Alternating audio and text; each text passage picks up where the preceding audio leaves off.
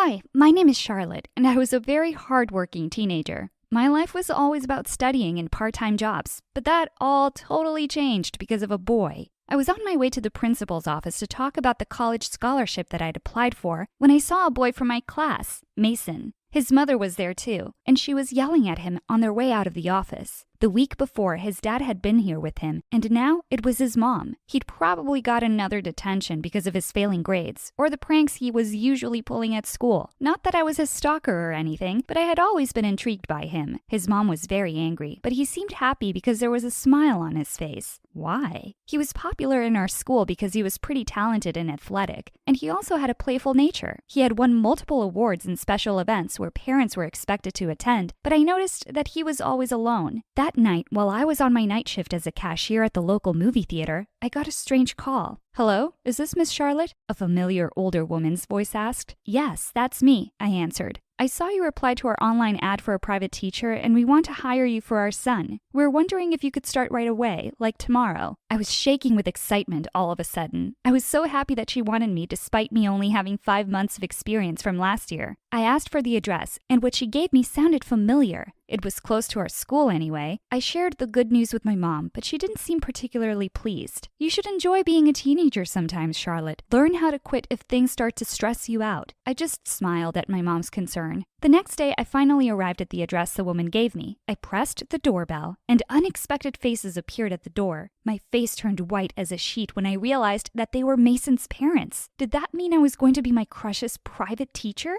I had a funny feeling in my stomach. My hands started to shake. The thought of being in a room alone with Mason gave me confusing emotions. I was terrified, excited, and anxious all at once. I'd never talked to him in my entire high school life because why would he notice me? I wasn't like his girlfriend Mandy, who was the definition of a goddess. Each session was planned to run for 2 hours every weekend. Mason is a stubborn boy. He hates to study, so please do everything you can. We're counting on you, his mother said. He needs to graduate and go to college. I can't wait for him to help us in one of our businesses, his father added. And I was already feeling the butterflies in my stomach from the pressure and other things. After finalizing everything, his mother led me to the study room to start my first teaching session. He wasn't in there yet, so I took some time to calm myself. I gasped when he suddenly appeared from behind me. He'd clearly just got out of the shower because he looked so fresh in his white t-shirt, and his hair was still wet. "Hey there, you must be the tutor," he asked. It was officially our first conversation in my entire life, and I tried my best to speak. "Yes, I am. So, shall we start? You look familiar," he said with narrowed eyes as he leaned his face closer to mine. I felt my heartbeat in my eardrums as I leaned away from him. "You don't recognize me?" A light bulb seemed to appear above his head. "Oh, right, you're that girl who always sits in the last row." "Yes, that's me. I'm Charlotte, in case you didn't know my name." I had to get a grip and be like a proper teacher. "Okay, Charlotte, but before we get started, let me tell you something." "What is it?" "I can make your job easier by doing nothing. Just do your thing there." "No, Mason, your parents are paying me to teach you, so I have to do my job,"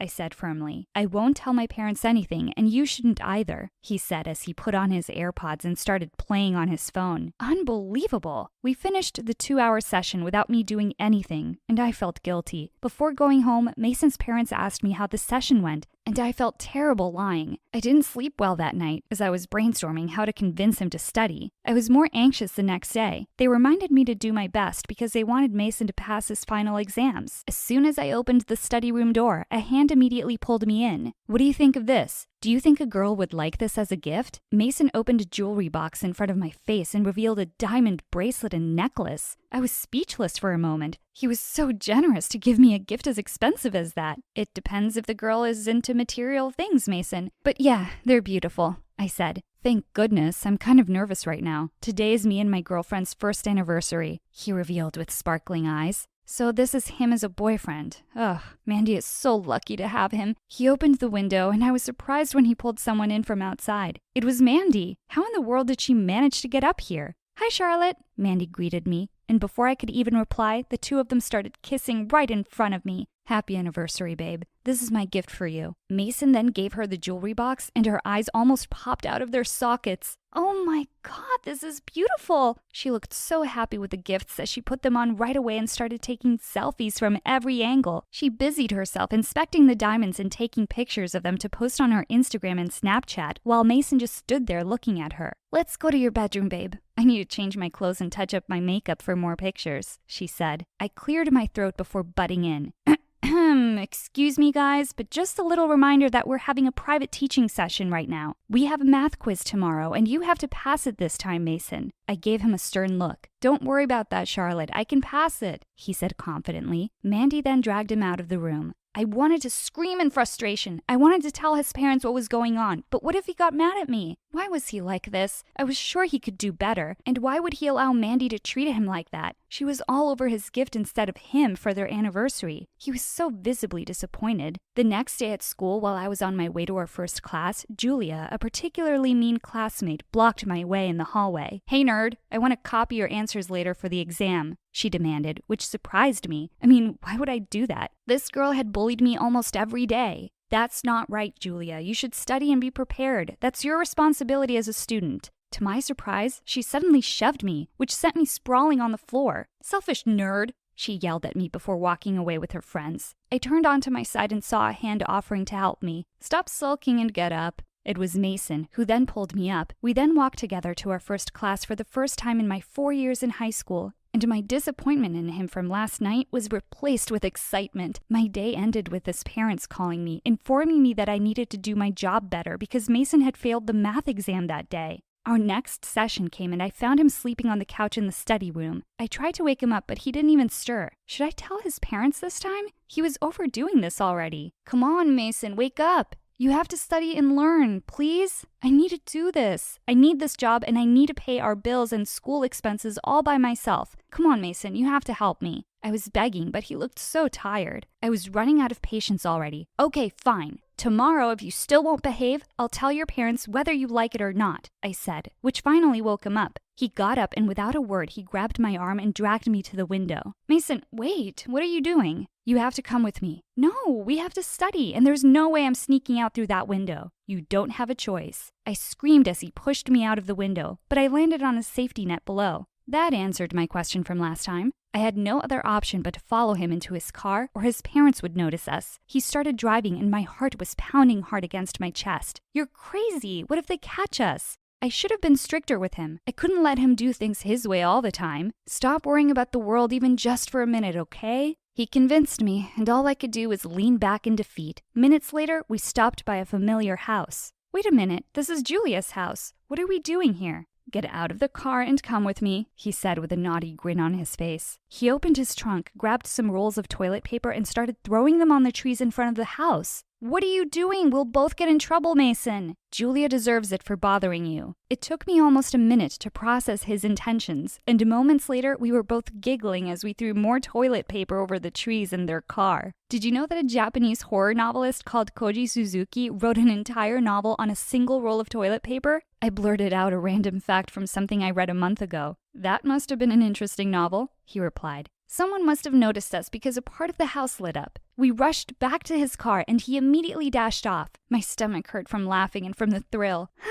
"That was cool," I said while panting. "Sometimes you just have to let loose and own the world, Charlotte." His words struck me and I was quiet for a moment. "And now it's time for a party," he announced. "What party?" He told me that his old friend was having an epic party in the countryside and he needed to join. Unfortunately, his car got stuck in the middle of the road. "Great. We're in big trouble now, Mason. Your parents aren't going to know where we are." There was no signal, so we decided to wait for a car to ask for help, but an hour passed and no one came. I settled in the back of his car and gazed up at the stars. I couldn't remember the last time that I had been able to relax like this without thinking about my responsibilities. Mason saw me lying there and joined me. We were both quiet for the first few minutes, but then I realized that it was finally my chance to ask him questions about his parents. He seemed reluctant at first, but he eventually spoke. "Their world revolves around their jobs and our businesses. I'm non-existent at home. They only notice me when I do stupid things, so it's useless to be an achiever at this point." So he just wanted attention from his parents. This side of Mason softened my heart, and for some reason, he became more physically attractive in my eyes too.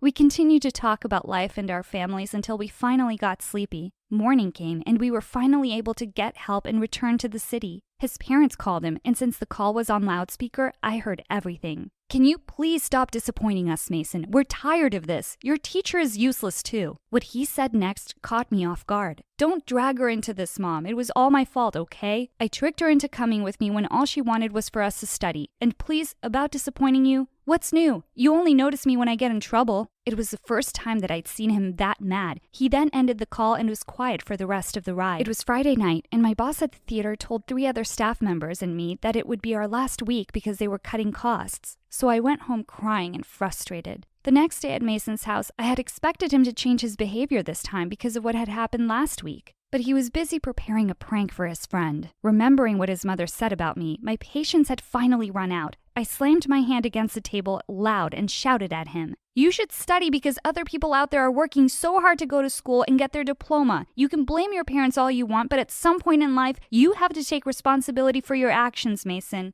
This stunned him for a few moments. To my surprise, he finally sat down beside me and started flipping the pages of my book. And for the first time, we finally had a decent teaching session. He tried to listen, but I felt that he was preoccupied. He didn't even pass the short quiz that I gave him after our discussion. But at least it was progress. I went home satisfied. It was my last day at the movie theater, and I saw him buying tickets from the other booth with Mandy. After the movie, I noticed that Mason was alone, looking like he was about to cry. I left my booth and asked him how he was doing. Mandy and I broke up. We have been having trouble lately, and I was trying to get her back, but now I should probably give up. Maybe you two aren't meant to be together, I comforted him. An idea then came into my head. You know what? There's this simple, hard-working, and down-to-earth girl I know. I'll introduce you to her if you solve all the challenging problems that I'll be preparing for you. I smiled when I saw the determined look on his face. Over the next few days at school, Mason and I became closer than ever before. He also helped me find another part-time job. As finals approached, I pushed him harder to study more with me, even at school. I convinced him to be more open about the things that he couldn't understand so I could more effectively teach him. To everyone's surprise, Mason ended up in the top 10 highest scorers next to my name, and I was so proud of him.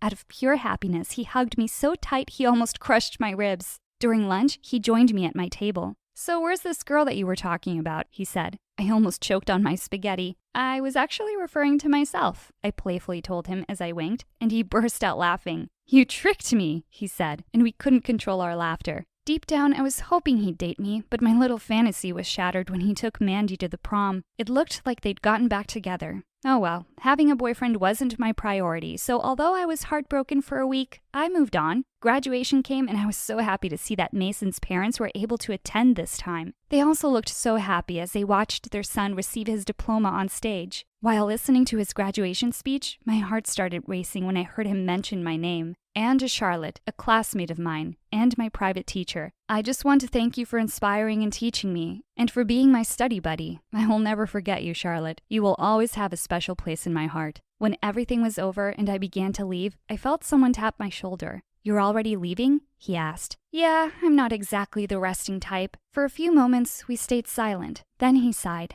I just want to thank you for talking sense into me, and also apologize for making things difficult. Not able to form words, I just smiled and nodded at him before leaving. Hi, my name is Jen.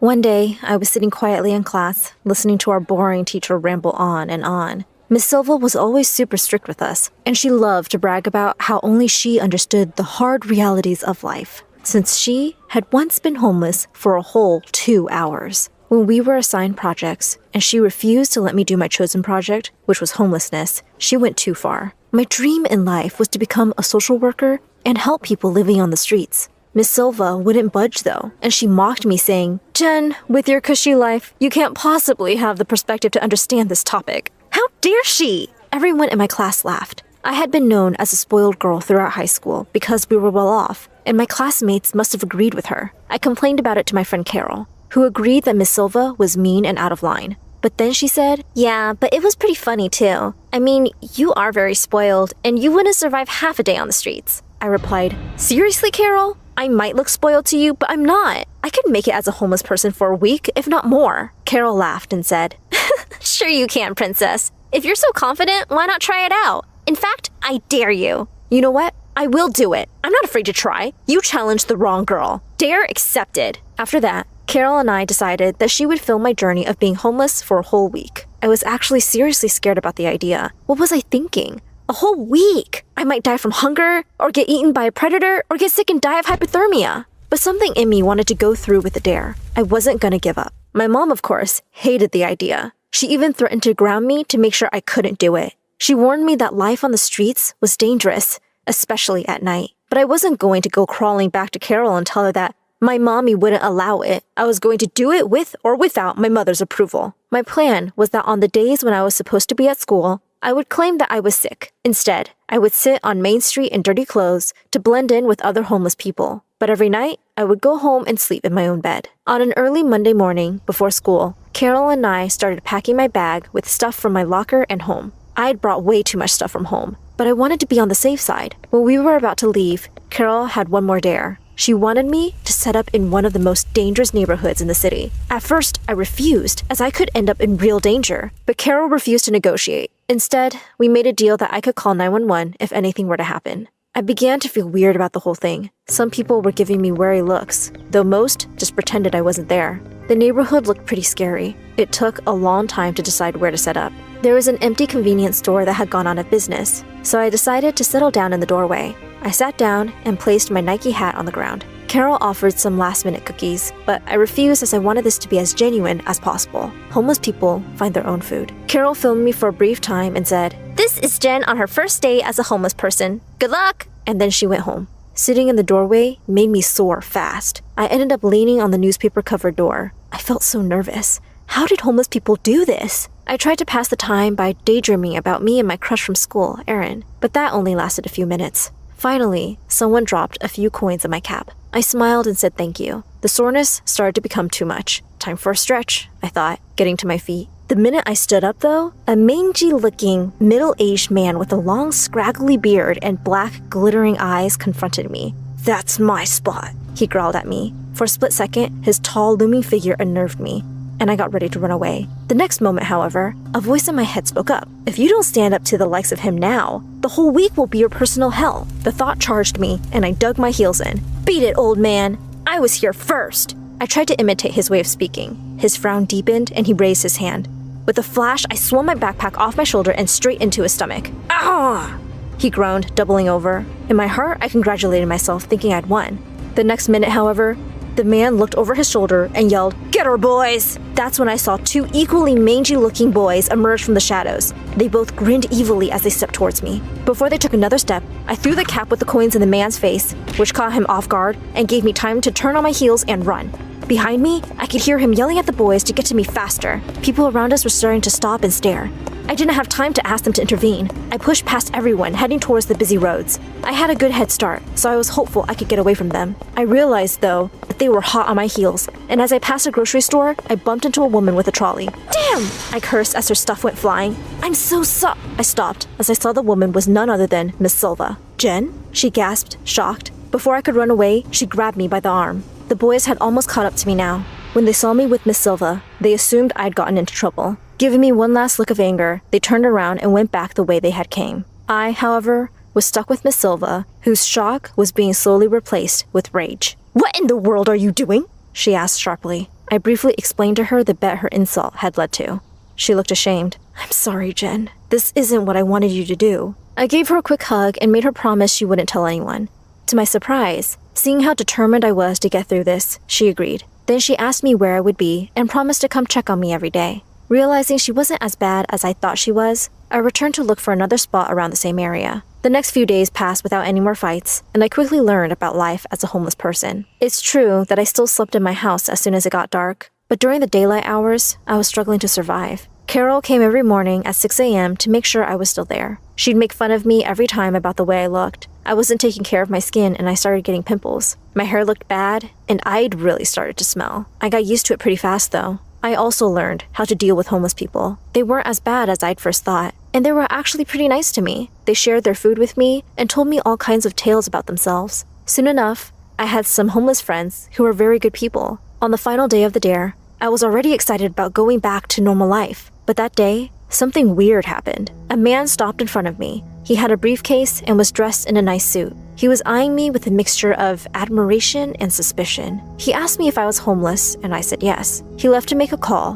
then came back. He told me that I'd impressed him with my street smarts and standing my ground against that other homeless man on my first day. How did he know all that? If I wanted, he said, I had the opportunity to be on a new reality TV show that was like Big Brother, but with teens. I stared at him blankly. The man explained that this reality show wanted to give back to the community, so they were allowing 2 homeless teens on the show. I fit the picture. I wasn't sure what to say as I wasn't really homeless, and it felt wrong. But I loved reality shows, and this was an amazing opportunity I'd never have otherwise. The man took my silent contemplation to mean yes, and the next thing I knew, I was signing an agreement to be on the show. Before I could admit the truth of my situation, he had got my cell number and was gone. I sat there in shock for a few minutes. Later that day, I went to the soup kitchen, which was packed, and had actually decent soup. Some of the ladies were nice and let me wait in line with them. However, as I was waiting, I soon saw things devolve into chaos. There were too many people who needed food and not enough staff to hand it out. It even seemed like there might not be enough food. Some of the people in line started mobbing and fighting each other to get to the front of the line. I hurried behind the counter and started handing out food alongside the volunteers and yelled at people to calm down.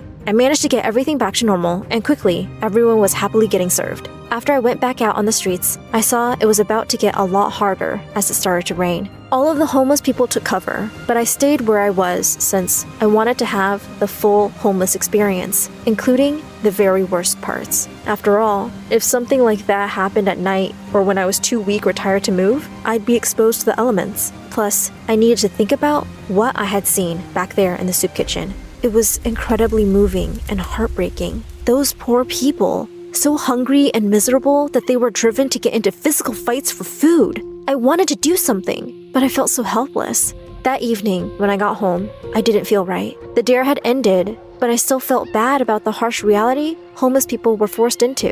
When my mom saw me, she was horrified. She said I'd been acting weird all week and that I looked like I had a terrible cold. When I admitted what I'd done, she was furious with me. Then I remembered the offer I received, but telling her about the reality TV show didn't calm her down. At dinner that night, I was quiet, and when my mom asked me why, I admitted, we always have food, so I always took it for granted. But today, I saw people fight just to get something to eat. My mom felt bad about what I'd seen, but seemed to think that was just the way things were. I wasn't so convinced though. There had to be something I could do. That night in my room, I couldn't sleep or stop my negative thoughts from cycling around my head. Maybe it was because of all the homeless friends I'd made and how frustrating it felt not being able to help them. So, in the middle of the night, I made up my mind. I'd go on the reality show so I could win money to help my friends. When I told my mom, she was supportive, although she was worried. You never know what crazy stunts these reality TV shows will pull.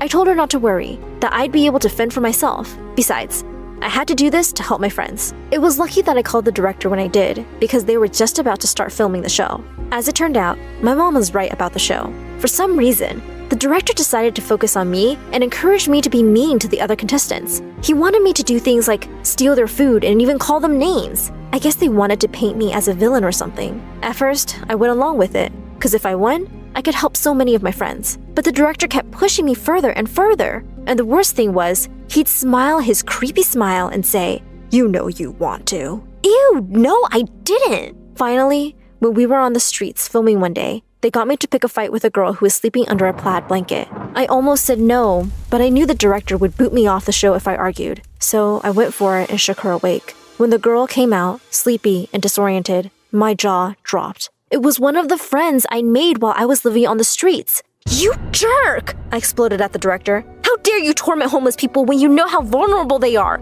You're sick! The crew put down the camera, and my friend hurried away before I could explain myself. Meanwhile, the director's face was beet red, and he said with a sneer, "The award had your name on it, but now you're getting nothing."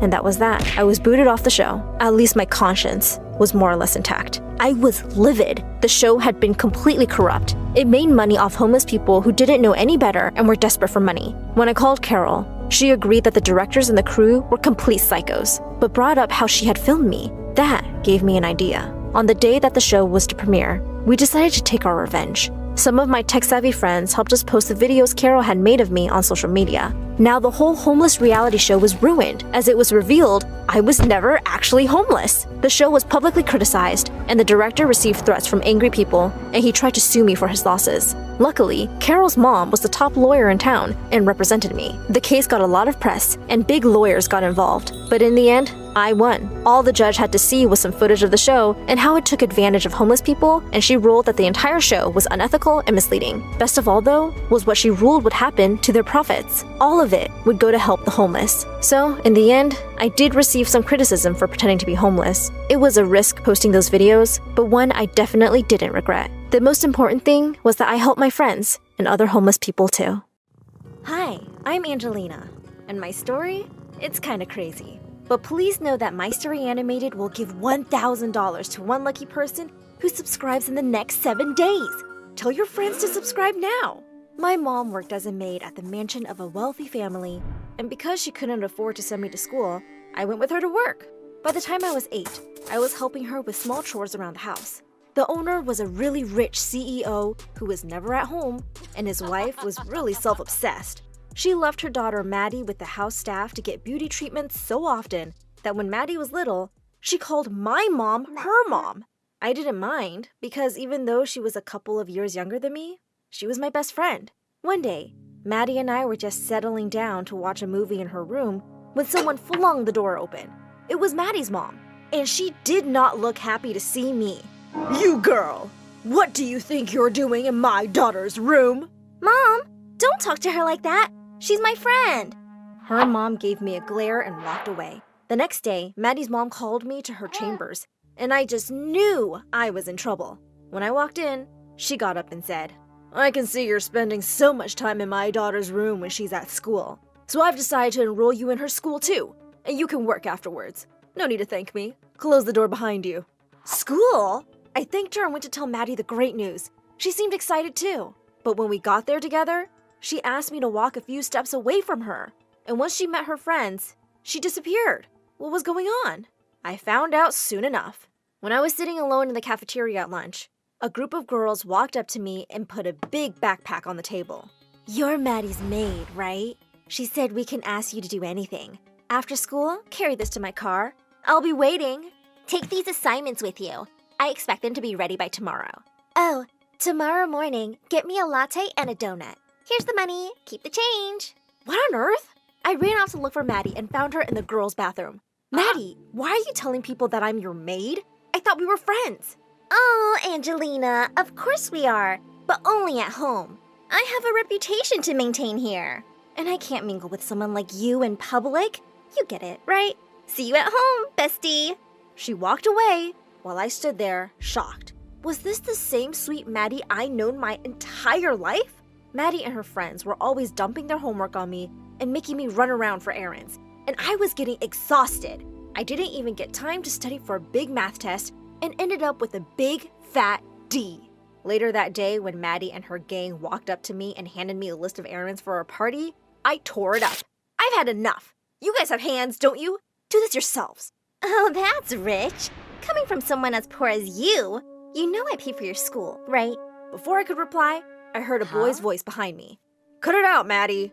You don't pay for anything. Now buzz off before I tell Dad what a brat you've been." It was Dwayne, Maddie's older brother. I'd seen him around the house, but he mostly kept to himself. Maddie looked furious and stomped off angrily. Dwayne smiled at me. "Sorry, she can be a jerk sometimes. Don't let her push you around. And since you're new here, let me know if you need help with something." "Well, actually, there is one thing. Are you any good at math? Because I'm really sucking at it."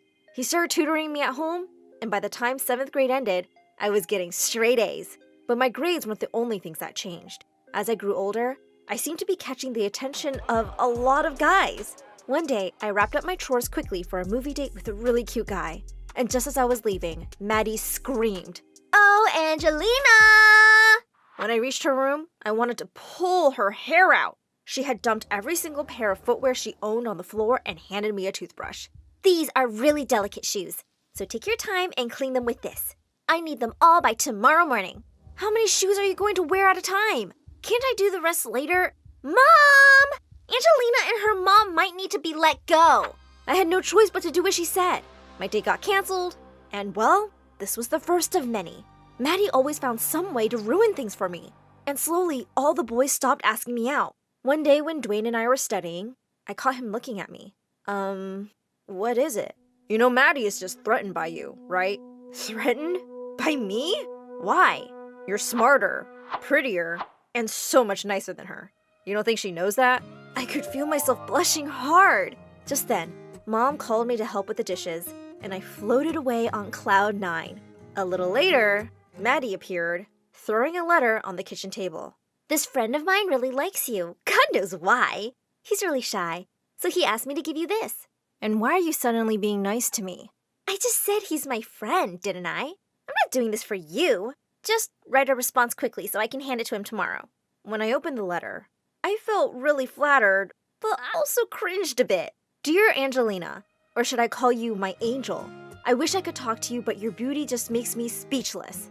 I wrote back and kept an eye on her the next day to see who she handed the letter to. But she was surrounded by so many boys that it was impossible to tell.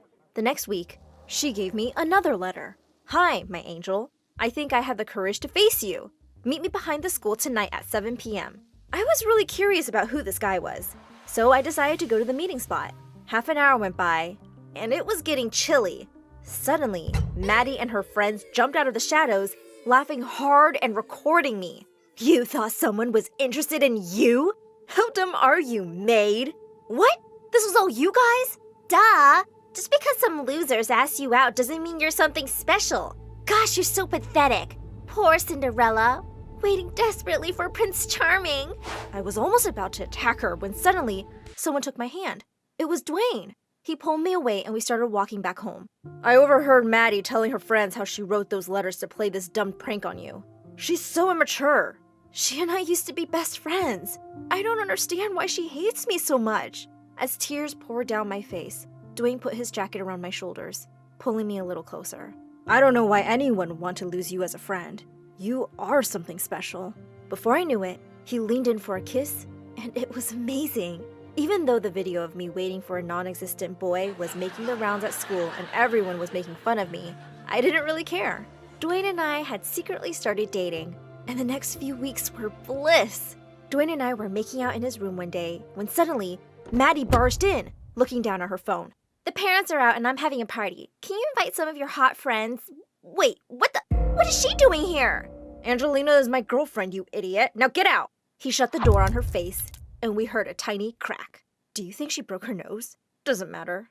She's been getting it changed at the plastic surgeons for years. We laughed and started kissing again when we were rudely interrupted again a little later. But this time, it was his mom, with Maddie grinning behind her. Dwayne, seriously? You know all the richest girls in town and you choose this Maid? I mean, if this is only for fun and not public, then fine. Do whatever, but be careful. She's probably only after your money. Mom! Listen, lady. Dwayne asked me out. I didn't. And your money doesn't give you the right to treat anyone like garbage. If you want to be respected, you have to treat others with respect too. Just then, Mom came running, looking pale as a ghost. What have you done? How can you talk to Madam like that? Apologize right now. But I didn't. Needless to say, my mom was fired, and I was taken out of the school. When I was packing up my stuff, Maddie walked in and threw some old dresses of hers at me. Here's a parting gift. They were going in the trash anyway, so same difference.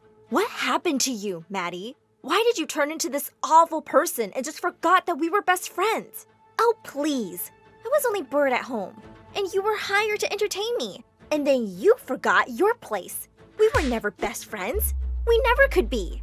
Well, good luck finding true friends then, Maddie, because the ones you have right now are just here for your money. And I never cared about that.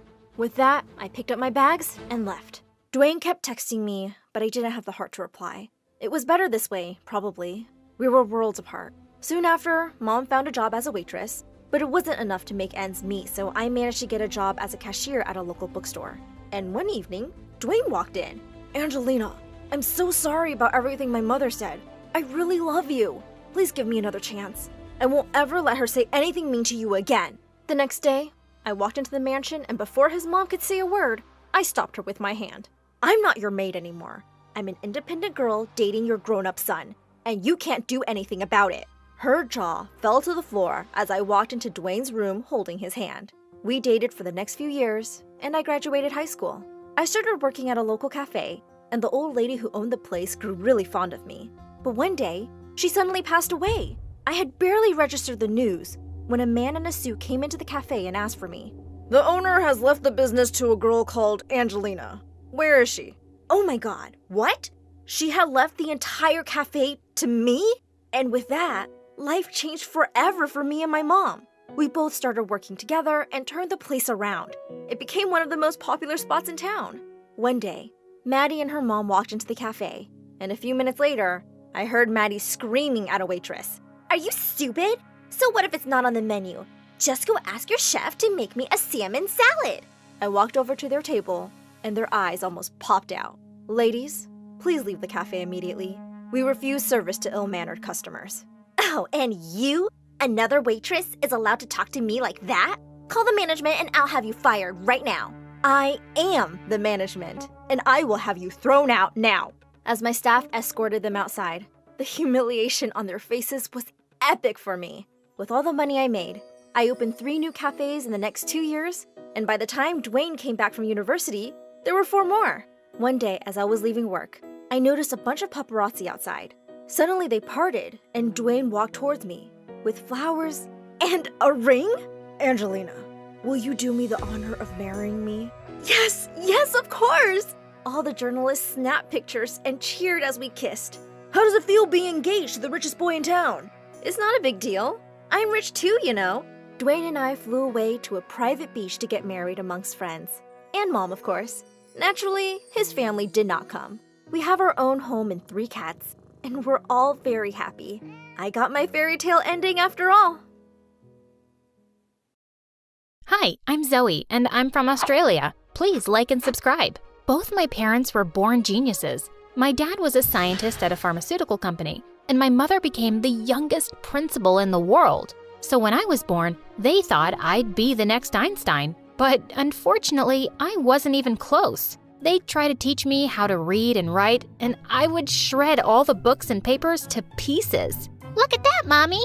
Airplane! Oh, that's my research for the last 5 years. What did you do, kid? Relax, honey. Look at her building planes from such a young age. She's no less than the Wright brothers. But Mom's bubble burst soon after when I turned 3. They bought me all the different puzzles in the world. But to their surprise, I broke them instead of fixing them. What is wrong with this child? I'm sick of her stupid activities. Sometimes I wonder if she's mine or— How dare you? Don't blame it on me. It's your stupid family's genes that have her acting all weird. Yep, they pretty much fought about it all the time until my little sister Susie was born. And unlike me, she was a genius. She could solve puzzles from a very young age and speak 4 different languages by the time she turned 7. And although I was low-key proud of her, she hated me for some reason. Once we had some guests over and she recited all the theories and laws proposed by Newton, word by word. Everyone was super impressed with her, and I said, "Susie, that was awesome. I could never do that." Yeah, that's because you're a loser, Zoe. Ugh, such a mean kid. Because of her excellent skills, she got promoted to 4th grade when she was just 7. When she joined my school, I offered to walk her to class, but she just pushed me away. What are you doing? Get away from me. But I'm just trying to— Ruin my reputation? I don't want the kids knowing my sister is a failure. Oh my God, what is your problem? I'm just trying to be nice here, but you keep on being a brat. No one asked you to. Now get out of my face, loser. Ugh, she was unreasonable. But why not? Mom had her back both at school and at home. But Mom would ignore my existence entirely, especially at school. Mom! How many times have I told you not to call me Mom in school? But Susie does it, and everyone knows she's your daughter. Yeah, that's because I'm proud of her. And about you, I'm just confused. Now off you go and stop wasting my time. This was it. I was gonna show her. There was an upcoming debate competition Susie was participating in, and I signed up just to tease her and Mom. You gave your name for the debate competition? Are you crazy? Do you want to embarrass us that badly? I want to win it and prove to Mom and Dad and you that I'm not useless. Are you scared? As if.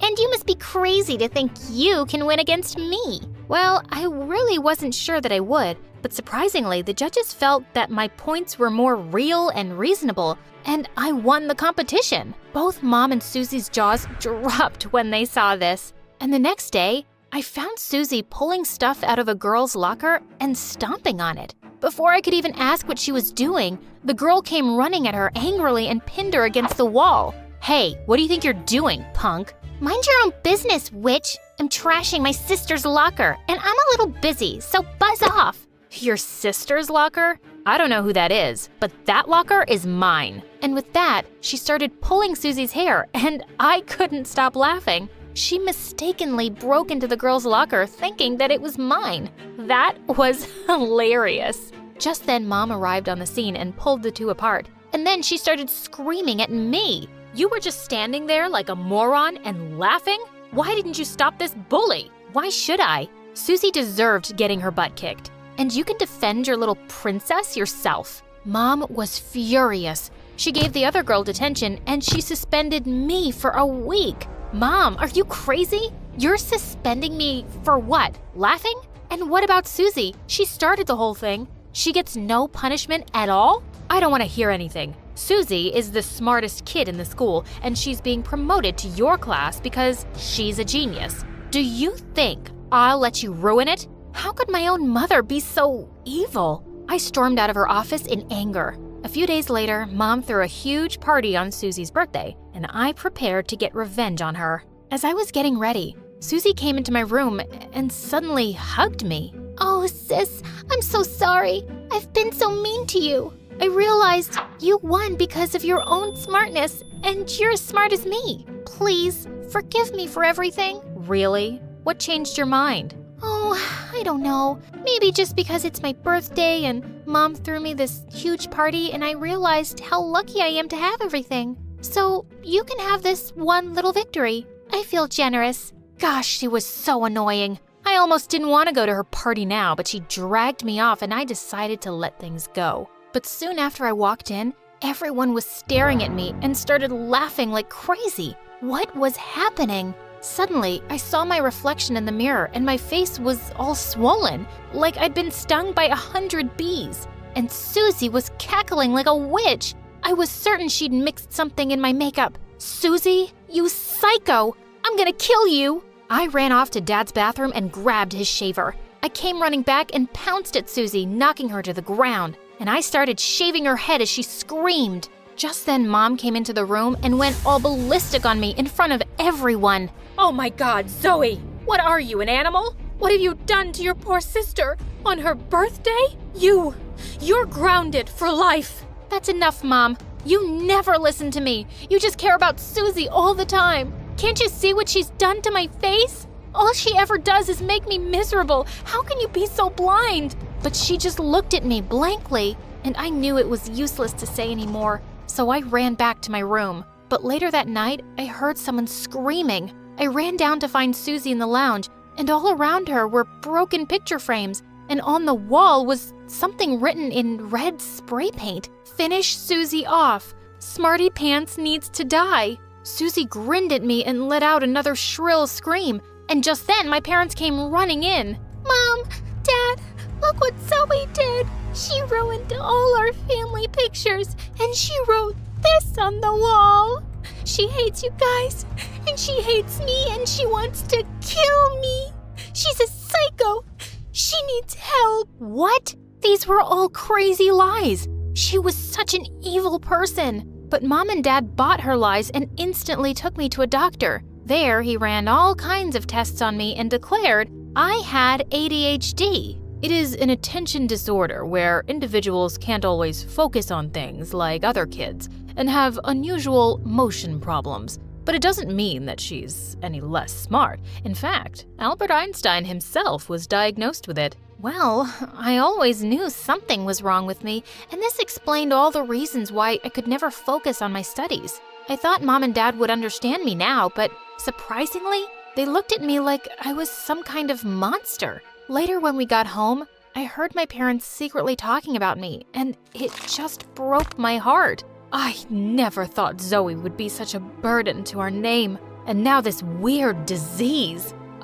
We're doomed. Maybe we should send her away. Yeah, you're right. It feels like she's not even our daughter. And with everything she did to Susie, we need to send her away. I couldn't believe it. How could they? After all this while, I tried to make them feel proud of me, and they thought I was some burden. I stormed in to confront them. How could you guys think of me like that? You call yourself smart and educated? Well, you're just mean and blinded by your love for Susie. You can't even see all the things she's done to me, and you think I'm the psycho? Well, you'll regret it, and I hate you guys. I went to my room in tears, but this was it. I was proud of the way I was, and I wasn't letting anyone put me down. I started putting more focus into my work and taking some online classes on the internet to work on my issues. Soon, we had a big project coming for the finals, and I was preparing my best for it. Susie was being helped by Mom so that she could win the competition and then get the International Science Scholarship. On the day of the presentation, I was super excited. I went onto the stage and gave the best I could. But just as Susie got onto the stage for her turn, her model broke and fell apart. Suddenly, she had tears in her eyes, but Mom went all ballistic on her. What are you doing? Stop crying like a baby here. Just stop. She went on stage and grabbed her by the arm. Stop embarrassing me in front of everyone. Isn't it bad enough that you ruined this in the first place, and now you... But suddenly, Susie yelled, Mom, just shut up. Shut up. I did everything you asked for. I always tried so hard to be the best, and I failed this one time. So what? Mom was shocked and tried to hush Susie, but she pushed her away and left. I was shocked, but secretly happy that Mom was embarrassed in front of everyone. But later when the results were announced, Mom went all gaga hearing my name in the first place. She started hugging me and kissing me like crazy. She was such a drama queen. I wasn't buying her act for a second. Later when we got home, Mom went ballistic on Susie. Listen here, you stupid girl. I made you. You are what you are because of me. Learn something from your sister. Look at her. She's left you behind and won it. You should be ashamed of yourself, you ungrateful brat. No, you're a monster, Mom. Do you even realize how stressful it's been for me all these years? Always trying to please you guys so you won't treat me like Zoe? Well, yeah, Zoe is dumb. Dumb kids should be bullied until they decide to change. Oh my God, how can a principal say such things? You're absolutely horrible, Mom. Mom stepped closer to slap me, but Susie pushed her away. Stop it! I don't want this. I just want a happy family like everyone else I know. That's enough, Mom. I know what you guys did, and I know how selfish you people are. You don't need kids, you need robots who can work on your instructions and make you feel good about yourself. Zoe, how dare you? No, Dad, how dare you? You ruined both of our lives by putting us in this stupid competition and burdening us with your expectations. It's all your fault, and I'm not gonna let you do this to me or Susie anymore. Yeah, and we know who to contact if you keep treating us like that. Like child services, for example. And you will regret the moment you gave birth to us. And to me, she said, Oh, Zoe, I never wanted to hurt you, but I was afraid Mom and Dad might hate me too. I'm so sorry, Zoe. Please forgive me. It's okay, I guess. I just want you to know that I never hated you. And we have another chance to make up for lost time. I forgive you.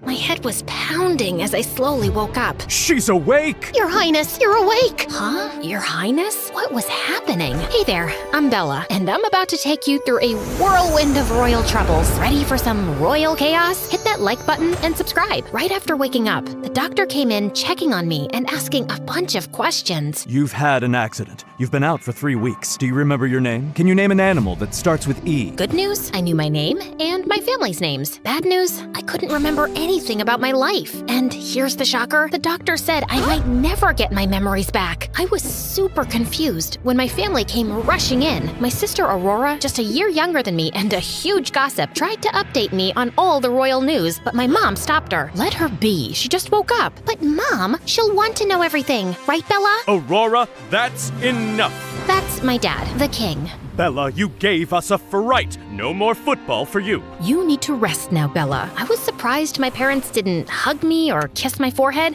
I mean, I just woke up from a coma. Later, Aurora snuck back in and started telling me about my life, which sounded pretty awesome. You're a star athlete, you have a boyfriend named Vincent. A boyfriend? Where is he? And you're a total rebel. You never listen to mom and dad. A rebel? But why? Because they want you to marry some prince. But you're in love with Vincent. Why? Don't they like my boyfriend? He's not a prince. You went on 2 dates with him and you were really into him. Your phone was broken in the accident, so you can't check your messages. You two were like lovebirds. Cool. Is he rich? Yeah, a lot. His dad is a big businessman, but mom and dad want a prince for you. To be honest, they're pretty happy you got amnesia. They hope you'll stop biting them. Thanks for the heads up, love. I owe you. As I tried to pick up the pieces of my life over the weeks, my only friend was Aurora, who kept telling me little bits of my life before amnesia. One day, Mom and Dad insisted that we do a press release. Ugh, do we have to? The future queen should certainly do that. It certainly is not in that outfit. Here, dressed like a princess. Hey, I never got a press conference after I broke my leg last year. Aurora, please be quiet now. Not everything is about you. Guards, come take her outside. I was shocked how they talked to her, and she kept screaming while the guards dragged her away. Then, Mom dumped a super frilly pink outfit on me. Just 5 minutes later, Aurora sent me an SOS message. They're about to announce your wedding. As if this outfit wasn't bad enough, now they planned this? I was livid. So, during the announcement, I demanded to speak. Wonderful! Let's hear from our future queen. But they didn't expect what came next. Ever heard that chickens have impressive memories? Maybe if I were from a royal chicken lineage, I'd remember more. Dad was livid and grounded me for a week, despite my illness. Sick or not, a future queen cannot act this way. That night, I was chatting with Aurora when my parents suddenly came in, followed by 3 doctors who looked pretty intimidating, more like butchers than medical professionals. Aurora, leave, now. Why? What are you planning to do to her? Then, Mom signaled a bodyguard, and he dragged Aurora away as she shouted, Don't listen to them! One doctor opened his case, revealing a long, frightening needle. I screamed until everything went dark. My parents were unbelievable, but thank God I had Aurora. Over the weeks, Aurora filled me in on my life before college started. She gave me my diary too, reading that I was super anxious to see my boyfriend. A week later, I was finally ready to go back to college. It was a crazy fancy place where only kids from royal and super rich families study. As Aurora and I walked in, flanked by a mini army of security guards, I spotted him, Vincent, my boyfriend. He stood there with a bouquet of roses and gave me a warm, inviting smile. Aurora winked at me and walked away. My heart was racing. I felt like I was back in my teenage years. Vincent came over, looking at me with so much affection. Can I hug you? I couldn't help but smile and nod. As he hugged me, he said, You look beautiful, Bella. I've missed you a lot. It felt like I was seeing your face everywhere. We chatted for a while, and he was so polite and respectful. Vincent spent the day introducing me to people, helping me remember who was who from before I lost my memory. I met a few friends, which felt a bit strange, but having Vincent there made things feel more comfortable. Later on, he mentioned that he and my friends planned a party to help jog my memory. That might be too much for me. I get it. But how about you try the party, and if it feels overwhelming, we can leave and spend the rest of the night just the two of us. His idea sounded good, so I agreed. That evening, my parents said the doctors were coming again, so I was even more eager to head out to the party. Vincent texted, saying he was waiting outside, but how could I sneak past the guards in a fancy dress and heels? I grabbed my heels in one hand and my purse in the other, then quietly climbed out of the window and tumbled into the bushes. Luckily, the security wasn't too tight, so I managed to avoid them and got to Vincent's car. The party was okay, but after just an hour, I started feeling a sharp pain in my body. Vincent quickly called his driver to take me home, and he even paid him extra to keep quiet about it. As I sneaked through the garden to my room, I heard footsteps behind me and felt a bit scared. Come out, or I'll whoop your butt. Then, I accidentally bumped into someone, and without thinking, I flipped them over. Who are you? I'm Dylan, the gardener. I helped him up. Sorry about that. It's okay. I'll survive. He gave me a wink that made me blush. Girl, you have a boyfriend. friend. Stay focused. Can I ask you something? Do you know what I was like before? Not really. I'm new in this job, but you kept to yourself. Seemed a bit snobby and arrogant. Oh, wow. Thanks for being honest. Before he could say any more, Aurora rushed over and pulled me away. What are you doing talking to him? He's just a gardener. The next morning, my parents were really mad at me. Turns out, Dylan the gardener told on me. So, Aurora said we should keep things quiet for a while until things calmed down. One night, feeling really upset, I snuck out and climbed a tree in the garden. I just needed to think. Then I heard a voice. Why is a pretty princess like you up in a tree? Oh, it's the snitch. I don't know what you're talking about. Can I come up? I've got something to say. Sure, why not? Dylan tried to climb up, but he wasn't very good at it. When he finally got up, he was all messy. For a cute guy, you're not very sporty. So, you think I'm cute? That's good to know. Now, what's bothering you?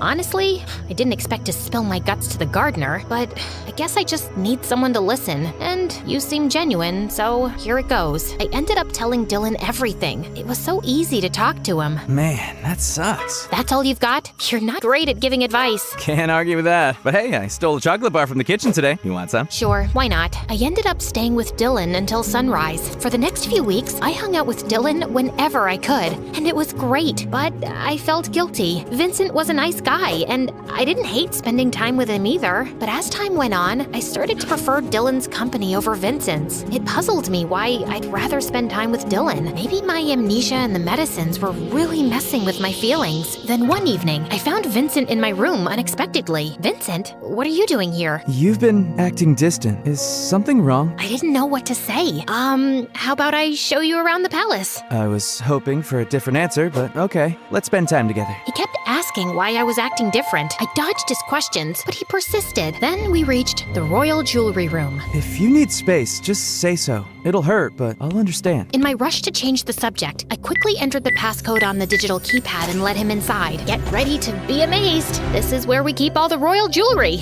Isn't it beautiful? Vincent was stunned. Then Aurora burst in. Bella, why is he here? Mom and Dad would freak out. He needs to leave now. After leaving the room, Aurora went to her bedroom. Vincent looked at me, clearly hurt. Maybe I should leave. Reach out when you want to talk, or actually, maybe don't. Bella, you ignore me and act superior. The only reason people respect you is your royal status, and that's just luck, not an achievement. With that, he left, and I was shocked that he just said that. Later that night, I was jolted awake by loud yelling outside the royal jewelry room. The family tiara, passed down for 5 generations, is gone. I froze. Vincent? But he was with me the whole time. Then a bodyguard approached us. We found someone on the security footage you need to see. We rushed to the security room. My heart sank as I watched the video. There was Vincent, hiding the tiara in his jacket while my back was turned to him, looking at Aurora. Not only are you seeing the guy we've said no to multiple times, but you also showed him the jewelry room. What's wrong with you? We've been patient with you because the doctor said you needed time to adjust. But this is unacceptable. And how did he even get in? Your Highness, our check showed the cameras were off and only started recording when Bella began her tour with Vincent. Really? Bella, did you think you could outsmart us? What on earth? I don't know. Please stop yelling at me. Then everything went black, and I fainted. When I woke up, Aurora was by my side, telling me I'd been out for 12 hours. The police were now looking for Vincent. Just then, Mom stormed in. Your father is furious. He can't even look at you. But I'm here to tell you that you're no longer the future queen. We've decided Aurora will take that role. You think I care? Well, guess what? I don't. But Mom, I don't want to be a princess either. I can't stand it. It's not up for discussion. And she left us there. Throughout the week, I felt more and more anxious. The guards were always around, keeping an eye on me, and Vincent was nowhere to be seen. One day, as I sat in the garden, Dylan came over. He acted like he was just doing his job, but then he quietly said to me, Your parents aren't really bad. They're strict and can be a pain, yes, but they never wanted you to marry any prince. Aurora made that up. You should look into it. How do you know all this? Us servants hear everything. We catch all the gossip. Later that night, I went to talk to Aurora in her room, planning to lie to get her to reveal something. Why do you think Vincent stole the tiara? I think he was upset you preferred hanging out with the gardener over him. He knew stealing the tiara would land you into trouble. Boys are dumb, and when their ego is hurt, they can act dumber. Did you hear they caught him?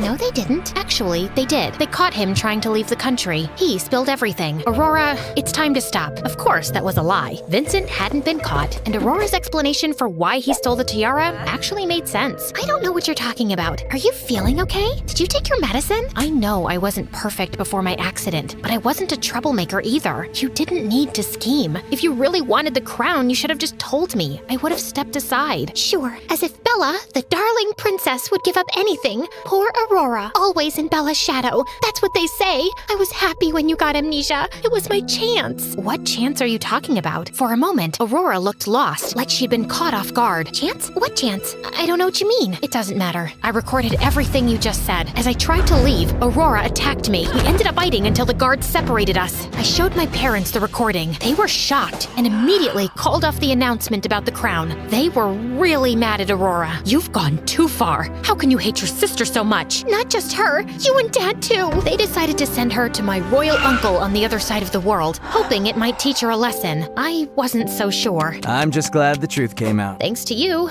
and all the gossip, I guess. I'm glad I didn't lose. Let's see, you lost your memory, your boyfriend, and your sister, and the crown, at least for now. I don't mind. I still have you. Dylan took my hand, and I kissed him.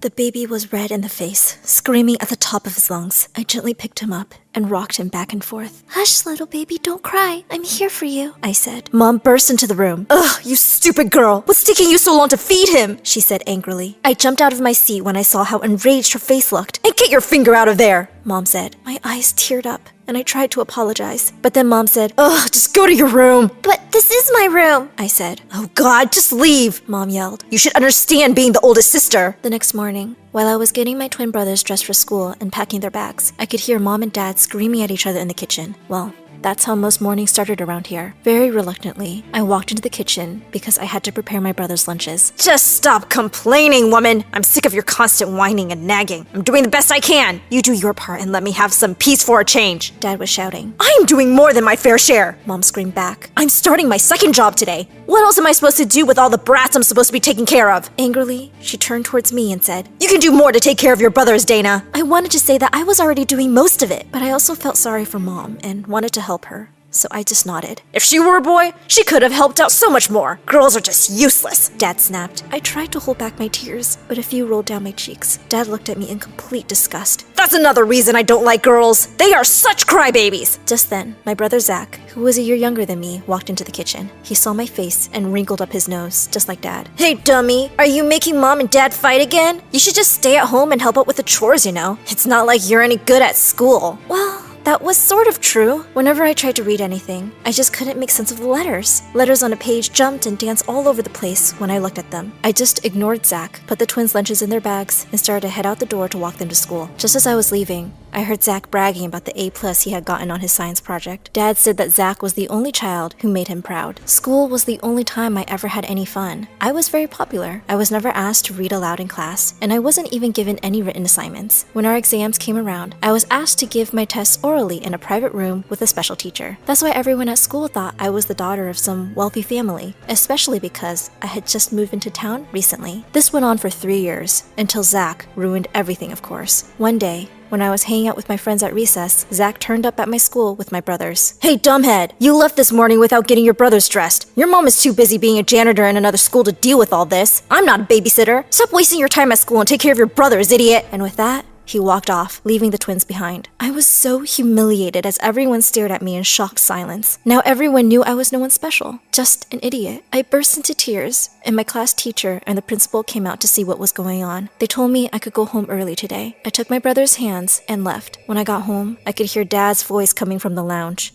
I peeked in to see my dad talking to a creepy-looking, overweight woman I'd never seen before. Dad glared at me, and the woman looked up too as I walked in. She had strange, manic eyes that really scared me. I asked who she was, and she started scribbling something ferociously on a piece of paper and gave it to me. I tried to figure out what the note said, but the words were swimming in front of my eyes. I looked up at them, confused. What's the matter with you, idiot? Can't you read? Dad said in a frustrated voice. He said this was my Aunt Melanie, and she was his sister. She had been missing since she was a kid, and Dad had spent years looking for her. Dad said that she was going to live with us now, and she couldn't speak, so she was going to use notes to communicate. Oh, perfect. My mom didn't look happy at all to see this new sister out of the blue. That is, until she found out that my aunt was a good cook. One evening, when I'd cleared the table and was taking the dishes to the kitchen, I nearly screamed. The whole kitchen looked like it had been turned upside down. There was food everywhere, and it looked like my aunt had used every single bowl and dish we had. Mom peeked into the kitchen and said that she wanted everything spotless immediately. Then she went to sleep. Having my aunt around was a nightmare. She didn't help out with my brothers or the baby or any chores. All she did was cook and make a mess. It meant I had to do all the cleaning. She would stand by my side and wave notes in my face that I couldn't even read. She kept writing notes to my dad about how I was the stupidest kid in the family, which really made him roar with laughter. One day, I heard Mom yelling at Dad that my fat aunt was costing us too much money because she ate way too much and was cooking all the leftovers. We kept running out of food. "You have to ask her to leave," Mom said. "I don't work 2 jobs for her to practice being a master chef." Dad tried telling my aunt that she would have to find somewhere else to live. She looked at him with her crazy eyes, and then she totally lost it. She started making strange noises and throwing pots and pans in every direction. I ducked behind the counter to dodge a plate she had thrown like a frisbee. Dad tried to calm her down, but she just pushed him so hard that he almost fell on the floor. "You're crazy!" Dad shouted, his voice shaking. "I have enough insane women in my life. I don't need another one. Get out, now!" She threw her apron on the floor and walked out of the house. "Get up, you coward, and clean this mess!" Dad snapped at me and walked off. The next day, we were all sitting in the living room when Mom walked in, looking really happy for a change. She said that she had great news for us. Dad didn't even look up and kept pretending to read his newspaper. "I'm pregnant!" she said excitedly. Dad jumped up from the couch like someone had given him an electric shock. "How did you let this happen? How is this good news?" Mom's good mood disappeared in an instant, and she started shouting at him that he was being ungrateful. A child was God's blessing. I just stared at the two of them, horrified. Just then, the bell rang, and a couple of cops walked in and straight up to Dad, saying he was under arrest. They said Aunt Mel had accused Dad of kidnapping her from the women's hostel she used to live in, and because he knew she couldn't speak, he had made her a slave in his house. She said she was made to work day and night,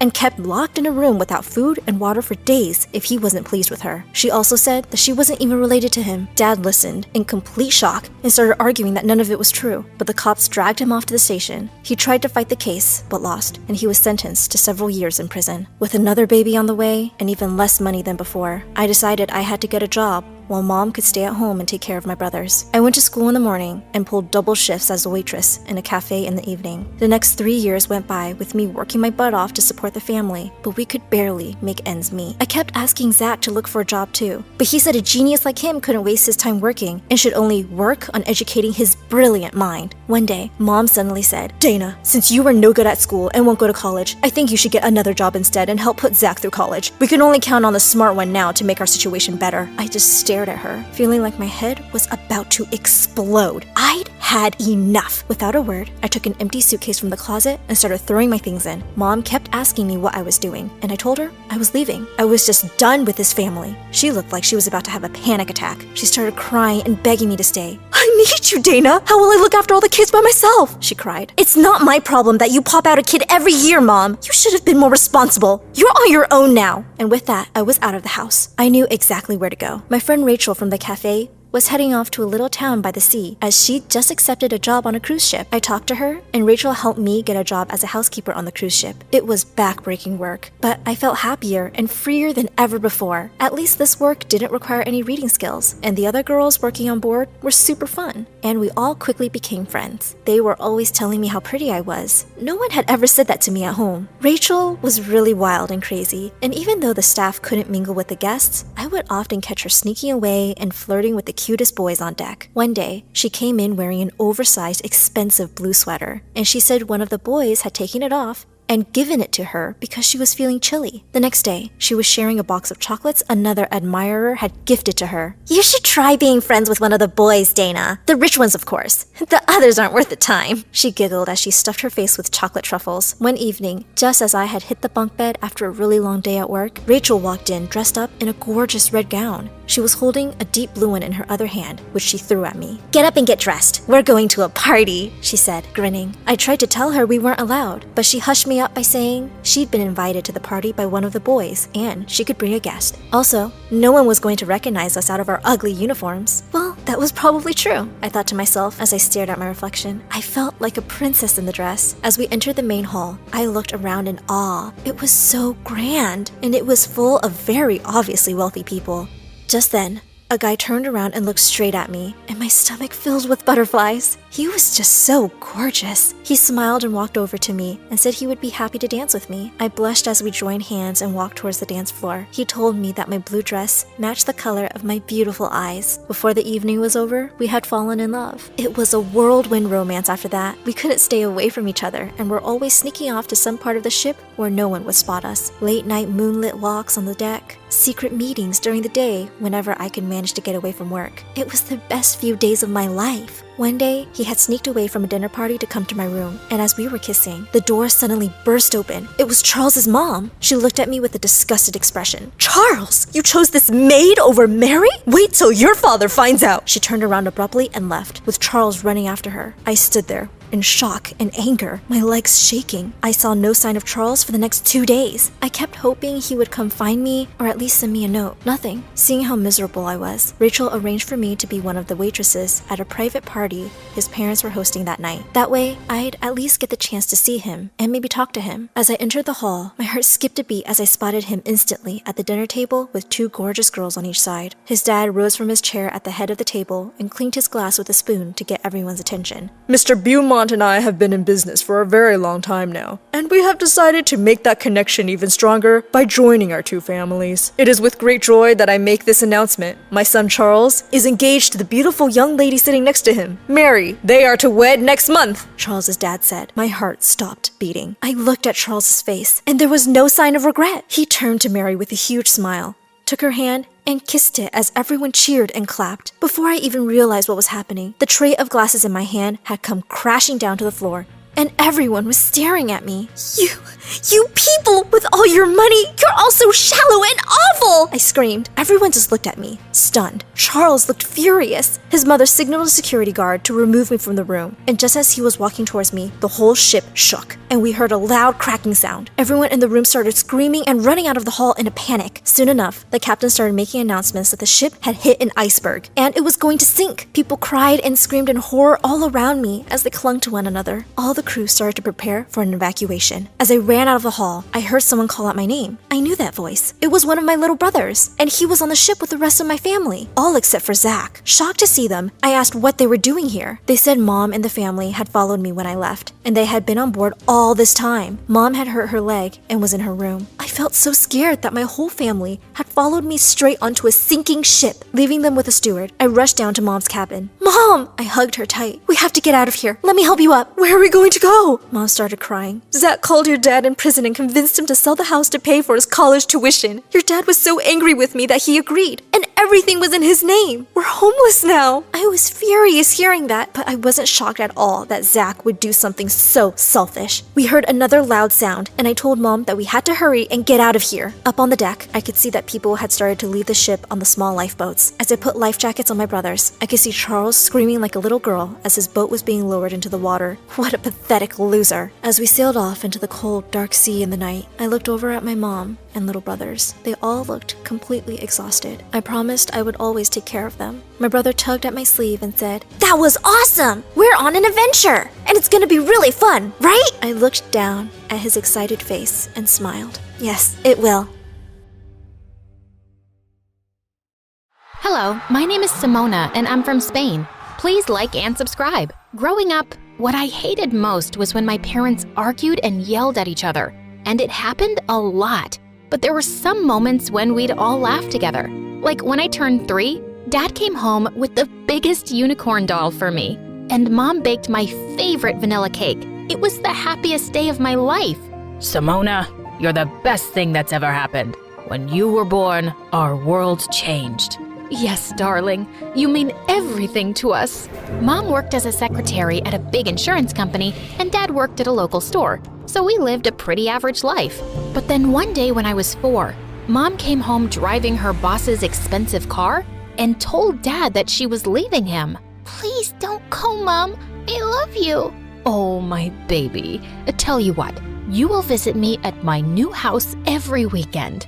I watched Mom pack her bags and drive away, and Dad was so sad. He told me that he and Mom were now separated. Months later, he took me to visit her at her new fancy house, and she was sitting with her boss carrying a new baby. Simona, I'd like you to meet your baby sister, Louisa. Louisa was the luckiest little baby because her dad bought her all the toys in the world. I liked going to their mansion, and Mom would be so happy every time I visited. But soon Louisa started crying so hard for Mom's attention that it became difficult for us to spend any time together. Once when I was 5 and Louisa was a toddler, Mom took us to the zoo and bought us both candy. But Louisa threw hers into the baboon cage, and then she started crying hysterically for more. She even started pulling Mom's hair, and I gave her my candy so she'd calm down and give Mom a break. Oh, Simona, thank you so much. You've always been such an understanding child. I hope your sister grows up to be just like you. Thanks, Mom. We just want you to be happy. Since Mom had left, Dad always tried to hide his sadness and make me laugh with his jokes and dramatic bedtime stories. And I tried my best to always make him proud and happy too. Once in 2nd grade, Dad came to my school for a parent-teacher meeting, and my teacher, Esmeralda, told him all sorts of nice things about me, since I was the top student in her class. Wow, I'm so proud of you, darling. You should be. Simona is a very special little girl. Right after the meeting, Dad invited Esmeralda to come with us for pizza. He looked really happy around her, and soon after, he started seeing her more often. And I didn't mind at all because she was very nice to me. Once in 4th grade, we went to the ice rink together, and Esmeralda showed me how to skate. Okay, I'm not letting go of your hand until you're strong on your feet. I think I can skate on my own. Look! I let go of her grip and twirled around, feeling like I was flying. And then suddenly my leg twisted and I fell down hard. I felt dizzy and I saw Esmeralda running towards me as I blacked out. I was rushed to the hospital and my leg was put through so many scans and then bandaged up. Esmeralda couldn't stop crying. This is all my fault. I am so sorry, Simona. No, please, don't blame yourself. I wanted to skate on my own. Dad hugged Esmeralda to make her feel better. And just then, Mom barged in with Louisa.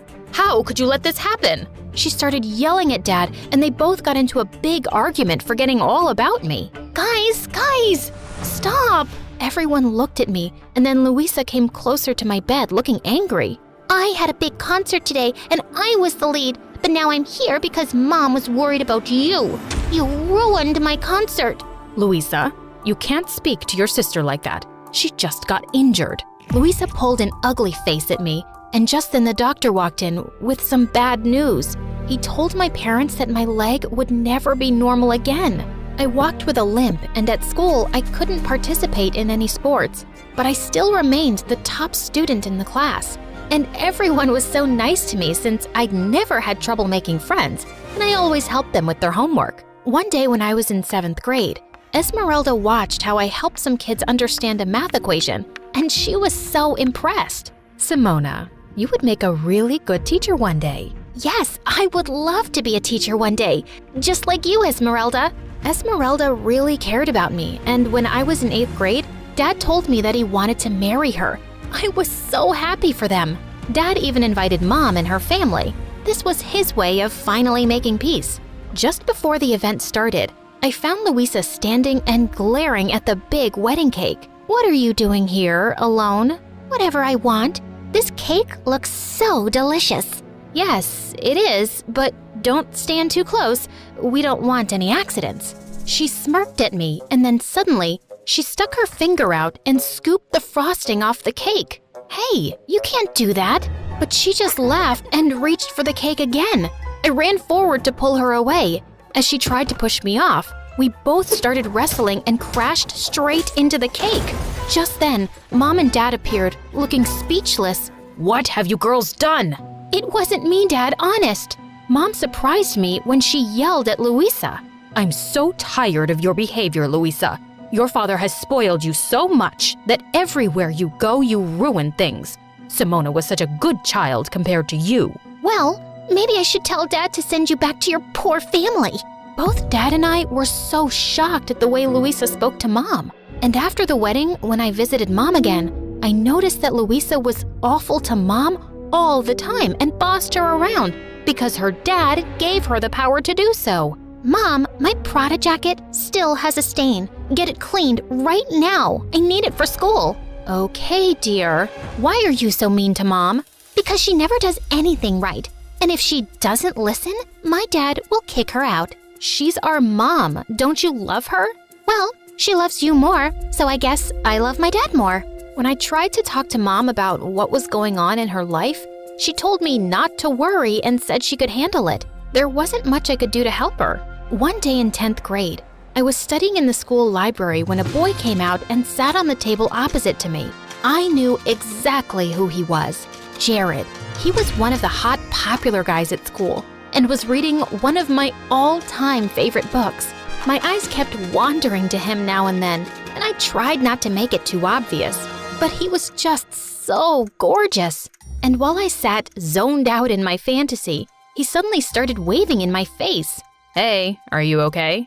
Oh, I'm sorry. I wasn't staring. I was actually, It's okay. I'm used to it. That's why I sometimes come in here to hide away from the girls coming after me. My parents wanted me to be a model because of all the attention I get. Yes, you're very good looking.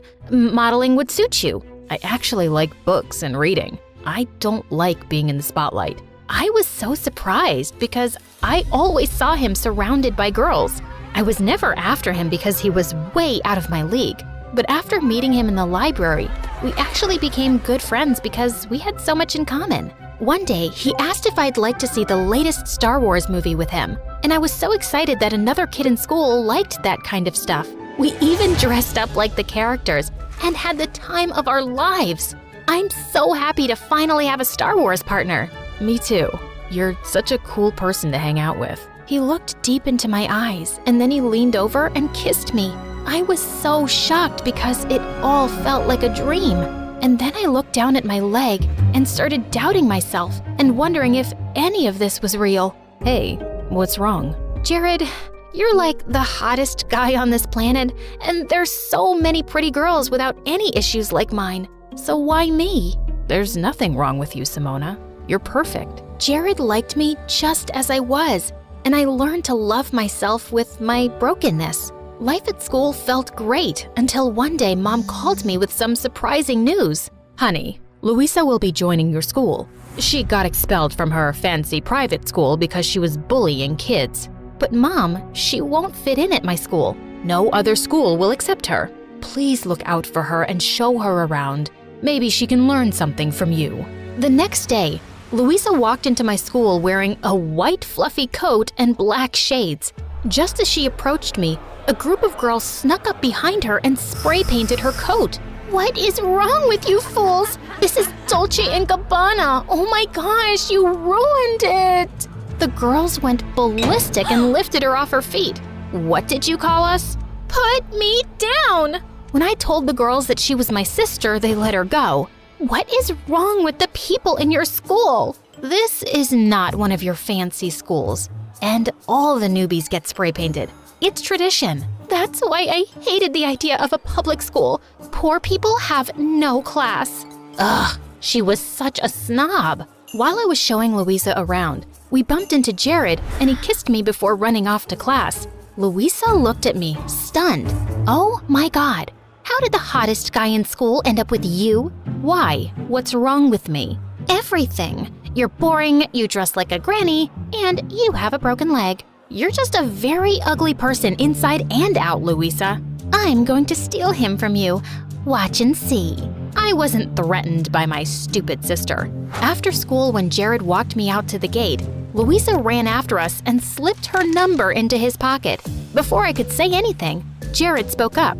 Louisa, what's wrong with you? I'm with your sister and I'm crazy about her. Please, just stay away from me. I smiled widely as Louisa turned red, and just then Esmeralda came to pick me up.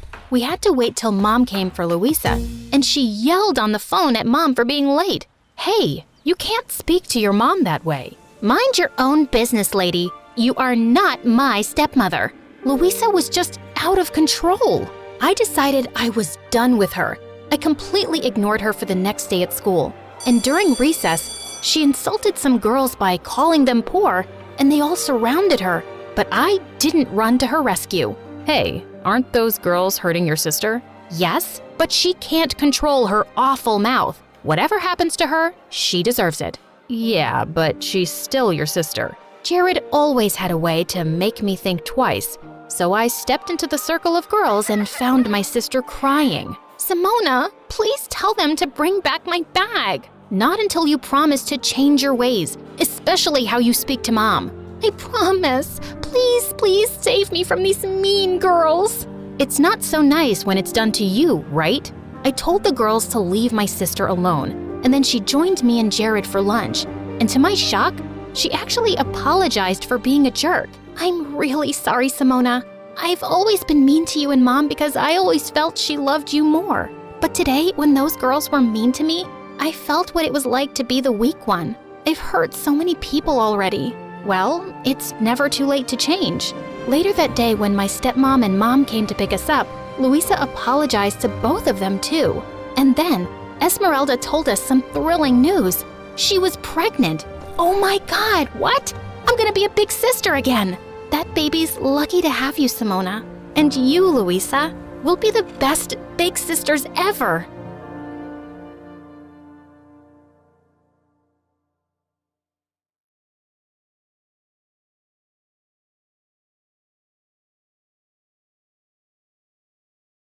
Hi there, my name is Penny. I'm 13 years old, and over summer break, my whole life changed. All because I found a way to get anything I wanted off of Amazon for free. Alright, I think I should start by mentioning that I've always been poor. Like, sometimes my mom and I are homeless, kind of poor. And I'm pretty sure it's part of why I've always been super unpopular at school. Anyways, we were recently kicked out of our last spot and moved in with my aunt, which is great for me because at her house, I always get my own room with a TV and a computer in it and everything. Well, one day, I was on my computer surfing around on YouTube when I came across an interesting video. The title said, "How to Get Everything for Free from Amazon." I didn't really think it would work, but I was interested. I clicked in and began watching. If you're watching this video, you must be ready for your whole life to change. The guy started. I was hooked. This video is brought to you by a bug in Amazon's system. The guy continued with a sly wink. As he went on, I followed along, making sure to copy each step exactly. The whole process didn't take long at all, and before I knew it, I was at the last step. Enter. Nothing seemed to happen. Just as I figured. I sighed. It must have been some weird hoax. I'm not going to lie. I was a little bit bummed. I had tried not to get my hopes up, but I mean, after living a whole life of having nothing, the thought of being able to get anything I wanted delivered to me, for free, on demand, was like a dream. While I was already on Amazon, I figured I might as well order some new school supplies. School was just around the corner and I would be going into the 8th grade. Like every other year, I wouldn't be able to afford the new cool clothes that all the popular kids would have. But my mom always saved up just enough so that I could buy some brand new school supplies. She felt it was important, and it was special for me. "Education is your golden ticket to creating a better life for yourself, Penny Pie," she would always say. Now, don't get me wrong. I loved learning, but I hated going to school. I was always mocked for wearing the same clothes or looking like I hadn't showered, which, to be fair, I often hadn't after a night of sleeping in Mom's car or something. Anyways, I browsed around Amazon, putting things in my shopping cart, careful to stay on my budget of $15, which for us is a lot. Once I had found everything I needed, I went to pay. But where there should have been a price, there was only the word "free" in all caps. No way, I whispered to myself. I couldn't believe my eyes. Had it really worked? My heart was racing a little bit with some newfound excitement. Carefully, as I might mess something up if I moved too fast, I dragged the mouse to where it said "Confirm Order." Click. Off my order went, and up came a notice saying that my package would be delivered in 2 days. Only 2 days? I looked at the top corner of the screen and noticed that I somehow had Amazon Prime. I checked on my subscription, and it said my Prime membership had just been activated for $0 per month. The code must have automatically given me free membership. Suddenly, my mind was filled with all of the possibilities, but I didn't want to get too far ahead of myself or get my hopes up just to be let down. So I decided to place another order for a slightly bigger purchase, and I knew exactly what I wanted. It was a super trendy backpack that I knew all the cool kids would have this year. I had seen it while browsing for supplies, but it was $50, so I didn't even bother clicking on it. Until now. I found the exact backpack I wanted, and I picked my favorite color, which made the price jump up to $57. It felt weird not to care. I went to pay, and there again was the word "free" where the price should have been. Click. Order confirmed. 2-day delivery. Woohoo! I was ecstatic. I wanted to go bonkers, ordering everything my heart desired. But I figured it would be best to wait and make sure the orders actually arrived first. Sure enough, 2 days later, while my mom and aunt were out job hunting for my mom, there was a knock on the front door. I opened it up to see 2 packages by my feet and an Amazon Prime truck driving off. I could hardly contain my excitement. I quickly grabbed both packages, slammed the door shut, and raced off to my room. I wanted so badly to just tear them open right then and there, but this moment was too sweet. I looked the packages over and ran my fingers over my name. My name on a package sent to my house. Well, my house for now at least. But still, it was something that I couldn't recall ever experiencing before. After taking it all in, I slowly unsealed the first package and pulled out each item. First, it was the pencils and school supplies. There it was, the smell of fresh plastic and the subtle squeak of newness in my hands. I opened the next package and slid the backpack out. For a moment, I was just frozen, staring at the thing that symbolizes so many things I had always wanted. I hugged the backpack and cried. At first, I cried for all of the things I had never gotten, for the pain I had felt for being made fun of and isolated. And then the tears turned into tears of happiness, and I began to laugh just thinking about how different life would be from here on out. And then, in a craze of emotion, the real shopping spree began. I bought new clothes and jackets, cool accessories and makeup, hair extensions and fake nails, all the latest gadgets and tablets. Whatever I wanted. I would go to school this year as a whole new person. Nobody would even recognize me. I suddenly had a new confidence about me that I had never known before. On the first day of school, sure enough, nobody recognized me at all. Not even my best friend Claire. She couldn't believe it when I told her it was me. We walked together in the hall and everyone stared, even the cool kids. At lunch that day, one of the most popular girls in school, Jade, even sat down next to us. "Hey, new girl," she said. "Cool backpack. I have the same one, but in jade, which is my name. What's yours?" I laughed and said, "Jade." "It's me, Penny." As she looked at me with recognition, I started to feel self-conscious. "Penny? No way," she said, her whole demeanor changing. "I seriously didn't even recognize you. What happened?" She said it in a way that I knew very well. It made me feel small. I wanted to curl up and hide, but then I remembered the reflection I had seen in the mirror. I held my chin up high as I replied, "Things have changed for me, Jade. It's a shame that I can't say the same for you." Both Jade and Claire's jaws dropped. This gave me even more confidence. "Anyways, I have a new connection. I can basically have anything I want, just like that," I said as I snapped my fingers. "No biggie." This got both of their attention, but Jade was now taking over the conversation, asking all sorts of questions. I just acted cool, calm, and mysterious, and answered with super short responses to keep her guessing. She called a couple of her other cool friends over to the table and filled them in. When they all started to chime in, asking questions too, I hooked arms with Claire and said, "This is a little annoying, don't you think? Let's go." As we walked away from the most popular girls in school, who were all staring in awe after us, we laughed as we turned the corner. Just like that, we were the girls the popular girls wanted to talk to. Once we were completely alone, I explained everything to Claire. And after school that day, she came to my house so we could order a bunch of cool new stuff for her. Soon enough, we were both the most stylish and trendy girls in the whole school. And I started to love going. Every day, the popular kids all wanted to hang out with us. Just to keep them happy, I even bought some things for them. And you should have seen how happy and grateful they were. They were practically bowing down to me as their queen. Within weeks, I was receiving between 20 to 30 packages a day. On some days, the other kids would even line up in gym class as Claire and I would sit on the bleachers, passing out gifts like a modern-day Lady Santa Claus. Of course, while school life was getting better and better, things were becoming more and more difficult back home. As my mom and aunt became more suspicious, I had to lie and tell them that all the packages were for a job I had found on Amazon. I told them that companies were paying me to test out all sorts of products in exchange for my raving reviews. I almost felt worse when they believed it, but I couldn't stop now. I was the happiest I had ever been. That is, until one day, when along with around 35 packages, I received a letter from Amazon. It was laid out for me on the kitchen table when I got home from school. I guess my mom had gotten it first, but it was still sealed. She trusted me too much. I was nervous as I opened it. Amazon had never sent me a letter before. I read in horror as the letter explained that I had been the biggest spender that month. They were wanting to know how I had been receiving all of those shipments, stating that they were unable to track any of the receipts. In a panic, I tore the letter up into tiny little pieces and buried them deep in the bottom of the trash can. My whole body felt like it was in knots, but I tried to shake it off and tried to get it out of my head. There was no time for worrying about that now. Not when I was the most popular girl in school and had the life of my dreams. But I couldn't just ignore it completely. Amazon was obviously onto me, and I was worried that my free-for-all shopping spree could soon come to a halt. So that evening, I started buying some of the big-ticket items. I wanted to make sure I had all of the best and most expensive things that I knew I may never be able to afford again. I ordered laptops, expensive watches, beautiful porcelain chandeliers, and even spendy decorations for my room. I even bought all sorts of nice things for my aunt's house and nice jewelry for my mom. I had been too nervous to shop for them before, but knowing that this may be my last chance, I went wild and would just tell them that they were also given to me for reviews. To no real surprise, within just 2 days, I logged in to find that I no longer had all free access. I didn't even have Amazon Prime anymore. And just a day after that, I got another letter in the mail. This time, Amazon told me that they had found the bug in their system and fixed the issue, and that they would be in touch soon. I honestly didn't think about it too much. I was just happy that I had gotten all the really expensive stuff before it was too late. Well, let's just say that my happiness about that pretty quickly turned into a total freak out. Because now, I was getting tons of letters from Amazon every day. Between 20 to 30, as a matter of fact. They were all receipts for every single purchase I had made, along with the occasional letter threatening a lawsuit if I didn't reimburse them by the end of the month.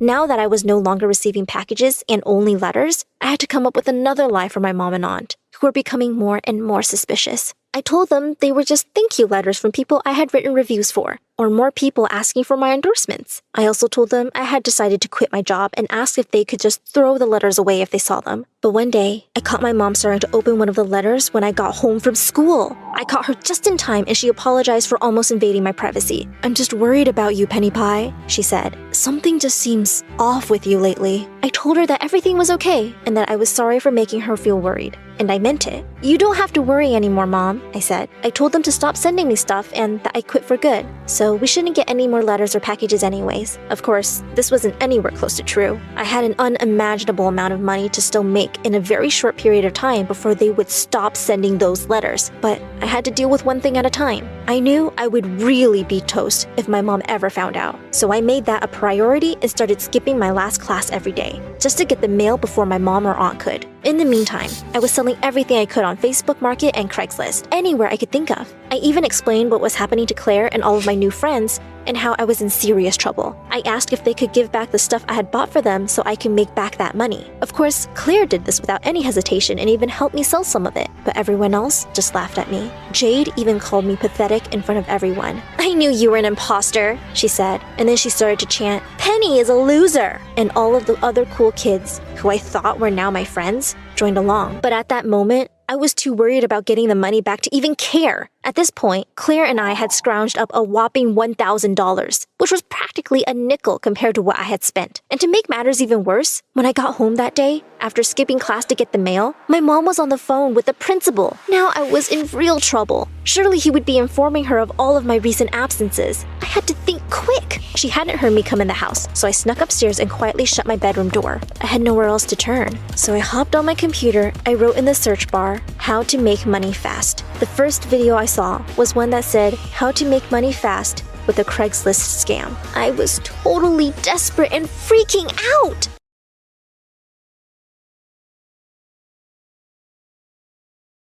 Hi, I'm Rue from Chicago. Please like and subscribe. My mom was a renowned doctor and loved me to bits, but when I was 6, I fell from a tree and hit my head. And even though I recovered fine, Mom went crazy. She never let me out of her sight after that. When I started school, she hugged me and cried like a baby at the gate, and she'd even drop by during recess to check on me.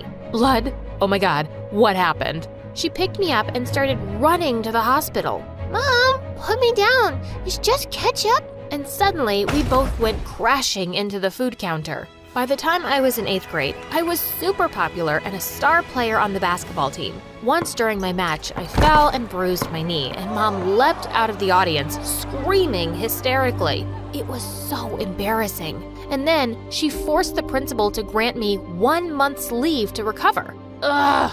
I spent the next week in bed watching MSA videos about crazy moms like mine. But a few days later, it was my friend's birthday party, and I felt well enough to sneak out. But just as I was about to kiss this cute guy there, Mom barged in and smashed the music system. That music's loud enough to hurt my baby's ears. Mom, are you crazy? How did you even find me? Apparently, she had a tracker installed in my phone to always know my location.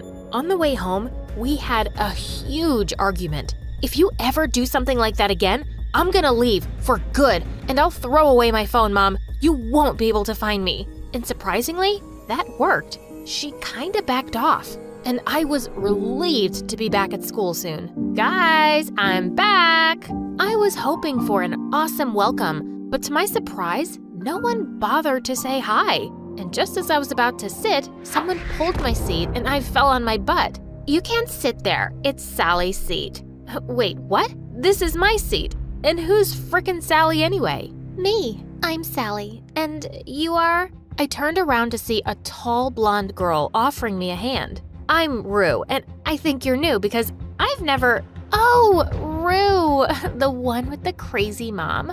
It's nice to finally meet you. I just joined this month, and it's okay. You can take this seat. She smiled and went to another seat, and all the kids followed her. What the heck?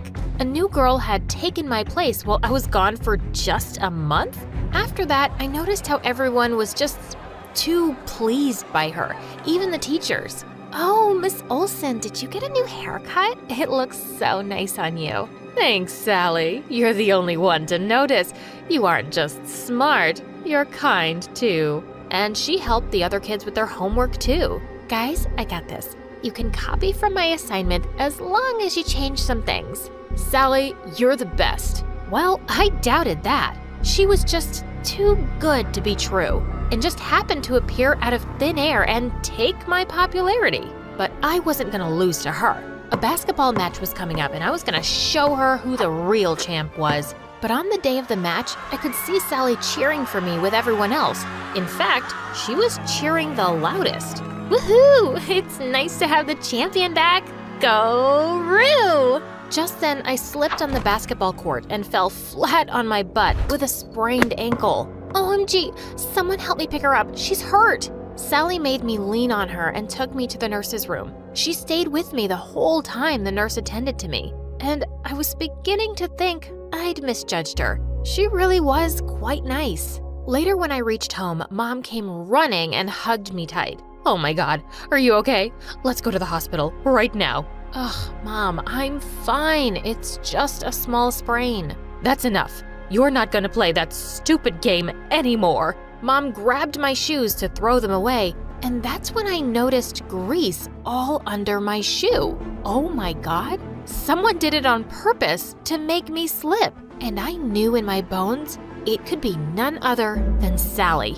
But since I had no proof, I decided to play nice for a while and keep an eye on her. A few days later, there was a big selection quiz for the nationals team, and I saw Sally mixing something in the free juices for all the contestants. Minutes later, the kids were clutching their tummies and running in and out of the bathroom. Ah, that evil witch! Of course she was selected for the finals, but I knew what she had done and decided to confront her. I followed her to the girls' washroom and pushed her to the wall. I'm not fooled by you, Sally. I know what you did there. I saw you mixing something. Oh, Rue, what's wrong with you? Why are you hitting me? And saying that, she slapped her own face really hard and started crying loudly. What? Suddenly, some girls came out of the washroom cubicles and pushed me aside. Gosh, Rue, look at her face. You slapped her so hard. It's all red. We're gonna tell the principal that you're bullying Sally. No, don't do that. I don't want to cause trouble. We should give Rue a chance to fix this. If she says sorry to me, I'll let it go this time. What the freaking frogs? Me? Say sorry to her? Ugh, no way. I pushed her harder this time and stormed out of there. But now I knew she was a cunning fox, and I had to play smarter than her. Soon, the elections for the new school president were announced, and I was super excited to participate. But guess who else was running for president? Sally! She already had loads of kids working for her campaign and making her posters. One day while I was in the library working on mine, I heard some noises. I went ahead to check, and I was shocked to see Sally bullying a kid. What do you mean you didn't complete my assignment? I need it back within an hour or I'll kick your butt, you moron. She took his glasses off and threw them on the ground and crushed them. The guy looked terrified as Sally walked away. Just then, I had a mind-blowing plan. I quickly went in and picked up the guy from the floor. Hey, you don't have to be scared of her, okay? I'll help you get rid of her, but you'll have to help me too. You just have to speak the truth in front of everyone, and I'll make sure she never lays a finger on you again. Deal? The guy looked at me with teary eyes and nodded. A few days later, we had an event where each candidate had to speak up in front of the entire school, and I was all set to see my plan in action. Minutes before Sally was about to come on stage, I was so happy to see the guy she'd bullied standing there already. Sally's whole act was about to be exposed. Yippee! I need to tell you all something. One of the candidates here is a chameleon who pretends to be your friend, but in reality, she's a bully. And saying that, he pointed at me. What in the father frickin' world? That's her, Rue. She even smashed my glasses the other day and put my head inside the toilet. She's a bully. What? Have you lost your mind? What are you talking about? It was Sally, can't you remember? She smashed your glasses. Who's Sally? And please, don't kill me. Please, someone save me from her. Saying that, he ran and hid behind the other kids, and all of them went bonkers on me. Rue, we already knew you could be a bully, and now you're blaming Sally for this? Everyone knows Sally would never do something this horrible. Yeah, we saw what happened in the washroom the other day. You're the bad person here, and you don't deserve to be the president. And they all started throwing paper balls at me. I ran out of there to save my butt, but I was so gonna kill Sally now. After the event was over, I followed Sally and saw her kissing that jerk who betrayed me in front of everyone. That's how she turned him on her side. She was such a devil. I heard them laughing and talking about how they'd humiliated me in front of everyone. I couldn't take it anymore. I went ahead and kicked him in the butt. You're such a world-class jerk.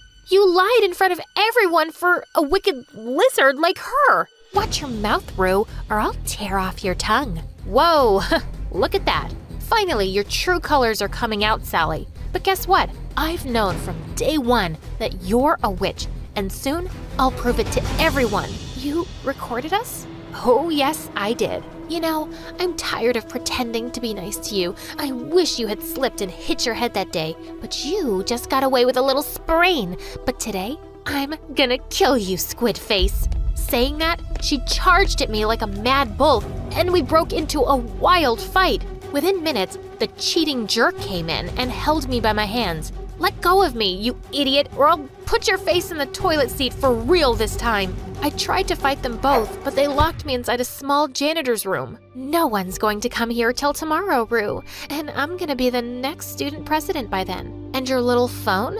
I'm gonna destroy it. Both of them left, and I tried to break open the door, but nothing worked. When I'd almost given up, I suddenly heard a loud thud on the door, and it flew open. Mom! Oh God, I can't believe you found me. I hugged her tight. Are you okay, sweetie? What happened to you? Wait, Mom, how did you find me here? Oh, honey, after you said you were gonna throw away your phone the next time you run, I may have put a tracker device in all of your shoes. Mom! Okay, sorry, but see, it helped. I was able to help you today after you didn't come home for so long. She was unbelievable. I immediately ran out to find Sally and saw she was making a bonfire in the school backyard, and she had my phone in her hand. I went in and hit her from behind, and the guy ran away, seeing Mom with me. What are you doing? Let go of me, you witch! I'm gonna kill you this time. Oh, you can try, but you're not getting away with anything now. This time, I tied her and made sure she didn't run away until we called the principal and her parents. Oh, we are really sorry, but she has a histrionic personality disorder. Because of that, she wants to be noticed and praised all the time. We kept it out of her records when she joined this school. Oh, God. I didn't know I was taking such a dangerous kid. But you've been really brave, Rue. I'm gonna announce you as the next student president tomorrow. No, I'm the best one. I'm the best. She's nothing. Saying that, she broke the ties and leapt towards me. I'm gonna burn this entire school with you in it, loser! Thankfully, the principal had called security and they took her away. After everything was over, I turned to Mom thinking she'd go all crazy again, but she hugged me. Oh, honey, are you okay? I was so scared. I'm fine, Mom. Thanks for saving my life today. I love you, but no more tracking devices, please. A large chair swiveled around to reveal a tiny, skinny guy. What? You think all mafia bosses are tall, fat, bald, and wear gold rings? Sorry to disappoint you with my looks, but trust me, I am every bit as ruthless.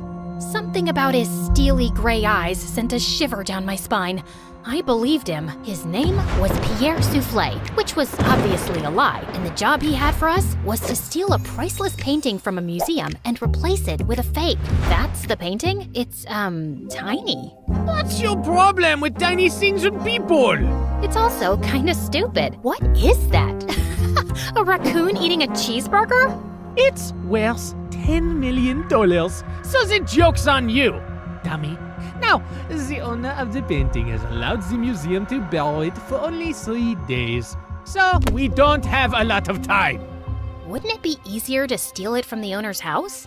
Everyone, look at Lady Einstein coming up with brilliant ideas. Why didn't we think of that ourselves? Happy to help. Of course we thought of that ourselves! Trust me, the museum is easier. Why choose us? It's a very stupid security measure, but the museum's floors are activated by pressure sensors at night. Anything above 55 kilograms and they go off. I haven't been able to find a boy who weighs less than that. Ellie, get the weighing scale. Meredith weighed 52 kgs, while I weighed 55.1. How is this possible? You eat so much more than I do. What can I say? I got all the good genes. Okay, you're out, fatty. Meredith, you're my leading lady. The plan was to enter the museum through its large air ducts, carrying the fake painting with us. We first had to make a stop in the security room and disable all the cameras and alarms. Then we'd crawl back through the ducts till we reached the exhibit area, and I'd lower Meredith down along with the painting so she could switch them out. As Meredith made it to the bottom, I dropped the painting to her, and she missed it, and we heard a loud crack. Oh my God, did you break the frame? Me? It's your fault. Who told you to throw it like that? I was expecting you to catch it, but what was I thinking? You made us lose the Frisbee tournament in 8th grade because you're so bad at catching things, unless it's someone's boyfriend. Seriously? You were so distracted by that hot boy on the bleachers, your throwing skills were completely off. FYI, that boy was totally into me. Why are we even talking about Frisbees and boys right now? You started it. No, I didn't. Okay, shut up. Let me think how to fix this. Are you trying to glue it together with your saliva? You got a better idea? Any idea would be a better idea than that. Look, it's a museum. They must fix broken, ancient things here all the time, right? I'm looking at the floor map, and there are some offices in the left wing. I'll go get some glue. It took me an hour to find glue and return to our spot, and I found Meredith eating a bowl of ramen. Where did you get that? I brought a packet of instant ramen with me, and you were taking forever, so I went to make it in the staff kitchen. There was someone's chicken sandwich in the fridge, so I used the meat from that. And there was also some tofu, and I added a dash of oyster sauce. I'm so happy you chose this moment in your life to become a gourmet chef. Just send the painting back up so I can fix it. I tried to fill in the crack as best I could, then sent it back down to Meredith, who took the real one off and put the fake one on the wall. But just as she started walking back, the whole floor lit up suddenly and a blaring sound went off. Oh my God, what's happening? I don't know. Is the painting heavier than the fake one? Just hurry up. We gotta get out now. I pulled up Meredith and the real painting and closed the opening in the ceiling seconds before security burst in. We crawled down the ducts and out of the building as fast as we could. We ran a few blocks down where Pierre's van was waiting for us, and we sped away. Oh, I would have preferred if you hadn't alerted all of New York about a break-in. Now I'll have to move this painting around with cops crawling all over the city. Never mind. Here's your check, and Claire, try to lose some weight. Au revoir. And without warning, we were dumped on a dark street. We scrambled to our feet, headed for the subway, and made it home. It was all over the news the next morning that someone had broken into the museum and switched off all the security systems. But apparently, nothing had been stolen, except a chicken sandwich and a block of tofu from the staff kitchen. You ate the entire block? Hey, I'm not the one who needs to watch her weight. I do not need to. Whatever. Listen, I've been meaning to talk to you about something. It'll have to wait. I got a hair appointment. We'll talk over dinner? Yeah, sure. I was gonna tell Meredith that I wanted a break from this life, and I wasn't sure how she'd react. As I sat in a cafe later, I suddenly found a cute guy next to my table. Mind if I sit here? There are no other empty seats. I won't disturb you. I promise. We actually ended up talking for over an hour, and I found him sweet and charming. I'd love to meet you again if you're free. I don't live in New York, but I come every weekend. You come here for work? No, actually, I came to visit my mom who's admitted in the hospital here for a medical trial. She has some rare brain issue that sent her into a coma. Oh, I'm sorry to hear that. How long has she been in a coma? 6 years now. It's been the toughest thing I've ever dealt with. Actually, she was part of this other really promising clinical trial before, but that didn't work for her. He was in a hospital in Connecticut. As he kept talking, I suddenly felt like I was spinning around very fast, and I could hear my heartbeat in my ears. My chest felt heavy, and I could barely breathe. I don't know what I said to the boy, but I just ran out of there and didn't stop till I got to our hotel room. Hey, I was about to call you. What's wrong? Claire, are we in trouble? I am a terrible person. Hey, you're not that terrible, just a bit ugly. You don't have cops after you, do you? Meredith, I met someone. It's not a cop, is it? No, I met a random guy in a cafe, and his mom was in a clinical trial. I hope this gets interesting at some point. In a hospital in Connecticut. Oh my god, the same hospital Mom was in? And the same trial? What a small world. No, it's not the same trial. It's a different hospital, too. Okay, I'm bored again. The coincidence made me interested for a bit. Meredith, his mom's been in a coma for 6 years. We did that to someone. Didn't you just say it's not the same trial? Yes, but for a few seconds, I thought it was the same trial. And I just realized for the first time today that we did something awful to someone out there. When we switched the patient files, we took away someone else's chance to get better. You realized this just now? Are you dumb or something? Of course that's what we did. I mean, I never really thought about it like this. It was just a name on a file. But meeting someone who's going through that with their mom for years, it just made it so real. We're really bad people. Not really bad, if you consider all the bad people in the world. Okay, look, we didn't have a choice. If I had to do something like that to save Mom all over again, I'd do it in a heartbeat.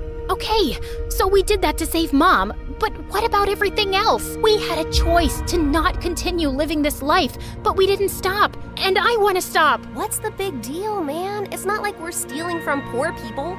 It doesn't matter who we steal from. It's not about them, it's about us and the people we've become. I don't want to be this person anymore. Look, just calm down. I'll get you a pina colada and everything will seem better. But I pushed her away angrily and she landed on the floor. She looked up at me, stunned. No, I am done.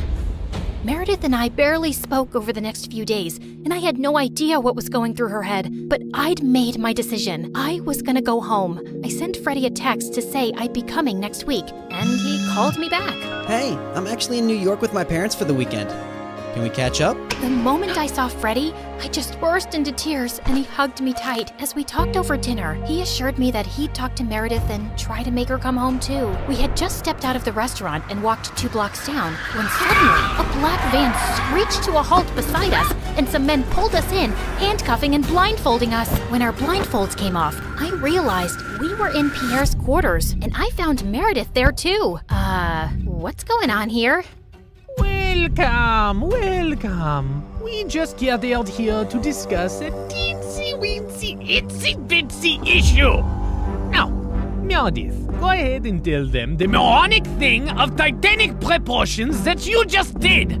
Apparently, Meredith had found her way to Pierre's headquarters and stolen the real painting from him. She had then tried to sell it to a buyer she'd arranged, and while the exchange was about to happen on the docks, the cops had showed up. Meredith had barely managed to escape, but the buyer and the painting were in police custody.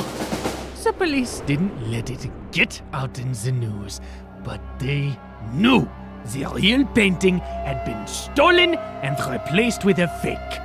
They were probably watching every dock, airport, and train station to see if someone would try and move it out. And your sister practically handed it to them. What were you thinking? It's your whole quitting the biz talk that made me do it. I did it for us, so we could sell the painting and retire to Bora Bora for good. And what the heck is Freddy doing here? Hi guys, I'm Freddy. Old friend. Nice to meet you. Not terrified at all. You made me lose a fortune, and you double-crossed me. And Pierre does not take betrayal well. Harry! Sam! Yes, sir! You know what to do. Boss? I'm not really sure how I feel about punching a girl. Yeah, boss, I am not really comfortable with this. Maybe we can just punch the boy. I'm not really a boy. I used to be a girl. Ask Claire and Meredith, we practically grew up like sisters. Please don't hurt him. He has nothing to do with this. Silence! You buffoons! I didn't say hurt anyone yet. I just wanted you to threaten them, but of course, you're useless. I'll do myself. Torture Harry and Sam after this meeting. Now, get lost. Then Pierre shifted his cold gaze to me. That painting is everything to me, and I want it back. And now the only way we can get it is from the owner himself. You, Claire, will be executing this mission. The heir of that painting is a young, charming millionaire. And you will get to know him, become his girlfriend, kiss, cuddle, yada yada. You need to earn his trust completely, so he lets you into his life and his home. Then, when the time is right, you will steal the painting from a high-security vault inside his house and bring it back to me. You will do this if you care about your moon sister and this girl/boy and his family and your mother and your stupid husband and your whole neighborhood. What if I fail? I don't think you want the answer to that. But once you succeed, I'll give you two enough to go to Bora Bora and never return. I'd be ecstatic to never set eyes on you annoying girls again. I had my eyes on the target from across the street. As soon as I saw him walk towards the cafe, I headed for the entrance. Just as he opened the door, I bumped straight into him, spilling coffee all over his shirt. Oh, God, I'm so sorry. I wasn't looking. I'll pay for the dry cleaning. His arm rested gently on mine. Hey, it's okay. It was an accident. I looked up into his bright green eyes. In fact, you're the one who's without a coffee now. Can I get you a new one? Sure, I'd like that. Can we also start over? Hi, I'm Christina. Hello, I'm Eric.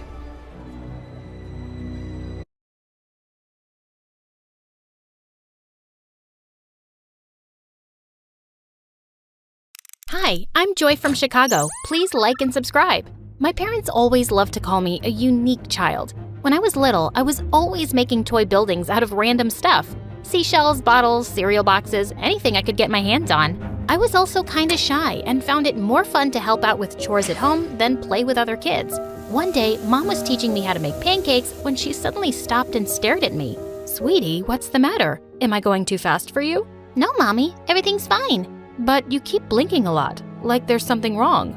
I hadn't even realized it, so Mom took me to a doctor, and I got diagnosed with an excessive blinking condition. It was nothing serious, but in school, kids started making fun of me for it, and I'd mostly just stay away from them and sit alone. One day in 3rd grade, I was making a presentation and this stupid boy kept interrupting. Miss Brown, why does Joy blink so much? Just keep quiet and listen to Joy's presentation, please. But how can I listen when Joy's eyes are doing all the talking? The whole class burst out laughing. Just then, this kid Martin walked over to the annoying boy's table. Hey, don't talk about Joy like that. Oh yeah? Who are you, her boyfriend? Martin jumped on him and the two started wrestling like crazy. They both ended up in detention for a week. So after school, I snuck into the detention room and sat next to Martin. Hey, thanks for sticking up for me. I hate when people tease you. You're like the awesomest, smartest girl in our class. I joined Martin for detention every day, and after that, we hung out all the time. It turned out he even lived in my neighborhood. I'd always been a loner, but for the first time, I had a best friend, and it was amazing. Having Martin in my life made me less shy, and I changed a lot. We stayed super close through the years, but when we reached high school, Martin gave me some news one day. My dad's business really took off, and we're moving to another neighborhood. I'm also going to a private school. Wow, that's super cool, but I'll really miss you. Hey, why don't you apply for a scholarship? Then we can still be at the same school. My parents were happy for me to try to get into a better school, so I applied for the scholarship, and I got in. Little did I know that it was the worst decision ever. On the first day of 9th grade, I almost fell over when I saw Martin there. He was dressed head to toe in designer clothes and was wearing a gold watch? Who are you, and what did you do to my friend? And how much gel is in your hair, dude? This is just how the cool kids dress nowadays. You didn't know that? No. Should I? Yeah, you should. You need a makeover, girl. I just laughed and punched his arm. Later at lunch, a bunch of rich kids walked by our table. Hey, Martin. I've seen you around my neighborhood. Want to come to my party this Friday? Sure. Can I bring Joy with me? She'll have to buy new shoes first. I bet the one she's wearing right now came from a garbage dump. Hello, I'm right here, and I love these shoes. Joy, she's joking. Calm down. The girl walked away with her minions, and I felt so annoyed at Martin. How could he think that comment was a joke? Apparently, there were lots of kids at school who lived in Martin's neighborhood, and it seemed like he was becoming friends with them overnight. That next Monday, I didn't see Martin until lunchtime, with his arm around a really pretty girl. Hey, saved a seat for you at our usual table. Actually, I have a girlfriend now, so I'm gonna go sit with her. Oh, okay. Well, have fun. I went to sit by myself and watched Martin from afar. He looked happy, but he just wasn't acting like himself. As weeks went by, Martin got super handsome and muscular and really popular. I missed my friend, but I gave him his space. But one day, I caught Martin and his friends surrounding a younger kid, and Martin was reading his diary out loud. Stephanie Twain, the love of my life since 5th grade. I ran forward and snatched the diary from him. What are you doing? What? I'm just here to entertain people. Reading idiots' diaries is my opening act. Martin, why are you acting like this? Just because you're rich now doesn't mean you have to be a jerk. You know what? I think you're just jealous because I have other friends now and I'm not a nerdy loser like you. Look at me. I'm Joy and all I do is study in the library because I have no life. Then Martin started blinking really fast and shaking his head. Are you making fun of me? Before I could stop myself, I slapped Martin hard across the face and ran away from there. The whole rest of the day, I had to fight from crying. What a jerk! But when I got home, I forgot my troubles when I found Mom sitting in the kitchen, looking really worried. What's wrong, Mom? Joy, your dad and I are in serious debt. If we don't find a way to get some money soon, we could lose the house. Lose the house? Are we gonna end up homeless? No, I shouldn't have said anything. We'll be fine. Don't worry about it, honey. But I did worry about it. I watched MSA videos on YouTube to take my mind off of things, but I didn't get much sleep that night. Weeks went by and things kept changing. I just focused on my studies and saw Martin from a distance, turning into a completely different person. Then one day, a new guy named Cameron arrived at school. He looked like Harry Styles, and based on his Lamborghini, he was clearly rich. All the girls were drooling over him, but I just rolled my eyes and walked away. He was probably just another snooty brat. But I was surprised when Cameron came and sat next to me in my robotics class. He seemed super impressed with the robot hand I was building. I've been working on it for almost a year. Are you like a genius? You can tell me the truth. You don't have to be modest. I laughed and ended up sitting with Cameron for lunch, and he never once made fun of my blinking or even asked about it. We were having a great time until Martin walked over. Dude, what's a guy like you doing with someone like Joy? I'll introduce you to my friends. They're more your type. Martin, why are you such a... Sure, I'll come and say hi right now. Cameron leaned over to me and whispered, Trust me, you just sit back and enjoy the show. I wondered what he was up to as he walked over to Martin's friends. And when Martin introduced his girlfriend, Cameron suddenly took her hand and kissed it. I'm heading to a yacht party tonight. I'll offer you $500 to be my date. His girlfriend instantly pushed Martin away and put her arm through Cameron's. You got yourself a deal, cutie. Wait, what the heck? I thought you really liked me. Cameron pulled away from Martin's girlfriend. Your friends really are something. I just wanted to show you that. And I don't like hanging out with fake people. Don't ever come near me or Joy again, okay? Cameron walked back to me, and I saw Martin's face had turned really red as he stormed off furiously. I hoped he'd had some sense knocked into him. Later that week, I got some amazing news. My teachers wanted to enter my robot hand into a huge science fair with a big cash prize. If I won, I could help my parents out. Your hard work is finally gonna pay off, Joy. I wish I were as talented. Wait, what if you enter the science fair with me? You can help me with the finishing touches. Are you serious? You're the coolest girl ever.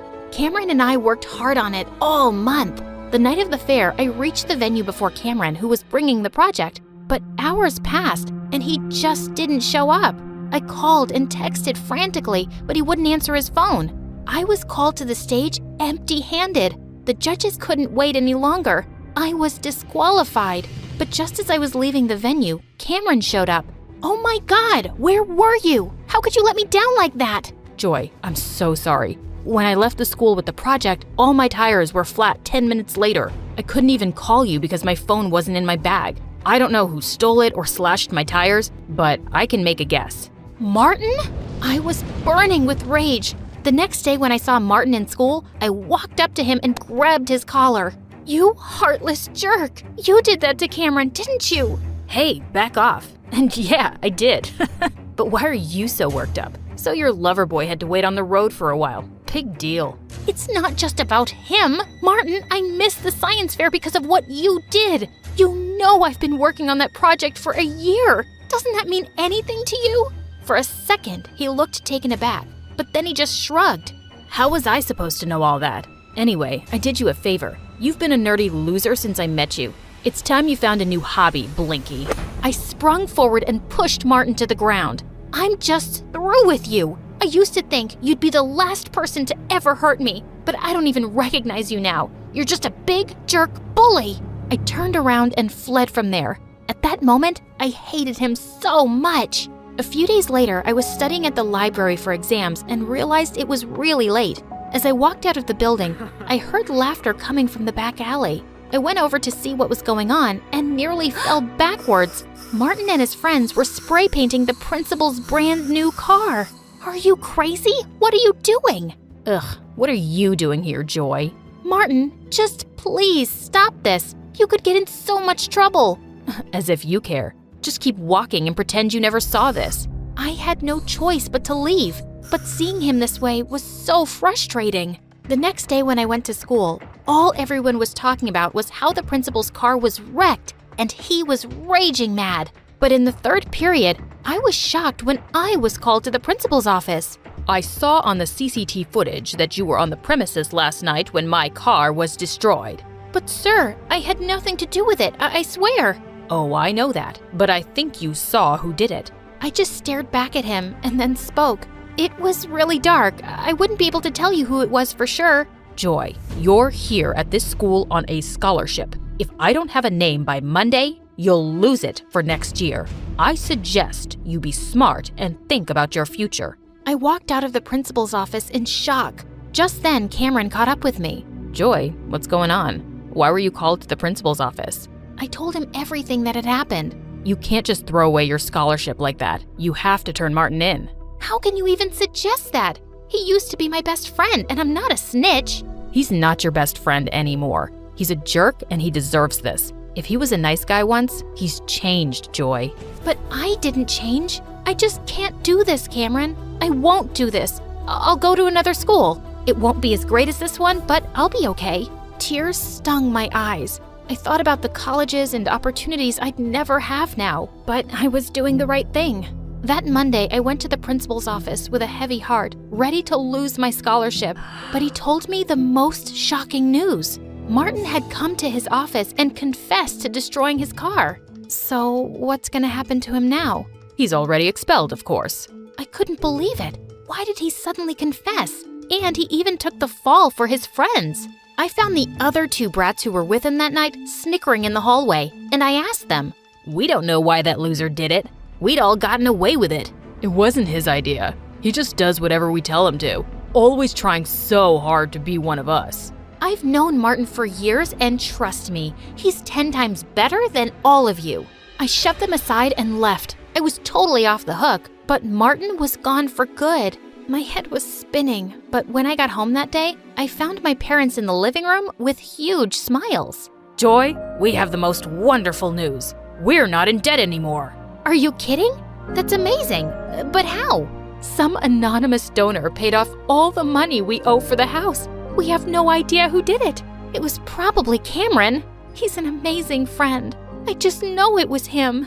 I rushed to my phone to call Cameron and thank him, but suddenly I realized Cameron didn't know my landlord or anything about my house. There was only one person outside my family who did. The next morning, I took a bus to Martin's new place and knocked on his door. Hey, I have a weird question. Did you pay off our mortgage? Yeah, I did. But hey, don't worry about it. Our moms ran into each other and your mom told my mom everything. I told my parents I'd help them out at work every weekend if they paid your loan. Martin, I don't understand. I thought you hated me now. Why would I hate you? Cameron told me what you did for me. After how horrible I've been, you were gonna give up your scholarship and ruin your future for me. I guess I'm not really surprised because that's just who you are. The best friend one could ask for. I couldn't let you do that though. I got expelled because I deserved it. And I'm really sorry about everything. I was so touched to see Martin's teary eyes. Hey, don't make me cry, bro. It's okay, and thank you for apologizing. I'm just glad to see my old friend back. Me too. And for the record, Cameron's a really good guy. You have my blessing to be with him. Yeah, I didn't ask for your blessing, but thanks anyway.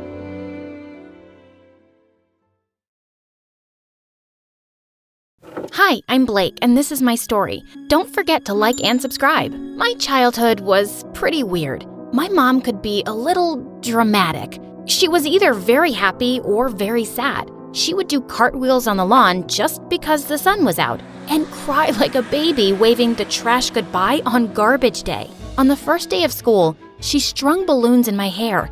Everyone made fun of me. This one boy, Sam, made a game out of who could pop the most of my balloons while they were still attached to my head. I went home crying. They're just jealous of you. You're the prettiest girl in your class. But I didn't like the way people looked at us and talked about my mom behind her back. I heard she serves candy for dinner. So irresponsible. That poor child, stuck with a crazy mother like that. I didn't want anyone talking about us like that. So I started dressing myself for school and packing my own lunch. I was super serious about my studies and tried to be as invisible as possible. But Sam made it his mission to make my life miserable. Where'd you get that dress, loser? Because it's screaming for some color.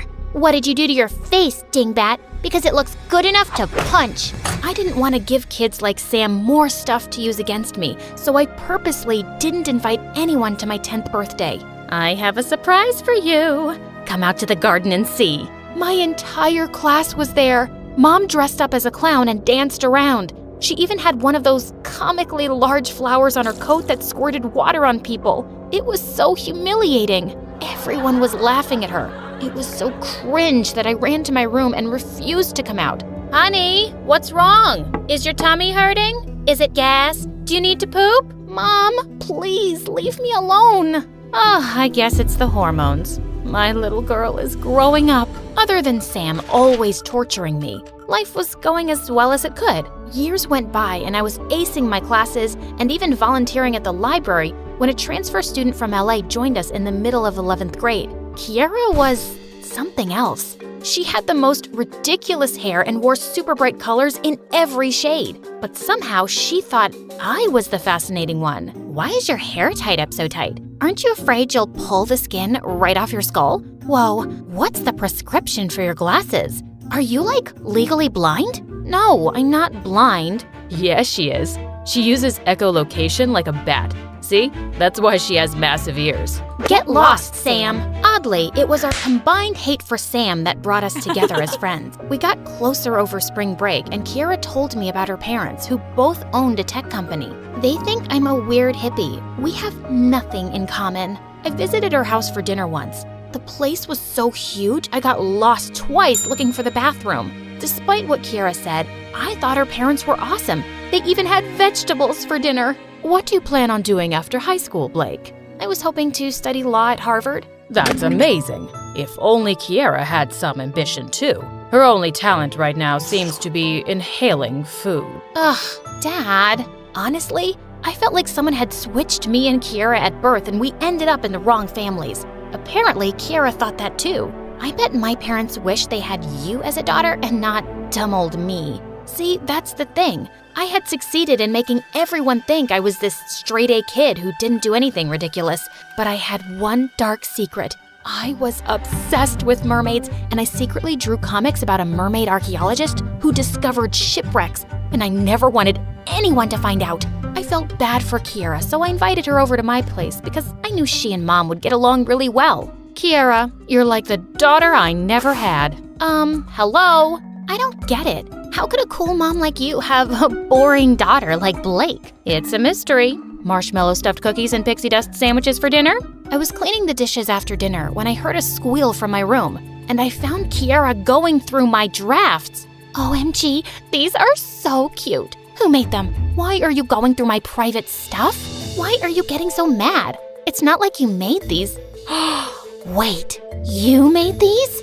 Stop shouting, the neighbors will hear you. They should. These are awesome. Why don't you have these published? Do you really think they're that good? I'd pay serious money to follow the adventures of Memphis the Mermaid. Mom's always on the lookout for unique content like this. You could save up for Harvard with that kind of money. I don't know, Kiera. Just think about it, okay? I tossed and turned all night thinking about it. I'd built up a spotless reputation over the years, and no one could call me a freak anymore. Was I willing to risk all of that now? But what if it paid for my dream education? And suddenly, I had a great idea. The next day, I met Kiera in the library. I'm in, but I have a condition. You have to give the draft to your mom and say you made it. Are you nuts? No, think about it. Your parents want you to succeed, and I need the money, but not the fame or publicity. This could be a win-win for both of us. Well, if you're sure. The plan was a huge success. Kiera's parents were over the moon at her hidden talent, and the comic books were an instant hit. Kiera was called on all the morning shows and did a countrywide tour promoting the book. Back in school, she was suddenly this huge celebrity. Can you sign my copy, Kiera? Do you like my Memphis hairstyle, Kiera? Suddenly, Kiera didn't have time for me. She was too busy with her fans and new friends. I tried telling myself I didn't care, but a part of me was hurt and a little jealous. But wasn't this what I wanted? No one to notice me? Smellogram. Sam, you moron. I'm gonna end you. Like your friendship with Kiera? That must have been rough. I guess I'm your only friend now. You're not my friend. Your words hurt me, Blake. Haven't I always made you smile and brightened your day? You've made me think of several ways to end you. See? I provide motivation and creativity. Now, how about as a thank you, you get me a date with Kiera? Why was stupid Sam interested in Kiera?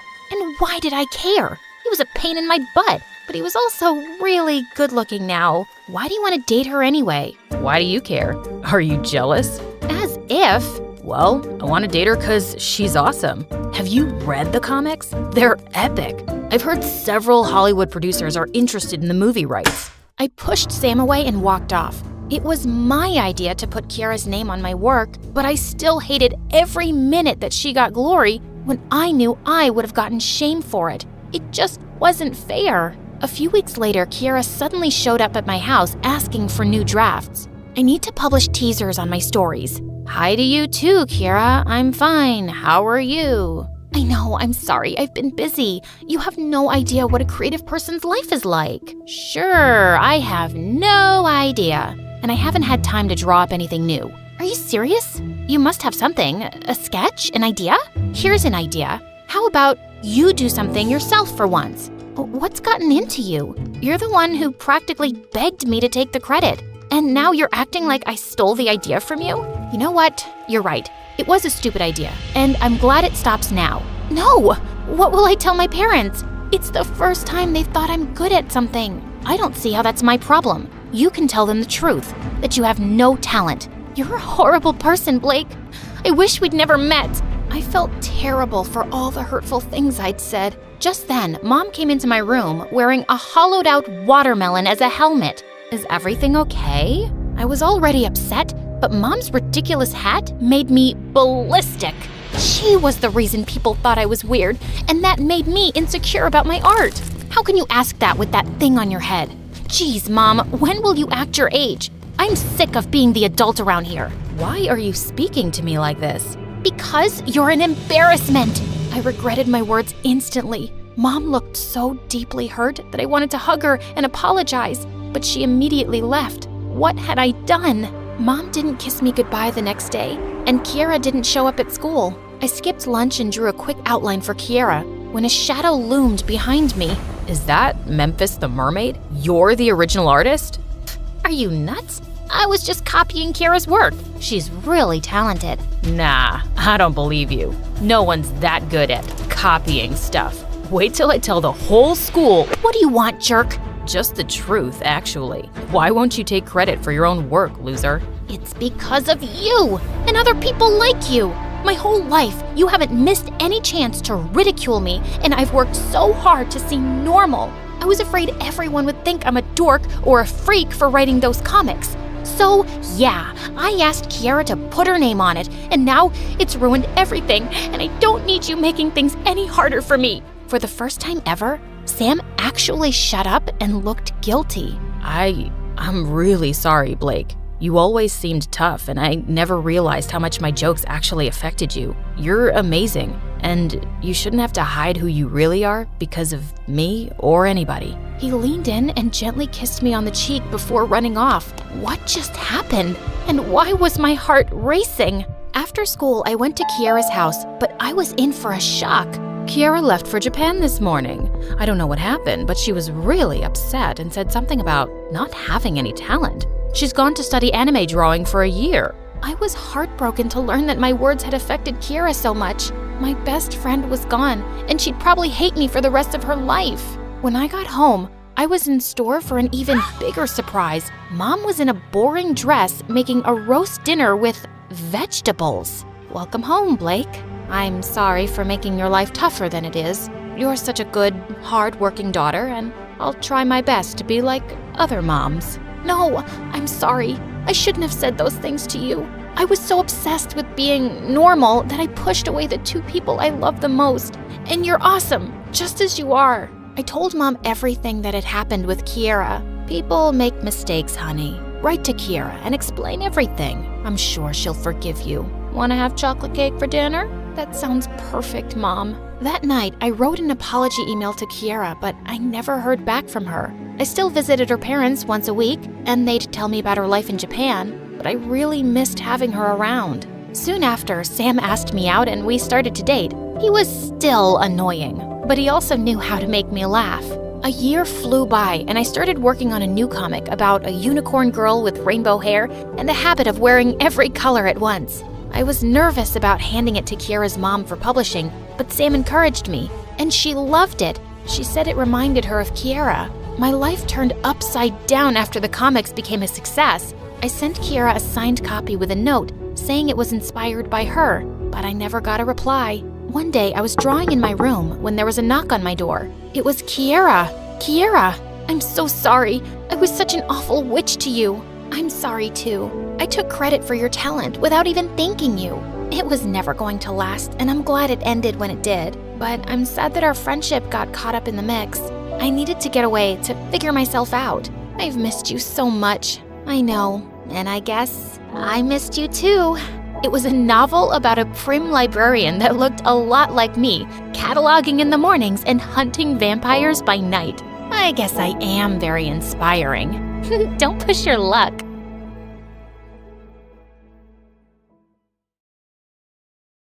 Hey friends, I'm Esmeralda. I live in a small town in northern Spain. Please like and subscribe. The day I was born, my dad was shocked to see that I had a patch of white hair right in the center. Let me see her. Oh wow, my mom had a white patch too. We've been blessed by Mother Nature. My mom was so different from other moms. She was very superstitious and into exploring the healing power of nature. To protect me from the evil eye, she would cleanse the house with sage smoke and make me wear all types of charms. Well, my dad got sick of all this and left us when I was just 5. Because of Mom's beliefs and my white hair, the town folk were rather mean and called us witches. I always thought these people were so foolish because Mom was the nicest. She never seemed to be bothered by them, so I wasn't either. But things started to change in 7th grade, and I had a crush on a guy at school, Caleb. When I told Mom, she put a charm bracelet around my wrist. Oh, sweetie, take this for some extra luck and ask him out. But when I did, Caleb started laughing in my face. In your dreams, Grandma. Why would I like a freak? You could have just said a simple no, jerk. Oh God, have I made you angry? What you gonna do now? Ask Mommy to turn me into a frog? Or make some love potion for me? And I just saw red and attacked him.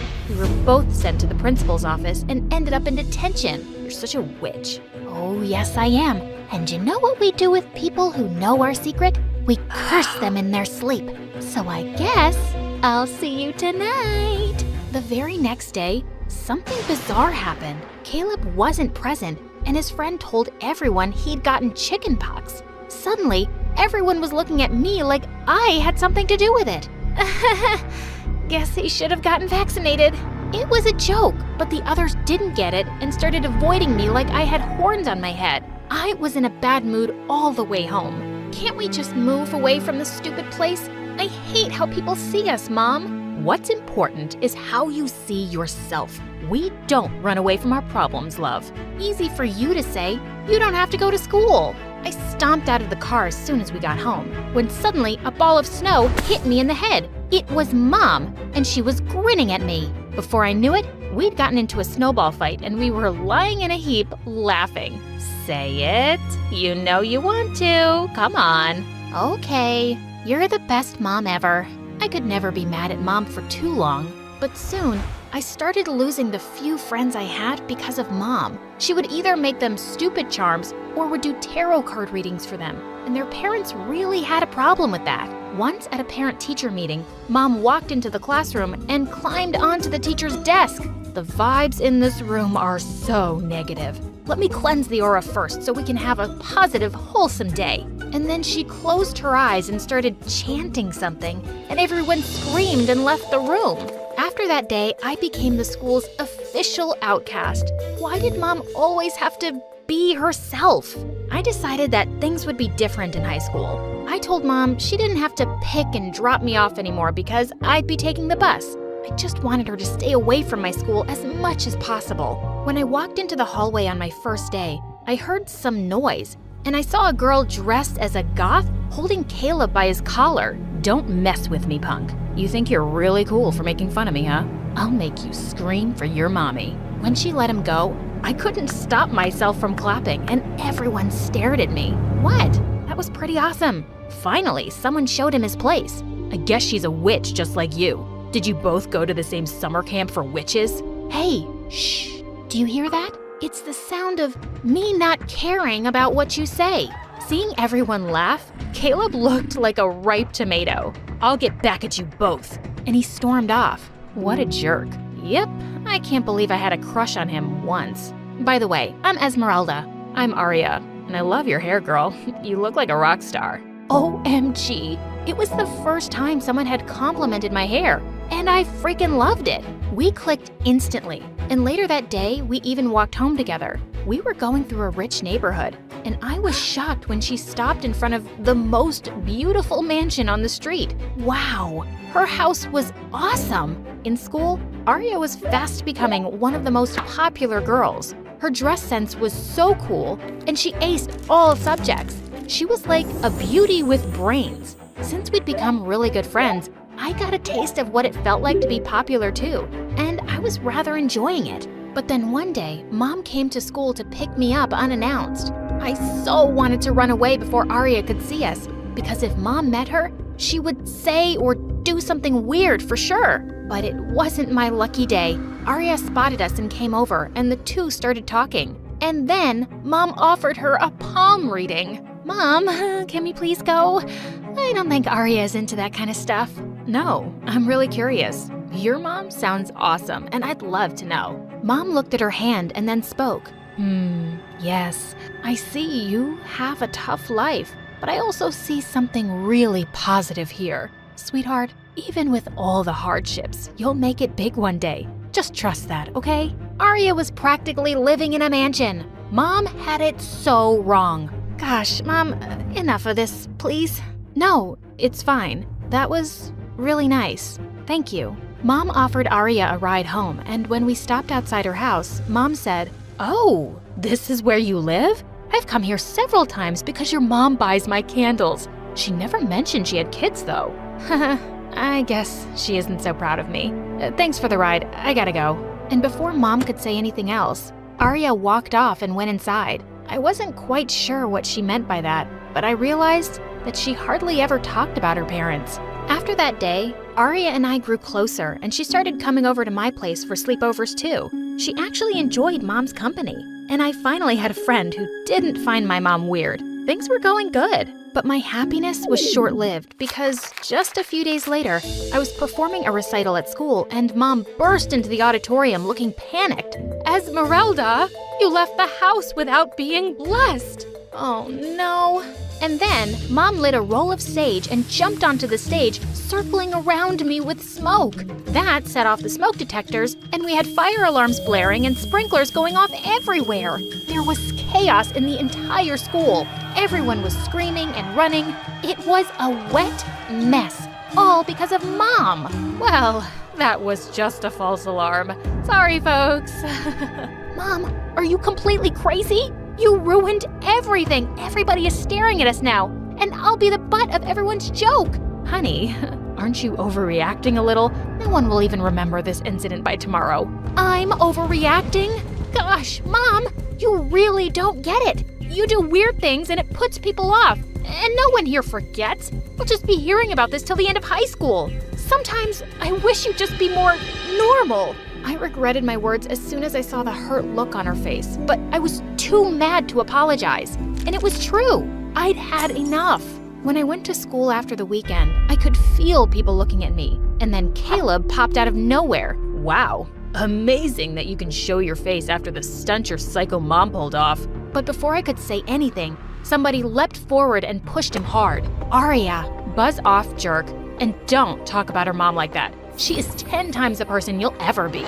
Yeah, 10 times crazier. Better crazy than a loser. Seriously, dude, no one cares about what you have to say. So why don't you just go and get a life? I was really grateful to have a friend like Arya on my side, but it was just her, because everyone else said and thought the same things as Caleb. I tried to ignore them, but at home, I also grew distant from Mom. I just wanted to be 18 and get out of this place, and maybe even from her. It was almost the end of the term, and we were busy preparing for the school's talent show. Arya and I had paired up for a dance-off, but during practice one day, we found out that our favorite music teacher was leaving soon. We all really wanted to get her a farewell gift, so the entire class pitched in money and gave it to the class monitor the next day. During recess, I realized I'd forgotten my lunch in the classroom, and when I went to go get it, I got the shock of a lifetime. Arya was taking out money from the class monitor's bag. Arya, what are you doing? Oh, I found it on the floor. It must have fallen out of her bag. I was only putting it back. Just then, Caleb suddenly walked in, and he started yelling at the top of his lungs. Oh my God, thieves! His yelling attracted some other kids, and he told them he'd caught us stealing the money red-handed. Ultimate jerk! We were both taken to the principal's office, and she called our moms, but only my mom showed up. Stealing? That's impossible. My girls could never do such a thing. I know my daughter. And I can also vouch for Arya. You better check that kid Caleb. He's always been trouble. And what a coincidence that he caught the girls. Mom took my hand and squeezed it gently, and my heart just melted. I've been such a jerk to her lately, but she was really the best person I knew. She then gently touched Arya's head, and all of a sudden, Arya started crying. What's wrong? I can't lie about this. I did steal the money earlier today when everyone went to gym class, but I realized I was so wrong. So During recess, I decided to put it back. That's when Esmeralda walked in, and then Caleb saw us. He didn't steal anything, and neither did she. It was me, and I am so sorry. What in the world? Before I could say anything, the principal sent me back to class. I didn't know what happened next, but when Aria didn't return, I decided to go to her place after school. But the lady there said Aria wasn't her daughter. She said Aria only came sometimes to mow the lawn. What? Luckily, the lady knew Aria's actual address and gave it to me. And when I got there, I found her sitting on the stairs. What are you doing here? What are you doing here? Is this where you live? Gosh, who are you, Aria? And why have you been lying to me all along about living in that mansion? I never said that was my place. I just said I'll stop here. Esmeralda, even this isn't my home. I don't have a home. I'm a foster kid. But why didn't you tell me? And you always wear nice clothes and shoes. How did you manage? If you're thinking I steal regularly, I don't. I work part-time and I shop at thrift stores. And I only took the money this time to buy a costume for the talent show. It was wrong and so stupid. And I never told you about me because I didn't want to be pitied. I just wanted to fit in. I'm sorry. I sat next to Aria and hugged her, and I told her I loved her no matter what. If it wasn't for your mom, Esmeralda, I would have been expelled today. What? And then Aria told me how mom convinced the principal to give her a second chance. As a result, she was just suspended for a week instead of being expelled. I swear, your mom is an angel. At that moment, I felt even worse about all the things I'd said to mom. I ran home, and the moment I saw her, I hugged her tight. I'm such an idiot, Mom. I'm so sorry I was so awful to you. You know I love you, right? Yes, sweetheart, I know. On the day of the talent show, I was really nervous about dancing alone. But right when I was about to step on the stage, Aria appeared with Mom. You're here! And the hair looks awesome! Wow, I did the hair. And I'm here because your mom got me the dress and convinced the principal to let me participate. As the three of us hugged, we suddenly heard Caleb behind us. Oh my God, you aren't expelled? I'll have to take it up with the school board. Zip it, kid. When Mom turned and glared at Caleb, he suddenly stumbled on something and fell on his butt. You're all witches. When did I say we weren't?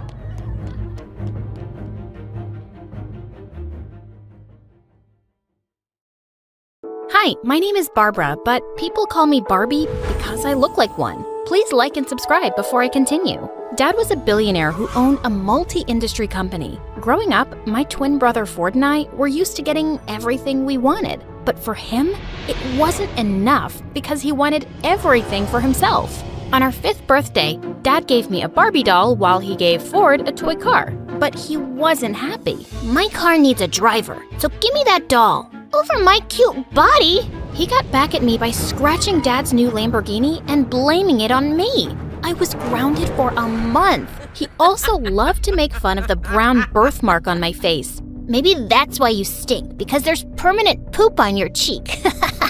Stop saying I stink when I don't. Everyone might think it's true. Too late. I've already told everyone about it.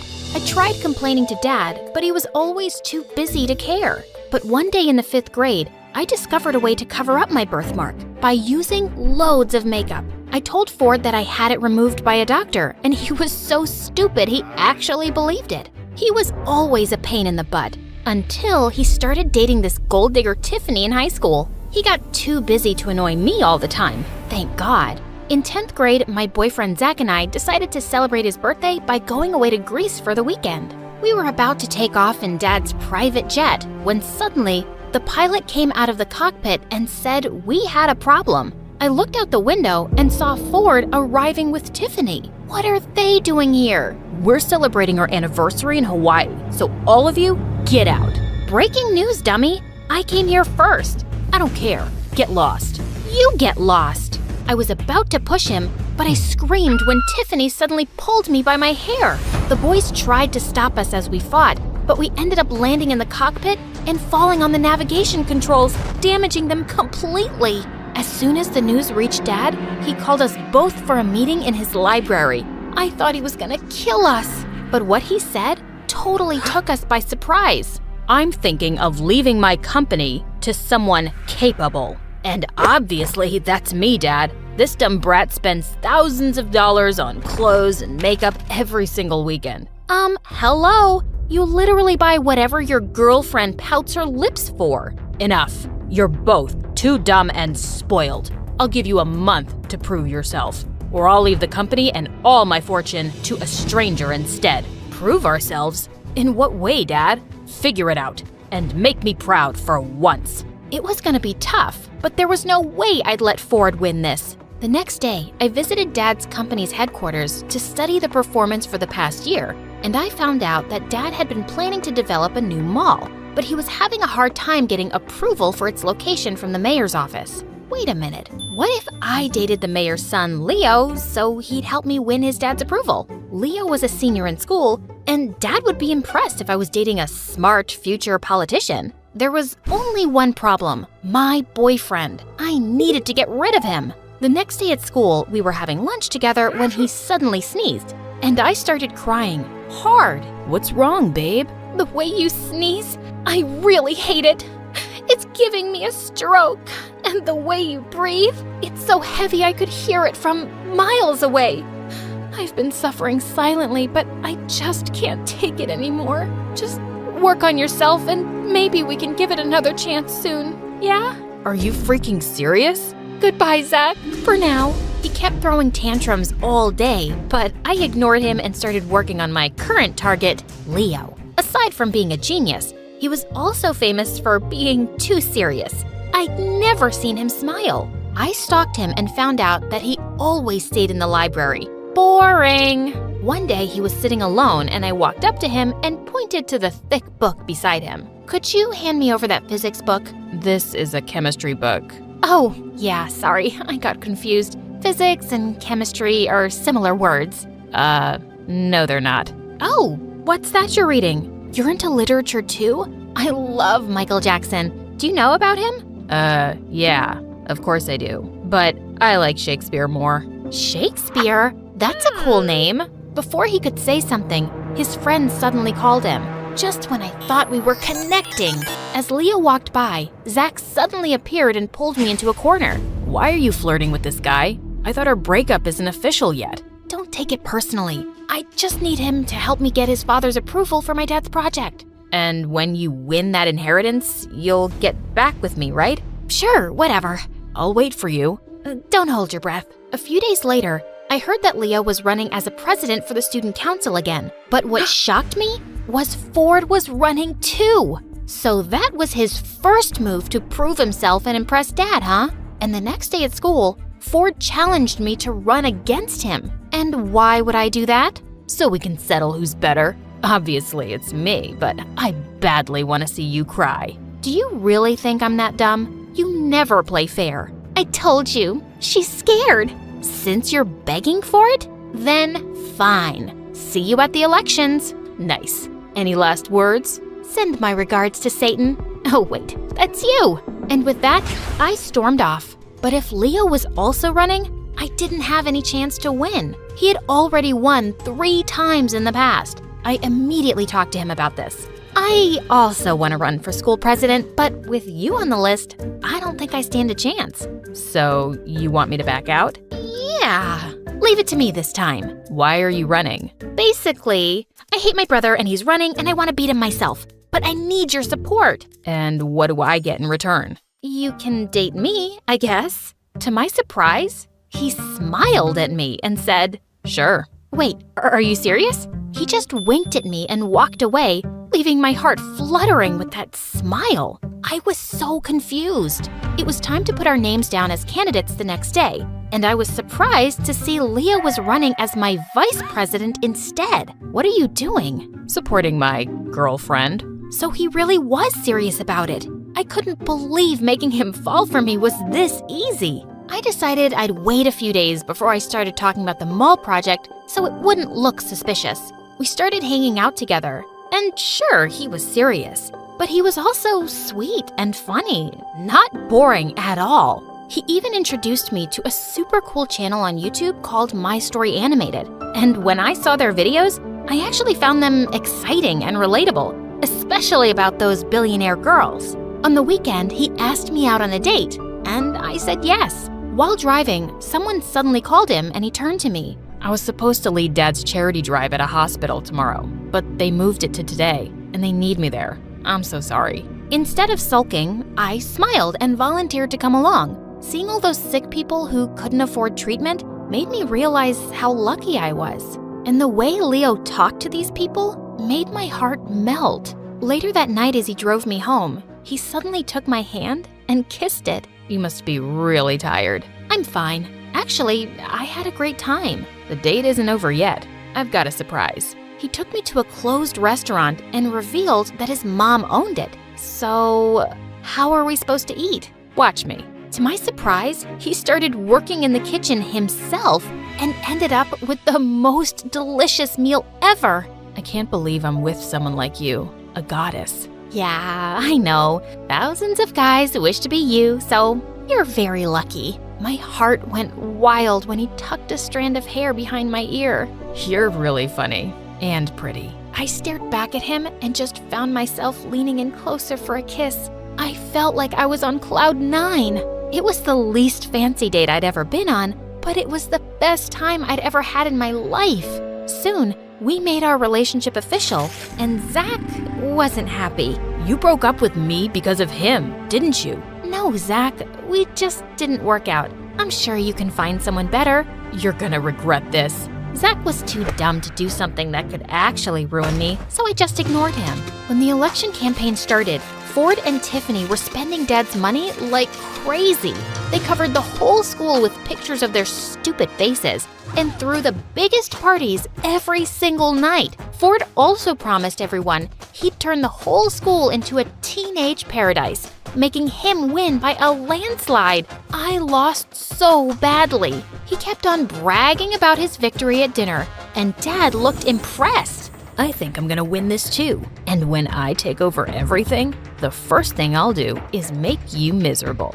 Say goodbye to all your credit cards. Don't be too confident. Maybe you'll be the one who ends up crying. I really doubt that. Ford made me so mad. I had no choice but to finally use Leo's connections for Dad's mall project. I brought it up, and to my surprise, he immediately talked to his father about it. A few days later, I introduced him to Dad over dinner, and he looked stunned when he learned that Leo was the mayor's son. You should have informed me earlier. I would have told the chefs to make something fancier. I'm fine with anything, sir. It's a pleasure to finally meet you. They seemed to be getting along really well, and Dad then finally brought up the project. Oh, Barbie mentioned it to me the other day, and I've already talked to my father about it. He's looking forward to meeting you. Dad looked super happy, and once the project was finalized, he even threw a party to celebrate it. You made this happen, my dear Barbie. You've shown me how valuable you can be. Ford was smoky red with rage. I gave him a smirk as Dad made a toast for it. Later that night, I thought about a plan to give back to Leo. He'd told me about an orphanage he had set up, and I decided I'd donate books and laptops to the kids there. I talked to Dad about it, and he was happy to support me. The next day at school, I was waiting for Leo at the canteen to talk about it, when suddenly, Ford came and took my plate of spaghetti and rubbed it in my face. I told you not to mess with me. As I angrily rubbed it off my face with tissues, I suddenly realized people were staring at me in shock. Oh no, all of my makeup was gone.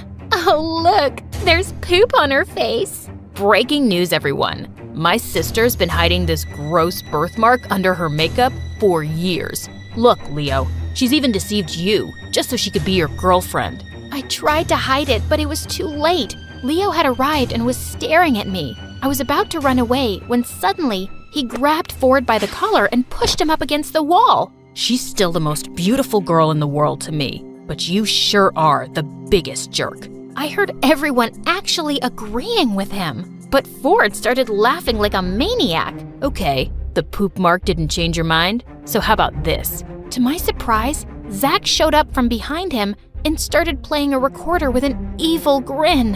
Why are you flirting with this guy? I thought our breakup isn't official yet. Don't take it personally. I just need him to help me get his father's approval for my dad's project. Blood drained from my face as we all listened to the whole conversation. I couldn't believe my ex-boyfriend teamed up with my evil brother. I tearfully ran after a furious Leo. Leo, Please, let me explain. Explain what? That I was just part of your stupid plan? I can't believe I actually fell for a spoiled brat like you. Yes, I planned it, but then I started to have real feelings for you.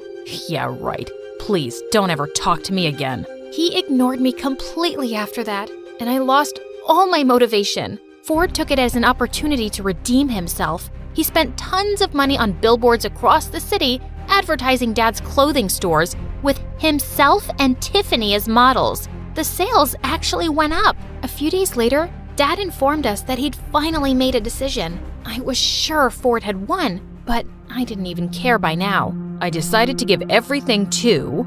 Ford had already gotten up with a proud smirk. Barbara, congratulations, darling. I'll see you in my office tomorrow for the signing of the papers. Wait, what? Suddenly, Ford went psycho. You can't do this to me, Dad. I've worked so hard for this. It's not too late to change your mind. I based my decision on how you spent my money the past month. You wasted $10 million and never did anything meaningful. Barbara proved her interest by learning about the company. And she even made a huge project happen. You're talking nonsense, you stupid old man. And then I just snapped. I flung a glass of juice at his face. You can insult me all you want, but don't you dare talk like that to our dad, you jerk! You're gonna pay for this. Before he could hurt me, Dad called his bodyguards to take Ford away. He grounded him in his room, and I could hear him destroying things all day. He was scaring me. The next day, I fell asleep in my bathtub, and when I woke up, I realized that my phone was gone.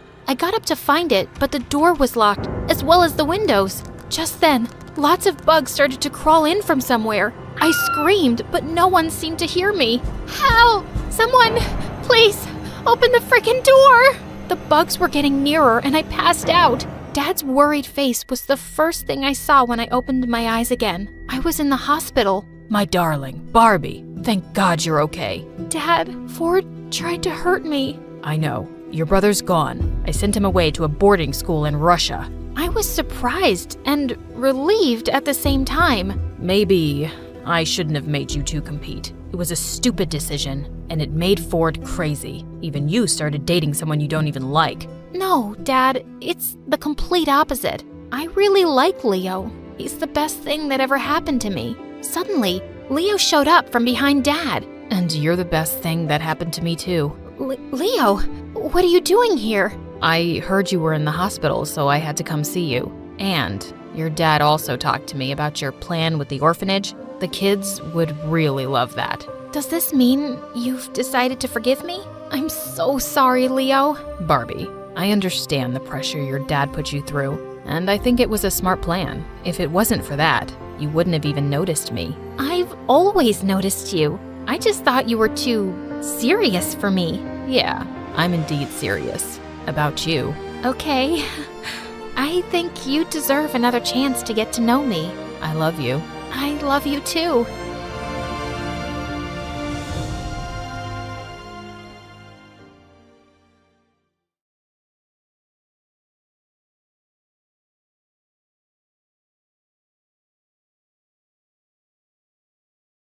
Hi, my name is Mia, and my story begins with a lot of missing things. For starters, my teeth and my parents. I have a medical condition called anodontia, which means I will never have my own teeth. That's pretty wacky if you think about it. But that's not the craziest thing about my life. Ever since I was young, my parents and I were always moving.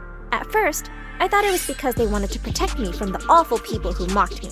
Like one day when I was 5, I was swinging in the park when 2 kids pulled my hair and called me Toothless Granny. I started crying. Mom says I'm cute. She's lying. You dumb gummy bear. Mom flew to my side in a second, and she chased the kids away. The next day, she surprised me with a set of dentures. I was thrilled. We were moving to a new place, and I was starting school soon. Finally, my life was perfect, and no one would ever know my little secret. But a few weeks later, when my parents announced we were moving again, I was not happy. I just made friends at school. I ran outside and tied myself to the tree in our backyard. If you want to take me, you'll have to take the whole tree with you. Of course, Mom untied me in 5 seconds and carried me away. And I realized for the first time that they weren't moving because of me. I drove them crazy asking them the same question for 10 hours. Why do we have to move? Why? Why? I can go on forever. I won't shut up till you tell me. Why?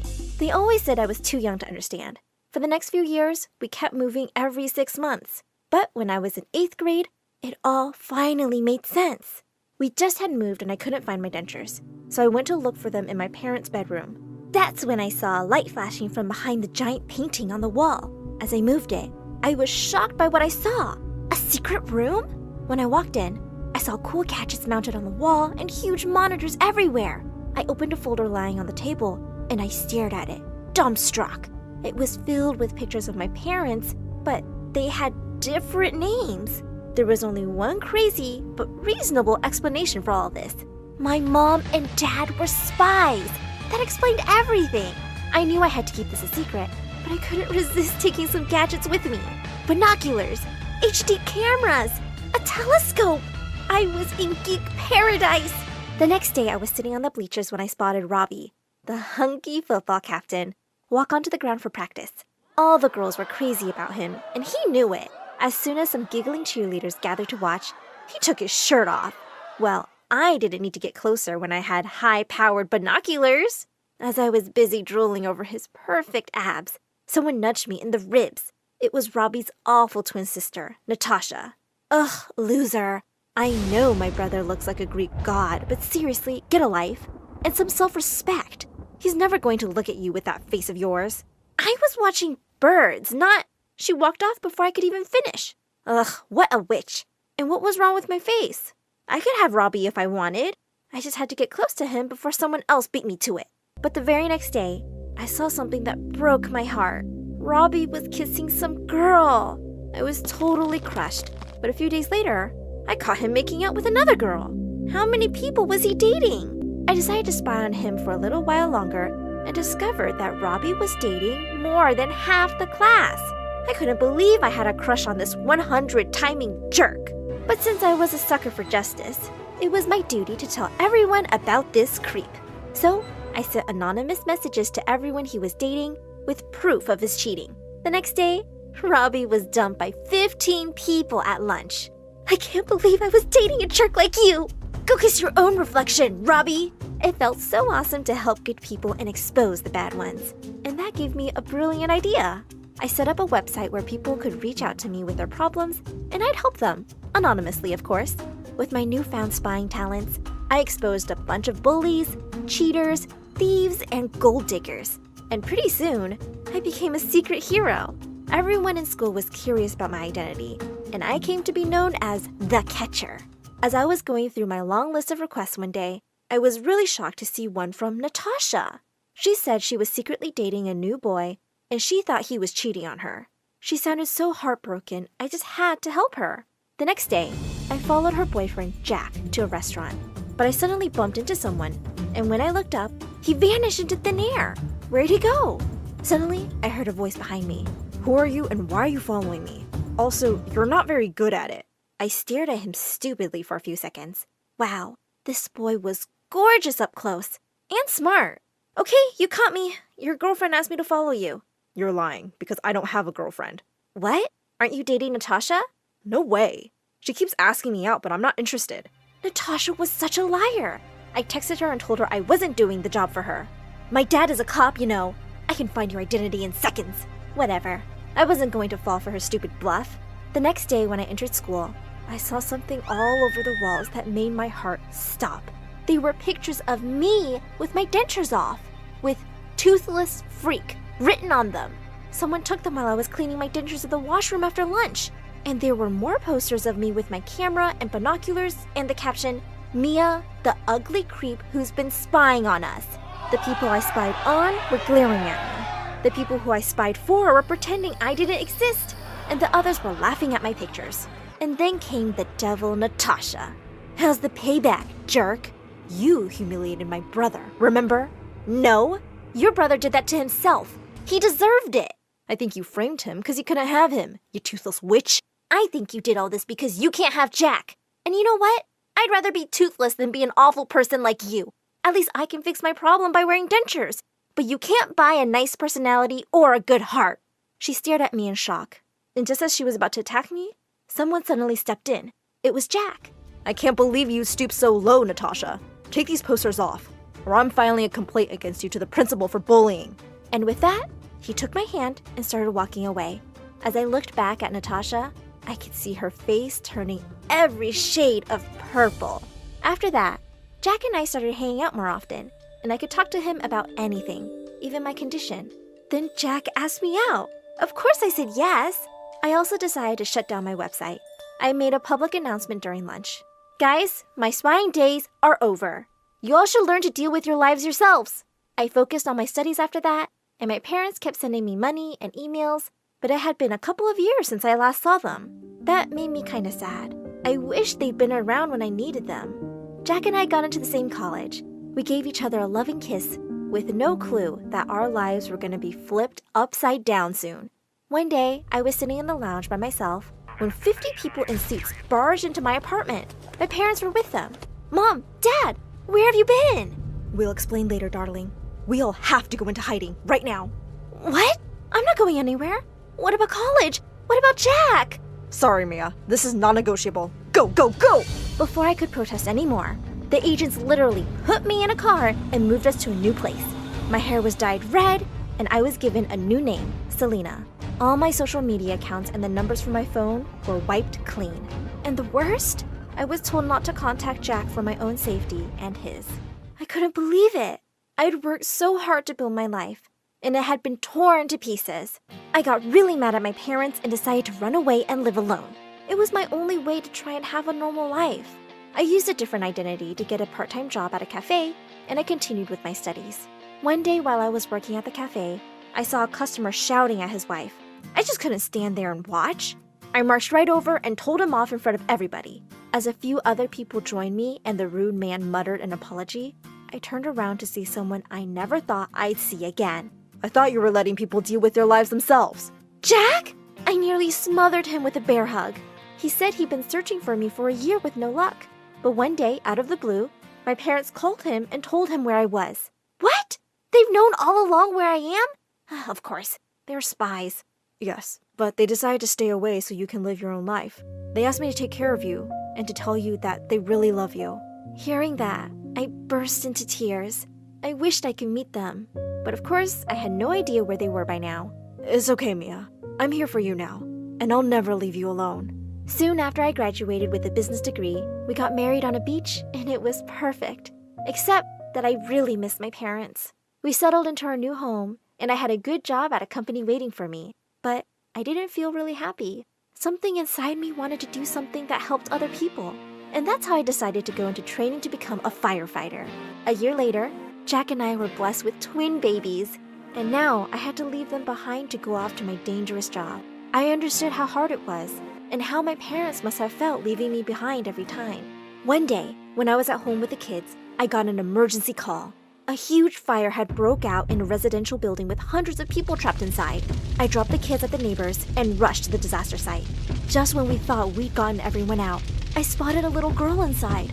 Without a second thought, I ran back straight into the burning building, found the child, and helped her climb out through the window. Just as I was about to get out, a burning beam fell on my head, and I blacked out. When I opened my eyes inside the hospital, I couldn't believe what I was seeing. Mom and Dad were standing by my side. They instantly hugged me tight. We're so sorry we haven't been there for you, Mia. No, Mom. Dad, I understand that you had something really important to do, and I'm really proud of you guys. But I still think what you did to me wasn't fair. We don't expect you to forgive us now, but please let us make it up to you for lost time. I decided to give them a chance. Fast forward 6 months, and I fully recovered, and I'm back at my job. My parents have retired from their exciting lives now, and they live right next to me. Even if they couldn't really experience my childhood, I don't want them missing out on their grandkids. And I forgave them eventually.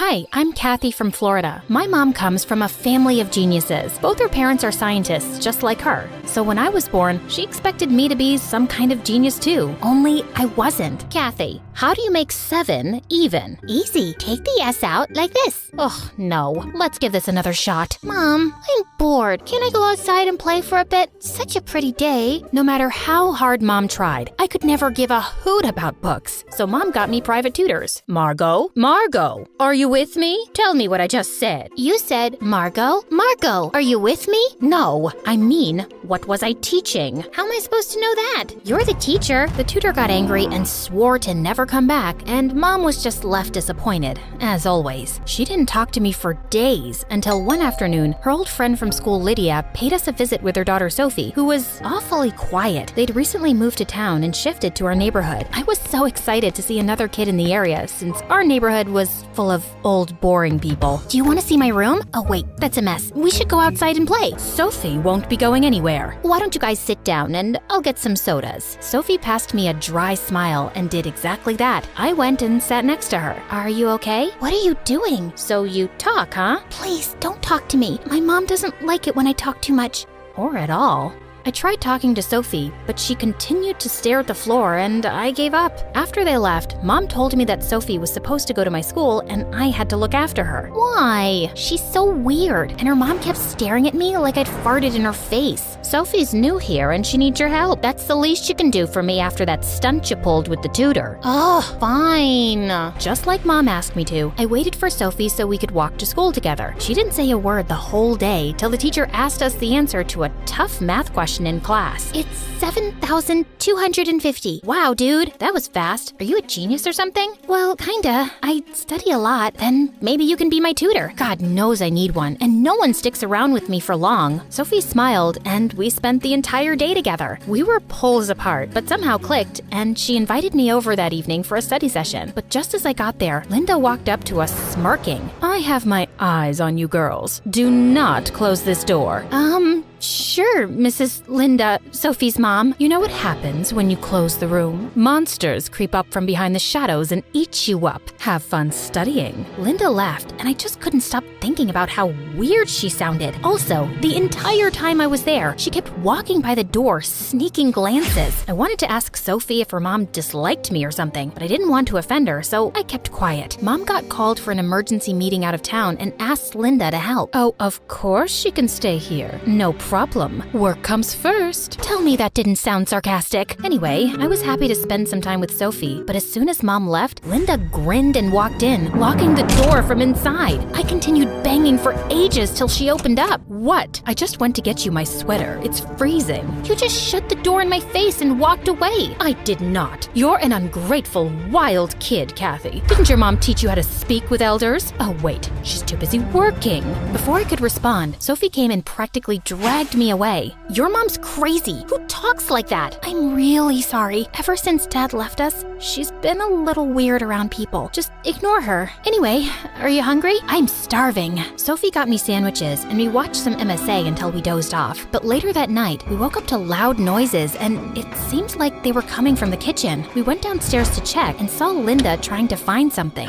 What are you doing? Oh no. Did I wake you guys up? I was so hungry and I thought I'd make lasagna. Go back to bed. Who eats lasagna at 3 a.m.? I do. Sophie and I left, but we couldn't get any sleep and were super exhausted the next day. I didn't know what her deal was, but Linda just kept getting weirder over the years. But Sophie and I continued to remain the best of friends. While I was still figuring out what I wanted to do in life, she had already set her mind on becoming a writer. Look at this poem I wrote. I could never explain how much you meant to me for sharing my joys and pain. This is beautiful. You think? It's not complete yet. I think poetry is my calling, Kathy. I don't want to waste my life studying. I think it's amazing. I just wish I knew what I wanted to do too. I'm sure you'll figure it out. Well, I tried to, but finding a passion was more difficult than I thought. I tried auditioning for the drama club, but I had trouble memorizing the lines. Art was boring and cheerleading was too much effort. I'd almost given up hope, till one day a football hit me right in the head. Ouch! Watch out, jerks! Pass the ball, shorty. You holding up the game. Oh, really? Come and get it. Just as one of the guys walked forward, I dodged him and ran straight to touchdown. Everyone stared at me wide-eyed as the coach suggested I try out for the running team. I wasn't sure I'd do well, but I ended up overtaking everyone on the team, including the boys. By high school, I was good enough to compete in tournaments. After our team had won one of the biggest track events, we wanted to celebrate by going out for a concert,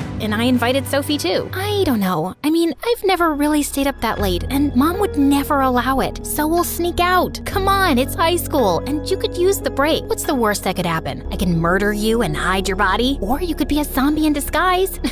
Wouldn't that be something? Sophie and I left with the team, and we're having a blast at the concert till I left to go get some drinks, and when I came back, Sophie wasn't around. I started searching for her frantically and tried calling her, but I couldn't get through. I informed security, and within minutes, we had a whole search team looking everywhere for her. We finally found her near one of the stalls, and she had fainted. We immediately took her to the hospital. I informed Mom and Linda on the way, and was sweating bricks when they showed up. Do you have any idea what you've done? You're such a bad influence on her. She has a scholarship exam in 2 days. If they don't let her sit for that, all her hard work will go down the drain. I can't believe this. Your daughter's in the hospital and all you care about is some dumb exam? Seriously, what's wrong with you? You should be sorry for sneaking out my daughter, and instead, you're giving me an attitude? This is exactly why I told Sophie to stay away from you. If there's anyone she needs to stay away from, it's you. She probably fainted from all the stress you give her. Enough, Linda. I apologize for Kathy. And you, young lady, let's talk at home. But Mom, just then the doctors walked in and informed us that Sophie had a slight concussion and a minor fracture and would be absolutely fine. I wanted to check on her too, but Mom dragged me back home. A week later, when Sophie came home, I rushed to talk to her. I am so glad you're okay. How are you feeling? I've been better. I'm sorry for leaving you alone like that, Sophie. It's okay. I don't want to think about it. I need to rest now. Let's talk later. With that, Sophie just went to bed and pulled up a blanket. Because of her injury, she couldn't take the scholarship test for college, and even though she didn't blame me for what happened, I wanted to make up for it. I thought about it a lot, and then one day while I was walking by the school notice board, I saw a flyer for a writing competition. The winner would get a chance to apply for a prestigious writing course and win a cash prize. I quickly tore it off and went straight to Sophie's place, but Linda opened the door and refused to let me in. I had to get creative, so I climbed up a tree that led to Sophie's window, and what I saw blew my mind. You have to stop hanging out with that Kathy. I hate her, and I hate her more every day. Stop it, Mom. You don't even know her. I know she'll let you down, just like her mom did. What do you mean? Nothing. They're all the same. You need to be better and smarter, get a better job,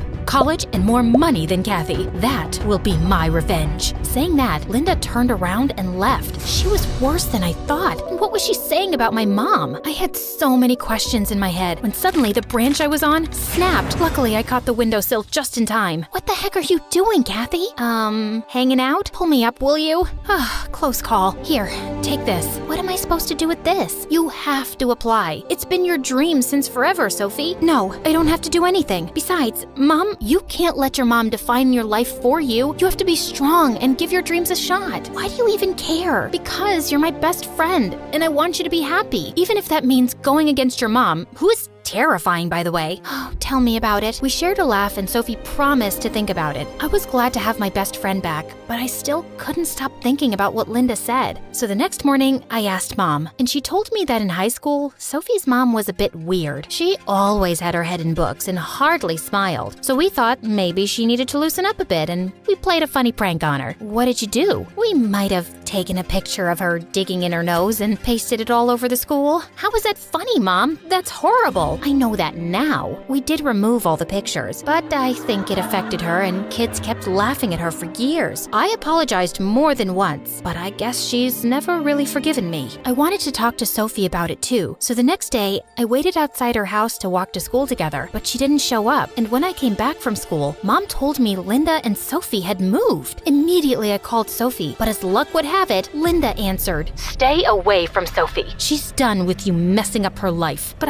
Linda disconnected, and when I tried calling again, the number wasn't reachable. I searched for Sophie for weeks, but finally gave up when I got no leads. It was as if she'd vanished into thin air. Soon, the school announced the annual track events, and I got busy. The best student would get a sports scholarship to a college of their choice, and even though I wanted to be the best, Sophie always remained in the back of my mind. I missed her, but I set all my feelings aside and gave it 100%. I didn't land the top spot, but I did get into a good college, and Mom was super proud of me. I continued participating in athletics in college, and with time, I even developed a taste for poetry. Maybe Sophie rubbed off on me a little. A year later, I was attending a poetry show with some friends when suddenly I heard a familiar voice on stage. I could never explain how much you meant to me, for sharing my joys and pain, for being my friend, patient and forgiving, never judging, scolding, or forsaking. It gives me peace that at the end of the day, you're only a phone call away. The audience erupted in applause, and I could feel warm tears down my face. When the show ended, I immediately went backstage to meet her, but it was too crowded. Kathy, is that you? Oh my God, I'm so happy to see you. And that poem? I completed it. It's actually dedicated to you. God, I missed you so much. Me too. And I'm so glad you're following your dreams and finally convinced your mom. Well, not exactly. Sophie told me after they left town, her mom got diagnosed with bipolar disorder and had to get admitted to a mental facility. Since they had no other family, Sophie had to drop out of college and pick up a job to pay the bills. I'm so sorry to hear that. Why didn't you call me? You know I would have helped. I tried calling you. I guess you changed your number. And then I got busy with Mom's treatment, and there was never a good time. If it means anything, I'm here now, and I'm sorry for what Mom and her friends did to your mom all those years ago. It was a long time back. I knew Mom wasn't like other moms, but she tried her best to be there for me in her own twisted way. But after she got diagnosed, I realized how short life is to hold on to grudges and ignore what makes you happy. So now that Mom's better, I've finally decided to pursue my dream. I'm so proud of you, Sophie. So what do you say? We start again? This time, let's leave the moms aside. I'd love that.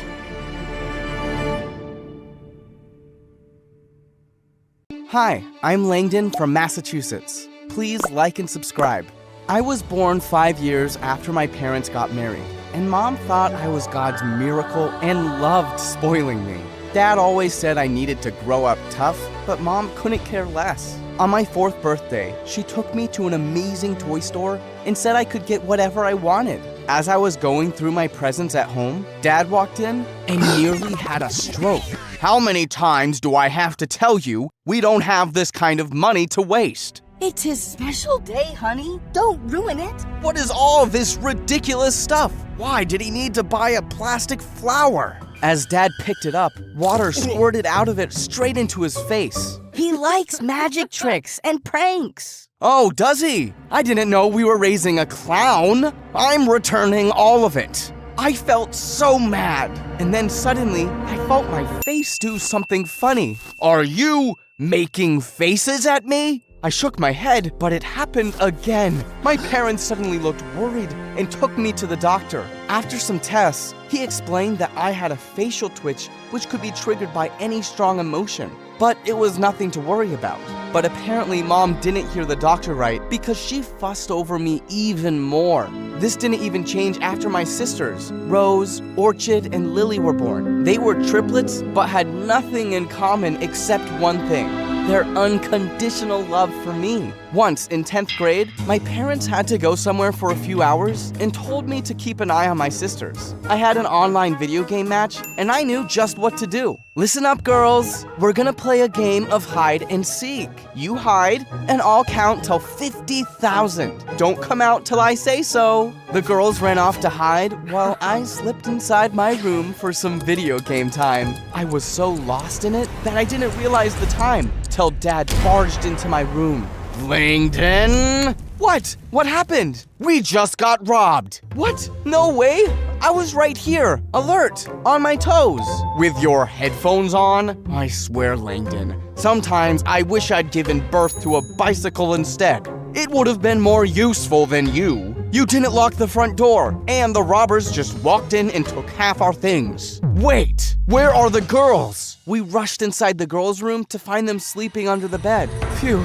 They're safe. That's because I told them to hide. How could you be so stupid? We just lost stuff worth thousands of dollars. If you really think about it, Dad, it's good, because now we can buy new things. Our old stuff was rotten, especially our TV. Dad looked ready to explode. Thankfully, Mom rescued me just in time. But after that day, he never trusted me with anything. It bothered me, but thank God Mom and the triplets worshipped me. Time passed, and in 12th grade, I joined the school football team. Without Dad knowing, of course. He was already unhappy with my grades, but football was my calling, and it was making me really popular too. I was standing by the lockers one day when the head cheerleader, Annie, walks right up to me. Hey, Langdon. Annie, hi. Hey, will you? What?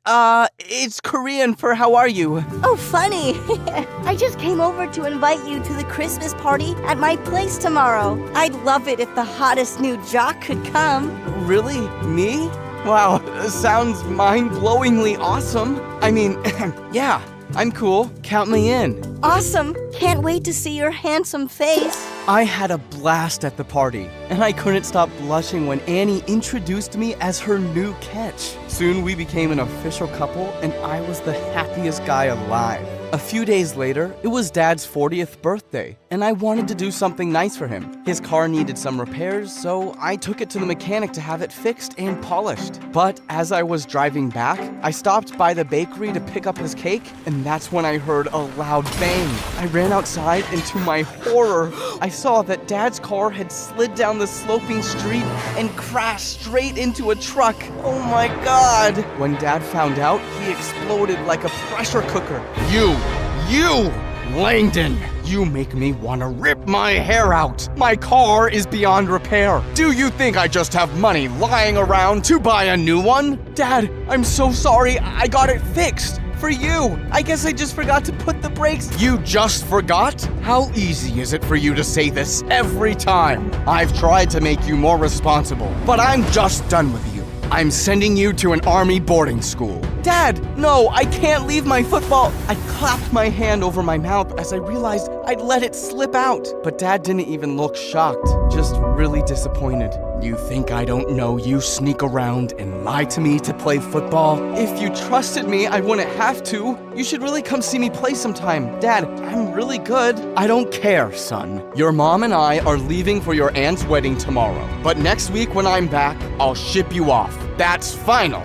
Dad didn't hear another word, and the next morning, my parents left. I'm sorry, bro. Dad forced us to tell the truth. It's okay. But now I need you guys to back me up. Dad needs to see I'm responsible. So we have new roles starting today. Rose, you're in charge of the dishes. Lily, I want you to make breakfast. And Orchid, you'll manage the laundry. And you? I'll supervise. That's the biggest responsibility. The next few days, everything went really smoothly. But then, one morning, my sisters woke me up screaming. What happened? It's Mom and Dad. They're missing. My sisters showed me the news, which said the plane they were on had disappeared. Search teams were trying hard to locate it. This can't be happening. Oh my God, what will we do now? I can't breathe. She's having a panic attack. She has panic attacks? Since when? We calmed her down and put her to bed, but I couldn't stop thinking how I never knew of Rose's panic attacks. I felt terrible. I stayed up all night reading the news about my parents, but it was the same.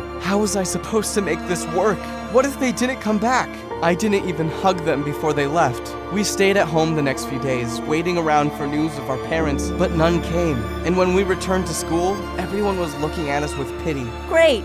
People are treating us like we're orphans already. Don't say that. Just then, Annie appeared out of nowhere. Aw, baby. Your sisters look terrible. How are you holding up? Better than your fake eyelashes. Lily, behave. We're fine, babe. I tried calling you. Yeah, you know I always have such a busy calendar, babe. But you are right here all the time. I'll see you around, Poochie Poo. Seriously, how do you tolerate her? She's more fake than Monopoly money. I love her, okay? So you better get used to having her around. No, I won't. And after that day, Lily kept going from bad to worse. She would turn up late at home and get angry for the weirdest reasons. Whenever I asked her what was wrong, she said she was just fine. To make matters worse, we fell short of cash, so I had to work part-time as a mechanic. Things were tough. But thank God for Annie, or I would have gone crazy. One morning in school, Annie and I were sitting in the cafeteria when Lily walked up to us. We need to talk, Langdon. Can't you see we're in the middle of a conversation? Take your middle somewhere else. I need to talk to my brother. Lily, we can talk at home. Don't create a scene here, please. Everyone is staring. Oh, so you're worried I'll spoil your precious reputation now? Don't you care about your family at all? Oh my God, you're so loud. Babe, tell her to leave. Suddenly, Lily went crazy and emptied a can of yogurt on Annie's head. There, enjoy your lunch. What the heck, Lily? Annie, I'm so sorry. Annie stormed off, and I felt furious at Lily. The next evening when I returned from work, I went to her room to talk to Lily, but she wasn't there. She wasn't even answering her phone, and it was almost midnight. I informed the police, but they told me to wait for 24 hours. I was worried sick, so I rushed to Annie. Her dad worked with the government, so I was hoping she could help, but to my surprise, she was having a party, and I wasn't invited? As I looked around for her, I saw her in the corner with some random jock. What the heck? You're cheating on me? Really, Langdon? You really thought after what your sister did, I'd still date you? Take a hint and get lost. I felt stunned and angry, and my face started twitching. Annie just rolled her eyes. Ugh, your face is doing its weird thing again, and you look super stupid. And then she just started making out with him. I tried pulling her arm, but the guy with her pushed me away. I grabbed a glass near me to dump juice on him, but she pushed me, and the juice ended up all over her hair as she screamed. Lily was right. She was super fake. There was no way Annie was helping me now, so I left, only to find Lily in the parking lot. Do you know what time it is? I've been searching for you everywhere. Now you found me, so leave. I have a party to attend. You hate Annie. Why are you at her party? You're coming home with me. Don't tell me what to do. You've always done whatever you want, but now that I have my freedom, you can't stand it? You're not my dad. What's wrong with you? Have you forgotten I'm your older brother? Older brothers are responsible, so don't call yourself that. Now move. Her words felt like a slap in my face. I might be a brat, but I loved my sisters, and this made me feel defeated. I'd let my parents down. For the next few days, I was drowned in work. With my job and the school announcing the annual sports scholarship, I had no time to sit and sulk if I wanted to set a good example for my sisters. As for Lily, I asked Orchid to download Locatify on her phone without letting her know so I could keep an eye on her. One night, I was at the garage when I got a frantic call from Orchid. Hurry, it's Rose. She had another panic attack, and she fainted. We quickly took Rose to the hospital, but we couldn't get hold of Lily. I opened Locatify to track her, and it showed she was at school. What was this girl doing there at night? Doctors told us Rose was stable, but he wanted to keep her under observation for a few hours. You go after Lily. I got this. Just be careful and don't beat yourself up. You're doing everything you can. Thanks, Orchid. I quietly entered the school building, and it was pitch dark. Suddenly, I saw lights flicker from the school's main office, and Lily was leaving with a fat envelope. Lily? Langdon? You scared me. Why are you here? Wrong question. What are you doing here, and what's that? Oh my God, I'm so sorry. Annie made me do it. She said if I stole this money for her, she'd get her dad to find information about Mom and Dad. I just felt so desperate, so I agreed. You think I didn't try that? I already asked her 1,000 times, and she always said her dad's trying. But now I'm certain she never even asked him. Oh God, I'm so stupid. That witch took advantage of me, probably just to punish me for being rude to her. You should have just told me, Lily. She warned me not to, or our deal was off. Also, I was so mad at you. I don't even know why. I'm such a mess. No, you're not. You're just a kid, Lily, and everything going on with Mom and Dad is a lot to handle. Now, we're gonna put that money back and leave before we get caught. Or wait, I have a better idea. Annie had cheated on me and manipulated my sister. I wasn't gonna let her go this easy. We tiptoed our way to her locker and slid the money in. Next, we dropped an anonymous tip to the principal saying that Annie stole money from the school's trip fund. The plan was a success as the next morning, the entire school saw what a whack job Annie was when the principal opened her locker. What? I didn't steal this. Lily did. Ask her. We found the money in your locker, Annie. There's enough proof to get you expelled. Call your dad. Now. No, please. He'll ground me for life. Please, I'll do anything. I'll clean the washrooms for a month. Just don't call my dad. He's already cut my allowance. But of course, the principal did call him, and she was expelled. Good riddance. Girls, I know I've been an idiot in the past, but I promise I'll do better. You're the best sisters anyone could ask for. What's that? What? You're getting emotional. Aww, such a cutie. You're not so bad either. My finals came around the next week, and I actually managed to pass with decent grades. And I bagged a sports scholarship to college based on my football skills. One morning, when we were leaving for school, I saw a police van pull into our driveway, and my parents stepped out. Mom? Dad? Oh my God, you're back! Oh, my babies. I thought I'd never see you again. What happened? Where were you? How are you? Mom and Dad told us how their plane had to make an emergency landing in a forest with no connectivity, and it was only after weeks that the rescue team found them. Those were the worst weeks of our lives, not knowing if we'll ever see you again. But Langdon, I'm so proud of you, son. You did a fine job, and nothing's stolen, it seems. I'm so sorry, Dad. I never knew your struggles till I was knee-deep in mine. I'll be better, and I love you. I love you too, son. And I think I'd like to see you play football sometime. Really? So that means no boarding school? Don't answer that. I'm just happy you're here. Family really is everything.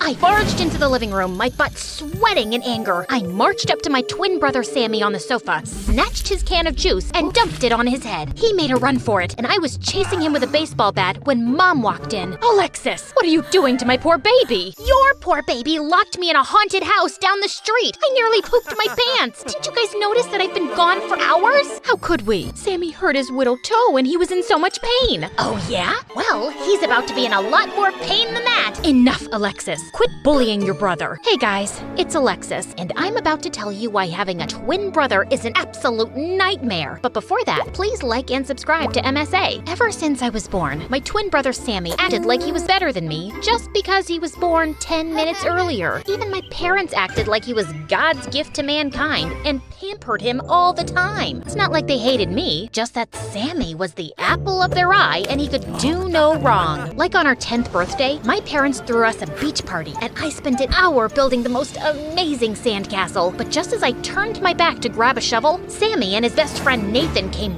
running and smashed it to pieces.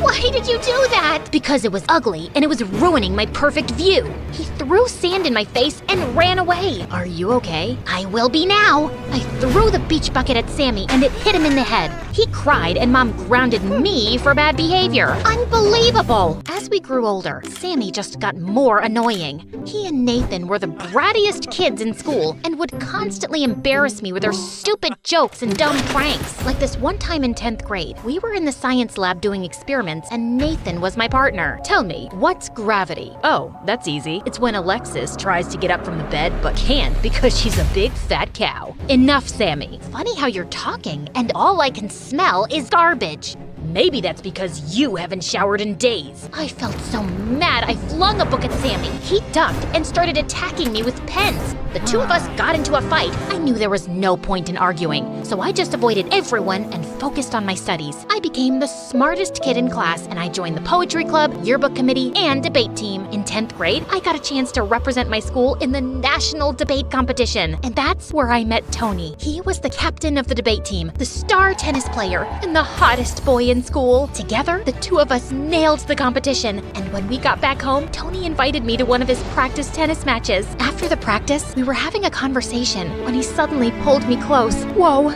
was he about to kiss me already? I pouted my lips and was about to close my eyes when I noticed his hand stretched out, holding a tennis ball. That was coming straight at you. We don't want that pretty head of yours to get hurt. My head's pretty? You like the shape? Well, thanks a lot. I mean, for saving my pretty head. Not for saying that I have a pretty head, bad. But thanks for that too.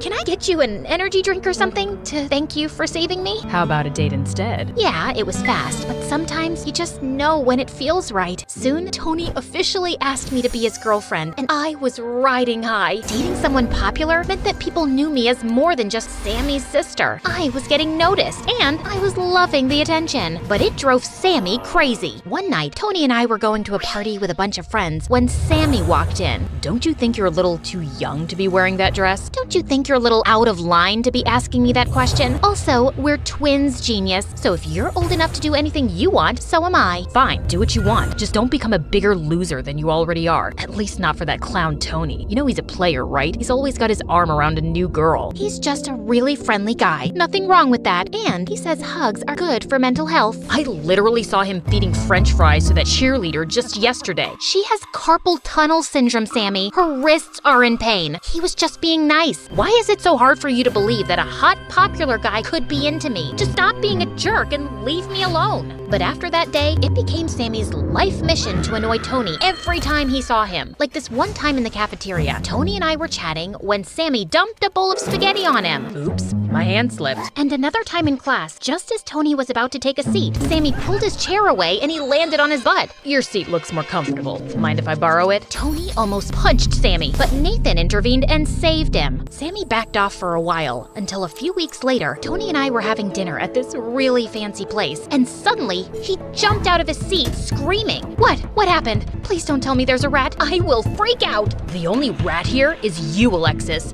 What's this? Tony shoved the phone in my face, and I saw a bunch of pictures with Nathan kissing a girl who looked exactly like me. I was so confused until he played a video where I was confessing my love for Nathan, and I immediately recognized the voice. It was Sammy's. Oh, that's not me. I mean, it looks like me, but what? You've been cheating on me with Nathan? No wonder your brother was annoying me these past few weeks. He wanted me out of the picture so you could be with his best friend. Hear me out. That girl in the photos is Sammy with a wig. We're twins, so we look alike. That's all. Please, you have to trust me. Stop making up stories. You're a liar and your brother is crazy. Both of you can go eat dust for all I care, but stay away from me. Tony was out the door before I could stop him. I rushed back home furiously and confronted Sammy, who started laughing like a crazy person. I can't believe he fell for that trick.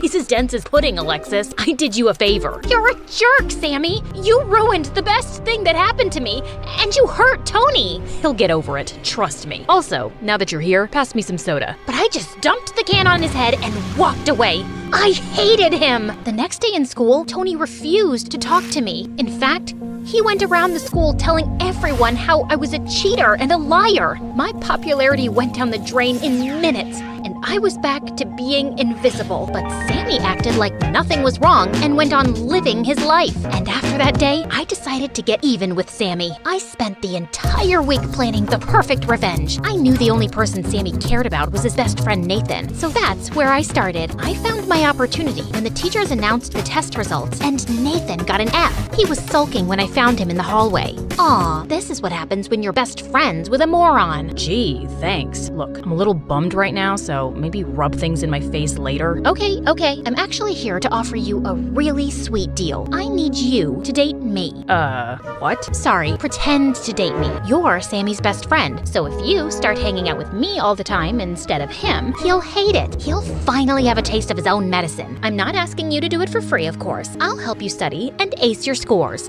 No thanks. I know Sammy can be a jerk sometimes, but I'm not doing that to my best friend. Fine, fail high school then. I heard you telling Sammy your parents were angry that you had a C in science. This score is worse, so good luck dealing with that. Wait, fine. I guess we could make it work. Of course we will, my cute boyfriend. Now buckle up. We've got plans. The next day, it was time for phase 1. I walked into Sammy's room and called a truce on my fight over Tony. Just as we were talking, Nathan walked in, pulled me by the waist, and kissed me. Sammy's mouth fell open like a broken door, and my heart fell to my stomach. What the heck are you doing? Get off my sister. Didn't you tell him, babe? Sammy, Alexis and I are dating. You're what? Dating. Are you stupid and and deaf now? Come, Nate, we'll be late for the movies. Nate? He has a nickname now? Of course, that's what people in love do. Sammy was totally spinning out over our dates. But to make things worse, I crashed all of Nathan and Sammy's plans too. Video game night, baseball game, bowling alley. I was stuck to them like gum to a shoe. Sammy tried everything to keep Nathan away from me, but we just laughed it off. You know Alexis farts in her sleep? Aw, I'm sure it smells like roses. Alexis eats her boogers and then spits them out so they stick to the wall. She makes graffiti out of them. My baby's an artist. Watching Sammy's frustration was hilarious. But what I liked more was how Nathan was always taking my side. He'd been a brat to me growing up, but now he was caring and sweet. And even though I knew we were playing pretend,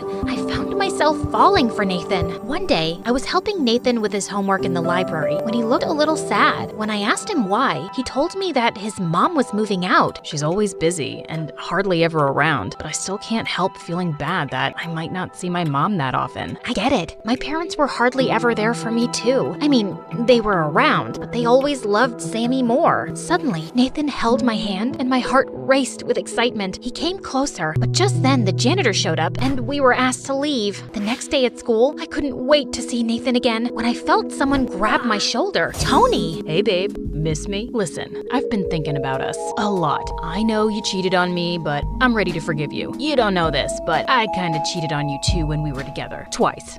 Okay, thrice. Okay, fine. You want me to start being honest? It was 6 times, but I like you the most, 'cause we're the same. Meant to be, blah, blah, blah. Don't you think? You cheated on me? Yeah, but you get that, right? We're even now, babe. It's all good. Before I could say more, Tony pulled me into a kiss. As I pushed him off, I suddenly saw Nathan walking away with a bouquet of flowers, which he dumped in a trash can on his way out. So, what do you say? I say, you're a stupid, cheating, lying piece of poop, and we are nothing alike. And I'm glad my brother pulled a dumb prank on you, because it got you to admit what a sleazeball you are. Now stay away from me unless you want me to knock your perfect teeth in. Get that? I shoved Tony out of my way and rushed behind Nathan. I finally caught up with him in the parking lot. Nathan, wait! Tony was just... Save it, Alexis. I just saw your passionate kiss with Tony. I guess that was all part of the plan. Dating me would make Tony jealous and bring him back to you. Anyway, I'm glad your mission accomplished. And thanks for all your help with my grades, but I'd rather not be used like a toy anymore. With that, Nathan turned around and left. He didn't even give me a chance to tell him my feelings. I curled up in a ball in my room and cried so much harder than I ever did over Tony. I was still sulking when suddenly Sammy knocked at my door. Alexis, are you okay?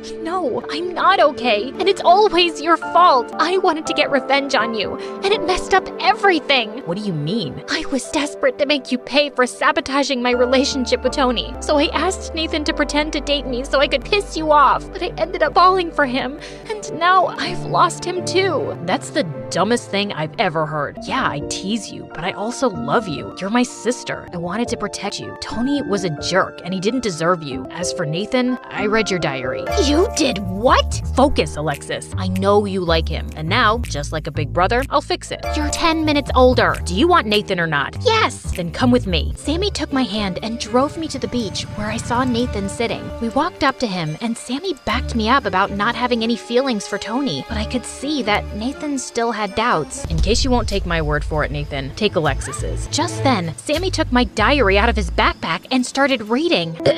Dear Diary, I know it was just supposed to be a trick, but Nathan is the best thing to have ever happened to me. He's so cute. His eyes remind me of the deep ocean. All I want is to lie in his arms and tell him how much I like him. Also, I got severe diarrhea the other day. Give me that, you moron! I quickly pulled the diary from Sammy's hand and smacked his head with it. Just then, Nathan walked over to me and held my hand. Do you mean it? That's how you feel? It's how I feel. I really like you, Nathan. And Tony was just a glitch in the universe. You're the one I want. And I want you, Alexis. I might throw up. Shut up, Sammy! Fine. Nathan pulled me in for a hug, and over his shoulder I saw Sammy smirking. My brother finally used his annoying brother powers for good and pulled off his best trick yet, because even though that's how I feel, I definitely didn't write that stupid stuff in my diary.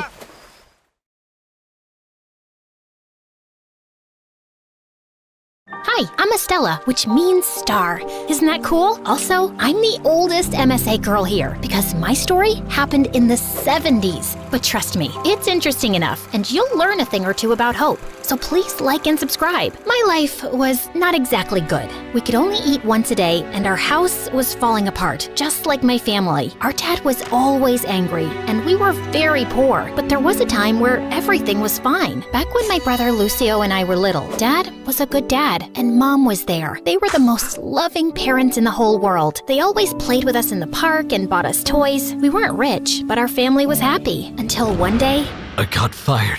They scammed me. What? They scammed me. We lost everything. He never told us who scammed him. We tried to ask him how we could help, but he just ignored us and sold our toys and Mom's jewelry. However, things to sell ran out, and Dad didn't know what to do anymore.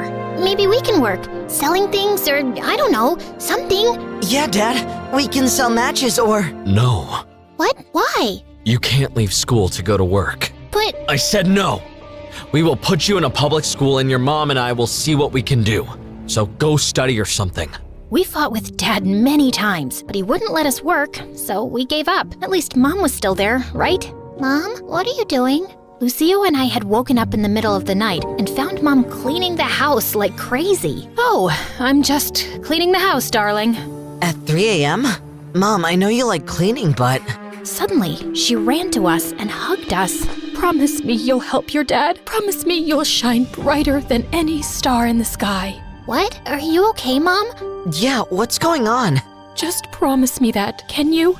We promise. Next morning, Mom left. The house was completely clean, and all her clothes were gone. We looked for her everywhere, even asked the neighbors, but no one had seen her. It was the worst day of our lives. We cried a lot, and Dad wasn't the same after that. He got angry. He was angry every day, so we tried not to bother him. We started to work after school, and Dad tried to stop us, but after a while, he just made us promise that we wouldn't drop out of school. And we didn't talk about Mom, but we always hoped that someday she'd come back. Dad worked cleaning shoes, and Lucio and I sold matches. We walked through the neighborhoods after school, and at the end of the day, we met at the grocery store to see if we could buy any food. We didn't earn much, but we managed to save for 1 or sometimes 2 meals a day, and that was a win for us. Our lives weren't the best, but we tried to be positive. You won't believe how much Hey, what happened? Are you okay?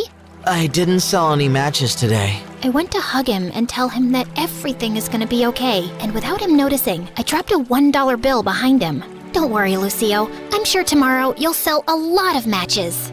I hope so. Wait, what's that?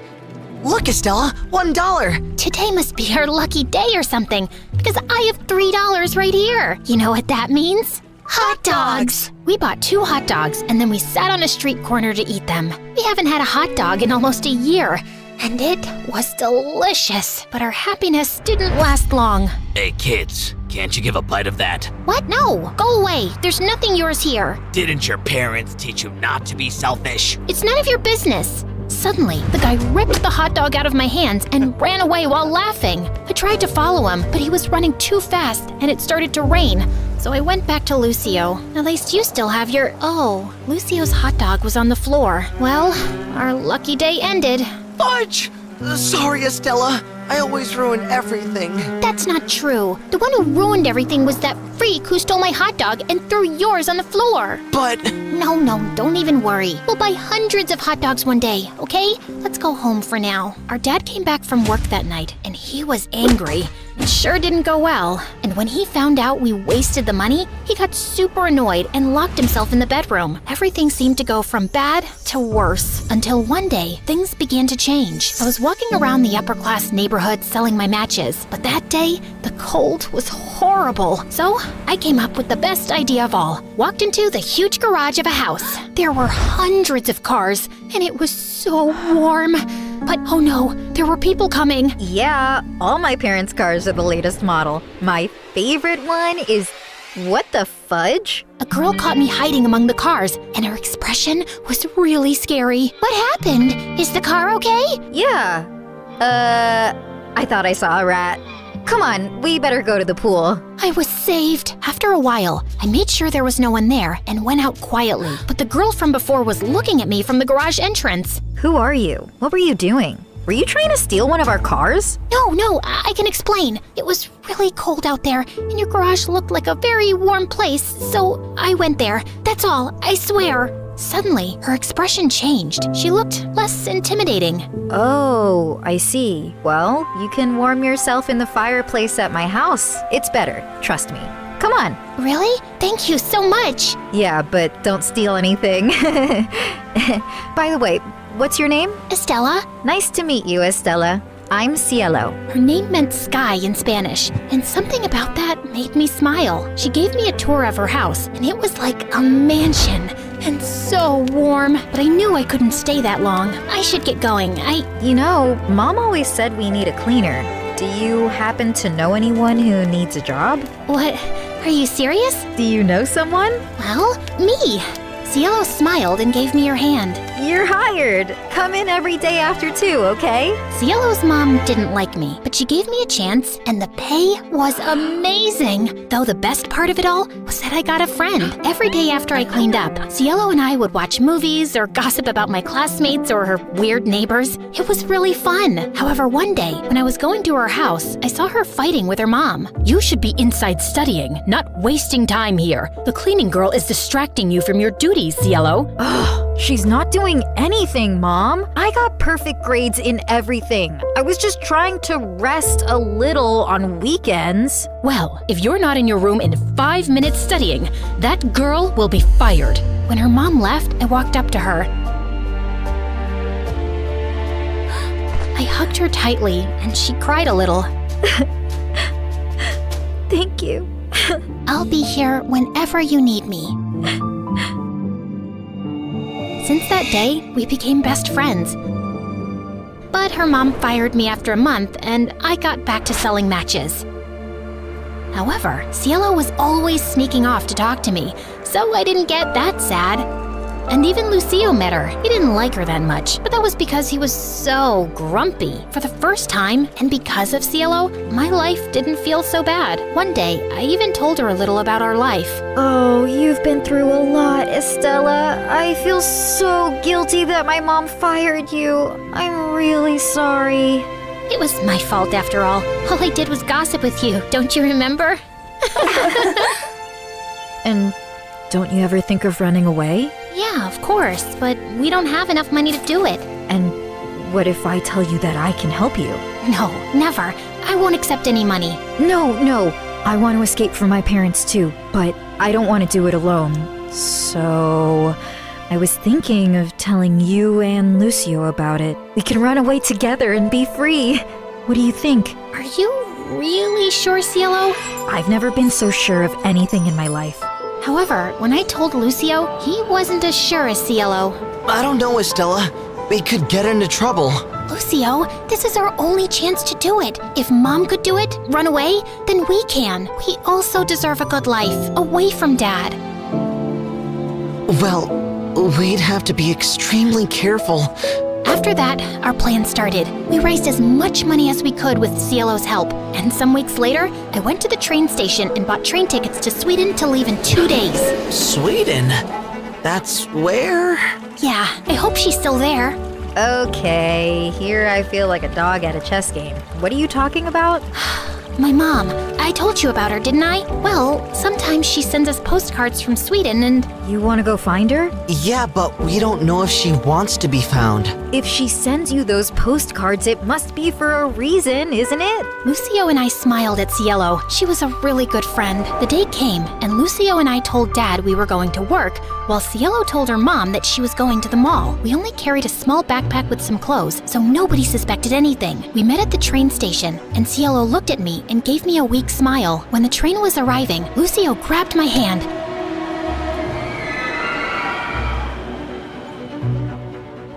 Cielo, what do you think you're doing? A woman ran to us and grabbed Cielo's arm tightly. Do you think you could just run away from home like that? What's going on with you? You and Dad are always fighting, and you only talk to me to tell me to study. You guys never really pay attention to me. Who put those ideas in your head?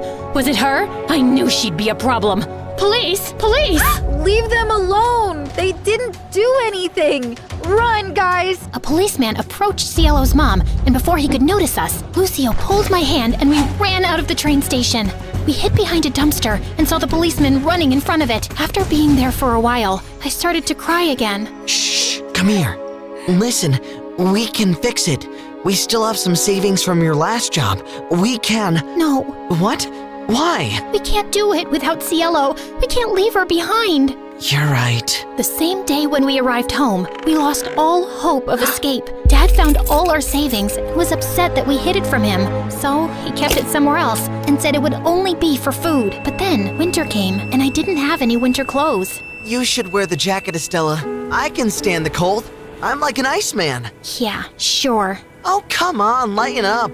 Today we will sell a lot and eat hot dogs. What do you say? I don't know. It's fine. I've had enough. You have to stop this. Cielo is fine in her nice little mansion eating whatever she wants.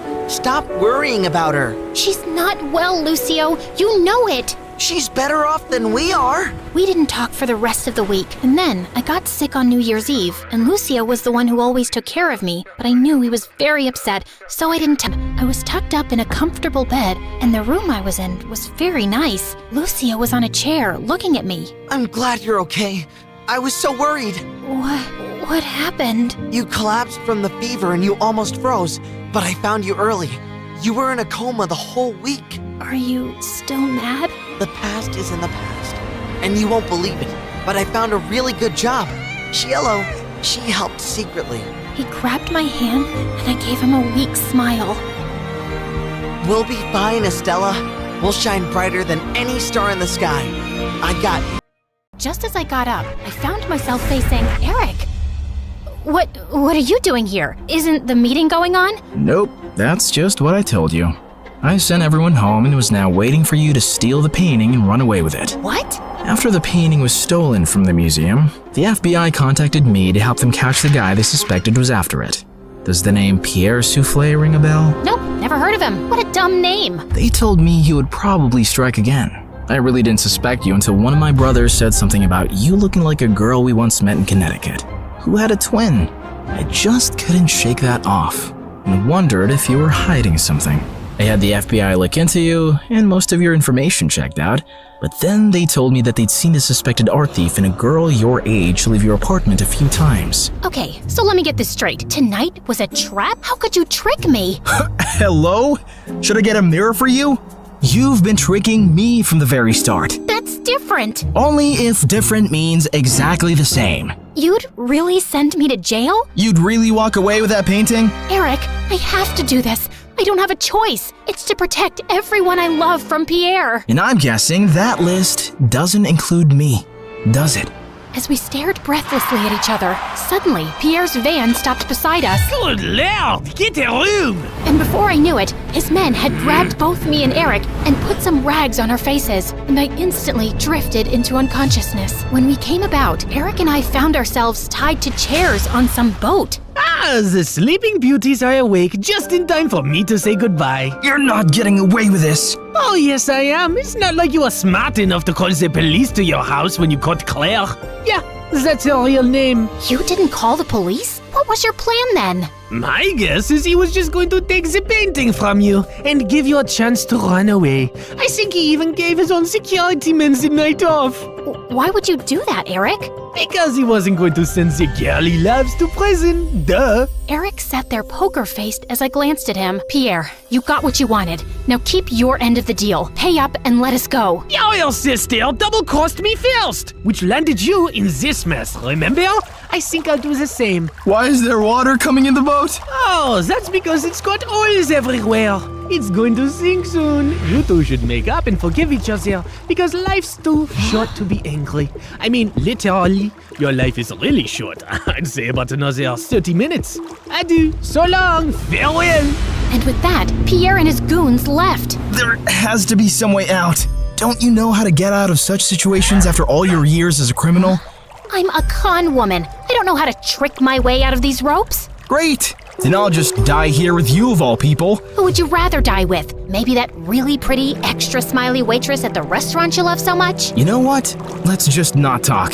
Fine by me. We sat silently for a few minutes as the water kept seeping in. I've never had boba tea. What? You know, a few years ago when everyone really got into boba tea, and I never had boba tea. I always thought I had time to drink boba tea, and now I'll never drink boba tea. It's nothing special. You didn't miss much. You really mean it? Nah, it's amazing. Who is stopping you from trying boba tea? No one? Oh, you're the worst. Let's go back to not talking. As we sat there in silence again, I slipped my fingers through Eric's. Eric, I'm so sorry for getting you into this. I really wish I'd never crossed your path. He pushed my hand away. For the first time today, I agree with you. Just then, the door burst open, and Meredith came running in. Thank God, Em. I knew you'd come for me. You could have told me too. I would have panicked less. Hi, Eric. Remember me? We kissed once. We'll talk more later. Gotta go now. Meredith cut through our ropes quickly, and we splashed through the water, climbed onto the paddle boat outside, and rowed back to shore. I had a feeling Pierre was up to no good. I followed his van to Eric's house and saw him take you two and bring you here. I had to wait for him to leave before I could rescue you, and that jerk left without giving us a dime. We have to get that painting back. He can't get away with it. What is so special about that stupid painting? Why is it for $10 million? Apparently, it's worth much more. My grandmother bought it at some auction a few years ago, but I don't think she ever knew its real worth. The FBI told me that painting has hidden codes all over it. Sensitive government secrets and coordinates of underground facilities, and Pierre wants to sell those secrets to the highest bidder. Jeez. Trust stupid men to make everything so complicated. Who put codes in a painting? Who wants them now? What is wrong with everybody? All I ever wanted from life was to go to Bora Bora, and now we have no money! If you girls know anything about where he's going, help me catch him. I'll tell the FBI you were helping me all along, and you'll go scot-free. Free but poor? Should I offer you a reward for helping me get back a painting you stole from me? That would be polite, yeah. Meredith, do you have any idea where Pierre's going? Yeah. I've bugged everything that man owns. His phone, his coat, his shoes, that painting. I know where he's going. Oh, by the way, Mom wants us to come home. She says she has something important to tell us. And yeah, her memory is back, and she's very angry we made her marry Arthur. What? More about that later. Eric immediately got in touch with his FBI contacts, who picked us up from our spot and followed Meredith's trackers on Pierre. He was headed for a train at the Grand Central Station, and seconds before he was about to get onto his ride, he was surrounded by officers. Don't manhandle me, you orangutans! My outfit costs more than your yearly salary! I lose the day I ever laid eyes on you two! I'll make sure I take you down with me! I'm taking all your coats, Pierre. They fit me perfectly, you tiny mafia boss. Get used to an orange jumpsuit, cause you'll be wearing that for a long time. As the FBI officers took him away, I turned to Eric with a worried face. He'll give them information against us. You've helped recover a really important painting and capture a criminal the FBI has been trying to nail for ages. I promise, I won't let you get into any trouble. Thank you. We stood there in awkward silence. Okay, this is super uncomfortable. Do you guys need privacy to talk or something? I'll grab us some hot dogs. Do you want relish or mustard or... No, actually, I think we're done here. I have to go. Good luck and goodbye, Claire. Goodbye, Eric. Meredith and I took the next flight to Connecticut to see Mom back at her old house, and I was really happy to see her with her memory back. And then, Mom shocked us with her whole story. Many years ago, I was a government scientist in Russia, working on top secret technology. And our team later wanted to sell it to an enemy country. I refused to do that, and destroyed the technology. And after that I had to go on the run, because I knew those traitors would come after me. I had a boyfriend, and he recently found out I was pregnant. So I never told him about you girls and just escaped. I settled in America and took on the identity of a helpless mom living in the suburbs. Before I left Russia, I set up this laptop as a way to communicate with my father, who sent me a little money every few months to get by. I was even afraid of working in any place for too long, as being part of any system by which I could be tracked down. Whoa! Mom, that's insane and so cool! I'm sorry we never had much, but I was glad you grew up independent and resourceful. Then I finally recovered my memory a week ago. I was able to access the laptop and get in touch with my father. He hadn't heard from me in so long, he thought I wasn't even alive anymore. He told me that the traitors working on the project are all behind bars now. It's safe for me to go home. So we're going to Russia? Man, it's so cold there. I always wanted to go to Bora Bora, I know. That's all you said growing up. We'll visit Russia to see my family, and then we'll go anywhere you girls want. Mom, we're kinda poor, especially since you've left Arthur too. Oh, but my family isn't poor at all. I come from old money. We've been rich forever. There is a God out there. Thank you. Claire, we're finally going to Bora Bora. Yeah, it's everything we ever wanted. I tried to be as excited about the trip as Mom and Meredith, but my heart felt heavy. I wish things had ended with Eric on a better note. On the bright side, I got to meet Freddie, and I was so pleased when he introduced me to his lovely girlfriend. I'm so happy for you, Freddie, and I don't know if I can ever thank you for everything. You're amazing. I know. Just don't forget about me and come to visit, okay? On the day of our flight to Russia, we just reached the airport when Mom and Meredith turned to me with strange smiles on their faces. What's going on? Here's your ticket. That's a ticket for New York. Why, are we going there? No, Mom and I are going to Russia, then Bora Bora. You're going to New York. What? Why would I do that? Come on, Claire. You've been so mopey lately. I can't stand your face anymore. Just go talk to Eric, okay? You're in love with him. And even though he's way out of your league, he loves you too. And that's something you shouldn't give up on so easily.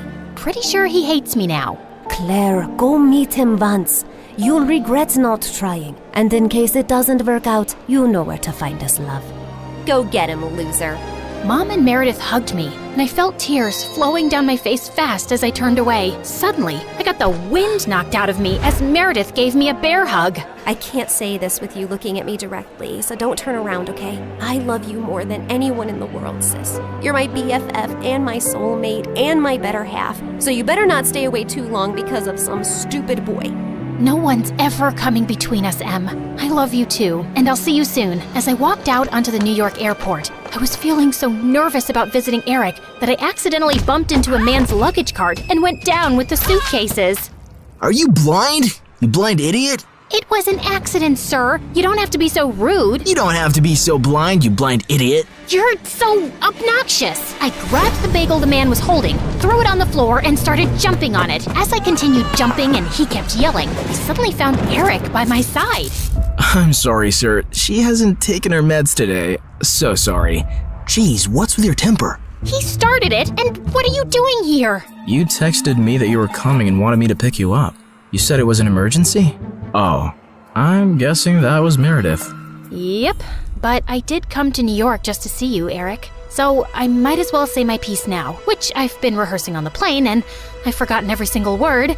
Dang it. Okay, I'll just spit it out. Look, I'm really sorry about the tricking and the lying and stealing and hitting your brother and endangering your life. The one thing that wasn't part of this assignment was falling for you, but I just couldn't help it right from the start. In fact, you made me fall for you years ago, and I often wondered what had happened to you. I really wish we'd met again under different circumstances, and I know I don't deserve another chance, but here I am, asking for one anyway.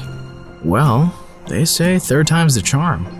They do say that, whoever they are. Just as Eric pulled me closer, we suddenly found ourselves surrounded by federal agents. Did you set me up? I swear I didn't. Ma'am, there's no need to panic. We got notified about your arrival in New York when you checked in for your flight. We've also apprehended your sister before she could leave for Russia. We've been looking for you girls for a long time, actually, but you always managed to get away. Now we have a deal for you. Come work for us and help us nail some con artists, and you'll have a clean slate.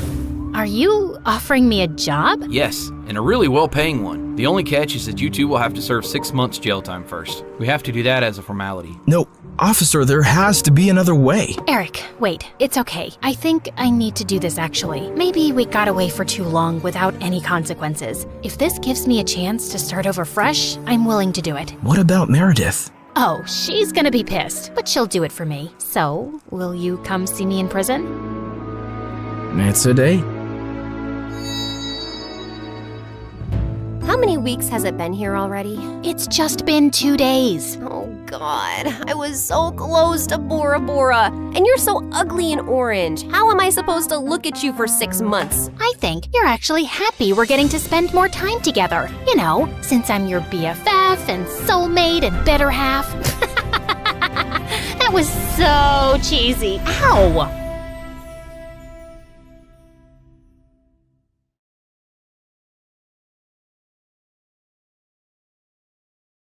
Hi, I'm Aisha from Australia. Please like and subscribe. Mom always said that my twin sister Eva and I competed with each other since we were in the womb. I was supposed to come out first, but Eva beat me to it. Growing up, I was a wild and carefree kid, while Eva was the complete opposite. She always had her nose in books, whereas my head was always up in the clouds. Mom liked that Eva did well in school and had her life together, so she'd compare us a lot. She always wanted me to be more like Eva, but man, you only live once, and I was in no mood to be that boring. I loved playing with model airplanes. We lived near an airport, and whenever I heard them flying over, I'd run out and wave to them. Hi! Bye! Bye, Mr. Pilot!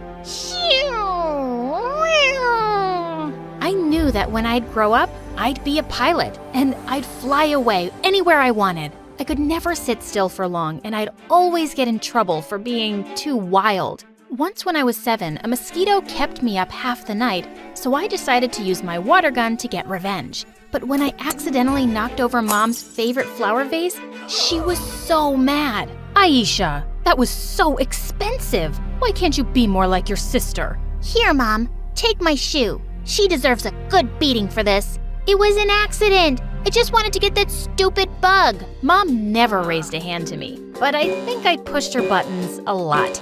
At school, I was super popular and I had a best friend, Ryan. We'd play together every day, and he always picked me up on his bicycle and we'd go for fun rides. I think Eva liked him though. She'd always try and keep him from seeing me, and she acted weird around him. Once when he came to pick me up, she stopped us from leaving. Do you think you can take me to the shop with you today, Ryan? I'll buy you some sweets. You mean you'll steal some again? The shopkeeper told me you weren't allowed back there anymore.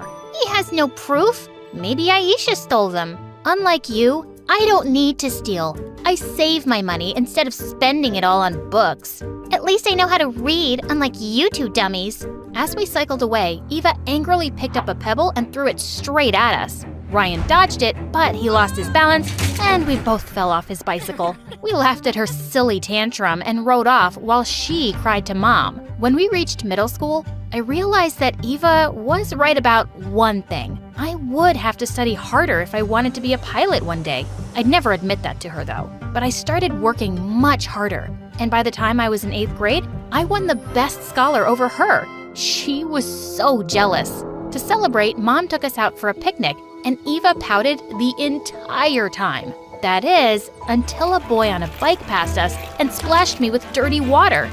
Now that is something worth celebrating. You stop right now and apologize. To my surprise, he actually stopped and took off his helmet. Oh, my, did I do that? I'm sorry, I was in a hurry.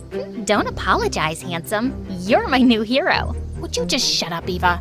And you ruined my clothes, man. Wait, I have an idea that'll help. Suddenly, the boy picked up a garden hose and sprayed me down from head to toe. I screamed and covered my face, and the jerk ran to his bike and rode off. Eva laughed all the way home, and I wanted to kill them both. Luckily for me, I got revenge when I beat Eva for head prefect of the 9th grade. She was so upset by the news that she tried to have a revote, but the senior class president said I had won by a landslide. Try not to be a sore loser, Eva.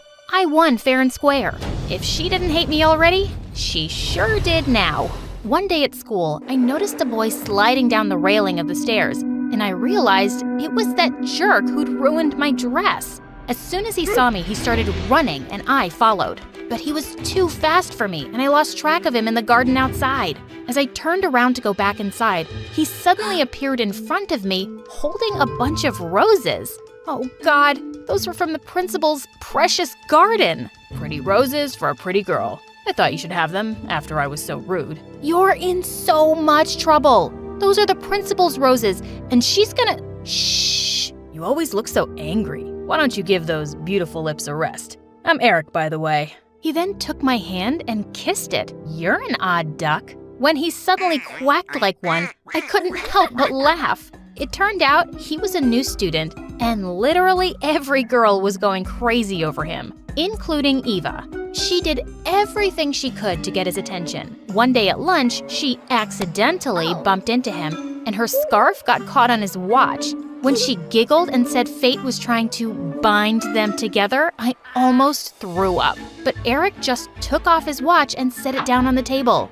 There, now fate is binding you to the table. The look on her face as he walked away was priceless. And I had to admit, I liked his style. We began to spend a lot of time together, and I really enjoyed his company. And I was kind of falling for him too. But I was spending less time with Ryan now, and he seemed very upset by that. I told him he'd be my best friend no matter what, but he almost seemed jealous. Eric didn't like me spending time with Ryan either.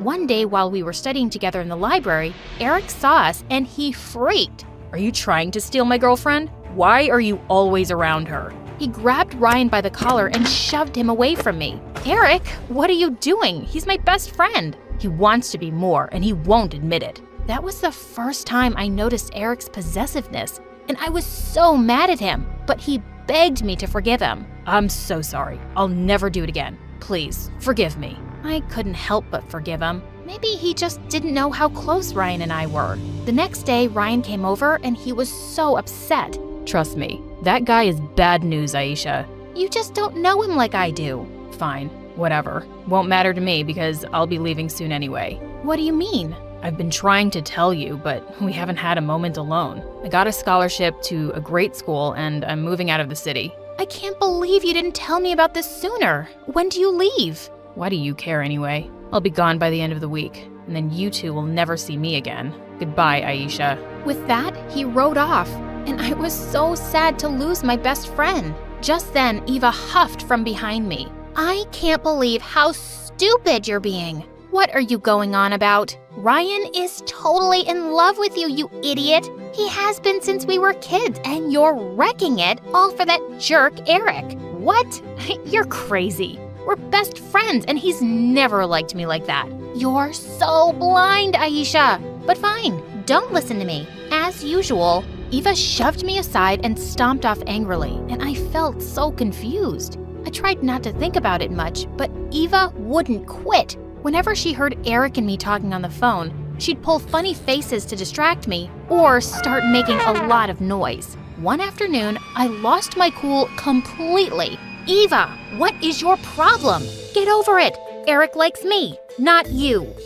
"I don't want him. That guy's a jerk, and you're being foolish. He is no good." "Yeah, nobody's good enough for me, but they're perfectly fine for you. You'd take him in a second if you wanted you." Maybe she finally got the message because she stopped nagging me about him. After graduation, Eric and I got accepted into the same university. We wanted to be together through college, so I'd taken up an engineering degree like him and put away my pilot dreams. I cared for him deeply, and he came first. One morning, I noticed Eva's door was open and her bed hadn't been slept in. When I went in, I found a note on her bedside table. "Mom, I'm leaving forever to live with my true love. Aisha stole my childhood crush Ryan, and she didn't even want him. Please give her poison in food. She took away all the fun from my life, but this boy is just a thrill."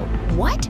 I didn't even know she was dating anyone. After this news, Mom had a total breakdown, and I had to take over doing everything in the house. She slept the whole day and was never interested in anything anymore. While all this was happening, I was still studying and dating Eric. After we graduated, Eric proposed and we got married soon after. But I couldn't leave my mom behind, so I begged him if she could come live with us. He happily agreed, and he was the perfect husband. But as his career took off, he started working later and later, and I'd almost never see him. When he was home, he just wanted to watch TV or go to bed. After some time, I decided I should finally start working on my dreams again. But when I told Eric, he did not react the way I thought he would. "I know you have these dreams of becoming a pilot, but what about your mom? Who will take care of her if you're not around? We'll have to put her in a home, but if that's what you want, I'll make some calls tomorrow." Eric was right. I couldn't do that to Mom. I immediately put my dreams aside. Mom came first.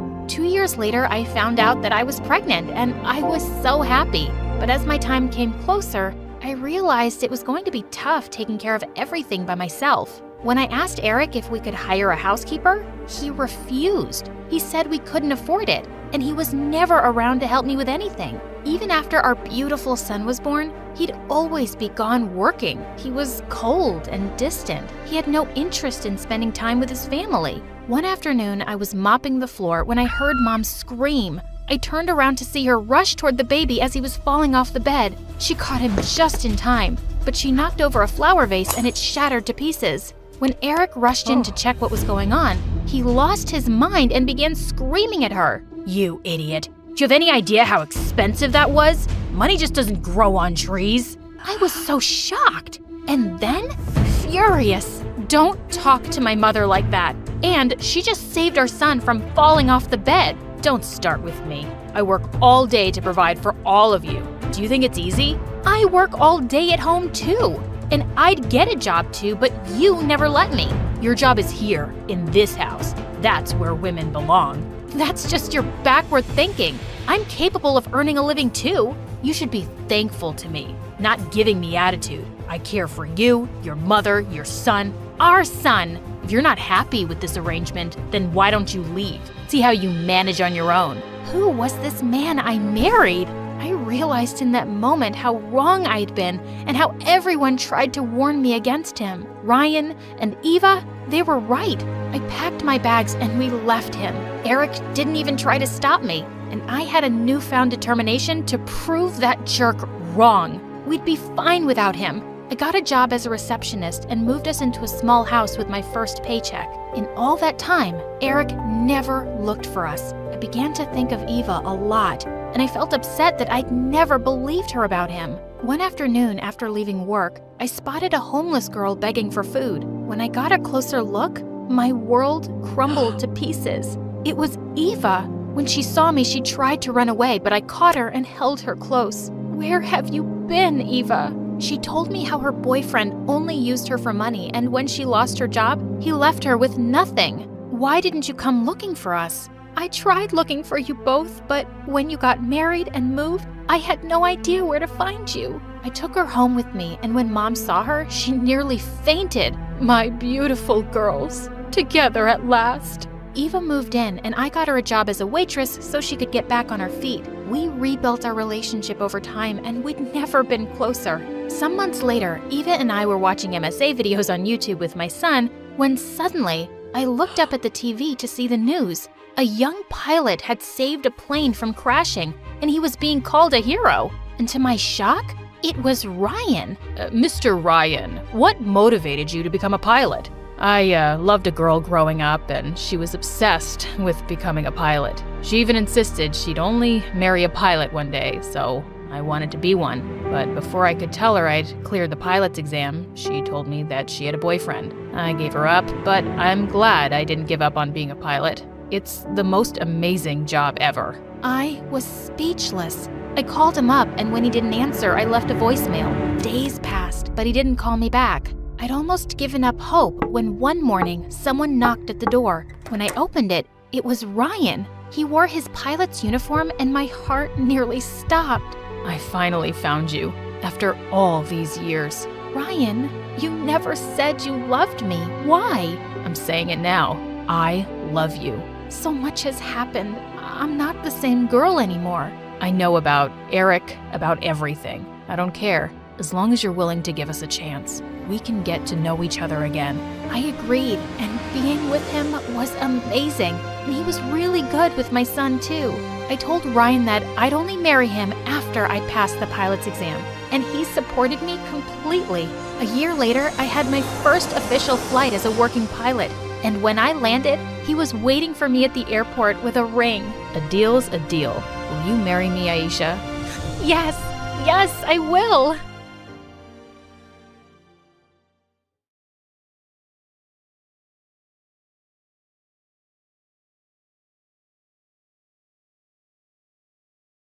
My heart was pounding as I landed on the other side of the wall, and I didn't look back once at the mansion as I ran away.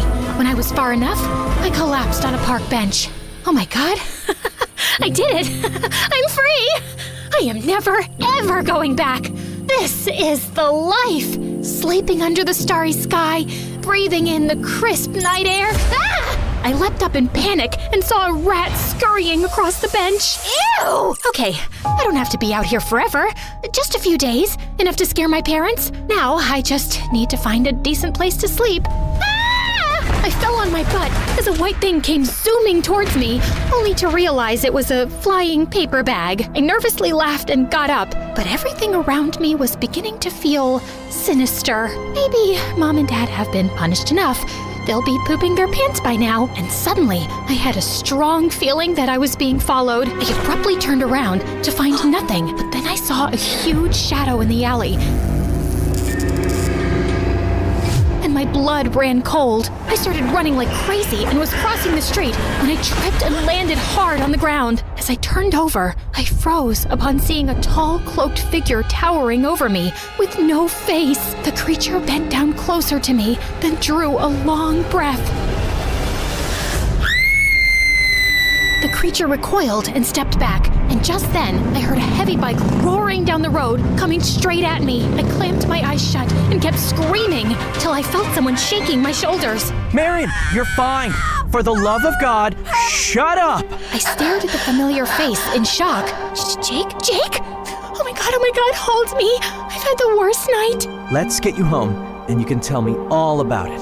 Can you just hold me for 2 freaking seconds? I need to be held right now. As Jake hugged me, I looked around to see the faceless creature was gone. Hi, my name is Marion, and I know y'all have a lot of questions. Like, how come she's so pretty? And what's the deal with her unique eyes? And who does her amazing hair? Okay, maybe you also have some questions about what just happened. They'll all get answered if you stick around for my story. And please like and subscribe. About my eyes and hair, I wasn't born like this. You see, when I was 5, I was vacationing in the Swiss Alps with my parents when one day I woke up with streaks of white running through my dark hair. And I'd also developed heterochromia. My parents, who were big worrywarts, really freaked out. They had me examined by every doctor in the world, but no one could figure out the reason. What was even funnier was that every time my parents dyed my hair, it turned back white overnight, which drove them crazy, but I secretly loved it. It's like my hair was rebelling long before I started.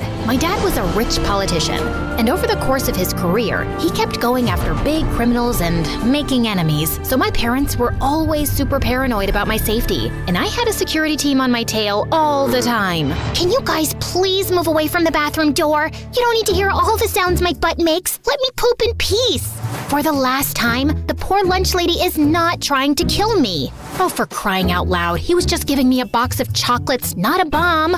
Your security team is ruining my life. No boy at college will even look at me now. Do you want me to be single and loveless forever? Sounds good to me. He's kidding, honey. But it's so hard to trust new people. You know, Jake is back in town after becoming the state's youngest police detective. You mean your best friend's son and my ex, Jake? Are you serious, Mom? It could be different this time. You haven't seen him in 4 years. Hasn't been long enough. Jake was 3 years older than me, and we'd known each other since we were kids. We dated for a few months when I was 16, but we were completely wrong for each other. And saying it hadn't ended well was an understatement. Marion, have you heard a word I said?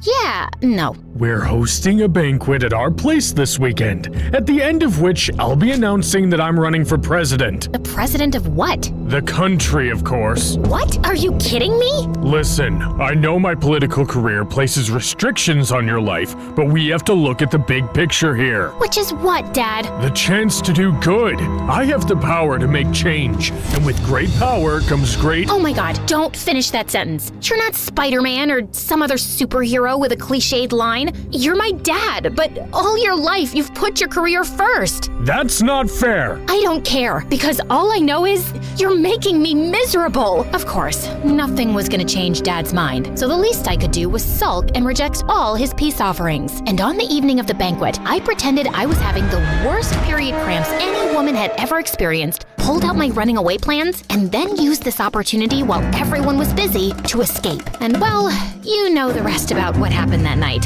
What were you thinking, running away like that? And what do you mean there was a faceless creature, and he sniffed you? I do smell very nice, and I don't know if it was a he or a she or they. It looked like a tall man. He ran away as I came towards you on my bike. I would have followed him, but you were screaming like you'd been stabbed. Now, Can you describe the creature? How? I'm telling you, no face, nada. There was a black hole instead. Maybe he was just wearing some mask? You do have an overactive imagination.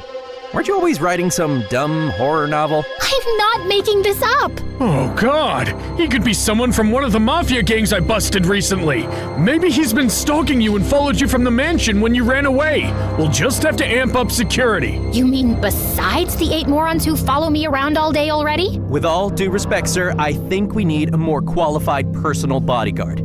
I can interview some candidates for you. That would be wonderful, Jake. Hey, no one's choosing a personal bodyguard for me without my approval. Okay, Your Highness, I'll bring the candidates here and you can interview them with me.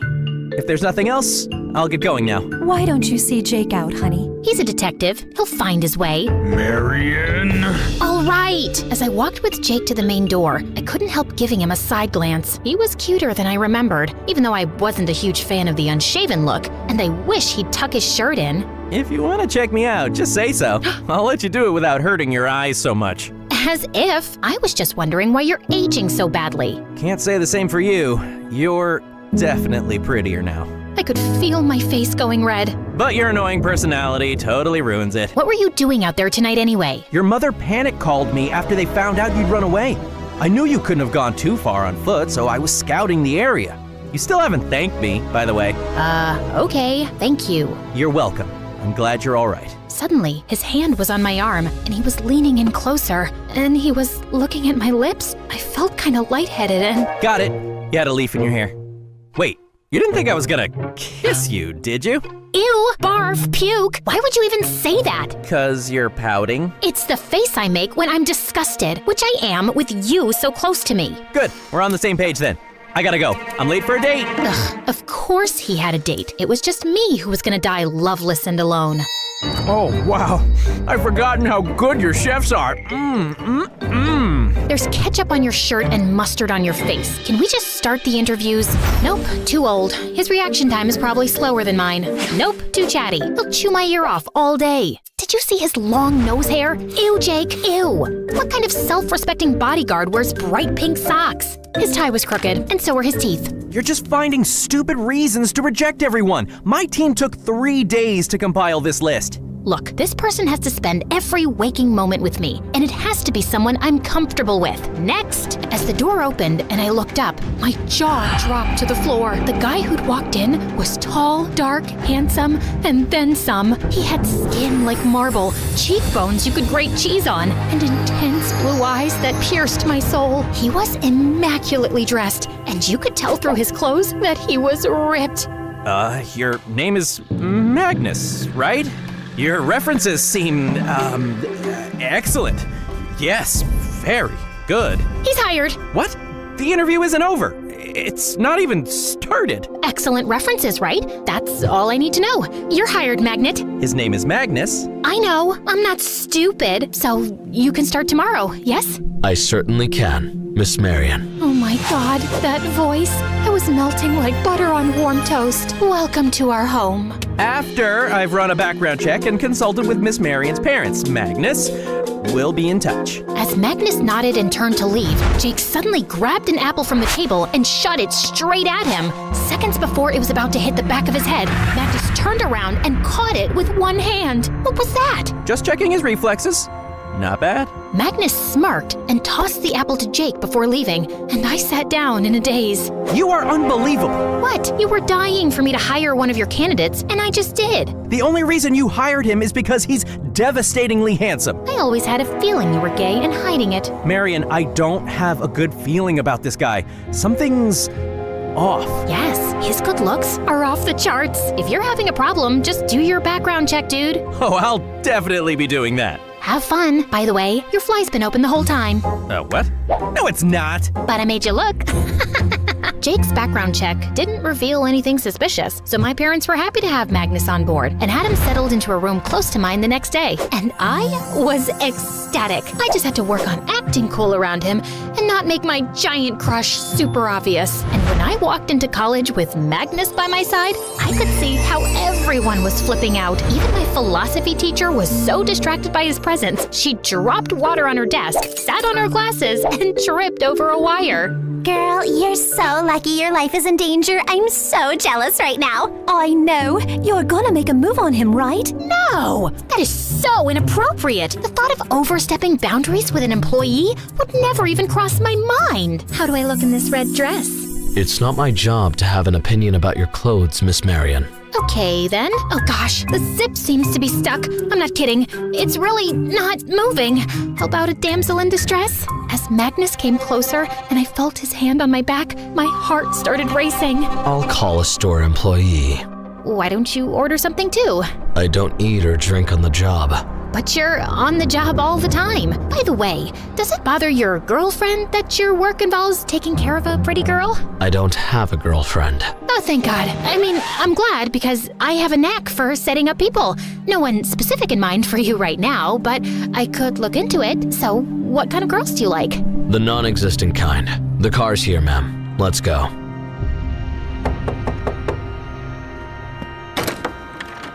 Hi. I was just wondering if you'd do me a huge favor. See, I've been working on this horror novel for a few years now, and I'd love to get your opinion. I think it's great, actually. Okay, I don't want to oversell it, but I really like the first 10 chapters. No, wait, 5. The first 5 chapters are good. Okay, fine. The first 3 pages. All right. I love the title, and maybe the rest of it is all bad. It's years of work, and I'm terrified it's not good, and I just need someone to read it and tell me... So, did you start reading my book? Yes, I actually finished it last night. Wow, that was fast. What did you think of it? It's not my job to have an opinion about anything except your safety, Miss Marion. Ugh, this beautiful demigod was made of stone, and he couldn't be less interested in me. Later that night, I was sleeping deeply when I woke up to the smell of smoke. I ran towards my door, but I opened it to find huge flames sweeping across the hall. I screamed for help, but no one was around. I had no choice left but to jump out of my window. The flames were roaring in. I had to jump now. Marion, no! Wake up! My eyes flew open, and I found myself on the window ledge with Magnus pulling me back in. Magnus, there was a fire! Just now, it was everywhere! Hey, slow down. You were having a nightmare. You're fine. Oh my God! I got you. Magnus held me close, and I felt my heartbeat slowly coming back to normal. It wasn't mentioned in your file that you're a sleepwalker and a potential danger to yourself. I sometimes sleepwalked as a kid, but I haven't in years. How did you even know? I heard you cry out for help. Across the hall? In your room? Yeah, you can be quite loud for such a tiny person. Well, I'm pretty sure my door was locked. I just kicked it open. Wow, I guess you're a good guy to have around for emergencies. That's why you hired me, right? I'm just really glad I got here in time. Magnus gently stroked my cheek and looked deep into my eyes, and I felt like I was drowning in his. My heart was beating hard as I leaned in, but he suddenly drew away. You should try to get some sleep now.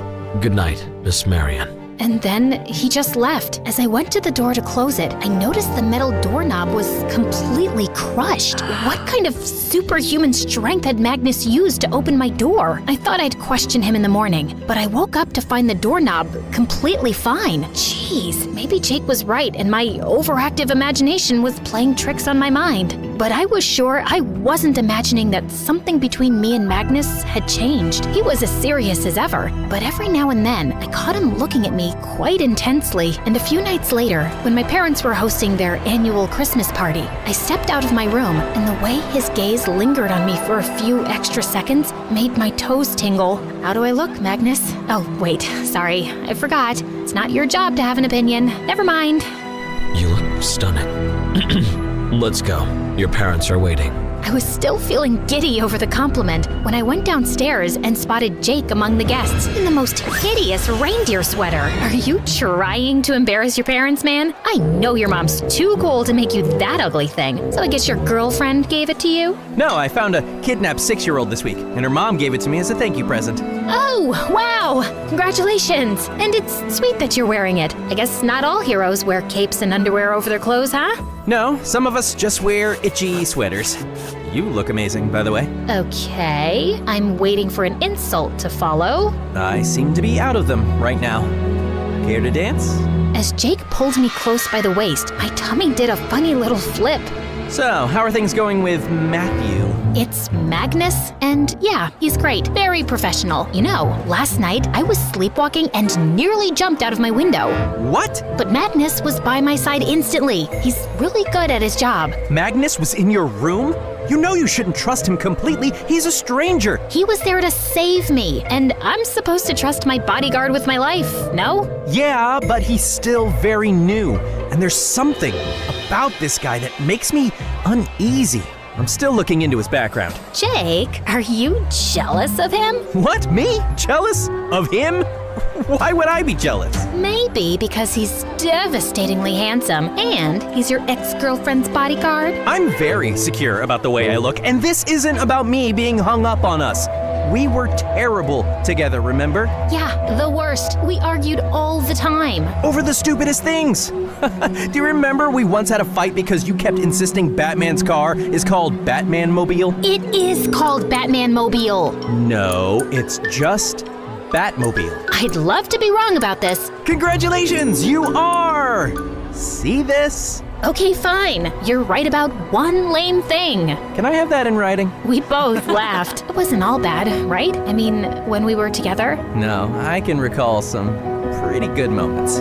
Jake pulled me in even closer, and our faces were inches apart when suddenly the music stopped and he abruptly pulled away. Oh my god, was any guy gonna kiss me? And why was I attracted to both Jake and Magnus? And why were they both giving me such mixed signals? And it only got more confusing from there. Jake started making excuses to show up all the time. At home, even at college, and I could sense Magnus wasn't really loving it. Hey, so I was just at the farmer's market and I saw this sweet old lady selling peaches, and I hate peaches, but I remembered you love them, so I got them for you. Suddenly, Magnus leapt forward, grabbed the box from him, and threw it in the trash.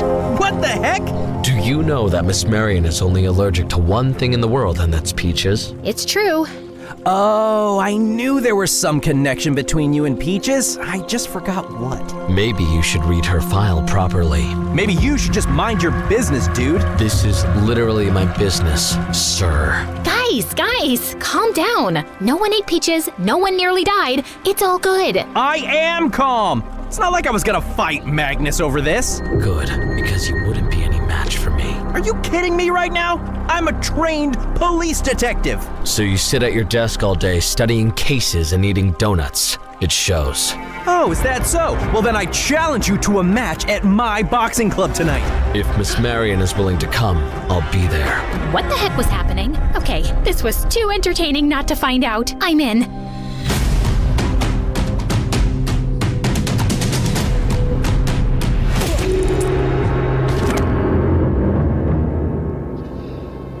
Ow, ow, ow. Why did you challenge Magnus to a fight, dummy? Because he gets under my skin. Well, it was stupid, 'cause he's ripped, and you're not as ripped, but you still look good. What's his workout routine anyway? I don't know. I've never seen him work out. Maybe he's just naturally blessed. Maybe you should just leave. I really had no idea when Magnus did anything. But late one night, as I was writing at my desk, I looked out the window to see Magnus walking across the backyard, and I decided to follow him. And I found him in a school football field, lifting a massive boulder for weight training like it was nothing. What on freaking earth? And then he started running laps around the field at a speed that made my head spin. He was going so fast, he was becoming a blur. I let out a gasp, and suddenly he stopped. He looked here and there for a few seconds, and then quickly left. My heart was pounding as my thoughts raced. I ran back home to confront him, and when I knocked on his door, he opened it sleepily. Is everything okay, Miss Marion? No, everything is not okay. Don't even act like you were sleeping right now. I saw you. What are you talking about? I saw you on the football field, lifting a giant rock and running at supersonic speed. Have you been sleepwalking again? This is very dangerous. Don't change the subject. It was you, Magnus, and I want to know who you really are. Are you even human? Are you giving me a compliment or interrogating me? Look, I've been asleep for hours, and I don't know what you saw, but it wasn't me. It's your overactive imagination. I hate it when people say that. I know what I saw, and I think you have superpowers. Well, I'll admit, I do have one superpower. I can read minds. Suddenly, Magnus was leaning in really close. Can you? Yeah, you're thinking that I look exceptionally good right now and you know it's inappropriate, but you're wondering what it would be like if I kissed you.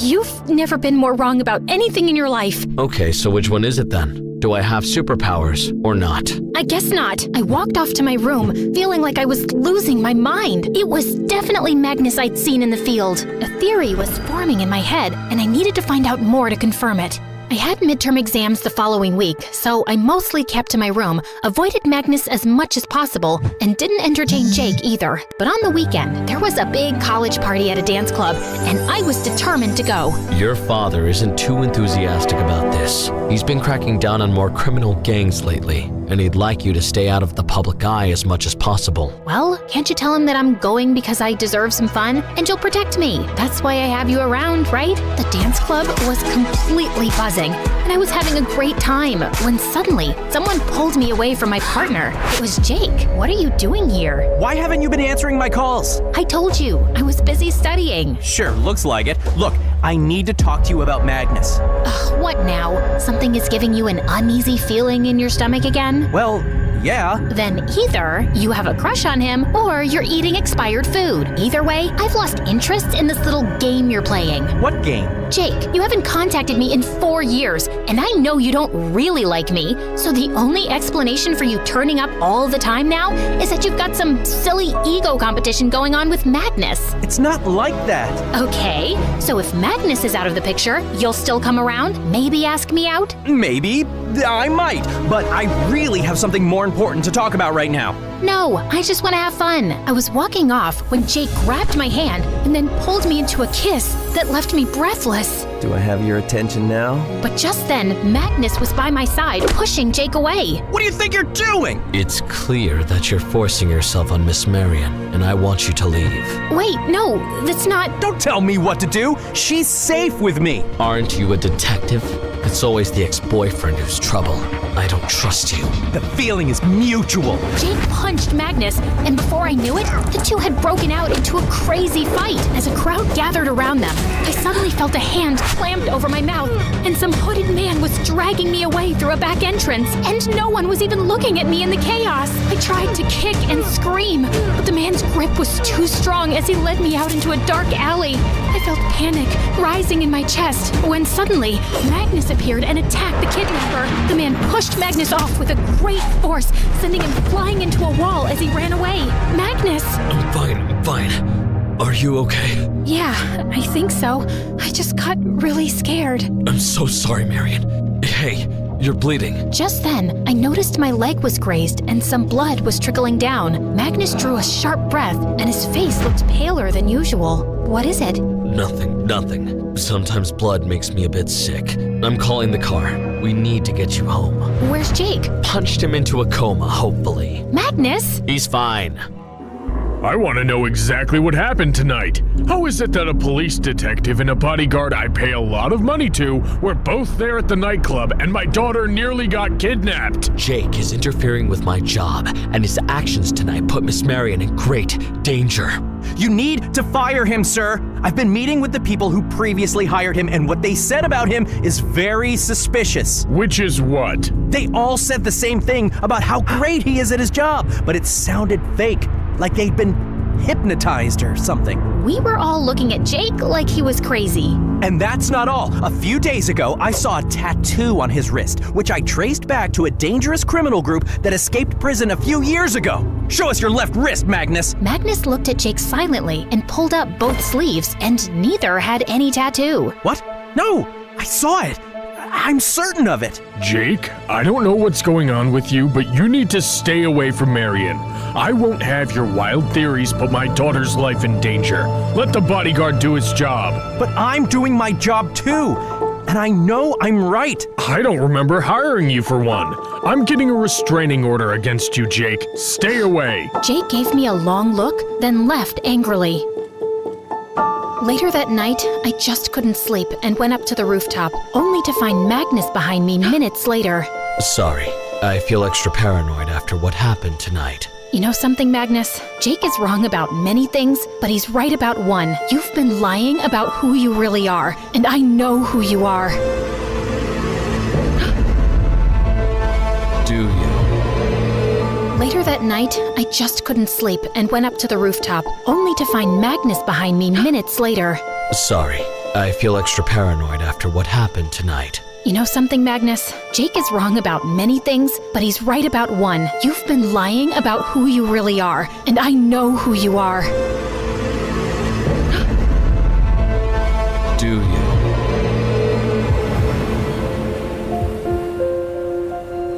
Yes, you're a vampire. Magnus looked at me for a few seconds, then started laughing. Don't mock me. I know you have superhuman strength. You crushed my metal doorknob, which I'm guessing you replaced before I woke up. I saw you lifting a boulder like it was a cat and running at supersonic speeds. You have a heightened sense of hearing. That's why you heard me talking in my sleep. And that ring you wear, it's an amethyst, and it protects you from the sun, right? Also, I noticed your face when you saw my blood. I don't think blood makes you sick. There's another term for it. It's called bloodlust.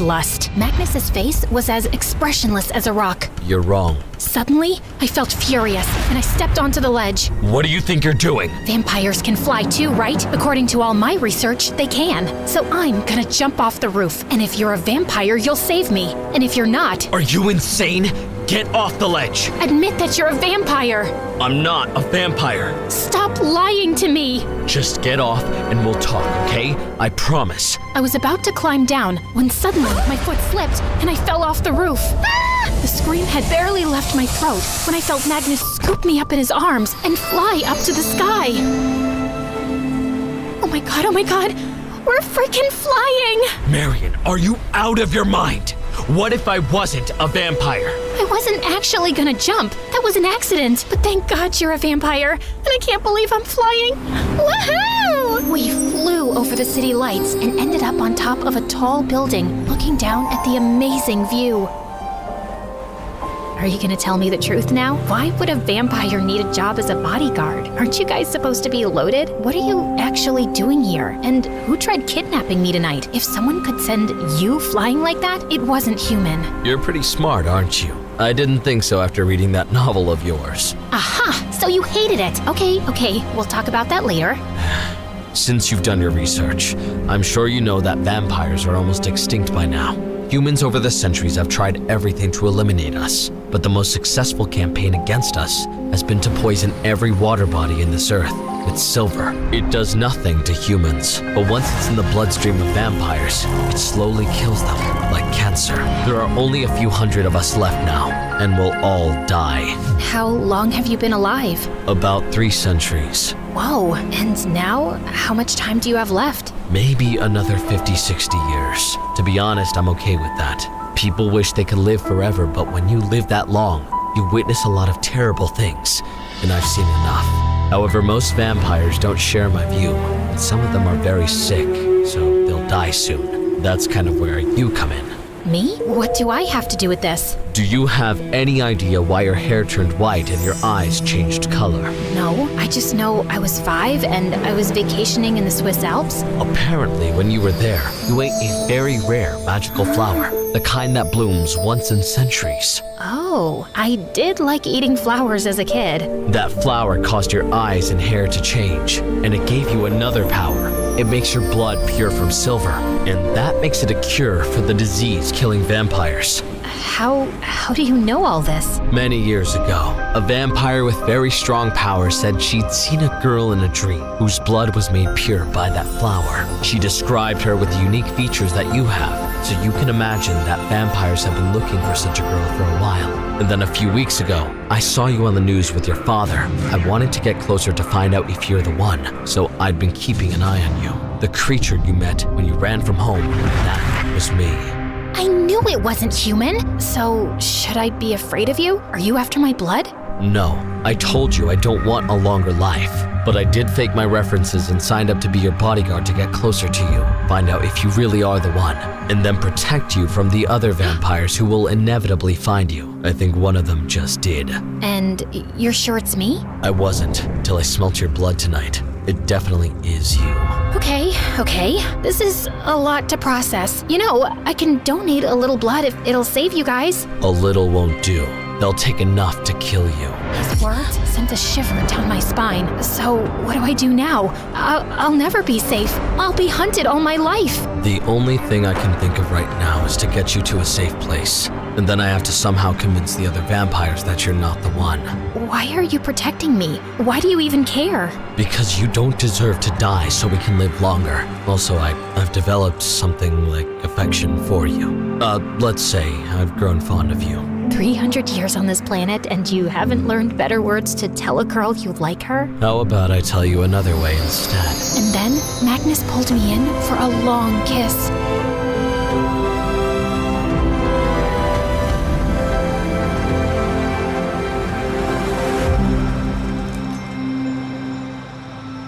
We didn't want to send my parents into panic mode, so I acted like I was really shaken up by the recent kidnapping attempt and needed to get away from the city for a while. Magnus said he could take me to a safe house, and my parents agreed. I'm surprised my paranoid parents trust you so much. I may have used my hypnotic convincing powers on them. I am both fascinated and terrified by you. I would never hurt you. Just trust me on that. Magnus drove for hours deep into the countryside, and the safe house we arrived at was a giant-sized mansion, more luxurious than any place I'd ever seen. He settled me into a huge suite and then placed a locket around my neck. I have to go right now, but my servants here are completely trustworthy and will look after you. If you need me, just press on the locket and I'll be here in a heartbeat. Will you be all right? Yeah, of course. Magnus kissed me gently and left, but I just couldn't sleep at night. I couldn't get rid of a nagging feeling in my heart. I looked over at my phone, wanting to call Jake, but I had no signal. Finally, I jumped out of bed and left my room to explore the mansion. I just reached the main hall and was looking at a painting when suddenly,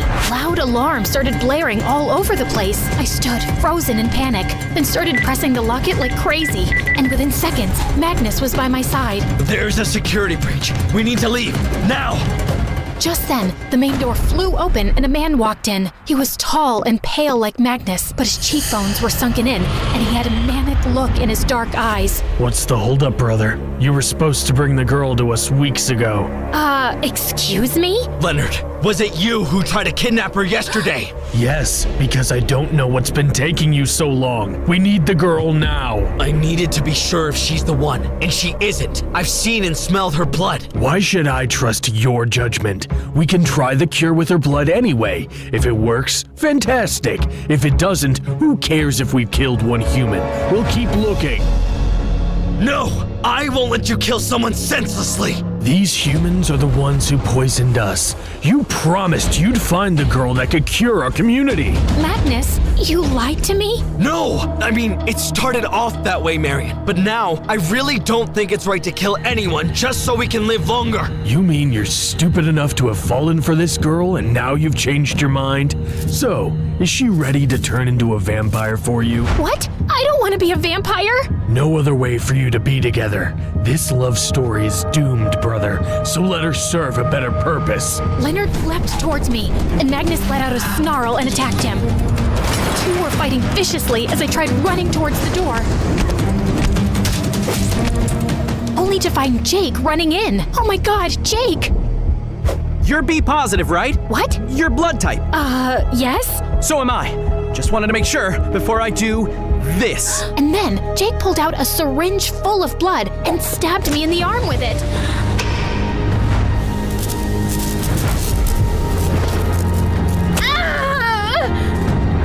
My scream made both the vampires turn towards me, and I felt a weakness that made me drop to my knees. Your hair and your eyes, they've gone back to normal. What's going on? Her blood isn't special anymore. It's contaminated. Leonard, it's over. She's of no use to us anymore. Leonard stared at me with a manic face, then let out a furious scream and attacked Jake, who immediately fell to the floor while Leonard escaped. Jake! We have to get him to a hospital, now!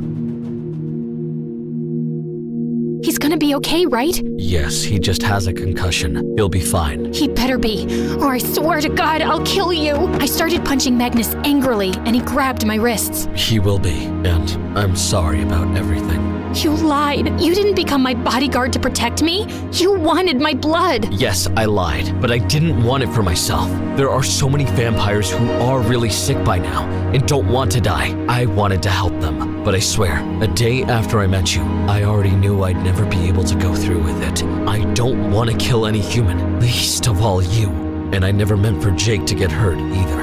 How did he even find me? And how did he know the whole blood thing? He's a smart detective. I did have a tattoo on my wrist, which is my family crest, and I had a feeling Jake had seen it and would dig into it, so I removed it. Also, I found some microbugs on myself today, and there's probably some on you too. He's been hearing everything and tracking us. And he just decided to come and deal with vampires and save me without any backup? That's crazy. People do crazy things for people they love.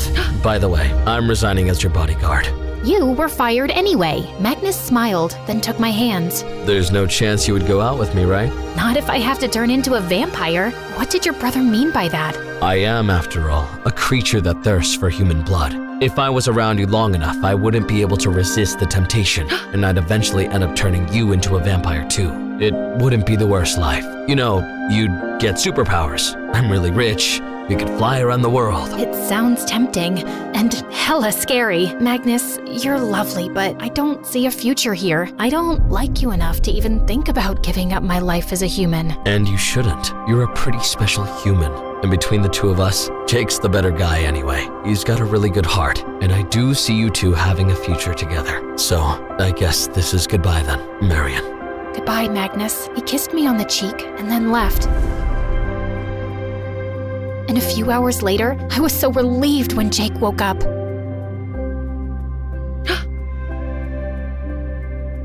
I overheard the whole crazy conversation about Magnus being a vampire and your blood being the cure to the vampire disease. It was so absurd, it sounded like those stupid stories you write. Can you stay on track and not insult me? But it all added up, and you figuring out that he was a vampire was actually pretty cool. You seemed convinced that he was going to protect you, but I couldn't trust him. So I followed you to his mansion, waiting for a chance to get in. I figured if your blood is special and that's why vampires are after you, I had to do something to make you just like the rest of us. I didn't know if it would even work. It was just a hunch. I guess your gut instincts make you a good detective. You knew from the start something was off about Magnus. Yeah, but that might have more to do with jealousy. I mean, come on, I'm straight as an arrow, but sometimes even I just wanted to stare at his face and touch his hair. I don't blame you for crushing hard on him. Yeah, but maybe that's all it was. A crush. He left anyway. He said you're the better guy. What? He did? Why? Beats me. I mean, given his superior looks, his amazing voice, his superpowers. I'm sorry I asked. But you're definitely the better kisser. Believe me, even I was surprised. His kiss kinda gave me a brain freeze. Wow, I kiss better than a hot vampire? Can I have this in writing? You'll have to kiss me again, so I can be sure.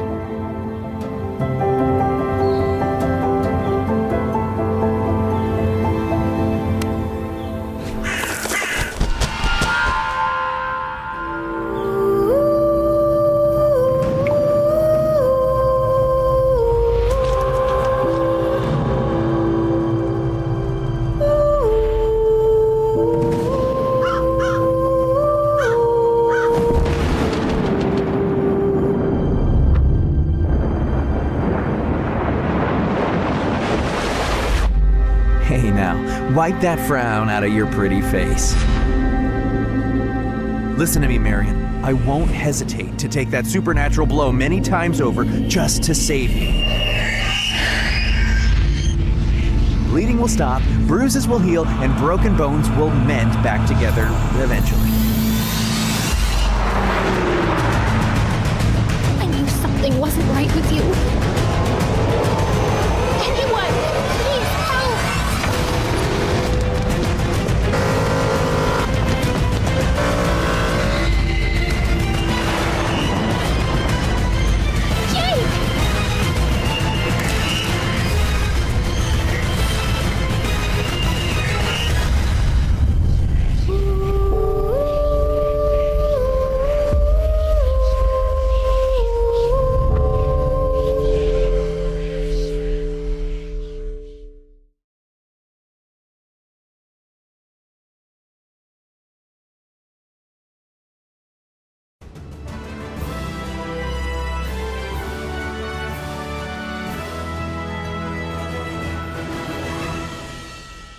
Hi, my name is Kristen.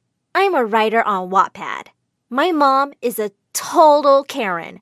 I even write stories about her on my Wattpad. This is until my stories got discovered and all hell broke loose.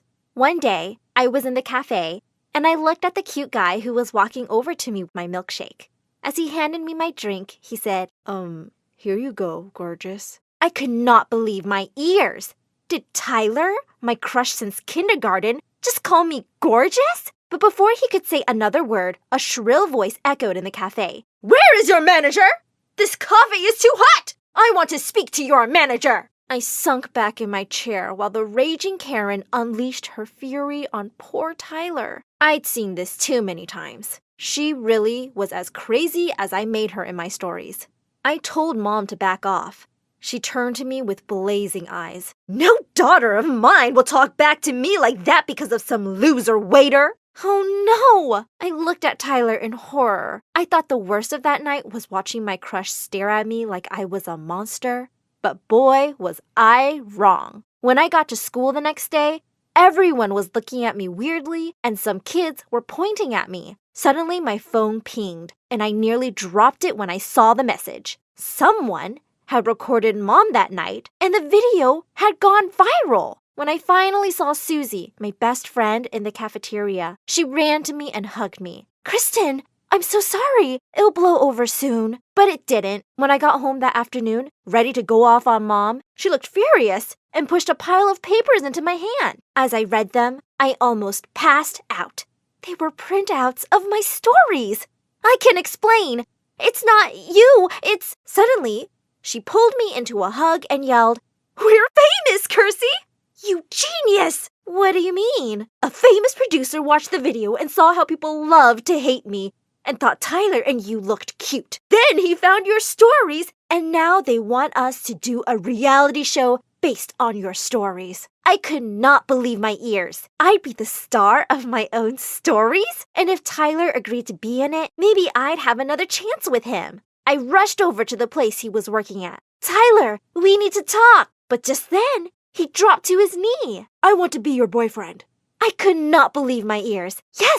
Yes, of course, Tyler. I'd like nothing more. He laughed and jumped to his feet and hugged me. This was perfect. This was... Cut! Immediately, Tyler let go of me. Wasn't I just brilliant, babe? What do you mean? A funny little man and a camera crew rushed out yelling, You're a natural! I love that you don't even need the script. Just then, I saw the camera crew, and suddenly everything made sense. Clearly, the director had already approached Tyler. Tyler turned to me and grinned.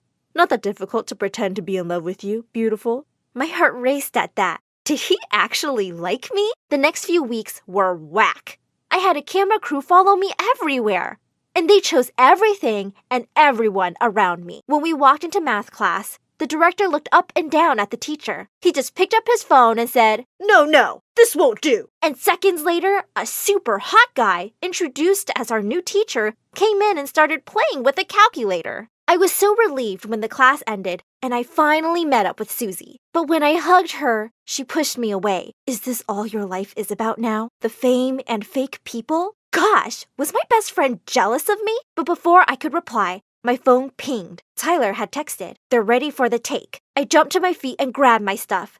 We'll talk about this later, okay? To be honest, I was having the time of my life. Not only did I have the best boyfriend ever, but also everyone wanted to be friends with me. The only thing I really wanted was for Susie to be on the show too. But the director refused because he said she wasn't pretty enough. So they had a model replace her. After that, things just went downhill. One day, I was at the cafeteria when Susie plopped next to me. I was thrilled to see her. I miss you, Chris. You never have time for me now. Before I could reply, the model who was playing my best friend got up and splashed cold water all over Susie. Oops, sorry. Chris, you should probably get away from her. She'll mess up that gorgeous outfit. I jumped to my feet. Hey! But suddenly, the director grabbed my arm and dragged me away. I turned back to see Susie sitting there looking heartbroken. I was the worst best friend ever. Just send her chocolates or something. We don't have time for her moping. Just then, someone yelled, There's another Karen attack! I rushed outside with everyone else to see Mom was yelling at a teacher. You made a spelling mistake in my little girl's name. I demand to see the principal. What was happening? I ran over to her and pulled her away from the poor teacher. Mom, what are you doing? She quickly whispered into my ear. I'm improvising. I took a look around and sure enough, the cameras were rolling and everyone was laughing. I felt humiliated. I began to yell, just stop it. I quit! And then I turned around and ran. I just had to get away from this all. Suddenly, I heard Tyler calling my name. Leave me alone, Tyler. I don't want to be a laughingstock. He caught up with me and pulled me into a hug. I looked around suspiciously. Don't worry, there are no cameras. After a minute, he asked, Are you really quitting? I nodded my head while sobbing. He said, You can't quit. He shifted uneasily before bursting into tears. Babe, I need to be in the show for a reason. Yes, to become rich and famous. No, I need the money. I need it for my mom. She is really ill. Oh my God, Tyler. You guys and all your lies. Yes, girls are emotional, but not dumb. Oh God, that hurts. I didn't know you were so heartless. Here, look at this. Does she look fine to you? Oh my God, I'm really sorry. Yeah, I feel terrible now. You should. Okay, I'm in. I'm not leaving the show. Please don't hate me. I'll try. And before I knew it, he kissed me. Fireworks erupted in my head as I kissed him back. Suddenly, we heard loud applause and the director jumped out from behind the bushes. Brilliant! We just got the kiss, but it was brilliant! Good job bringing this Karen around, Tyler. What? Again? I messaged Susie asking her to meet me at a cafe the next day. I'd been feeling terrible and I needed to make it up to her. But the next day, by the time I got free, I was already late because of the shoot. When I got there, she seemed furious and was just getting up to leave. I tried explaining it was an emergency. She simply showed me her phone screen with all the posts from the shoot. I never thought I'd say this, but you're a horrible friend, Chris. I'm a what? I just skipped a great after party for you. You're the one who's being so freaking jealous of me. Can you even pretend to be happy for me? As I realized what I'd said, I snapped shut. What was I doing? How could I say something so mean? Sue, it's great to know what you really think of your best friend. Before I could stop her and apologize, she rushed out. When I got home, my phone was blowing up with messages from Tyler. Chris, look up daughter of Karen becomes Karen. I did, and what I saw made me drop my phone in horror. It was a video of me yelling at Susie. Then the producers called. The stats are in, Kirsten, and the producers love Susie. He said he was changing my script and had decided that Susie and Tyler would date while I was the crazy ex. I've even fired the model who was playing her. The producers love her. I was reluctant, but then I thought of Tyler and his mom and changed my mind. Fine, I'll do it. It would all be just fake. Nothing would change. Right? Wrong. Suddenly, not only was Susie totally avoiding me, but also I was exactly what I had always been terrified of becoming, a Karen. To make matters worse, Tyler and all my other friends started to disappear. I wasn't being invited to parties, and the models and kids all started hanging out with Susie. One evening, I woke up from a nap and was surprised to find Mom and all the regular camera crew missing. I checked my phone, and what I saw left me devastated. Everyone's stories were full of pictures and videos from a party. Just then I remembered it was Susie's birthday. Was she really not inviting me? I felt devastated. I grabbed all the things she'd ever given me and rushed over to her house. The security guy stopped me and said I couldn't go in. That's when I really lost it. I started to throw everything I'd brought into her yard. Take this, you good-for-nothing friend! And this! I hate you! Just then, the gate flew open, and Mom walked out. She dragged me inside the house and glared at me. Just what are you doing? Me? What are you doing here? I was here for Susie's birthday, of course. Mom, how could you even be here if I'm not invited? Well, everyone was. I wasn't going to miss it because you've been stupid. Before I knew it, all my anger was pouring out right there. You're the one always embarrassing yourself in public trying to steal my show. Your show? The show exists because of me. It's my show. Suddenly, I realized she was right. It was her show. And it existed with the sole purpose of making us laughingstocks. They'd even changed my script and taken over all my life. I was trapped in my own story, and I'd hurt my friend in the process. You're right, Mom. The show is yours, and it's your world, not mine. I'm not some stupid Karen. I really quit. Then I ran past her into the house. I had an apology to make. But just before I entered, I heard Tyler say, Mom would love to take you to Paris this weekend. I barged into her room. Susie and Tyler were kissing, and there was no camera crew. They were kissing for real. Tyler, what's going on? Why are you kissing her? And why is your ill and poor mom taking her to Paris? Who else would my boyfriend kiss? The color drained from Tyler's face. Babe, I can explain. She kissed me. Explain this, you cheater. And I threw a glass of soda from the nearby table at him. Then I turned to Susie. I never thought you'd stoop so low and kiss my boyfriend. Your boyfriend? What are you? Oh, don't pretend. You can keep this loser. I'm out of here. With that, I turned and stormed out. I couldn't believe Tyler had been stringing me along for such a long time just to be famous. There was only one way to end this. I decided to call the producers to end this. Just as I was about to do that, Mom opened the door and said Susie was here to see me. I don't want to, but Susie pushed the door and came in. She started to cry and said, I've broken up with him, Chris. He swore you two weren't dating. I've left the show too. I don't want to do it at the cost of our friendship. I could tell she was serious. I found myself crying with her. I'm sorry for hurting you too, Susie. I got carried away. I missed you so much. I'm done with this stupid show. Immediately, Mom started yelling at us. What do you mean you're done, huh? You can't. It's my money too. But we ignored her as we both talked to the producers. We told them that they couldn't produce the show or we would sue them for making us go through this stressful and hard time. The producers decided to not air the show eventually. Mom went crazy and became more and more of a Karen. What I learned from all of this is that you can be a Karen without knowing you are a Karen. So take this advice from me. After you like this video, go ask your friends if you are a Karen or not, and tell us what they said in the comments.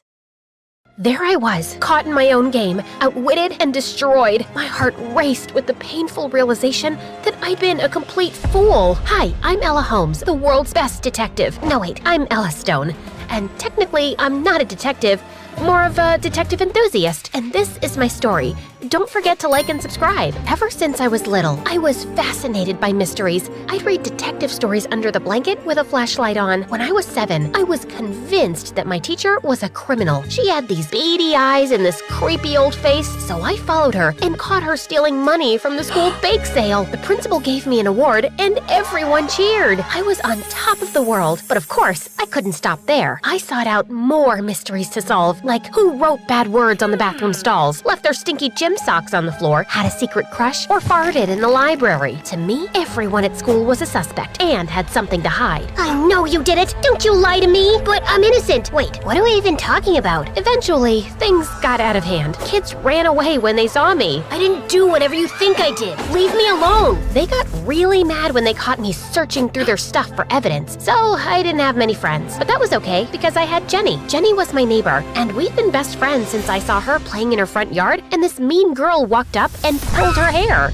Ouch, that hurts. Oh, look at the big baby. Is she gonna cry? Leave her alone, you dirty scoundrel. You shameless knave. What the heck is a knave? Use a dictionary. Then I threw my dictionary in her face, kicked her in her big butt, punched her nose, and started screaming like a maniac. After that, Jenny and I were inseparable, and she always made sure I had the best shoes. You see, Jenny's dad was the biggest shoe manufacturer in the country, and Jenny was a spoiled princess. She had the most outrageous birthday parties, and they always had a theme. When she was turning 15, her theme was awesome magical princesses, but I wouldn't wear a pink glittery dress, not for her or for anyone. Ella, who are you supposed to be? Hercule Poirot? Duh. You were supposed to be an awesome magical princess. If you're not a princess, then the party won't work. It'll It'll be too confusing. My birthday will be ruined. The pictures. Oh my god, the pictures. What am I gonna do? This is terrible. This is a disaster. Just as Jenny was about to have a meltdown, I got an idea. I snatched a tiara off a piñata and put it on my head. Hey, look, Jenny, I'm Princess Poirot. Jenny gave me a hug, and the party was going fine until I saw this shady-looking clown hanging around Jenny's gifts. I crept over to get a closer look, but he spotted me, then he started running. Hey, stop that clown! I chased him down. He tossed a balloon at me, but I jumped over it and accidentally bumped the gift table, which fell into the pool. Then I tackled the clown, and we smashed into the cake. Ella? I looked up to see Jenny crying, and all the guests glaring at me. Come to find out, the clown was Jenny's harmless grandpa. After that, I was kicked out of the party, and Jenny stopped talking to me completely. But things changed a couple years later when I heard Jenny sobbing in her backyard one day. Hey, are you okay? Do I look like I'm okay? My heart is shattered. I'll always be alone.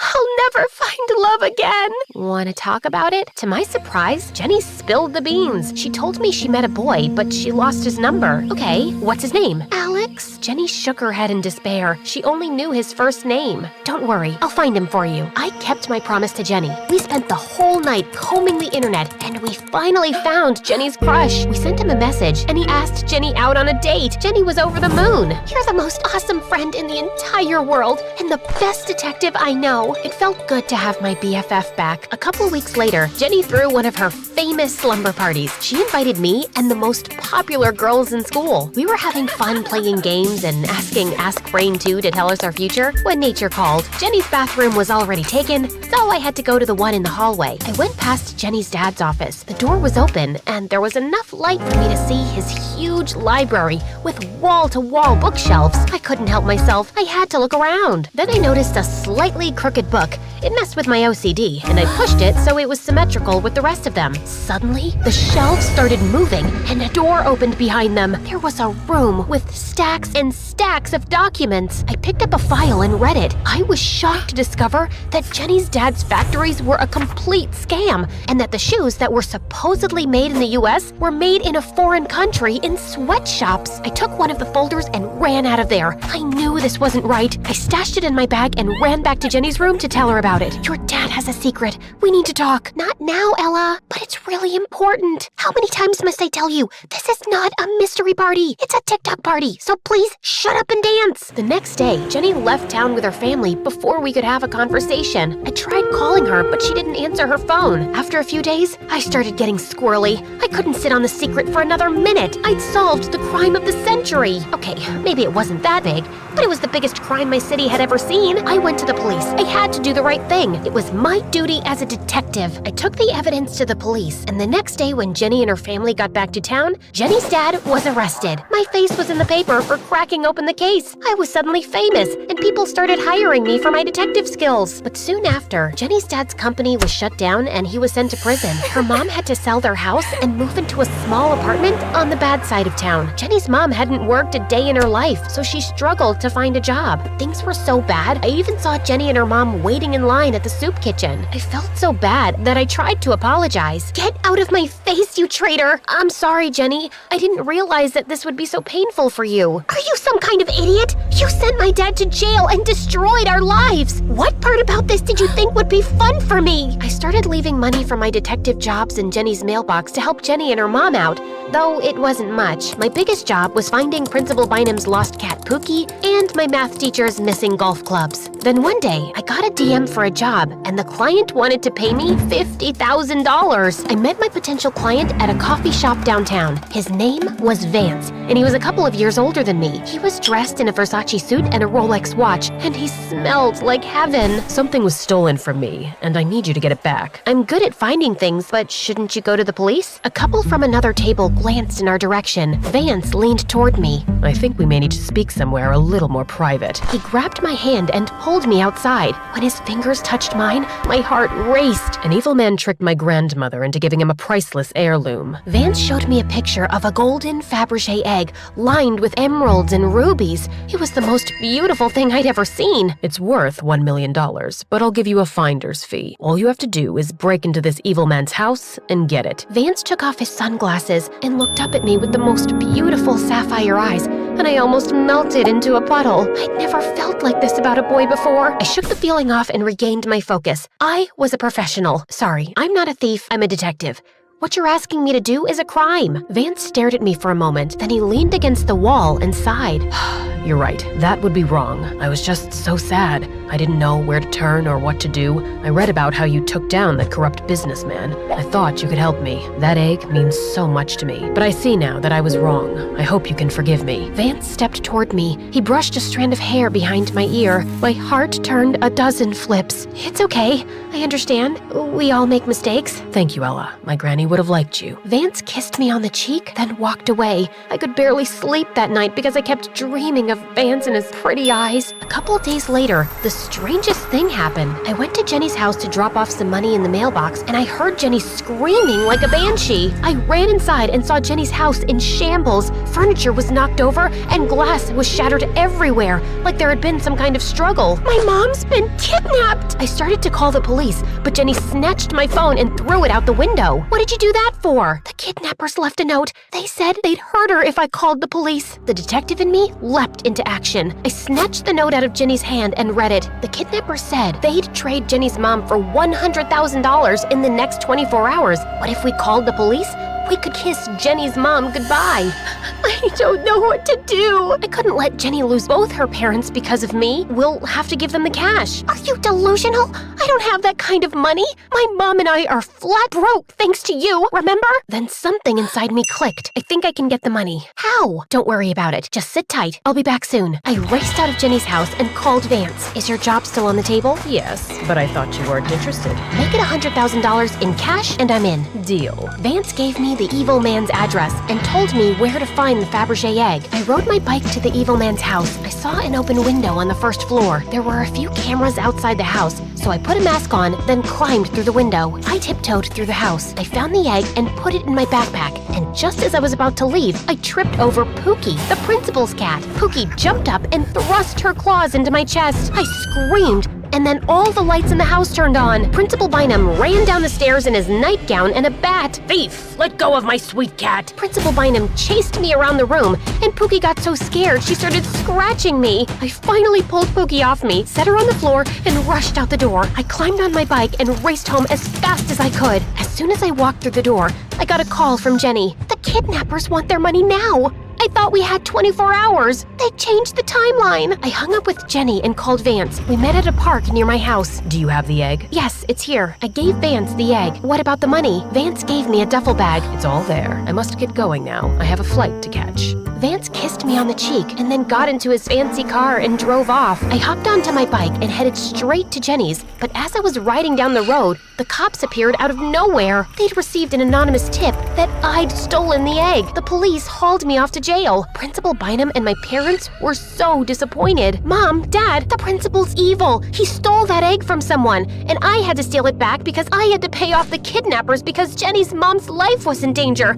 I had to do it. Everyone looked at me like I was crazy. Ella, you must be mistaken. I bought the egg in an auction. I have the receipt. And Jenny's mom was never kidnapped. She's probably safe at home, fast asleep. And that money in your bag is fake. The officer opened the duffel bag, and when I looked inside, my blood ran cold. All the money was Monopoly money. I'd been tricked. I felt like such an idiot. But what happened next totally rocked my world. The police told me that Vance was Jenny's cousin, and he was a thief wanted in connection to a dozen robberies around the world. The police had been monitoring him for years. We tapped Vance's phone and overheard his plans with Jenny to frame you for stealing the egg. Then he would leave the country, sell the egg, and transfer half the money to Jenny. But if we know anything about Vance, he's gonna double-cross Jenny too, and not give her a dime for it. It turned out the police officer was right, because when they went to arrest Jenny and her mom, they confessed to the crime and said Vance hadn't been answering any of their calls. Thanks to the tracker, he was soon caught at an airport and taken to jail for his crimes. As Jenny's trial was about to start, I spoke to the principal. I'm sorry, Mr. Bynum.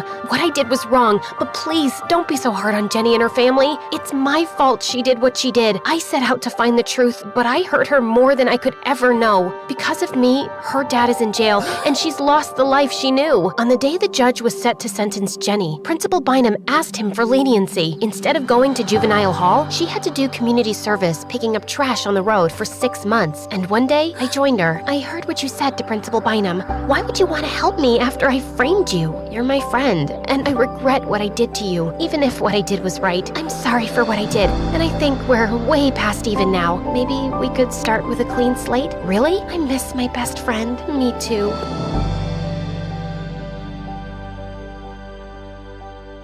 I was staring at my reflection in the window, challenging myself to make the goofiest faces I could think of. I opened my mouth as wide as I could, stretched my cheeks as far as they would go, and pulled my ears while crinkling my nose. Carson! Only I was right in the middle of class, and the teacher had been trying to get my attention. I turned around to find everyone staring at me, laughing. You're off in space again. What is the answer? The answer, right. Yeah, come on, Space Cadet, what's the answer? That jerk was Diego, the captain of the wrestling team, son of the coach and class bully. Since we won the national championship last year, he believed he was God's gift to the school, and he never missed a chance to mock me. The only person not laughing was Mara, the girl who dressed like she was from a different decade. On Mondays, she was a flapper from the 1920s. On Wednesdays, a hippie from the 60s, and on Fridays, she was a goth girl from the 1990s. She didn't like me, but she hated Diego more. Anyway, I had absolutely no idea what the question was, so I couldn't answer it. I panicked. The answer is that I really have to pee, and I ran out of the room. Hold on for a quick sec. I forgot to introduce myself. I'm Carson, which you already heard the teacher yell. I always seem to do and say things that other people find, well, weird. But I guess you already know that too. I try not to, but honestly, I can't help it. See, even that was weird. Oh, and can you do me a huge favor and hit like and subscribe? So I'm the only boy in an all-girl household, and they all have an opinion about me. He's just a unique boy, that's all. He's a total weirdo. I think my aunt must have, dropped him when he was a baby or something. Oh, he's just, a bit strange. I think my sister gives him too much sugar. That was my younger cousin Brenda and my aunt Peggy. They moved in with us after my uncle left for a vacation and decided to never come back. It didn't matter what I was doing. They always whispered and judged me, whether it was brushing my teeth. Why is he holding the toothbrush upside down? What's wrong with him? His mother never taught him right. Eating dinner. Why does he take such small bites of food? His mother never taught him right. Or just playing video games. Why does he grin like that when he plays? His mother. According to my aunt, it was my mother's fault that I was weird. Anyway, back to where we left off. I ducked into the bathroom for a moment of quiet before I had to face the humiliation of going back to class again. Let me guess, you spaced out again, got called on by the teacher, and you said you had to pee? I looked over to see Finn, the one person in the entire world who understood me. We've been next door neighbors since we were kids, and he has always treated me like a little brother, even though we were the same age. And what makes you think that? Maybe I just came in here to do some push-ups. Right, because everyone comes to the boys' bathroom to work out. I hate that you know me so well, Finn. You think anyone will notice if I hide here for the rest of my life? Diego again, huh? Isn't it always? Car, buddy, idiots like Diego are so worried about what people think of them, they bully others to make themselves feel better. Don't let him win. Get back in there. Talking to Finn always made me feel better. The big difference between us was that he was super popular and I wasn't. Girls literally hung themselves on him like Christmas ornaments. Hey, Finn. Did you see my new selfie on Insta? It's with my new Ferrari. My selfie is on my dad's private island. Wanna come? My selfie is jumping out of my own airplane on my dad's private island. But Finn didn't care. He was always so focused. To be honest, I don't know why he even hung out with me. People don't take the time to get to know Carson. Sure, he's a little odd, but who isn't? Finn was the reason the wrestling team won the national championships. He was the best wrestler on the team, which made Diego furious. Diego hated anyone who was better than him. And the biggest college recruiter in the country was coming to school in a month to see Finn, and not him. But Diego had a plan to fix that. He just needed the opportunity. Little did anyone know that he was about to get it. I was on my bike riding home from school singing my favorite commercial jingles at the top of my lungs. Ozempic, liberty, liberty, liberty. When I heard a voice from behind me. Where are you going, weirdo? I saw Diego and a couple of his friends on their bikes racing toward me. It wasn't enough for him to humiliate me in school. He also liked to do it outside of school by chasing me down and posting embarrassing photos on social media, like sneaking rubber lizards into my backpack, dumping paint over my head, or tossing me into various garbage cans. I pedaled as fast as I could, but they were catching up. Up ahead were the railroad tracks and the crossing gates were coming down. I needed to make it across, but the train was coming. I realized I wouldn't make it, slammed on my brakes, and stopped inches from the tracks as the train came roaring by. I turned to face Diego and his friends. Well, well, well. I sense a great photo opportunity here. Get away from me, Diego. Or what, weirdo? He pointed to a pile of dog poop on the ground. Oh man, we need to get a photo of you with your face in that. I looked around. The train was still passing. I had nowhere to run. Diego pulled me off my bike and threw me on the ground. Just as he was about to push my face into the poop, I heard a voice. Leave him alone, Diego, you jerk. I turned to see Mara sitting on her bike on the other side of the tracks. Unlike me, Mara never cared about what others thought of her. Do I think Carson is weird? Yeah, but he should stand up for himself and own it. Insecurity is like catnip for bullies like Diego. Ooh, looky here, it's Mara, the other weirdo. And you're going to stop me? No, but my brother is. And like out of a superhero movie, Finn's bike sped up the road, stopping between me and Diego. He jumped off, standing face to face with Diego. Get out of here, Diego. If it isn't Finn coming to the rescue, why do you even care about him? Because I do. And if you want to get to Carson, you need to go through me first. Out of the corner of my eye, I saw one of Diego's friends recording all of this on his phone and suddenly realized what was happening. This was Diego's plan all along. I jumped to my feet to try and stop what was about to happen. I'm good, Finn. Thanks so much. I think this was a great bonding moment. Everyone can go home now. No, I'm done letting Diego bully you. Bully me? Don't be ridiculous. I was going to put my face in that dog poop anyway. I'll do whatever I want to your weird friend and your freak sister. And then Diego shoved Finn hard. Finn snapped and punched Diego, knocking him to the ground. Diego started laughing. You get that? Got it! The next day, Finn got called into the coach's office where he was watching Diego's video, carefully edited to only show Finn hitting his precious son. You punched Diego because you're jealous that he's team captain and you aren't? That's not true. He attacked my friend and then he shoved me. My son doesn't lie. You're off the team. Diego's plan was a total success. Over the next week, Finn didn't speak to anyone, including me. I tried to get his attention by jumping in front of him as he walked down the hallway, locking the door of the boys' room as he tried to go inside, and even holding onto his leg so he couldn't walk. But none of it worked. He was so depressed. But something else was happening. Diego stopped bullying me. He wasn't picking on me in class or tripping me in the cafeteria, and I could bike home without worrying he was following me. I had to know why, so I rode my bike up to him as he was leaving school. Why are you leaving me alone? You haven't mocked, insulted, or shoved me once since.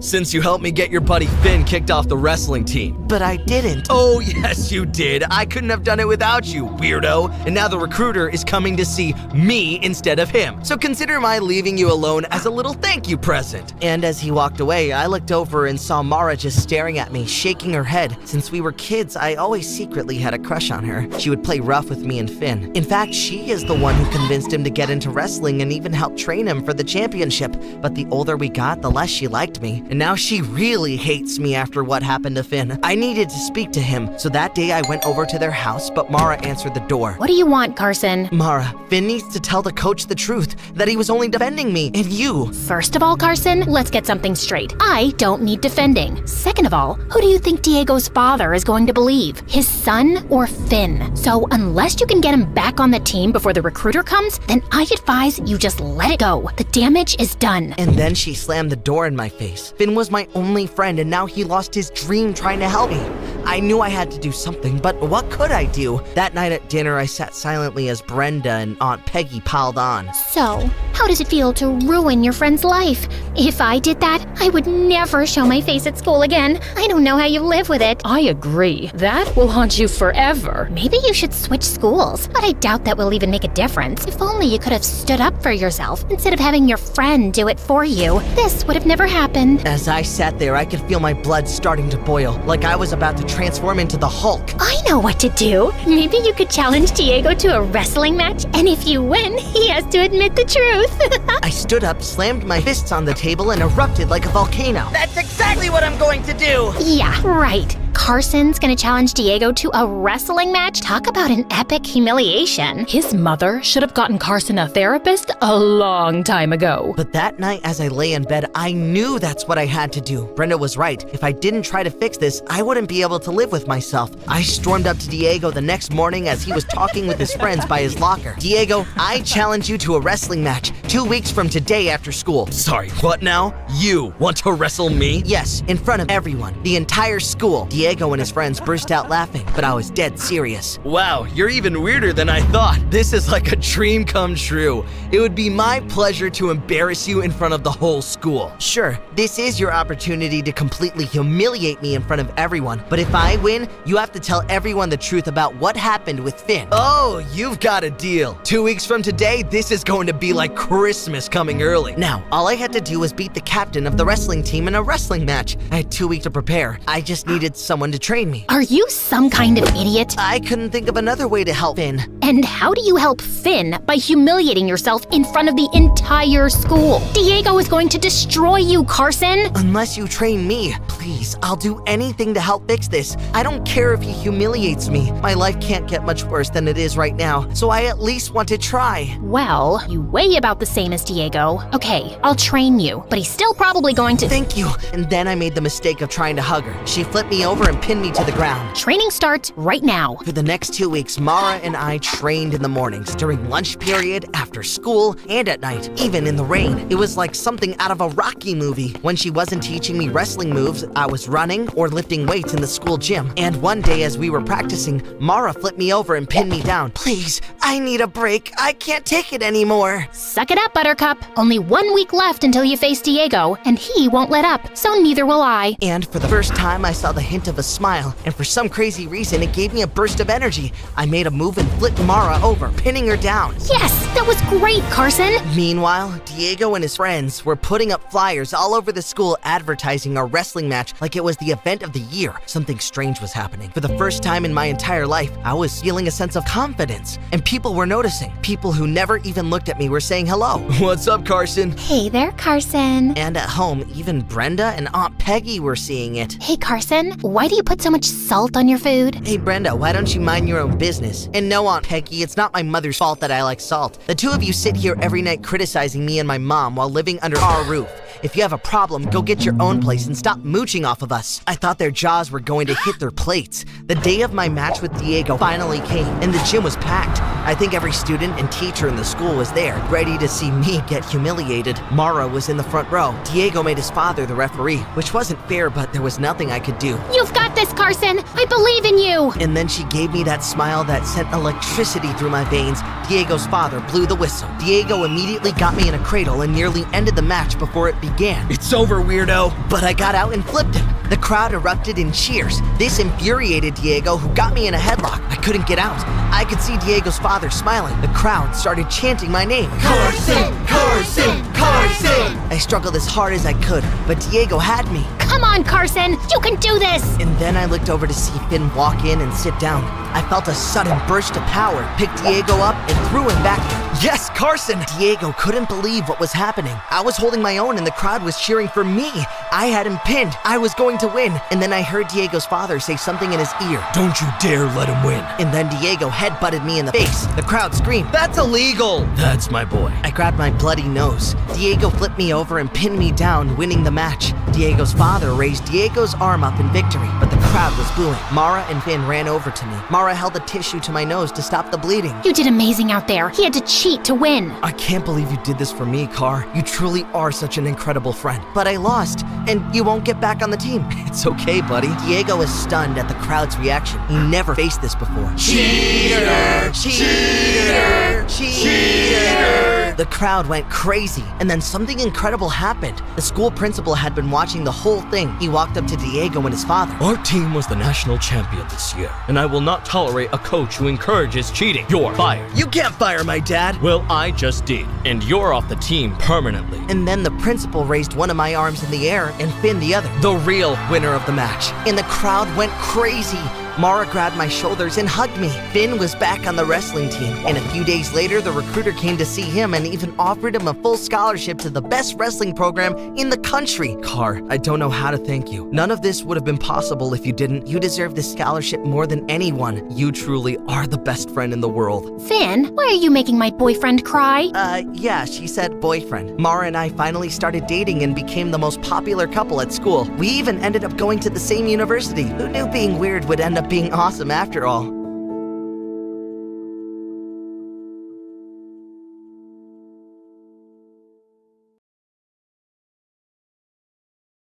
Hi, my name's Lucy, and I really don't like to be the center of attention. Until I decided to make myself the center of the whole world's attention, and now my life is totally destroyed. As far back as I can remember, I've loved taking photos.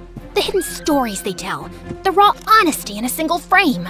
And, most importantly, it keeps me behind the lens and never in front of it. Achoo! Now, I know what you're thinking.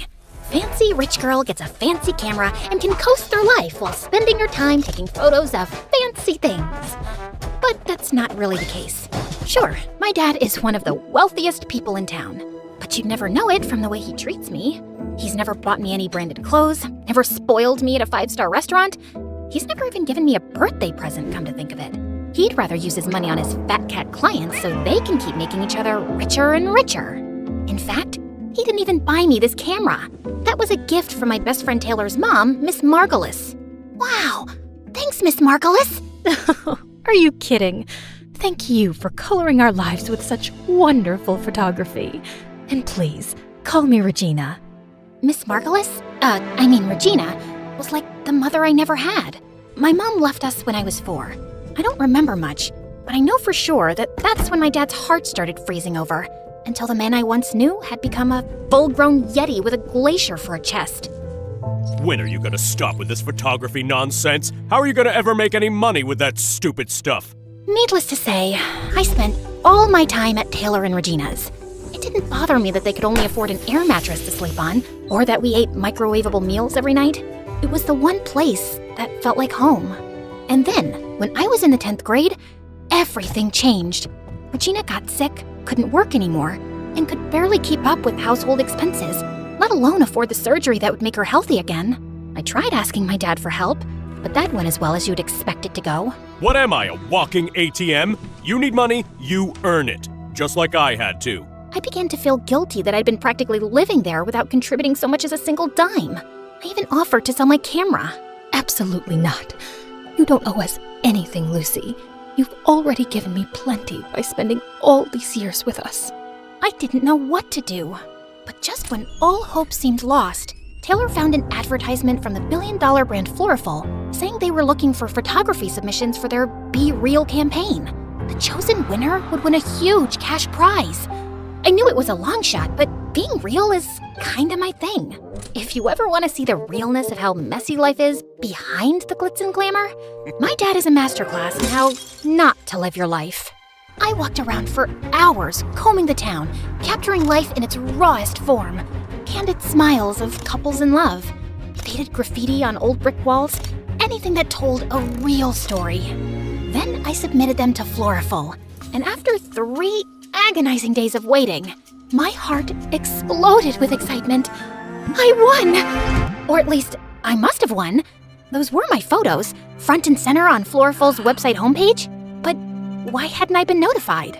As I clicked on the article and looked closer, what I saw nearly crushed me to pieces. Someone else had taken credit for my work. I'm so humbled to know that my vision, my passion, my soul touched Floriful so deeply, they just had to pick me and didn't just settle for something amateurish. As I looked deeper, I found out that Fiona was the niece of Floriful's CEO. What a scam! I couldn't bear to tell Regina the news. I went to school the next day, hopelessly depressed. That's when I saw Eli walking in my direction. Now, normally, we would do our typical routine. Me, cowering beneath the shadows of his beautiful hair and massive brain. Him walking by like I was a particularly uninteresting ficus. But this time was different. This time, he was walking straight towards me. Hey, you're Lucy, right? Well, I can be a Lucy if you want me to be. But your name's Lucy, right? Like Lucy with a C? Yeah, Lucy with a C. How smart. Some people think it's with an S. One guy thought it was a Q, but he was an exchange student, so I guess that doesn't count. Okay, Lucy. My name's Eli. I'm the editor for the school paper, and I saw some of your photos. They're brilliant. We're looking for a photographer for our next big story. Only problem is, we don't exactly have a story yet. Well, there was a fish that went missing from a classroom, but that's not exactly Pulitzer material. And then, under the weight of the pressure and sadness and indignation of losing what was rightfully mine, my shyness evaporated. I burst out and told him everything. I told him about Taylor and Miss Regina, and the Be Real competition and Fiona. And I watched as I saw a side of Eli that I had never seen in all those years of pretending not to gaze at him from afar. He was mad, like fuming mad. How could they do that to you? After all the great work you put in? That's outrageous! I couldn't believe it. The smartest kid in school, and third most handsome by gossip's consensus, was angry on my behalf. Eli vowed to go forward with the story in the school paper. But first, we had to find Fiona. As an investigative journalist, I know a lot more than I probably should. Like what? Like Fiona's address, for example. We got into Eli's car and sped to Fiona's house. I felt more alive and more assertive than I have in years. Don't be nervous. When she answers, just... Thanks. But when it comes to defending my work, I don't need a pep talk. Who was this person I was becoming? Or was I finally rediscovering my old self? Was the Be Real campaign uncovering a real me I'd forgotten years ago? I rang the doorbell, and Fiona herself answered. But to my surprise, she looked different, more tired than she did online, and maybe almost nice. At that moment, all my previous confidence shriveled up like an overexposed photo left out in the sun. Hey, can I help you? Fiona. It is Fiona, right? Of course it's Fiona. After all, this is Fiona's house. What were we here for again? I'm Eli Bellinger. I'm with the Northwood Times. We're here to ask you some questions. Oh, right. Okay, well...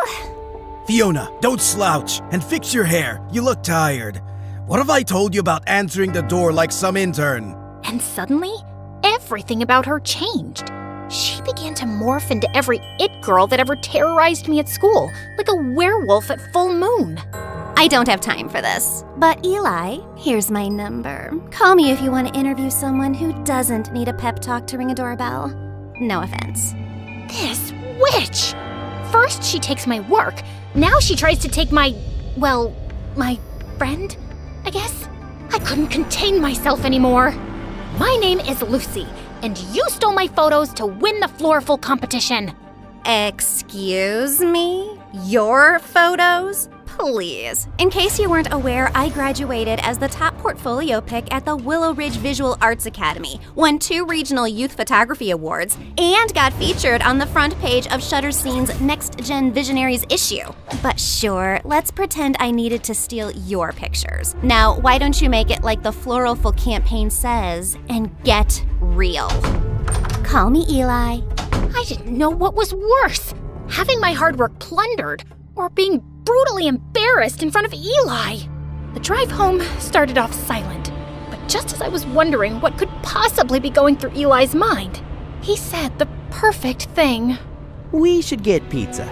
He took me to my favorite pizza joint, the same spot I would go to with Regina and Taylor every Tuesday. And as we started having our first real conversation, I realized we actually had a lot in common. All these years, I had been avoiding him out of fear, when in reality, he was one of the easiest people to talk to. He also had problems with his father, who got scammed by a rich con man when Eli was little. Now his dad only showed up to his house every couple of years to ask his mom for money. 2 broken homes, and a basket of garlic knots holding us together. That's why I can't stand people like Fiona.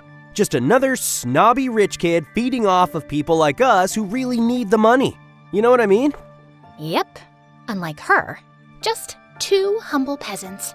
Gotta go harvest some potatoes after algebra. Makes me mad just thinking of her. Yeah, she's like a squirrel with a credit card. What? I don't know. It made sense in my head. And he even found me funny. After Eli dropped me off at Regina and Taylor's, the weight of my reality crashed back down on me. I barely slept through the night. I just kept refreshing Florful's homepage over and over again. I even began to doubt whether those photos really were mine. The next morning, I sulked into the kitchen, totally dejected. But that's when I saw Regina cheerily making us her special secret pancake recipe. And I remembered, this wasn't about me or Fiona at all. This was about Regina and her health. And if she could put together a smile and trudge forward every day, so could I. So later that day, I marched right up to Eli. I didn't even care that other people were looking at me. That weird feeling was back again. You know, confidence. We need to write this article, and we need to write it now. Now that's the girl who took those photos. We spent the entire day secretly messaging each other bits and pieces of the article back and forth while pretending to pay attention in class. I scribbled a note to Eli as fast as I could. We need a stronger ending. Fiona's gonna wriggle out if we're too polite. Eli read it, and then, like the true nerd he is, pulled out a pen. First, he actually corrected my grammar. Then, just for extra spice, he scribbled a note above the word polite. Polite? Weak sauce. We're going full spicy. I blinked at it. This boy had literally proofread my panic scribble in the middle of algebra, and he was proud of it too. I bit my lip to keep from laughing, grabbed my pen, and drew the dumbest, soggiest looking noodle you've ever seen, right next to his weak sauce edit. The teacher noticed the note passing. Lucy, is there something you'd like to share with the class? Just gratitude, Mr. Barnes, for algebra. Eli barely held back a snort. The teacher gave us the side eye, but moved on. Sure, it was just the school newspaper, but Eli was good. Some of his articles had gone viral in the past. He even served as a TV correspondent once on the news. Later that week, I found Dad in his office, buried in spreadsheets as usual. Hey, Dad, do you have a minute? I have 30 seconds. I got a meeting. I hesitated, then held out one of my photos, the one Regina said looked like hope. Maybe, just maybe, my photographs could help sway him. I thought this one turned out well. He gave it a glance for maybe a second. Still wasting time with that camera, I see. It's not a waste. I actually won. Well, I almost won this contest, but... You want to play artist? Fine, but don't come crying when the real world eats you alive. I swallowed hard. But Regina's really sick, and I was wondering if maybe... Still not my problem. But she's practically family. All heart, no sense. Just like your mother. The doorbell rang for my dad's meeting, and at first I was relieved to get out of this conversation, until I saw who it was. You must be Eli. OMG, is that Eli? You're a lot younger than I expected. Let's just get this over with. My dad went into the conservatory, and just as I tried to hide behind one of the statues in our foyer... Lucy? Eli! Hey! What are you doing here? What are you doing here? I work here. May I take your jacket, by the way? Oh man, you have to work for this guy? I'm sorry to hear that, but don't worry. I'm about to write the most scathing expose on him. I forced a laugh and led him to the conservatory, my heart pounding so hard I thought it might echo off the marble. Would you like a refreshment before your meeting, sir? Sure. Orange juice? I darted toward the kitchen, which I'm usually not even allowed to go into, and grabbed a tray of orange juice, much to the horror of our housekeepers. I balanced the tray for dear life, and just as I arrived in the conservatory, the housekeeper burst through the door. Ma'am, please don't. Your dad would kill me if he saw you doing this. My dad, the cook? Why would he care? She looked at me like I'd lost my mind. And then I did exactly what I was trying so hard not to do. I tripped and spilled the juice all over my dad's favorite antique rug. To my dad, this was a nightmare. To Eli, it was a bright, sticky confession. I'm a journalist, Lucy. I know a lie when I see one. I couldn't say anything. I just stood there, frozen, orange juice pooling at my feet. The next day just so happened to be the day our article about Florafull was supposed to come out. I checked the school newspaper, but the front page was just a dumb story about our school mascot's favorite rock and roll bands. In fact, the whole entire paper and its corresponding website didn't have a single story from Eli anywhere, which almost never happens. I looked for him all over the place, but he was nowhere to be found. That night at Taylor and Regina's, I felt both embarrassed and abandoned. And just when I thought things couldn't get worse, I received an email with a subject that said, "One more photo to add," from a sender that made my stomach drop to the floor. Fiona. I clicked on it, and there, enlarged on my computer screen, was a horrifying picture of Fiona and Eli? And she had her arm around him? I couldn't make up my mind about whether to throw up on the screen or smash my computer to pieces. But instead, I sprung from my chair and marched all the way down to Eli's front door. No more Miss Shy Girl! I got there just as he arrived in his rickety old car. Care to explain where you were? I had an interview. An interview. Then what's this? So what? I can't interview someone anymore? She apologized for the way she acted. She said she gets defensive when it comes to her work and explained she was out of line. Her work? Eli, she's lying. And what about you? Do you really need this contest money after all? Look, I'm sorry I lied about my dad, but you don't understand. Save it, Lucy. I just don't know what to believe anymore. You're just another spoiled rich kid, too. Wow. You know what? I'm gonna go storm off home. And you know why? Because I don't have my dad's car to drive off in, or my dad's money to call a cab home, or my dad's love to come pick me up. But yeah, I'm real spoiled. For the next couple of weeks, I redirected my efforts. I'd spent so much energy fighting Fiona that I'd forgotten how great it was to spend quality time with Taylor and Regina. We settled back into our routines. And truth be told, I settled back into my shyness. Being behind the scenes started to feel comfortable again. But I could tell Regina was still in pain, and she really needed surgery. Even worse, Floriful had the nerve to advertise an upcoming Q&A with the special winner of their Be Real campaign.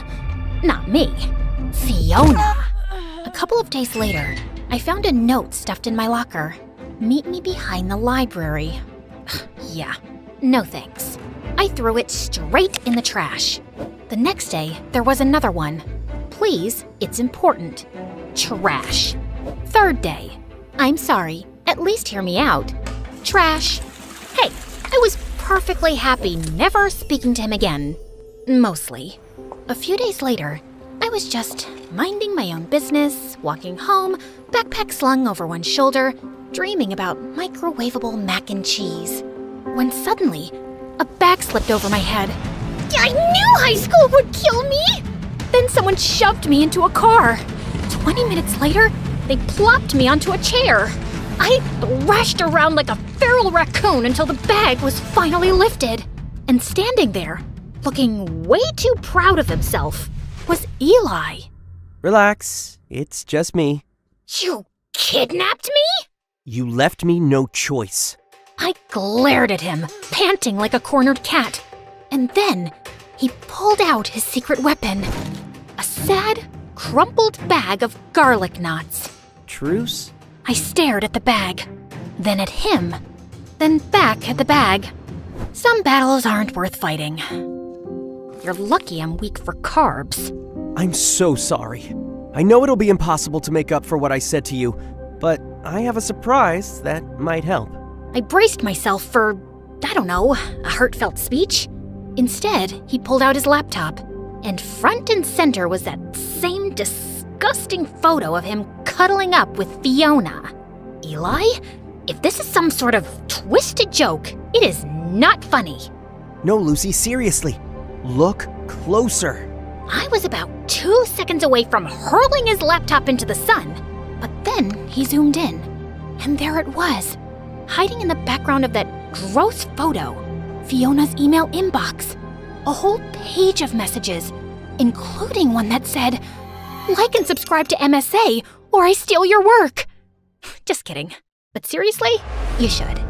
Anyway, there, between all the junk mail and regrets, was a message from her uncle, the CEO of Floriful, with a subject line that read, "Be Real contest winner, Lucy Roth." Dated 2 whole days before Fiona was announced as the winner. As much as I tried to stay mad, a tiny, smug grin betrayed me. Well, this doesn't excuse how you treated me, but I'll admit, it's a good catch. However, you're writing the article this time. I think we're gonna need more than just a photo. Otherwise, she'll be able to say it's fake. We need to catch her off guard. Well, lucky for you, your bestie Fiona is making a public appearance soon at the Floraful Q&A. She's not my bestie. Oh, could have fooled me. You two looked very cozy. I was investigating, undercover. Sure, real deep cover operation there, Agent Bellinger. Focus, Roth. This Q&A might be our shot. Perfect. Let's blow her cover live. Eli used his journalism connections to get 2 press passes to the event, which was being held at the fanciest hotel in town. Seeing as how this is your plan and your work, I think it's best if you do the talking. What? Me? But there's so many people here, and so many cameras.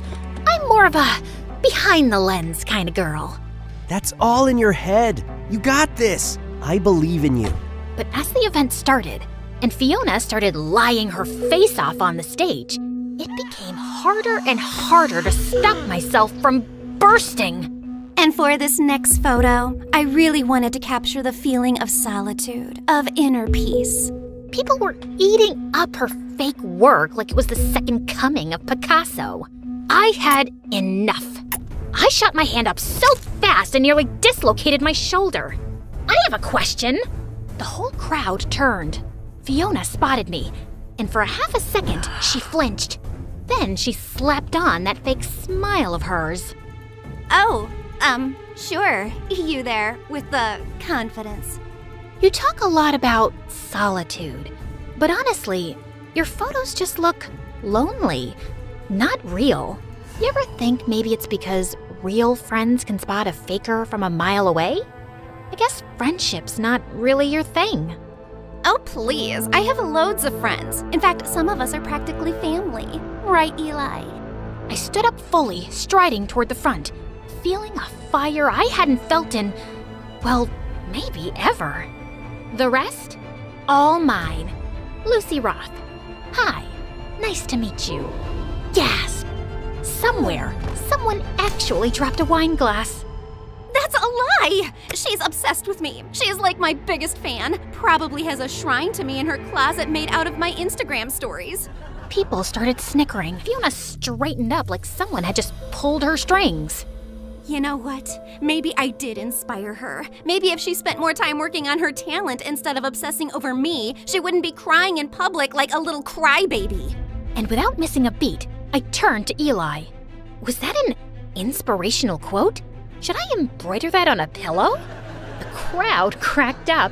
Fiona's face went purple, like an eggplant wearing mascara. And then it happened. Eli gave the secret nod. For our plan, it was go time.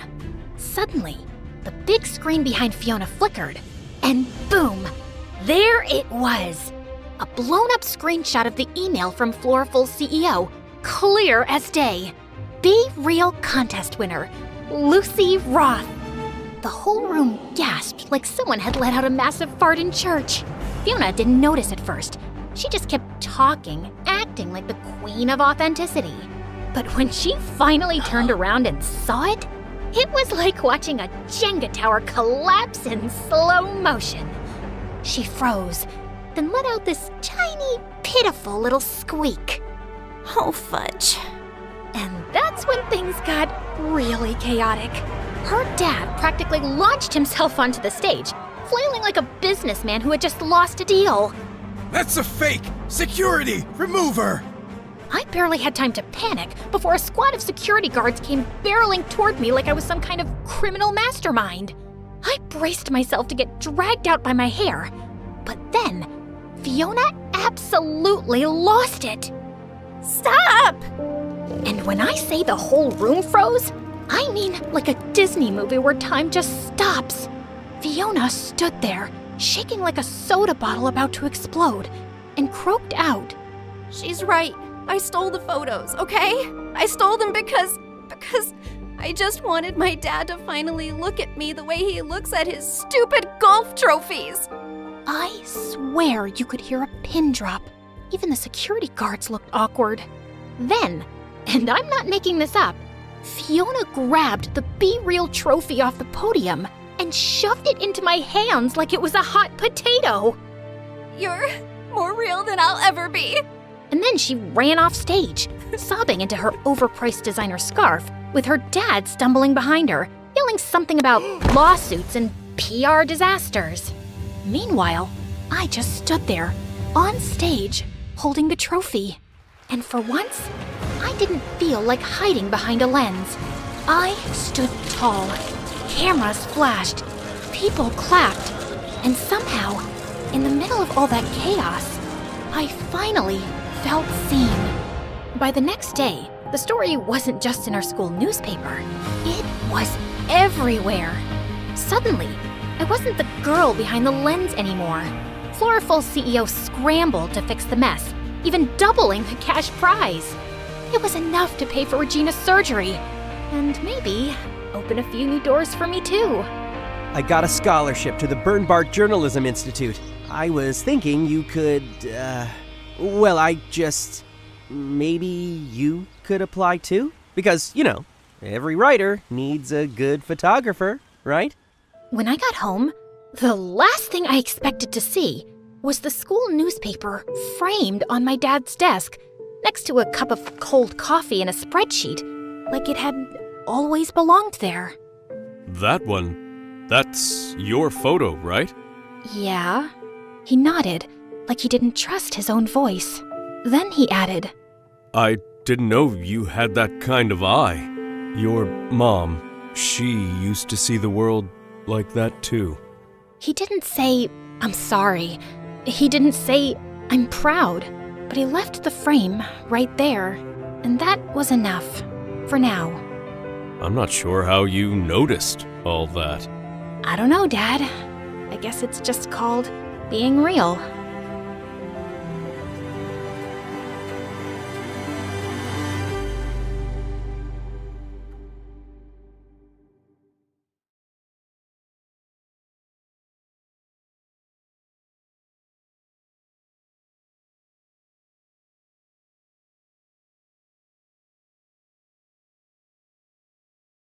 Hi, I'm Sophie from France, and my story, you'll have to see to believe. My life was brilliant. I grew up in a vineyard and my parents worked super hard to make it a worldwide success. Even though they were super busy, they made sure I got the best things in life.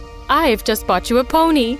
You can take him out on rides around the property. Do you want to get a puppy too? We were super rich, but I didn't care about that. I was homeschooled to take over the family business, but I spent most of my time going on adventures with my best friend Luke.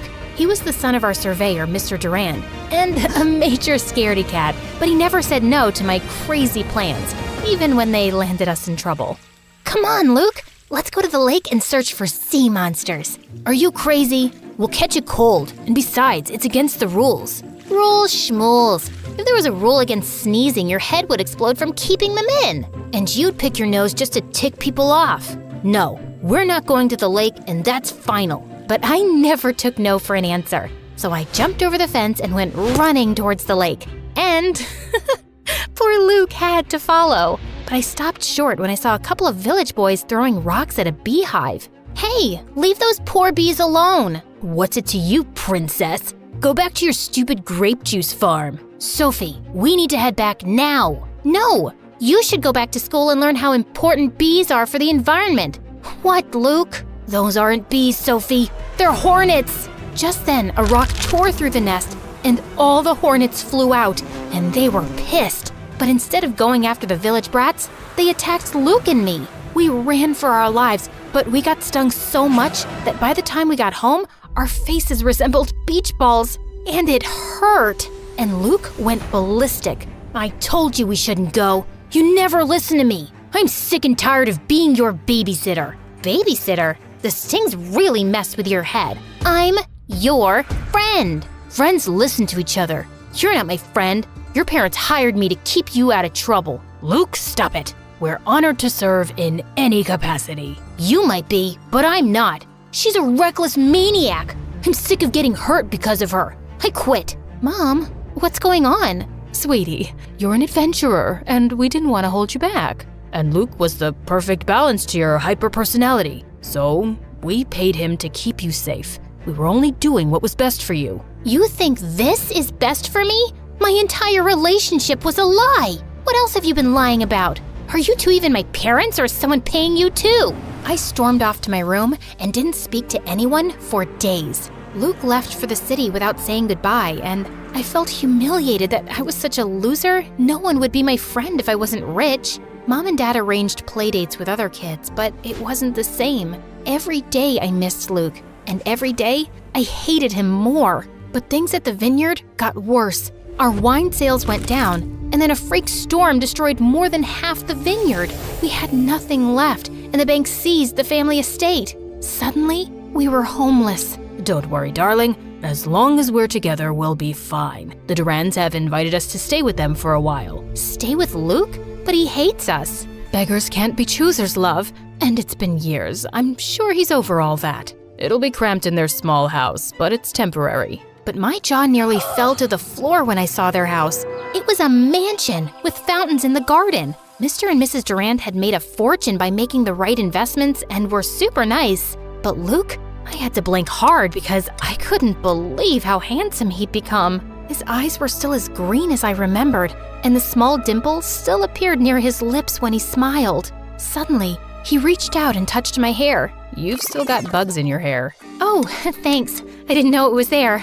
I guess I'm a real bug magnet. Yeah, you always did attract the creepy crawlers. That was weird, but at least he wasn't angry or rude. After lunch, I was strolling around trying to let out a quiet burp when suddenly I slipped and fell in the pool. Strong arms pulled me out of the water, and I was face to face with Luke. And to my complete humiliation, I burped in his face like a bullfrog. I thought you had changed, but I still have to save you from yourself. And I'm sick of it. Hey, it was an accident. Once a troublemaker, always a troublemaker. Mom, you better hide the good plates or she'll break them in a freak accident. Luke, that's enough. Whatever. I have homework to do anyway. Mr. and Mrs. Durand apologized for Luke's behavior, but I didn't want to be a burden. I spent the night thinking of several business plans to get us back on our feet, but we just didn't have the money. A week later, I was waiting at the bus stop when suddenly a sports car raced by me, drenching me with muddy water. Hey, watch where you're going. I am so sorry. I didn't see you there. You're headed to school, right? Let me give you a ride and we can get you cleaned up. My name is Bella and I'm kind of a big deal there. You should stick with me because you're obviously new and don't mind me saying so, but you look like you got dressed in the dark. I just moved here from the village. OMG! Love that for you. I've always been a city girl. Last year when we went to my family's, Bella talked non-stop till we got to the school, and by the time we were sitting in first period, I knew her entire life story. She was an only child, her mom and dad were rich politicians, and she loved corgis.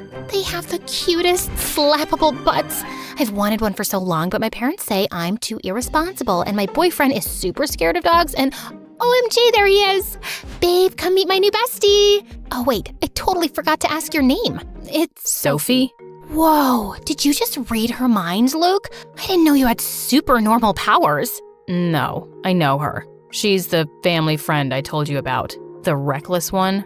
Even turtles look reckless to a chicken like you. Guys, do you know what this means? We can be besties together! Bella was the sweetest girl imaginable. She didn't care whether I was rich or poor. She just liked me for me and took me everywhere with her, even on dates. Oh, wow, babe, this is such a cute bracelet. But you know I'm allergic to pink. But it looks so cute on you, Sophie. Oh, I'm squishy. You should totally have it. Bella, you're crazy. Luke got this for you. I don't mind. See?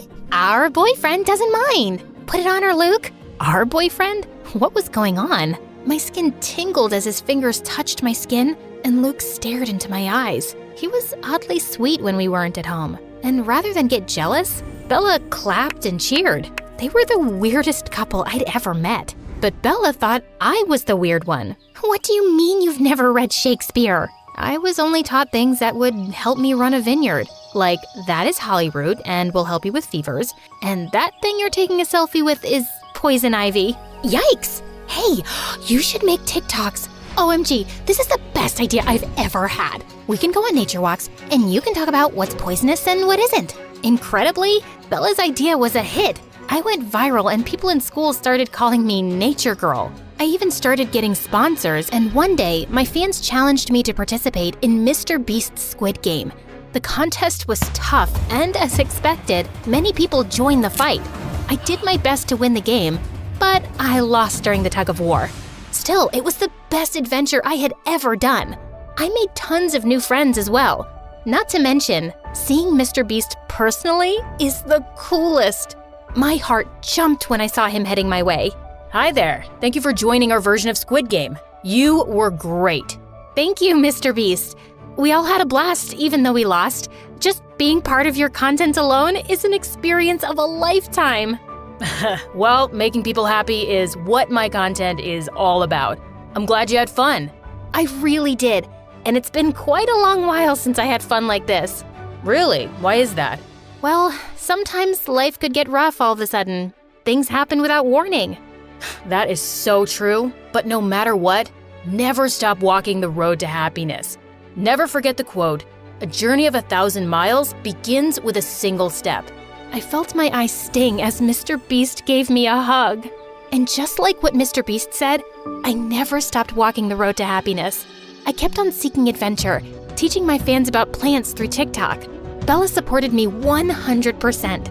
Eventually, the money I got from my sponsors were used to set up a small grocery shop in the city. And little by little, we were saving up to move out. Life was getting better, but Luke's behavior at home was getting worse and worse. He was rude to his parents and ignored them all the time. One time, Mrs. Durand asked them to pass the bread, and he accidentally dumped them all on the floor. What is wrong with you? That's no way to behave with your parents. You have no idea what you're talking about. Stay out of it, please. This isn't you, Luke. You used to be so sweet and caring, even if you were pretending. His eyes softened, but then he shook his head and pushed past me. I'm not the boy you used to know. It's okay, Sophie. It's just a phase. I didn't get what his problem was. He had everything he could ever want. Loving parents, a roof over his head, and a great girlfriend. But things with Luke and Bella were getting weirder. The old feelings were coming back and made me nervous. So when Dad announced we'd be moving to our own apartment at the end of the month, I was relieved,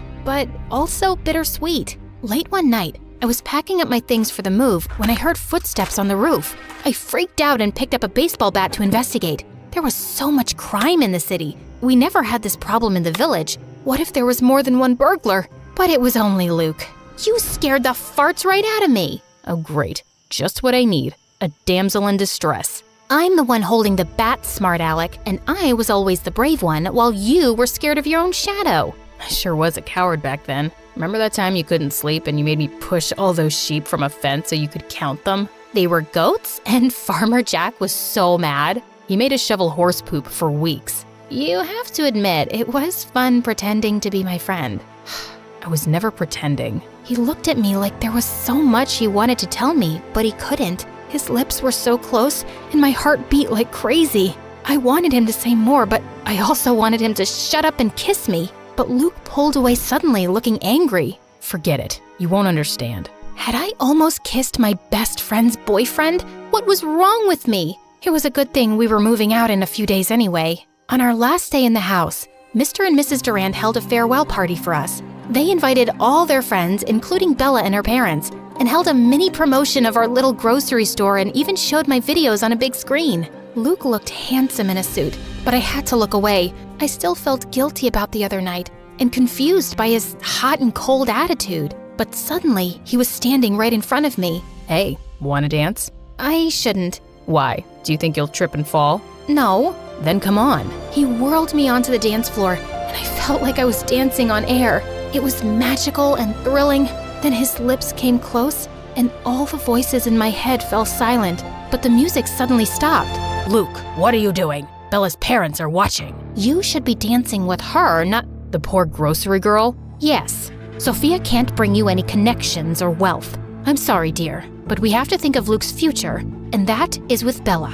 I was so shocked my mouth fell open. My parents were furious. Is this how you feel about us? Why did you invite us to stay with you? Why throw us this party? Because they want to rub in your faces how rich they are now. They always envied you, and they didn't throw you this party. Bella and I did. It was all Luke's idea. He's been planning this party for weeks. I just helped with the decorations. Suddenly, all the guests left saying they were disgusted, and Mr. and Mrs. Durand looked panicked.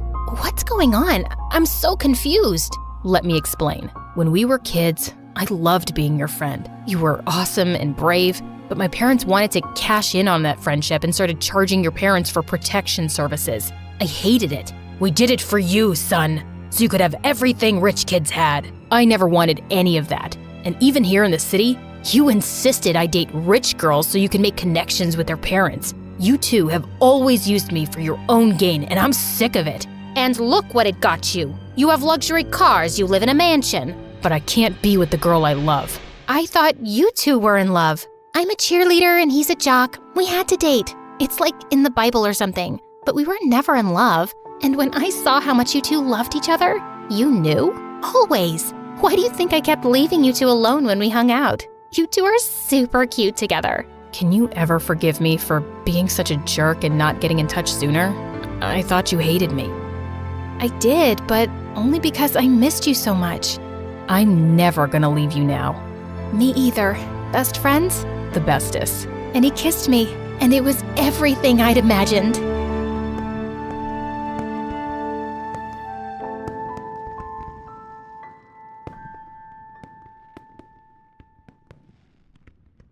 Hi, I'm Sasha. I live in Arizona with my parents and my brother Matt, who's a year older than me. But before I continue, please like and subscribe. Dad was a business tycoon, and our lives were just perfect. That is, until one Christmas when I was 5 years old. Dad had invited the whole neighborhood for dinner, and the house was buzzing with excitement. We were all busy with the preps when suddenly Dad cried out, "Matt, that tree's fallen! Catch it before it breaks my glass table!" Matt ran to the tree and caught it just in time, but he couldn't hold it any longer than a few seconds. I dived forward and caught the tree, holding it up easily. But just then, Matt suddenly lost his balance and went crashing straight into the table, breaking it now.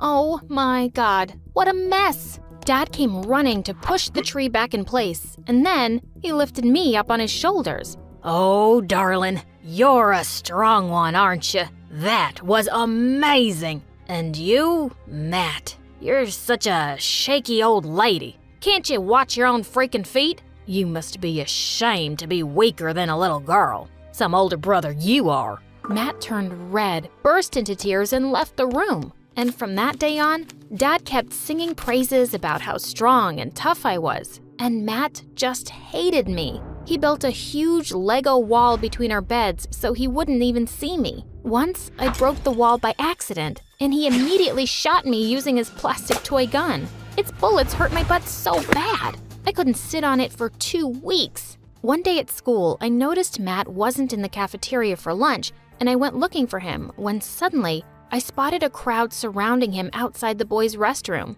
"Are you gonna take all day, Maddie? It's so simple. Just use your tongue and lick the doors clean. I want to see my reflection in it when I come back. Come on." Matt looked close to tears, and I felt so mad. "What do you think you're doing to my brother? Get away from him. Or you'll do what, little girl? I'll hit you so hard it'll make your ancestors dizzy." As the boys laughed, I punched one of them and sent him flying. He got up to his feet and ran away like a scared mouse, and the rest followed. I turned around to Matt, and suddenly he pushed me away. "Why'd you do that, you moron?" "Wow, is that your thank you, Matt? I just saved your butt. You just made everything worse. Now everyone in school will think I need my baby sister to fight for me. Isn't it bad enough that I live in your shadow at home, Daddy's little princess? Just stay away from me." And he stormed off furiously. All I'd done was try to help him, but he just ignored me more than ever after that. On my 12th birthday, Dad surprised me with the latest PlayStation. The minute Matt saw it, he flung his plate of food at the wall and walked out of the room. "What the heck is wrong with that boy?" "Dad, I think I know why he's mad. He's been asking you for a PlayStation for years, but you didn't get it for him." "And why should I? I got him Iron Man and Spider-Man figures on his birthday, and what did he learn from them? Nothing. He's just a weak, lazy couch potato staying locked up in his room. No, you deserve this. He doesn't." I felt bad for Matt, but my birthday gift was something new and exciting for me. I placed it in my room, and after dinner, when I went back, it wasn't there. Just then, I saw Matt passing by my room with a wicked smile. I knew he'd done something. I ran out and jumped on him, knocking him down. "Where's my PlayStation, Matt? I know you took it from me. Give me back my gift." I will, if you give me some answers. Why do you spoil everything for me? Why did you get what I asked for? And why's Dad crazy about you? I just can't sit and watch all this. But it's not my fault, Matt. I didn't do anything to you. Now, where is my PlayStation? Boom! And he ran off and shut his door. Suddenly, we heard a loud explosion from the backyard. We all looked out the window, and it was my new PlayStation. Matt set fire to it? I cried my eyes out, and the next day, my parents got me another PlayStation and a cute kitty, who I named Kit Kat. I adored her, and I spent the whole summer playing video games. I was obsessed with this whole new world. I even discovered that by being a gamer on YouTube, you can earn big money. That was amazing. I started off with a simple game, and things were going better than I expected. And in no time, I started streaming my games on YouTube, and I was getting so popular in school. One evening, as I sat down for a live stream, I saw a video had been posted a few hours earlier from my account. I clicked on it, and to my horror, there was a figure sitting at my desk in my hoodie with the face covered, speaking in a weird, shrill voice. "I just came online to confess that I'm a fraud. I made my brother play all these games for me because I'm just a dumb girl who could never be a good gamer. You all are pretty stupid for believing me. Now my brother has left me and I'm done. So go follow somebody else, you morons." There were tons of hate comments under the video, and so many people had unfollowed me. Oh my God, I was gonna kill Matt. Matt, what's your freaking problem? Your stupid prank could ruin my career as a gamer. My followers are hating me now. Well, yeah, it's time for you to know what hate really feels like. And it's just a reminder, girls can't be gamers. Oh, really, Matt? Well, you are so mistaken. I'm gonna get into a big esports team and earn more than you can imagine real soon. So watch out, loser. I ran to my room and recorded a video explaining everything and posted it, hoping to get back my viewers. Later that night, when I went to the kitchen to get water, I saw the light was already on, and I heard someone's voice. I peeked in to see Matt holding Kit Kat, talking to her lovingly. "You're so adorable. Who wouldn't love you? Everyone loves you, right?" Aw, was I just seeing Matt's sweet side? But suddenly, he put Kit Kat in a baking dish and opened the oven door. "And that's why I hate you. Your time is up, stupid Kit Kat." Oh my God! Before he could push her inside, I leapt forward and attacked him, and we went flying into a rack of dishes. Everything came crashing to the ground, and my parents came running at the noise. "Mom, Dad, Matt has lost it. He nearly baked poor Kit Kat." "I always knew something was off about this boy. You better behave or I'll send you to an asylum." Matt left the room quietly, and I just knew this wasn't the end of it. The next night, when I was fast asleep, someone pulled me off the bed from my legs. I opened my eyes in horror to see Matt standing near me with a knife in his hand. OMG, I thought he wanted to kill me. I shouted and hid under my bed, but then, all of a sudden, he started screeching a plate with it. Ow! It hurts my teeth. Stop it, Matt. Are you crazy? I'm trying to sleep here. No one sleeps when I'm awake, especially you. I'm gonna play this till morning, every night, even if you send me to an asylum. I screamed and managed to run out of my room, locking it from the outside. Matt kept beating the door with his chairs, almost breaking it. My parents arrived on the scene too, and they were horrified. That's when it struck me. My system, my camera. Oh no, he was gonna wreck everything. I asked my parents to open the door, and the moment they did, he ran out of the house like a maniac. Gosh, he didn't come back all night, and we were all so worried about him. The next day, I went to school alone, and when I got back, there was a note stuck on the door from my parents. "Sasha, we've left for Chicago. Grandma had a terrible accident. Tell us when your brother returns. We will be back tomorrow." What the what? So they'd left me alone? Oh no. How was I gonna deal with Matt if he came back? You're strong, Sasha. Why should you be afraid of him? And it's just a day. You'll be fine. The whole day went by, and Matt didn't come at all. The next morning, I heard someone at the front door. I opened it to see a courier person. It was a special post addressed to me. When I opened the envelope, I saw the names of other gamers like Sniper Wolf and Gloom. The best part? I was invited for a gaming marathon where Sniper Wolf and other famous gamers would be joining. OMG, I could get all my viewers back. I was dancing around in excitement when I suddenly turned around and shrieked. Matt was standing inches away from me, looking down with an evil grin. When did you come? Who said I ever left? And with that, he grabbed the letter out of my hand and ran into the kitchen. And then he switched on the stove. Matt, no, please, don't do that. That is very important. Yes, everything about you is always important. And who am I? Just worthless garbage? As he was looking at me and talking, his long sleeve caught on fire. As he screamed and waved his arm around like crazy, I leapt forward with a jug of water and threw it at him. The fire was put out and he was okay. Oh my God.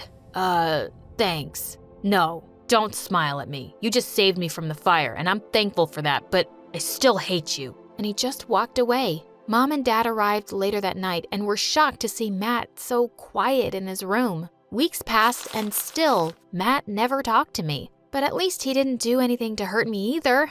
A few days later, our school was celebrating World Children's Day, and the chief guest was talking about how we were all lucky to have the love of families, unlike many children. Just then, Matt got up and shouted at the top of his voice, "Lucky? I wish I was an orphan. Families don't give love or happiness. All my life, they've given me only disappointment and tears. Families suck, and you suck for giving this stupid speech." The teachers immediately dragged him out of the auditorium, but I couldn't help thinking about his words. Matt wished he was an orphan? I suddenly felt like the most terrible sister. We'd all ignored Matt's cries for help and attention too long. Later that evening, I went to my parents to talk to them about Matt's outburst. Mom started to cry, but Dad, he got really mad. That stupid boy said we made him miserable? What does he want, huh? He has everything. He lives under my roof and eats 10 times a day. He's just a spoiled, whiny, weak little...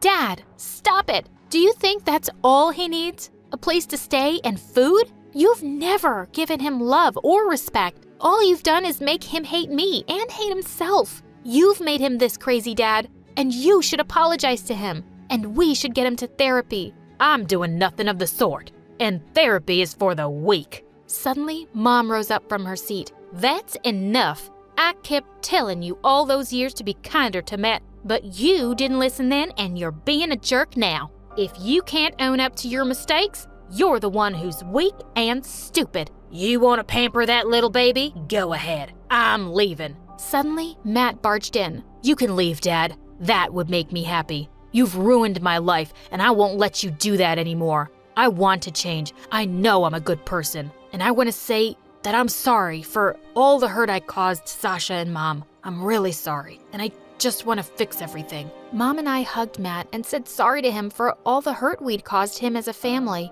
I'm so proud of you, Matt. Asking for help and deciding to make a change needs a lot of courage. I love you. I love you too. When I got home from school one day, I heard loud laughter and glasses clinking from the lounge. I got out of sight quickly before anyone spotted me. Ugh, it was Mom and her friends. They always sounded like a group of hyenas when they got together. I heard one of her friends say, "But seriously, you're so beautiful. Can't believe your daughter is that ugly." Mom laughed, and so did everyone else. In case you haven't guessed already, I don't like my mom. In fact, I hate her. She really seems like such an airhead. She enjoys nothing except gossip and shopping. And I hate the way she dresses. Once, she came to school, and I wanted to die of embarrassment. She was wearing the tightest, shocking pink dress and had a ton of makeup on. And she was strutting down the street like she was a runway model. The boys in my class were staring and grinning at her. It was so gross. To make it worse, I heard one of them say, "Wow, now we know where Ella gets her looks from. I should ask her out already." Yeah, great. Except they weren't talking about me. My name is Mallory. My sister, Ella, who's a couple of years younger than me, is one of the most popular girls in school. People are so shocked when they find out we're related. She looks just like Mom and acts just like her too. I told Dad about how Mom had turned up at school and how I hated the way she acted. He sighed and said she didn't used to be this way before, but she changed completely after her sister left. I didn't even know she had a sister, but her ditziness wasn't why I really hated her. I still couldn't forget that night when I had woken up in the middle of the night feeling really thirsty. I was on my way to the kitchen to grab some water when I heard Mom's loud sobbing and Dad's voice coming from their bedroom. What's going on? I wondered. I crept up to their room and peered in through the slightly open door. Dad was sitting on the bed, his head in his hands, and Mom was kneeling next to him, crying and begging him to forgive her. "How could you do this, Melissa?" Dad said, his voice full of despair. "And with my best friend, you ruined everything." "Please, please don't say that," Mom sobbed even louder. "Please say you'll forgive me. It was a terrible mistake." I couldn't listen to any more of this. My head and heart felt like they were going to burst. Mom had been cheating on Dad with Jack? God, I had never liked that scumbag. Dad packed his bags the next morning and left. He kissed me on the cheek and said he was going away on a business trip. He looked so heartbroken. I knew he wasn't going on any trip. He was moving out. I couldn't even say anything. I just choked back my tears and nodded. I couldn't stand to be around Mom. I could hear her crying in her room, and I just wanted to smash something in her face. It was all her fault Dad had left, and he might never come back. Just then, the door opened, and it was Dad. Oh, thank God. Clearly, he had decided to forgive Mom and give their marriage another chance. I was so relieved to see him, but I just couldn't look at Mom in the same way ever again. I had no respect for her. The secret had been eating me up inside. I hadn't told anyone except my best friend. If I told Ella, she probably wouldn't even have believed me. She was Mommy's little puppy dog. I could hear Mom calling me down for dinner. At the table, she asked me how school was, and I pretended I hadn't even heard her. I turned to Dad and started talking about an upcoming sports event at school. When I took the first bite of the meatloaf Mom had cooked, I made a disgusted face and pushed my plate away. Yuck. That tastes awful. I'm just going to make myself a peanut butter sandwich. Again, I said. I could see the hurt look on her face, but I didn't care. I wanted to hurt her. "Mallory, it tastes just fine," Dad said sternly. "Just sit down and finish your food." "No!" I screamed, getting up from my chair. "Her food is terrible. I'd rather go hungry." And with that, I ran upstairs to my room. Before I slammed the door shut, I heard Ella talking in her sickly sweet voice. "Mommy, the meatloaf is delicious. Mallory is just going through a phase. Probably boy troubles." And then I heard them both giggle. I felt so pissed off. Gosh, could she ever stop sucking up? A couple of hours later, my stomach was growling so loudly, I was pretty sure the neighbors could hear it. I snuck into the kitchen and took a look in the fridge. Sadly, they finished the meatloaf. Ugh, I really would have to eat that peanut butter sandwich now. I was sneaking back upstairs when I heard my parents' low voices in the lounge. And I heard my name. Mom was telling Dad that she'd just had about enough of my behavior. Dad said he'd talk to me later, but it was probably just me acting out as a teenager. A couple of days later, I woke up to some shouting. "Too early to hear your screeching, Mom." Her voice was like nails on a chalkboard. I walked downstairs to find Mom waving something in Dad's face. "I just want to know how these got in your car. Who do they belong to?"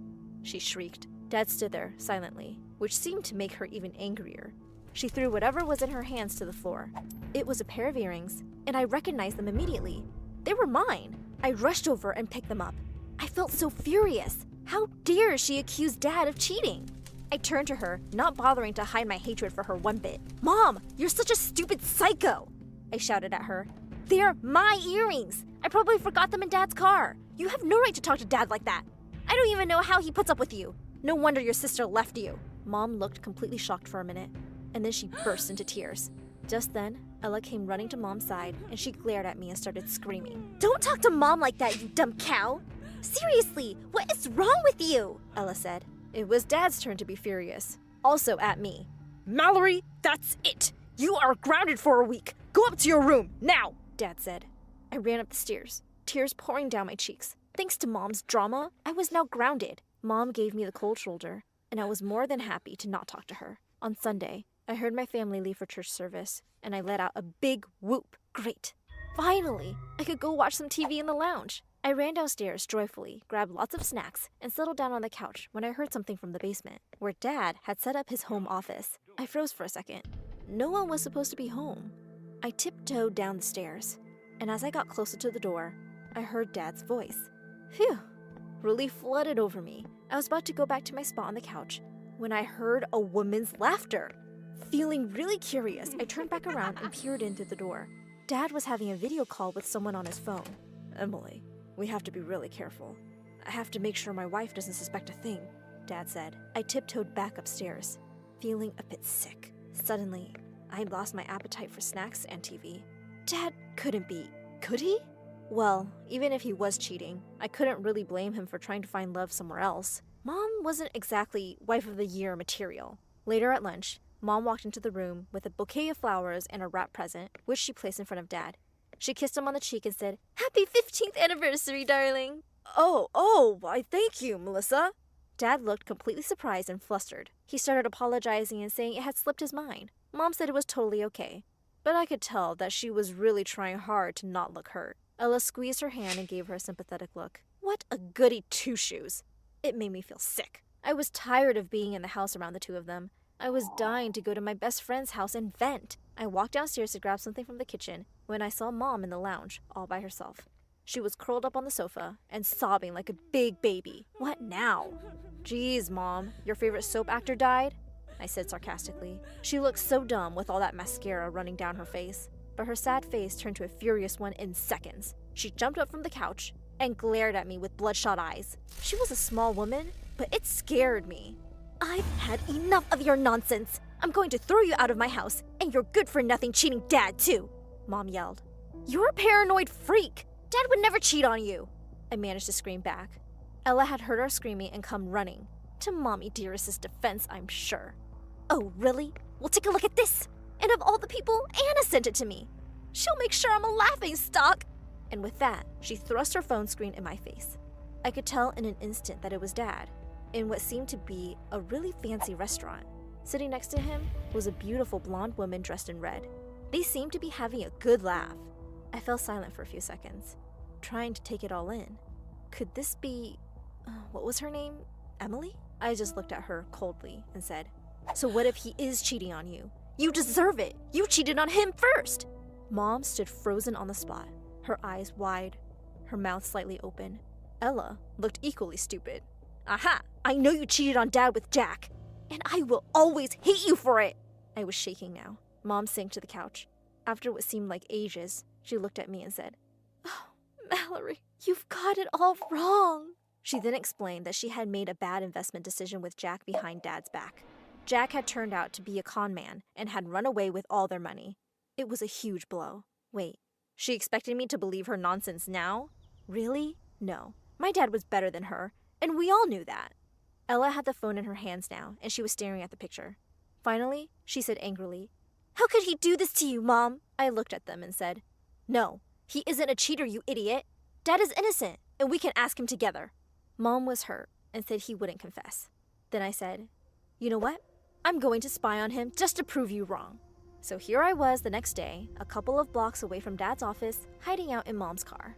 She'd made me skip school and sent me off in her car. Half the day had gone by with nothing happening.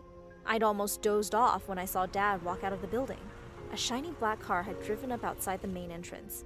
A leggy blonde in high heels stepped out of it. My dad kissed her on the cheek, and then he got into the car with her, and they drove off. I frantically revved up my engine and started following them. Where were they going? I wondered. We had been on the road for 2 hours now. We left town and were on an empty road between a stretch of fields. Just a few moments later, the car turned left onto a smaller road leading up to a huge mansion. I parked my car at a distance and walked up to it on foot. I quietly slipped in through the main door. I walked down the large hallway and heard Dad and that Emily talking in another room. Suddenly, I could hear her clicking heels getting louder, and in panic, I ducked behind the huge plotted plant near me. "Wow, this really is a beautiful place, Em," Dad said. "And it'll all be yours soon." "Yes, thanks to you," she said, looking at him with a huge smile. "As soon as you can get that wife of yours to sign the papers." Her evil laugh echoing through the hallway made my blood run cold. And what was worse, Dad joined her. That wasn't the worst of it. They started going up the stairs, and suddenly Emily lost her balance. Dad was quick to catch her. "Oh my God, Em, are you okay? You really shouldn't be wearing such high heels," Dad said. Oh, goodness. Yes, I'm fine. You're right. I should be more careful. What with the baby on the way? She smiled shyly up at Dad, who smiled back and they went upstairs. My legs shaking, I bolted towards the door and ran to my car. I'd heard enough. Dad wasn't just replacing Mom. He was about to replace me with a shiny new baby. I felt so heartbroken. I drove back home like a mad person, rushed out of the car, and called out to Mom. There was no reply. I ran up the stairs and looked in every room, and I couldn't find her anywhere. I had her car. Where could she have gone? Suddenly, I noticed a large note stuck on the fridge. Hey, Mal, your dad sent a card for me to take somewhere secret. I have to go see what this is all about. Maybe I'll get some answers.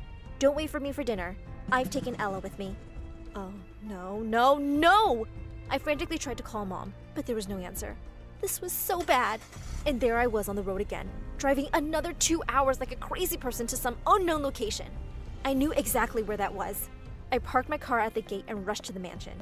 Emily's car was still there, and Mom and Ella must have been inside because another car was parked outside. I ran in through the main door and looked in all the rooms downstairs.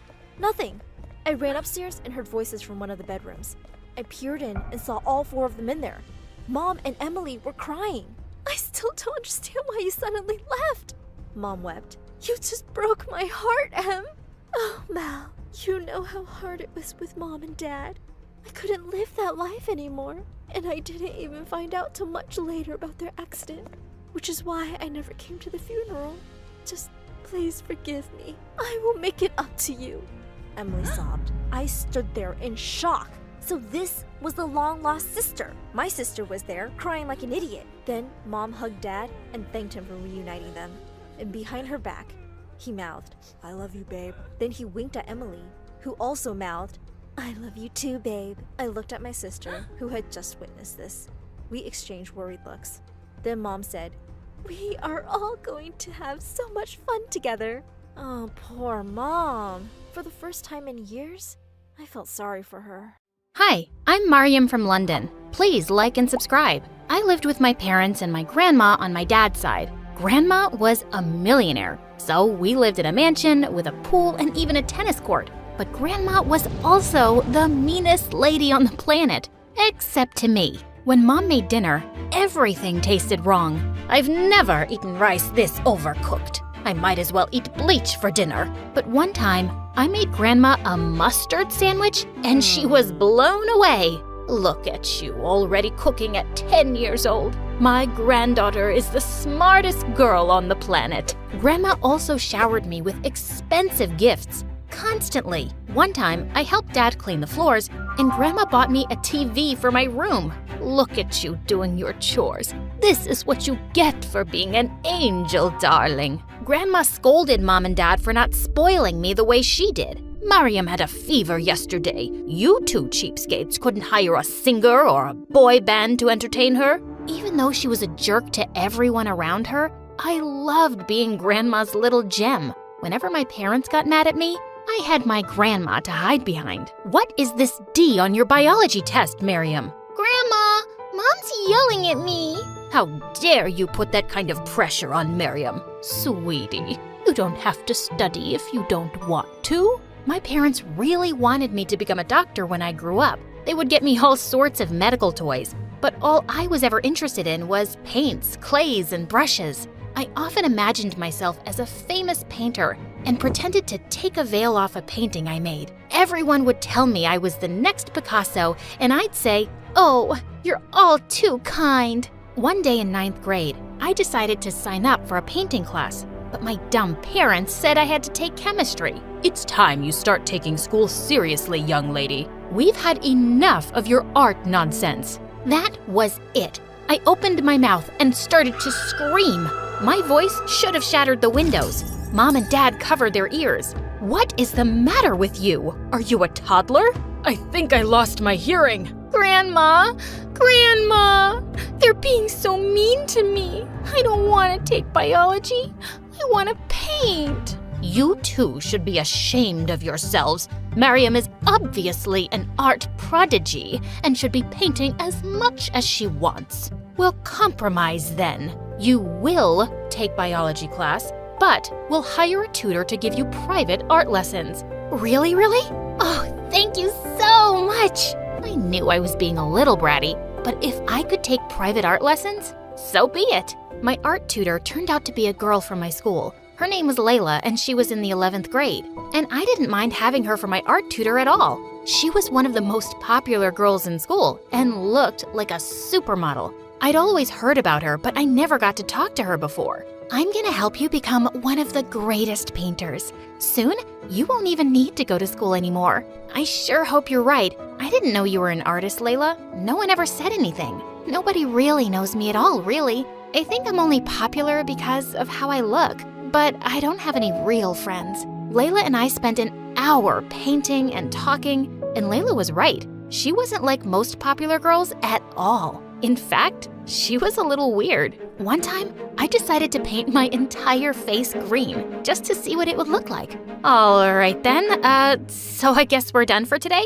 Actually, I wanted to ask you something. My parents are on vacation for like 6 months, so I'm all alone in my house. Can I stay at your place? I'll help out around the house and give you triple the art lessons. Triple the art lessons? I was gonna make sure Layla could live with us. Oh, for sure. I just gotta talk to my grandma. But my parents happen to be in the same room as Grandma, and they wouldn't have it. Some stranger living in our home? Are you crazy? Might as well invite a robber to live with us. You guys are so unfair. She said she's gonna give me triple the art lessons. Grandma, tell my parents to stop being jerks. Miriam's right. You two are heartless people. Not letting a friend of Miriam's into our home. Not letting her follow her dreams. You should be ashamed of yourselves. I knew then Layla was gonna stay with us for as long as I wanted her to. But as time passed, I didn't just do art with Layla. I also talked to her for hours. Miriam, how come your grandma's such a bully? She's a bully to everyone, but not to me. Don't you worry one day she'll bully you too? No, Grandma loves me. You know, you're kinda naive, Miriam. Sort of like a kid. I am not. No, it's a good thing. I wish I was more like that. Layla said the most confusing things, but I loved every moment I spent with her. Even at school, being with Layla was an adventure. She would do the weirdest things. Miriam, come with us to the boys' bathroom. We're gonna tape anonymous love letters on the wall. Are you crazy? Why? 'Cause it'll drive them crazy. When no one was looking, Layla leaned over to me and whispered, "Consider this your most important art lesson. How to win over the boy you love. But I don't like any boys. Or maybe boys don't like you. You're too... I don't know what the word is. What's that supposed to mean? I don't know. Boys just maybe aren't into you. Like I said, you're kinda young for your age." Layla taped her anonymous love letter to the wall and left me inside the boys' bathroom. I was mad after Layla said that. I even refused to talk to her after school. Come on, Miriam, don't be so sensitive. I didn't mean anything by it. You insulted me. Maybe you are just another mean, popular girl. I'm sorry, you're right. Sometimes I say stupid things. Sometimes I think there's something wrong with me. What do you mean? Layla didn't answer. Instead, she took me to this gorgeous hiking trail to paint. I forgot all about our conversation. Layla, when will I be the world's best painter and be able to quit school? It doesn't work like that, silly. I was kidding when I said that. Maybe you'll never be a great painter. You don't think I'll ever be a great painter? I don't know, really. But did you know that you're the best student I ever had? Maybe you won't be a famous painter, but you'll be a famous something. Why was Layla always speaking in these weird riddles? And even though she was a mystery, I felt closer to Layla than I'd ever felt to anyone. Then, 10 months later, Grandma started picking on Layla one day. It was totally out of the blue at dinner time. "Dear, I assume your parents are successful painters?" No, ma'am. It's just me who likes to paint. My parents are doctors. But like I said, now they're on vacation. On vacation for almost a year? And you haven't displayed your paintings in galleries, started a business, and made something of yourself? Ma'am, I'm only 17. By the time I was 17, I was already starting my own startup. You're a freeloader is what you are. Grandma? Excuse me, but I think I'll go to my room now. I watched Layla get up from the table as her eyes filled with tears. Why was Grandma being so cruel all of a sudden? I was used to her bullying my parents, but Layla? I could barely stand it. I jumped up to follow Layla. Layla, wait! Don't take what Grandma said to heart. I told you, she can be mean sometimes. Your grandma's right, Miriam. I have to tell you something. What is it? I lied before. My parents aren't on a trip. The truth is, I'm homeless. After my parents died, I tried going to an orphanage, but they didn't take care of me, so I ran away and started stealing food and clothes. Then I got caught and got arrested. No foster parents want a girl with a criminal record. I've been living on the streets. So far, I've been able to keep it a secret at our school, but I'm worried one day they'll find out. Oh, Layla, I had no idea. Listen, if I tell Grandma about your situation, she'll understand. She always agrees with whatever I say, no matter what. But when I told Grandma Layla's story, her face turned white with anger. She looked like a statue. I want her out of my house, Miriam. I can't believe I ever agreed to let a filthy child criminal into my home. She leaves today, and I'm calling the police. Grandma, you can't do that. It wasn't her fault. I want her to stay here and teach me art. She's the bestest friend I've ever had. And for the first time ever, Grandma turned her anger on me. You don't know what you're saying, Miriam. You're just a silly child. Layla leaves my house today. Like it or not? Then something inside me burst. Grandma, I've had enough of your cruelty. You bully everyone around you, and I'm sick of it. You have no idea what Layla's gone through, and you have no idea what she means to me. Without waiting a split second, I ran back to my bedroom to find Layla, but she wasn't there. Where had she gone? All of a sudden, I saw Layla outside the window with a backpack. She was walking farther and farther away from our house. I dashed outside. Layla, where are you going? Layla just ignored me and kept walking. I ran up to her and grabbed her arm. Layla, please don't leave. You were right about Grandma. She is a bully, and I finally stood up to her. I don't care about what she wants. I care about you. Miriam, I think you better forget about me. It's for the best. What do you mean? I could never forget about you. You're not my family, Miriam. I don't have any family. Nobody loves me. I'm just your art teacher. That's all I ever was. Before I could say another word, Layla left. I tried chasing her. I never knew someone could run so fast. But after miles of sprinting, I collapsed on the ground and I burst into tears. I didn't get home until midnight. Grandma and my parents stood in the living room next to our giant, fancy fireplace. Grandma's eyes looked like they were on fire. You spoiled, awful child, yelling at me and then vanishing out into the night? I should have you locked up in jail. Okay, let's go easy. She made a mistake. She's still your sweet Miriam, isn't she? She was my sweet Miriam. That was before she became friends with a dirty, homeless, and spoke back to me. And if she keeps painting, she'll be a dirty homeless too. I don't care what you say, Grandma. I am going to keep painting, even if I do end up poor. Why don't you show me a few of your paintings then, I will. I'm really good. In my room, I grabbed every painting of mine I could find. Grandma was going to see. Here, look at how many paintings I've done. And you know what?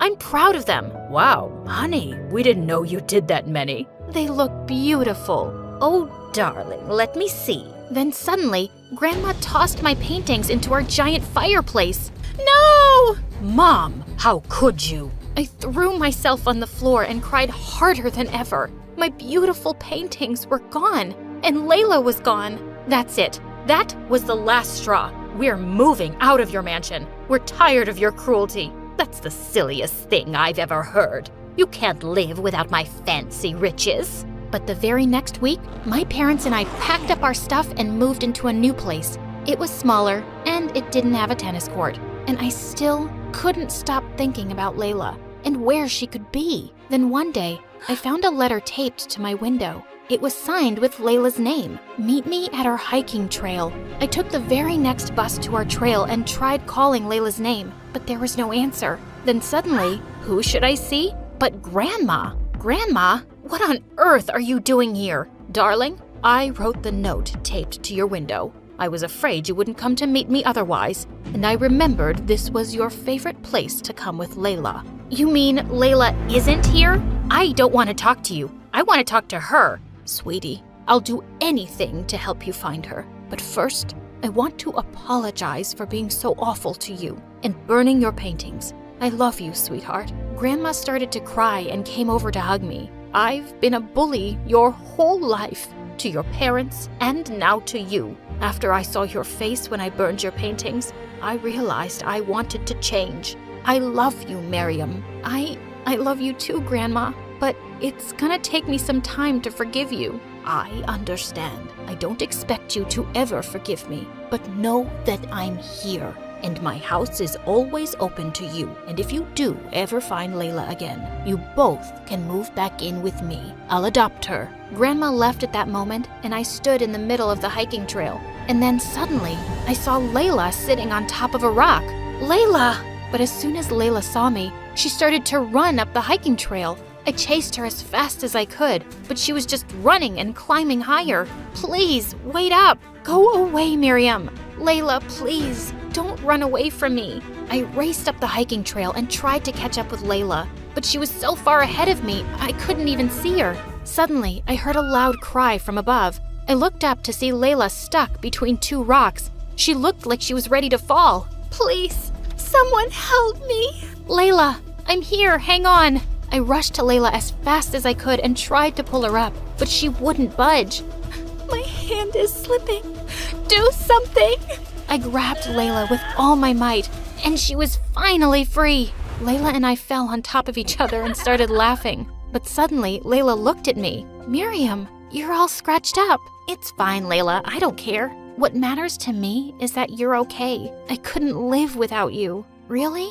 I mean that much to you? Yes. You're the most amazing friend and teacher I've ever had. I used to be so bratty and babyish. I had my grandma to run my whole life. But you've changed me. Even though we're not related by blood, you are my family. Do you really mean that? Yes. Layla, I talked to my grandma. She apologized for everything. And she said if I ever found you, she'd adopt you. Oh, Miriam. That's the best news I've ever heard. We'll paint up here every day. I'll teach you everything. We will, even if we're never famous. I'll always keep painting with you. I love you, Layla. I love you too.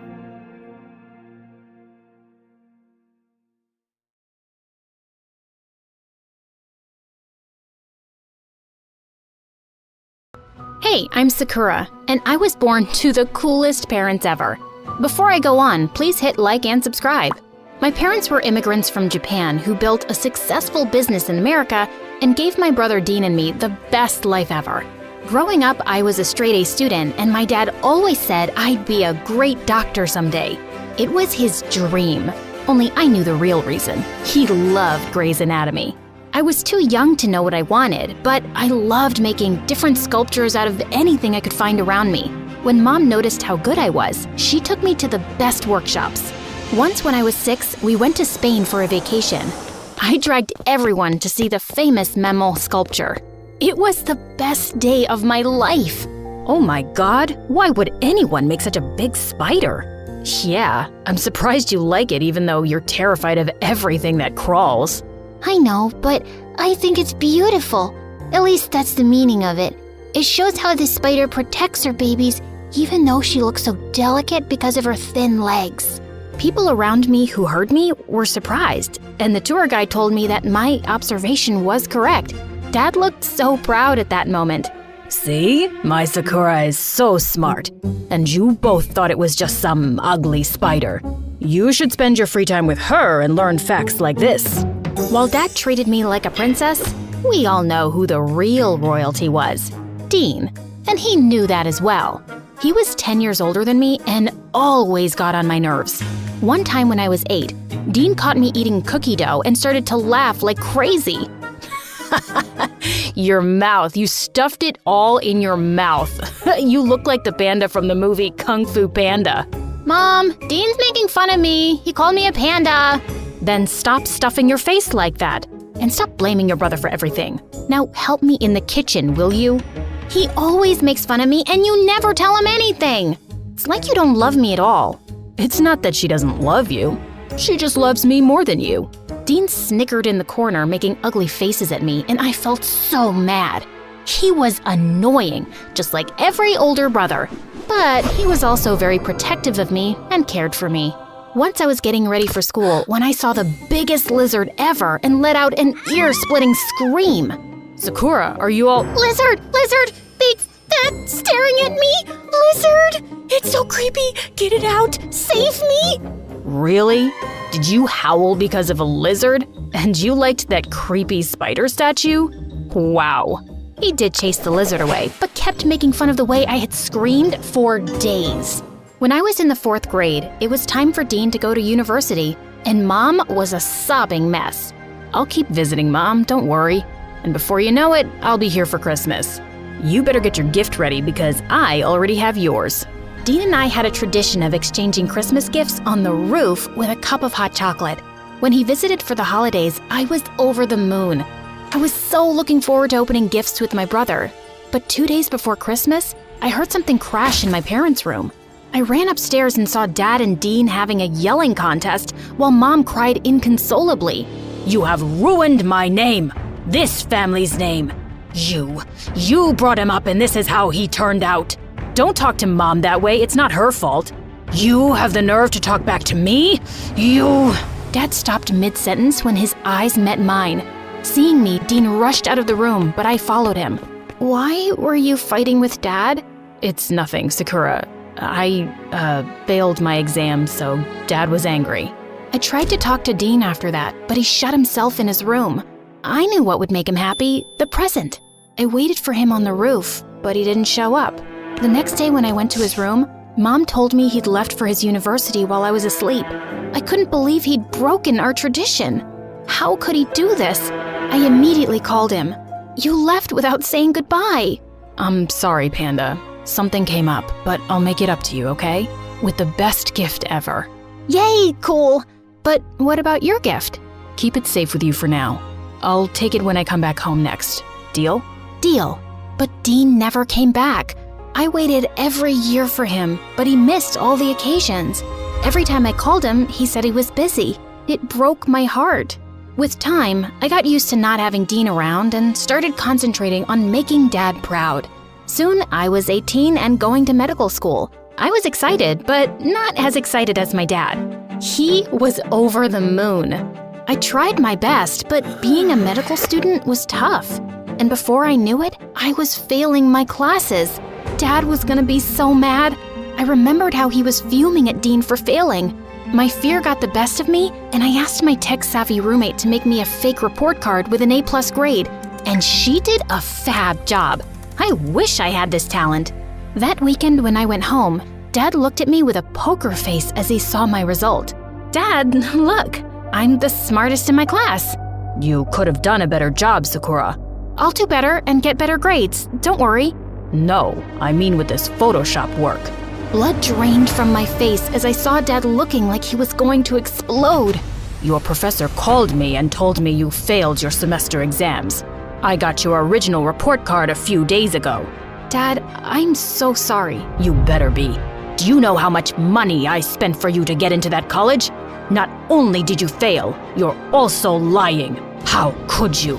I flinched at how loud Dad's voice had gotten and saw Mom run into the room. It's just, medical school is really tough, and I knew you'd get mad at me if I failed.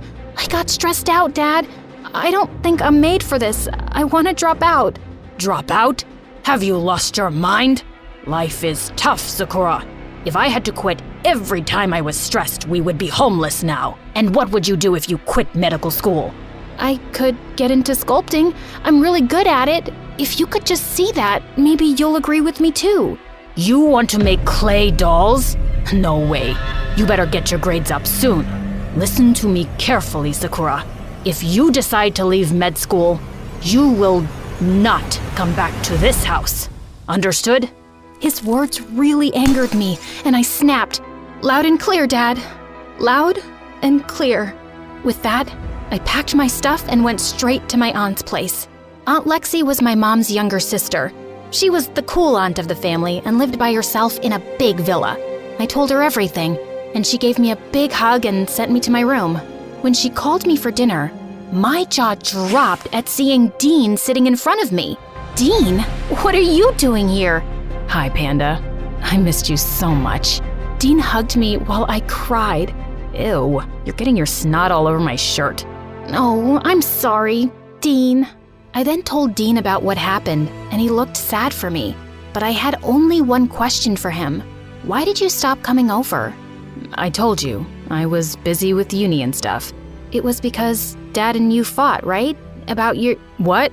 Oh, yeah, because I failed my exams, yeah. The following week, Dean helped me get admission into the art college I wanted, and I was finally free from med school. Art school was everything I dreamt of, but I was still upset that I couldn't share this joy with Mom and Dad. Dean and Aunt Lexi always tried to cheer me up with visits to museums or art galleries and yummy food every night, but I still missed my parents. One night, I couldn't get any sleep and decided to get some water. As I tiptoed my way to the kitchen, I heard my aunt and Dean talking, and what I heard knocked the wind out of me. Dean, did you try talking to your father? I'm really worried about Sakura. She misses both of them so much. I know, Aunt Lex, it's just, you know how Dad can be. He's not answering my calls. I think he still hates me. I hope he finds it in his heart to forgive me someday. Forgive you? He should be the one to realize his mistake. How could he just kick out his own son for falling in love with a boy? He did what? Hearing my voice, Aunt Lexi and Dean turned to me with wide eyes. You're lying, right? Dad wouldn't do that. He even helped his assistant come out to her family. That's just for the world to see, Sakura. He's always been like this. He pretends to be this modern person, but he's not. It's just the way he was brought up, these traditions. My whole world came crashing down. I couldn't believe that my dad was capable of doing something like this. He was a completely different person for me now. I was furious, so I went home with Dean the next day to confront my parents. When Mom saw Dean, she hugged him tight. My Dean, I missed you so much, son. Just then, Dad walked into the house, and Dean moved away from Mom immediately. How dare you come back? I brought him here. Yes, I know you kicked him out. How can you be this two-faced person, Dad? You go around supporting others and being this modern person, but here you are, holding back your own children. Sakura, you have no right. But I do, Dad. He's my brother, and you kept him away from his family. How did you have the heart to do this to your own son? He was ready to ruin the name of this family. He is not my son. How can you say that? Why, it's the truth. Ask him or your mother. When I looked at them, they looked pale. What are you doing? You promised never to bring it up. He left me with no choice. He is breaking apart this family. I loved him and brought him into this house from that orphanage. And this is how he repays me. What in the father-freaking world? I looked at Dean and instantly knew that Dad was telling the truth. You're adopted? Why did you never tell me? I found out the day you were born, and you'll always be my little sister. I couldn't hurt you. And Dad, I never meant to hurt you either. But I won't apologize for being who I am and falling in love. I can't believe you still have the nerve to stand in my house and talk to me that way. Get out. His words made my head spin, and it was then that I heard Mom yell, for the first time. You are such a cruel person. Congratulations. You yourself broke this family apart. I'm going with my children. You can have all the traditions and your wealth and business, but we are going to live a better life, where we can breathe. Saying that, Mom took mine and Dean's hands and stormed out of the house. I'd never seen her this angry. We stayed with Aunt Lexi for a while until we could figure out what to do. One day, Dean introduced us to his boyfriend, and we loved him. He was kind and yelled at Dean for teasing me and calling me a panda again. I liked this guy. One afternoon, the doorbell rang as we sat down to have lunch. Aunt Lexi entered the room with Dad right behind her.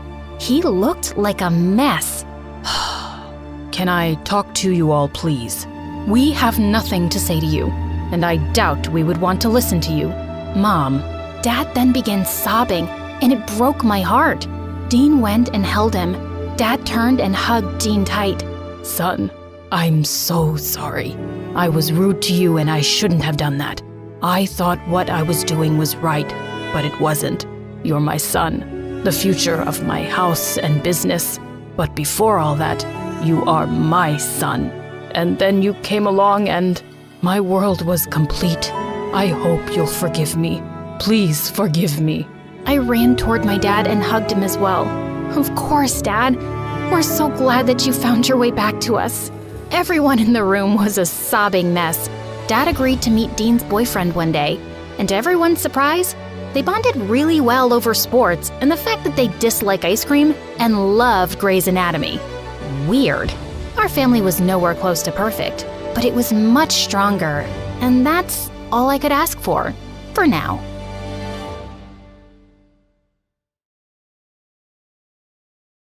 Hi, I'm Samantha from San Francisco. Please don't forget to like and subscribe. I was born with cherry lips and big black eyes. My parents said I looked like a child out of a fairy tale, but whenever Mom and Dad talked to me, I never smiled or changed my facial expression. My parents tried everything to make me smile. Mrs. Rabbit wants to play with you. Come on, give Mr. Mouse a kiss. Dad held a mouse puppet close to my face and made kissing noises, but I just stared blankly and slapped the mouse away from me. That's when my parents decided to take me to a doctor. After a few tests, I found out I had a condition called Mobius that meant I couldn't smile, frown, or lift my eyebrows. I was too young to understand what Mobius was, but when I was in preschool, Mom and I were at the mall when we bumped into one of her friends who had a daughter my age. She kept smiling at me, but all I could do was stare at her like a robot. Suddenly, the little girl started to cry. Mommy, this girl is scaring me. Oh, sweetie, don't be scared. Our dog ran away yesterday, so Samantha's just sad. But Mom, we don't have a dog. Mom pulled me away quickly. That's when I realized she was embarrassed to tell her friend I had a condition, because that meant I wasn't normal like everyone else. And at school, none of the kids really wanted to be my friend because they thought I was strange. So I spent most of my time alone. But several months later, my life took a huge turn. Mom gave birth to my twin sisters, Annie and Penny. My parents worked full-time, so we always had a maid in the house. But even with a maid, I was always the main one to watch my sisters. One day, Annie, the wilder twin, climbed all the way to the top of our backyard fence. Annie, come down right now. No, I don't wanna. Penny, come climb up and we can fly like birds do. No flying. Penny listened to me, but Annie was about to jump and my heart almost stopped. But then she started laughing like crazy. Fooled you. I was furious and told Mom what Annie did. Mom went ballistic. What is the matter with you, Annie? Why can't you be a good girl like your sisters? Annie's eyes filled with tears. From that day on, she made everyone's life a living nightmare. She hated me for telling on her, and over time, Annie grew jealous of Penny. Penny was what you call gifted and could get straight A's without even trying. One time when the girls were in 4th grade, Mom and Dad threw Penny a huge party for winning the school spelling bee. Our little Einstein. We're so proud of you, Penny. Annie stomped out of the room at that moment, and that night, she chopped off all of Penny's hair while everyone was sleeping. Penny burst into tears, and I tried to comfort her. Don't worry, it'll grow back. Annie's such a mean bully. I won't let her bully you anymore, Penny. I'm here. Penny slept in my room every night after that because she was terrified of Annie. I loved both my sisters, but Annie grew up to be so mean. Then one day in 8th grade, a new boy joined my class. His name was Daniel, and he wore those fat black spectacles. He was really short and really shy. While he was walking to class, this guy bumped into him and his glasses went flying. Daniel started freaking out. I can't see anything. I saw Daniel's glasses on the floor and picked them up quickly. Here you go, but it looks like they're broken. It's okay. It's better than nothing. Daniel put on his broken glasses. He looked silly, but also kind of cute. He and I ended up hanging out for the rest of the day, and he was super sweet and good to talk to.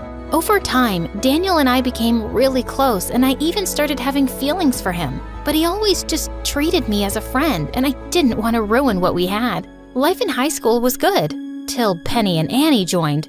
and things got a little crazy. Whenever Annie saw me with Daniel, she grabbed the chance to make fun of me. One time, Daniel and I were in the hallway when we passed Annie putting on lipstick. Hey, Daniel, don't you ever get bored of hanging out with sad face emoji over here? Of course not. That's not a nice thing to say, Annie. Yeah, get out of my sight before you regret it. Okay, but first, I need to do this. Before I knew it, Annie had pinned me against the locker and drew a smile on my face with her lipstick. You look so much better now. I pushed Annie to the ground and she fell on her butt. She dragged me down, but Daniel stepped in. Cut it out, Annie. Daniel pulled me up and led me to the girls' bathroom. He helped me rinse the lipstick smile off, and I looked at my face in the mirror. Daniel, do you think I'm ugly? You can tell me the truth. Samantha, look at me. You're not ugly. I think you're the most beautiful girl I've ever seen. Daniel leaned in and kissed me, and I felt butterflies. A bunch of girls came in just then and started shrieking. Ew! What's he doing in the girls' bathroom? Daniel and I ran out, laughing like crazy. I was on cloud 9 all that week.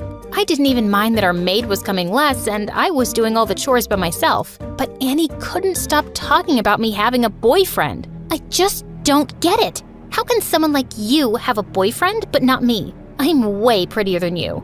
Well, not everything is about looks, Annie. As time passed, Penny started dating a popular jock at school. Her grades were still perfect, and she got much more popular than Annie. Penny's life and mine were getting better and better, but Annie didn't have anything going for her.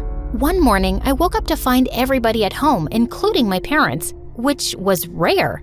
And Penny was super sick. Her face looked super bloated, and she had red bumps all over her arms and legs. My parents left me at home with Annie while they took Penny to the doctor. Annie was surprisingly well behaved and even stayed in to do homework. I decided it was safe to go out and see Daniel for a bit. But as I reached home, my parents and Penny had also just returned.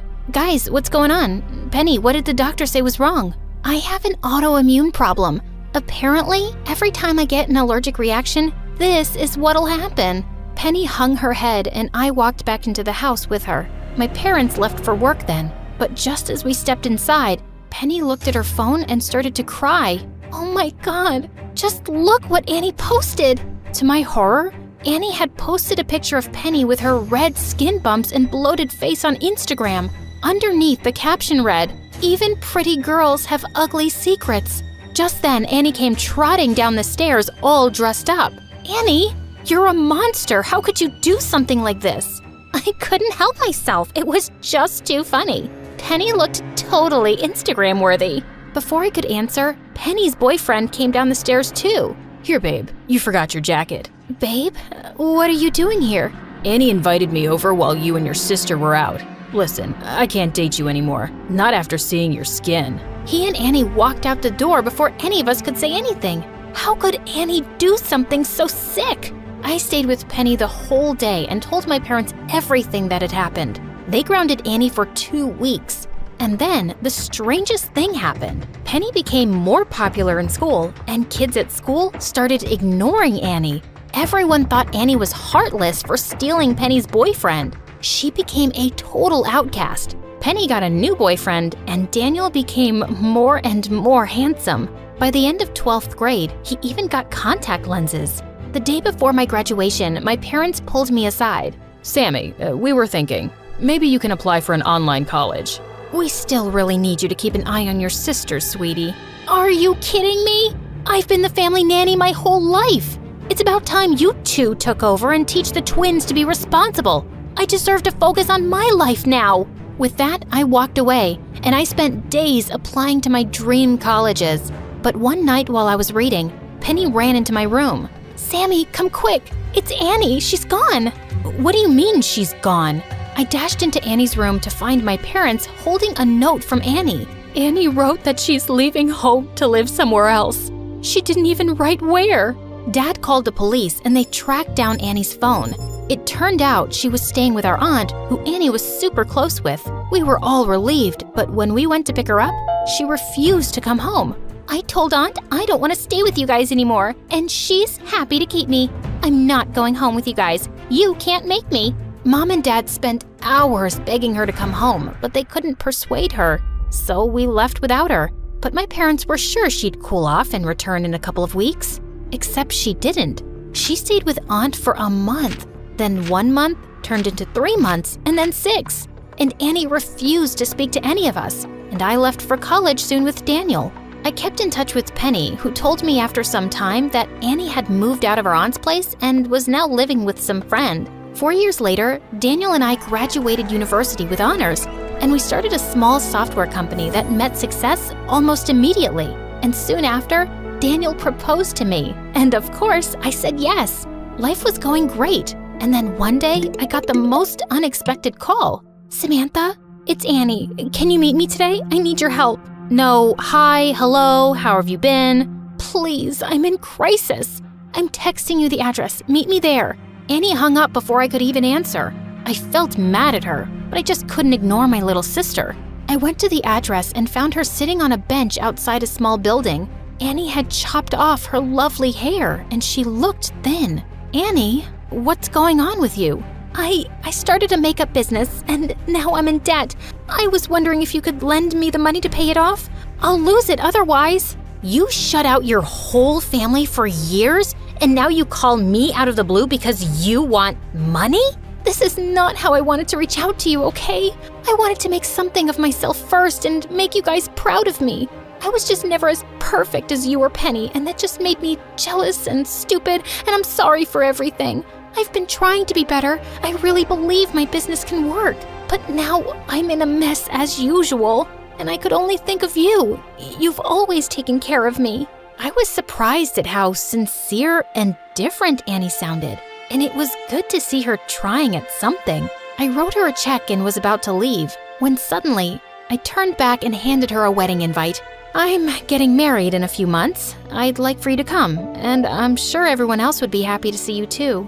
A couple of months before the wedding, Daniel took me out to a special dinner. "Samantha, I've been saving up some money and doing research for years. Mobius, your condition can't be cured, but it can be slightly corrected through surgery, and I just found this amazing surgeon. I just want you to know that you're perfect as you are, but if you want the surgery, I have the money for it." My eyes filled with happy tears.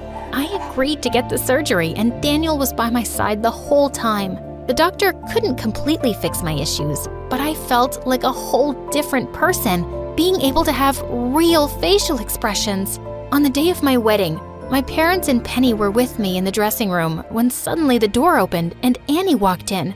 Everyone looked shocked to see her, but I was so happy she came. Guys, I know we've all had our issues, but can today be the day we all start to make up?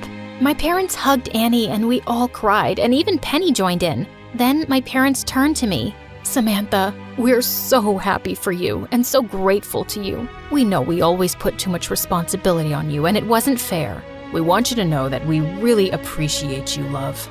And hearing those words from them meant everything. My sisters walked me down the aisle and I could hear people smiling and whispering that I looked amazing. Daniel beamed at me as he took my hand. "You have the loveliest smile, Sammy."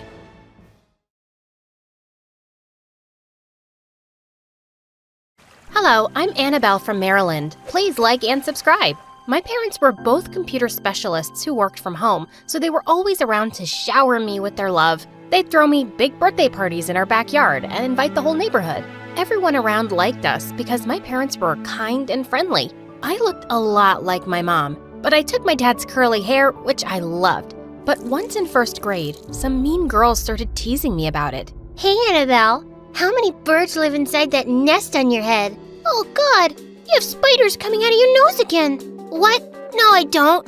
But I made you look. The other kids started to laugh, and I kind of became popular after that. People thought I was funny. My life in Maryland was good until one day in the 4th grade, I got home from school to find my parents running all over the house and packing. "Annabelle, go upstairs and take only your most important things." What? Are we going on holiday? "Annabelle, just go." I packed my favorite sweater, some gadgets, and my favorite book. I fell asleep reading in the car while Dad drove miles away from our home. Hours later, I woke up in a cabin deep in the woods. Where are we? "This is our new home." Huh? "Yes. And tomorrow, you'll be starting a new day at your new school. What? I was so confused and angry. My parents had just moved without even telling me. All my friends were back in Maryland, and I left without saying goodbye. When I asked my parents why we moved so fast, they just said it was related to their work and left it at that. The next day, I joined my new school, and I made new friends, and my life went on. Until one day in the 7th grade, Mom and I were in the grocery store when I spotted a man who kept looking at us. I tried ignoring him, but then I saw him making a call, and I heard those words. I found him. Mom, see that man in black? He's been following us. Her face went pale, and suddenly she took my hand and ran out the door. I saw the man chase us, but we managed to escape. And that night, we had to move again. Are you guys gonna tell me what's going on? The kind of work we do, it makes us special. What do you mean? We're like undercover detectives. But detectives are always out searching for things, and you two are always at home on your computers. Then we're computer detectives. I knew he was lying, which made me more frustrated. And my parents even told me not to become close friends with anyone now. I didn't see the point anyway, since we'd probably just move again. One day in 10th grade, I was putting stuff away in my locker when this pretty girl leaned against the wall and kept staring at me. Can I help you with something? Hi, I'm Leela, your neighbor. We just moved in next to you. I think you're mistaken. I don't have any neighbors. Yes, you do. We moved into the old abandoned cabin. Oh, that place? I thought it was haunted. The ghost of the haunted cabin would like to be your friend. I laughed, and we started hanging out after that day. I could guess from her worn-out shoes and bag that she wasn't well off, but she always knew who was wearing which brand and seemed to be really into fashion. Her dream was to be a big designer in Paris one day. One day at recess, I caught her looking at the necklace I was wearing, and I asked her if she'd like to try it on. How does it look? Better on you than me. It really suits you. Keep it. Really? Oh, thank you so much. A few days later, we were walking home when I felt someone was following us. I turned around to see a really cute guy walking a few steps behind. Do you think that guy is stalking us? Oh, him? He's my brother, Kyle. Wow, he's cute. Not you too. Please, promise me that you'll never fall for my brother like the other girls. He's such a douchebag. I promised I'd ignore his existence, which was hard because he was drop-dead gorgeous. Just as Leela and I got to my house, my parents appeared at the front door. Who is this? She's my friend from school, and we're also neighbors. Mom and Dad looked at each other, then pulled me inside, slamming the door in Leela's face. We have to move again. What? No way!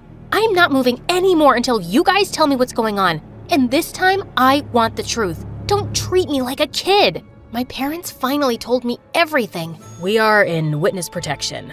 I testified against some mobsters when you were younger, and that's why we've been on the run ever since.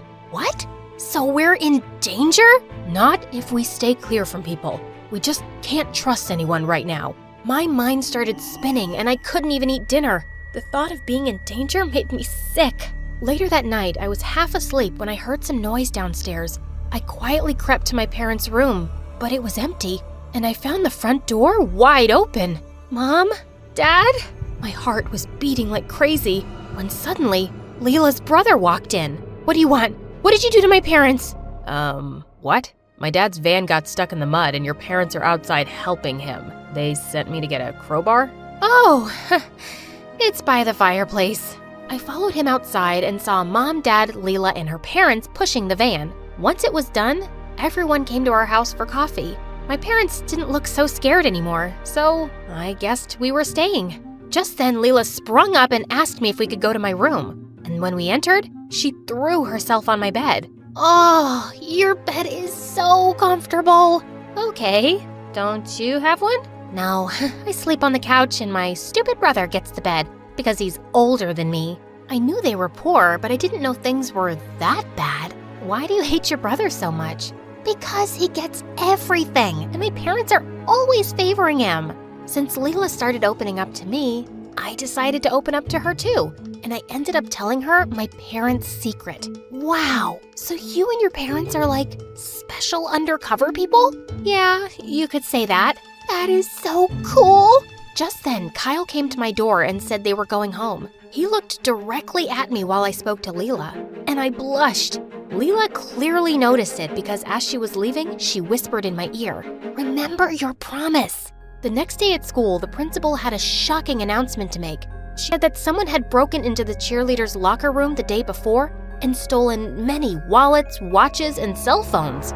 "We have a hooded figure caught on the security footage, and when I identify the culprit, he or she will be expelled. But if you come forward and confess, I'll be willing to consider another punishment."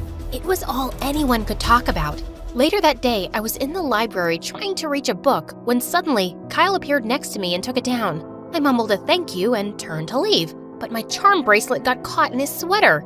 "Oh gosh, I'm so sorry." It's okay. I'll get it out. While he tried untangling it, I couldn't help looking into his blue eyes. What's going on here? My bracelet got caught into Kyle's sweater. He's just helping me out. After Kyle was done, Leela walked with me quietly down the hallway, but then she suddenly stopped. "I have to tell you something, Annabelle. I think Kyle stole all the things the principal was talking about." "What? Why do you think that?" "Because he's done it before in our old school." I was shocked. Leela stayed back for some after-school club that day, and as I was walking back home, Kyle suddenly joined me. We could walk together, if you don't mind. Okay, if you insist. He tried striking up a conversation, but I kept my answers really short. Just then, I tripped on a rock, and he caught me before I hit the ground, but I quickly pulled away. Annabelle, did Leela say something about me? As a matter of fact, she did. Did you steal all that stuff from the cheerleaders? Gosh, no. I'd never do that. Listen, Leela hates me because our dad left her mom for my mom. She's been making my life miserable since forever by making up awful stories about me. He looked so genuine that I couldn't help believing him. We took a walk by the riverside and spoke some more, and I felt butterflies every time he looked into my eyes. And when he dropped me home, he gave me a quick kiss on the cheek. I couldn't stop thinking about him the whole night. But the next day at school, Leela approached me looking upset. "I thought you were a good friend, but I guess you're more desperate to be with my brother." "Yeah, I came home early and I saw that kiss." "Wait, Leela, please." But she stormed off and ignored me the whole day. After school, I saw her by her locker and walked up to her, and she looked startled. Before she could shut her locker, a couple of watches fell to the floor. "Where did you get these? And what else do you have in there?" "They're mine, of course, and none of your business." "You stole those from the cheerleaders." "No, I didn't. I found these things in Kyle's room, and now I'm returning them before he could sell them. And I'm covering his butt. See what a good sister I am?" "Stop lying. If you don't confess to the principal, I'll tell her." Suddenly, Leela dropped to her knees crying. "Okay, yes, I took them. I have a problem. I can't help it. I want to be able to afford beautiful things, and sometimes when I see the girls here with their branded stuff, it makes me feel crazy. I know it was wrong, and I'll go to the principal tomorrow, okay? But please don't tell anyone yet, especially Kyle." I promised that I wouldn't, and I said I'd go to the principal with her. And everyone had to bring their parents for the first class. As my parents explained their fake computer job to my classmates, Leela suddenly spoke up. "You're computer specialists? Well, that's not what your daughter says. In fact, she makes up these tall stories about how you're undercover detectives who testified against the mobsters and now you're on the run. Clearly, Annabelle has a lying and attention-seeking problem." My parents' faces turned white, and I just couldn't believe Leela had announced my secret. They signaled at me to come out, and Leela leaned over and whispered, "See you never again." My parents were furious that I told Leela everything. "I'm so sorry. I thought I could trust her." We frantically started packing, but just as we were leaving, we heard a screeching car coming towards our house. But it was a police car. "We were alerted by someone that you might be in danger, but we came here to tell you that the threat to you guys is gone. The mobsters who have been after you were arrested earlier this week, and just today they were sentenced to life in prison. You're safe now." My parents and I were overjoyed. We didn't have to run anymore. But I certainly had some business to take care of in school. I went back and marched straight to the principal, and moments later she ordered Leela to open her locker. All the stolen items were found. Her parents were called in and she was expelled. She turned furiously to her dad. "It's all your fault. You made me crazy by leaving Mom and by always giving everything to Kyle and not me." "Your mom and I got divorced because that's what we both wanted. and Kyle works 2 jobs to help me. He has things because he earns them, while all you do is complain. As Leela was storming off, she suddenly leapt at Kyle, but I pushed her back. Her dad took her away, and soon after, I found out that Leela had been sent to live with her mom. Kyle asked me out, and we dated all throughout high school. After we graduated, I was going to study abroad.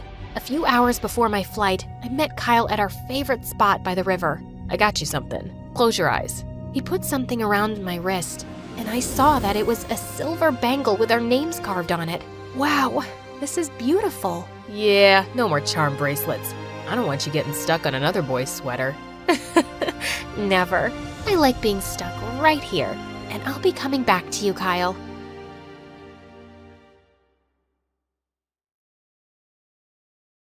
Hi, I'm Violet from Vermont. If you like my story, like and subscribe to MSA. I grew up with a single mom who made sure to provide everything for me. Mom was awesome, but whenever I'd see my friends at school with their dads, I'd ask Mom about my dad, and she'd just make light of it. I asked him to get bread one time. Looks like he's still searching the aisles. Even though she laughed, I knew the question bothered her, so I stopped asking. My mom loved me to bits, and that was all that mattered. One time when I was 13, everything changed. I was just minding my own business when a fight broke out in school. I tried to get out of the way, but a kid shoved me. When I got up, I saw a huge puffy rash appear on my skin, and I screamed. What was that? I was taken to the doctor, who told me I had dermatographia, a major skin allergy to anything I touched. My skin was sensitive to everything, even just scratching an itch. The doctor told me it was normal for it to start at my age. She reassured me the rashes passed quickly, but the condition would not. Mom, these look so ugly. Oh no, darling. You're just overthinking it. You'll be fine. We'll get you new clothes. If you're uncomfortable telling it to others, you don't have to. Of course I didn't want to. After that day, I started wearing long sleeves and jeans and even wore gloves. But soon, kids started to have a problem with me being covered from head to toe. I would always tell them that I had a condition, but they'd ask me to show it to them, and I didn't want to. My illness wasn't some freak show. Are you some kind of werewolf? Do you have tons of body hair that you have to keep yourself covered? Or maybe she has scales. Who knows? It's so weird. Who knew people could be so annoying? One time, as I was putting my books in the locker, a girl came over to me. It was Charlotte. We were both in the same class. How come you always wear long sleeves? Another one. I was so done with these questions now. It's never too late to shut up and mind your own business. Wow, so rude. I was just asking. 'Cause you know, kids say so many things about you. But I know the reality. I think. Well, I know you have a tattoo. That's why you keep yourself so covered, right? Bingo! Whoa, really? How did you get it? My dad would never let me. I guess if my mom was still living with us, then she would have allowed it. Oh, she didn't have her mom with her. That made me feel sad, and I decided to cut her some slack. I asked her to sit with me in class, and it turned out she was a pretty nice girl. I liked her. Soon we started watching MSA videos and hanging out after school. My mom welcomed her into our home with open arms, and her dad was really nice to me. Nice to meet you, Violet. Dad, you're embarrassing. Thank goodness Violet understands how it is. What really solidified our friendship was when we went ice skating. I was so afraid of falling because my rash would appear, and when it did, I was so embarrassed. But Charlotte, she was so understanding. Ah, it's nothing. Come on, let's skate more. Over time, we became best friends, and we were super close. One time when I was in 9th grade, I saw Mom talking to someone in a hushed voice on the phone just as she saw me enter the house. Well, that was weird. I tried to leave it alone, but it became a routine. She'd be on the phone, and the moment I'd appear, she'd act on edge. One night, I heard her go out, and when I looked out the window, I saw Mom with Charlotte's dad. What the heck? I even told Charlotte about it, but she wasn't too concerned about it. But I was, 'cause it started to happen almost every other night. When I confronted Mom, she straight out lied. No, honey, I just went out to get some milk. Nothing else. But when one night I heard Mom leaving the house, I decided to follow her. Suddenly, a car pulled up in front of me. Just then, I heard a familiar voice. You look like you need a ride. It was Ben. He was the new guy in school and a couple of years older than me. And since he was so active in the Students' Council, everyone knew him. He was someone I could trust, so I got into his car and followed Mom. So, who's in that car? My mom. I want to catch her red-handed today. She's been sneaking out a lot lately. That's a first. All of a sudden, Ben hit the brakes seeing a cat, and before I could jolt, he grabbed my wrist. Are you all right? I'm sorry. I didn't mean to hurt you. It's nothing. I just don't like being touched, okay? We found my mom at a small diner sitting across from Charlotte's dad. After Ben dropped me off, I barged into the diner. I knew it! You lied! Violet, it's not what it looks like. Please, sit. Honey, please. I didn't want to, but seeing Mom plead, I sat down. I should have told you earlier, but I wanted to wait for the right time. Violet, Charlotte's dad is also your dad. What? It's true. Darling, I am sorry. Leaving your mom was the biggest mistake of my life. But now, I want to make up for lost time. Apparently, Dad and Mom had dated but broke up after I was born, and Dad moved on to marry Charlotte's mom. And now, Mom and him wanted to get back together. My head was spinning. They both lied to me. Why now? Why wait all this time? Does Charlotte know? She doesn't know about this, and I'm afraid I can't tell her right now. The divorce from her mom has been tough on her, and I wanted to wait until the right time to break the news to her. Can you keep this a secret, please? No, none of this makes sense, and I hate you. I ran out of the diner with tears in my eyes, but Mom chased after me and drove me home. She begged me to give him a chance. Don't you at least think Charlotte should hear it from her own dad? She had a point, so I agreed. For now. The next day at school, I was feeling so nervous to face Charlotte. Hey girl, I tried to call last night. How about we catch a movie tonight at my place? At her place? No way! Right then, I saw Ben walking down the hallway. Before I could think of what to say, he came up to me. Violet. Ben! Charlotte, this is my date tonight. Date? Yeah, we're going out. Right, Ben? Yeah. I'll pick you up at 7. See ya. Vi, this is your very first date. I felt bad lying, but hey, it was a good save. But at home, Mom told me Dad wanted to talk to me, alone, and I had to see him. But in the evening, I found Ben waiting for me at my door with flowers. Oh, I am so sorry. I totally forgot about our date. I have to meet my, someone. As I started walking, Ben offered to drop me off, and I accepted. I met Dad at a park, and he had nothing new to say except tell me how sorry he was about leaving Mom and me. Please, don't you have anything new to add to your story? Listen, honey, I know... Don't you dare. You don't get to call me that. You can't just come waltzing back into our lives and act like everything's fine. Saying that, I ran out of the park and saw that Ben was still there. When I asked him why he waited for me, he told me how he just wanted to make sure I was all right. I found that quite sweet. On our way back home, Ben got me some ice cream and we talked. He sure was a sweet guy and I was liking him a lot. All of a sudden, Ben came near me and touched my nose. Got it. You were looking cute with some ice cream on your nose, though. Oh, I thought... I was gonna kiss you. That wouldn't be so bad, would it? It sure wouldn't. But the rash? Gosh, I couldn't tell him about it. What if he was grossed out by it? I told him I wanted to take things slow, and he nodded. After that day, Ben and I started to go out often, and I guess that's why avoiding Charlotte became much easier. Whenever she'd ask me to come over to her place, I just told her I was with Ben. So, does he know? I almost jumped, thinking she meant about Dad, but she was just talking about my skin. No, and you can't tell him. I just can't deal with that right now. Okay, how about I ask my dad to come pick us up and we can go to the mall? I feel like I'm not spending enough time with you. Maybe later. A couple of days later, I was having lunch when Charlotte joined me. But just when Ben came and sat next to me, her face twisted. She got up and walked away. I followed her, and when I asked what happened, she went bonkers on me. Ben, Ben, Ben! He's always around you. Do you know that you have a best friend too, who is missing you? I thought we were like sisters, but now you're ditching me like I'm some third cousin. You don't even come over to my place anymore. Well, that was 'cause I didn't like seeing her dad, our dad, but I couldn't tell her that. But I realized it wasn't her fault. After all, Charlotte was my best friend. So I decided to go to the movies with her after school, and she was ecstatic. We had loads of fun at the movies. But just when we got into the cinema's elevator, the door suddenly closed before others could get in, and the lights went off. Oh God, this wasn't good. Getting stuck in an elevator was my worst nightmare. Vi, you okay in there?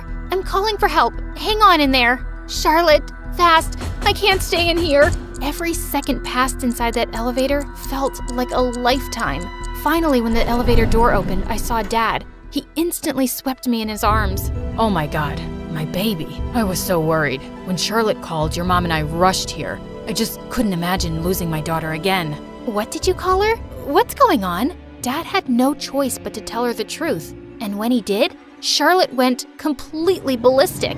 Out of nowhere, she transformed into a loud, angry monster. How dare you lie to me? You're ditching me, just like Mom did. Charlotte, please, at least listen to him. Dad had a reason. And you knew about this?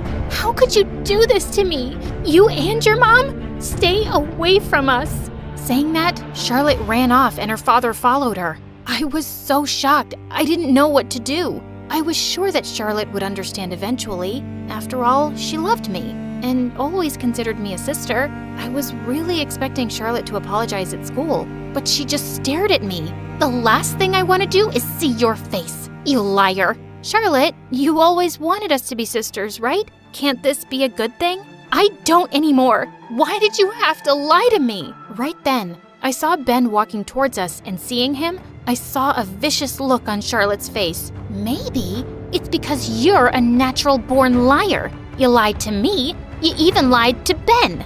Did you tell him your secret? What is she talking about, Violet? Charlotte, stop right now. Oh no, I'll tell you, Ben. Better yet, I'll show you. Suddenly, she pinched me hard on my arm.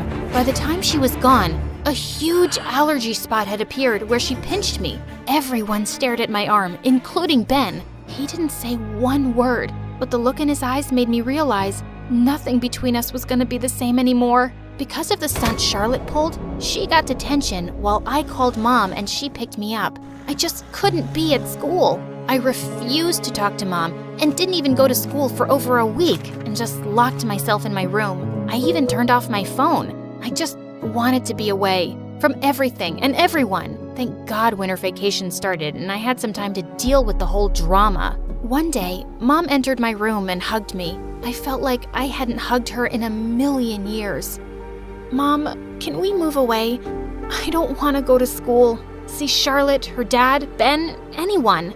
Honey, that's not the right thing to do. I know what Charlotte did was very wrong, but put yourself in her shoes. I never told you, but when Charlotte's mom left, the poor girl was completely traumatized and depressed for months. She totally lost it. Oh my God. Turned out, Charlotte had had a huge breakdown when her mom left. She needed years of therapy and only stopped going recently, which is why Mom and Dad thought she could finally be ready. But perhaps they were wrong. That would explain her reaction. She went through so much. You should have told me, Mom. I should have known about her condition. Honey, we thought to tell her when the time was right, but the way things unfolded left her shocked. The entire night, I kept thinking about Charlotte. Her mom had already left her. No wonder she was freaking out about me stealing her dad from her. I needed to make things right. First thing in the morning, Mom drove me to Dad's. He had Charlotte standing up front, who was so angry, she was shaking.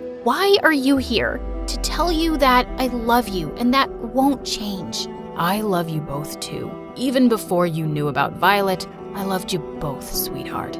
You don't love me, Vi. You abandoned me for Ben, and now I will forgive what you did. I can't be abandoned again. I can't. No one is leaving, Char. I understand you were hurt. I just wish you would have told me. I stepped closer to her and grabbed her hands. But you hate being touched. I don't care. You are more to me than any skin rash. And it's about time you knew it. We're family.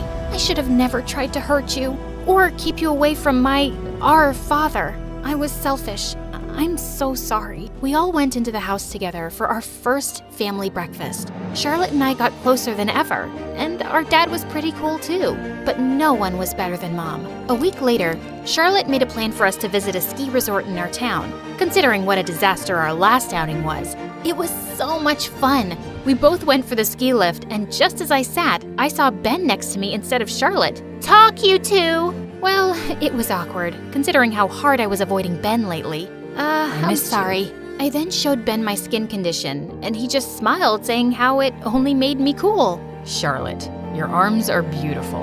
I can't believe you'd hide something so cool from me. You know, I think so too. May I? Ben drew, "I love you, Violet," with his finger, and it appeared quickly in big, puffy letters. But it was the most beautiful thing I had ever seen. He kissed me on my lips, and I didn't have an allergic reaction. After that, I learned to listen, trust, and be proud of who I was.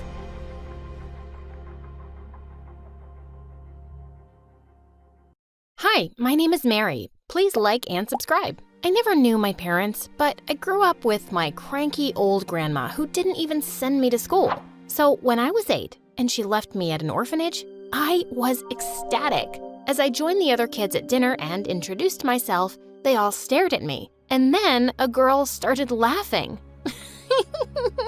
Look at that mop on your head. Maybe the warden can use your hair to clean the floors. How about I try first? As she came towards me, a tall girl suddenly stepped in. Get away from her, or I'll knock your teeth out. Ooh, Mommy, I feel so scared. Not. And with that, the bully pushed me to the ground. The tall girl attacked her, and they were both fighting when someone shouted that the warden was coming, and everyone ran. The girl helped me up, but I sprained my ankle. Lean on me, okay?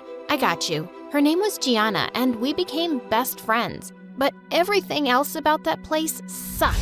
The only good thing in my life was Gianna. When we were 13, we started talking one night about how much we'd like to leave this place, and we made a plan to escape. But just when we'd reached the back door, the warden caught us. We weren't allowed to leave our room for 2 weeks. But I was determined to try once more. What if the warden catches us again? Let's forget about it, Mary. Maybe we're better off here anyway. What if it's terrible out there? But what if it's not? What if it's amazing? And as long as we're together, it'll be fine. A few weeks later, we set a spot where we would meet and run off. But I kept waiting, and she didn't show up. Just then, I heard some footsteps, and it was the frickin' warden. And I ran. I didn't stop running till I'd left the orphanage far behind. But I was devastated to leave without Gianna. I vowed I'd be back for her soon. It was exciting to be out. But as it got dark, I started feeling scared. Just then, 2 homeless boys came out of a dark alley and grinned at me. "You lost, little girl? You can share our garbage dump." I panicked and ran off. As I turned a corner, I crashed straight into someone. I looked up to see a kind-looking lady who asked me why I was all alone. When I told her everything, she offered to take me to her place, and I felt I could trust her. A blonde girl my age opened the door. Her name was Zoe, and she looked really happy to hear that I'd be staying with them. Ooh, a sleepover. I love slumber parties.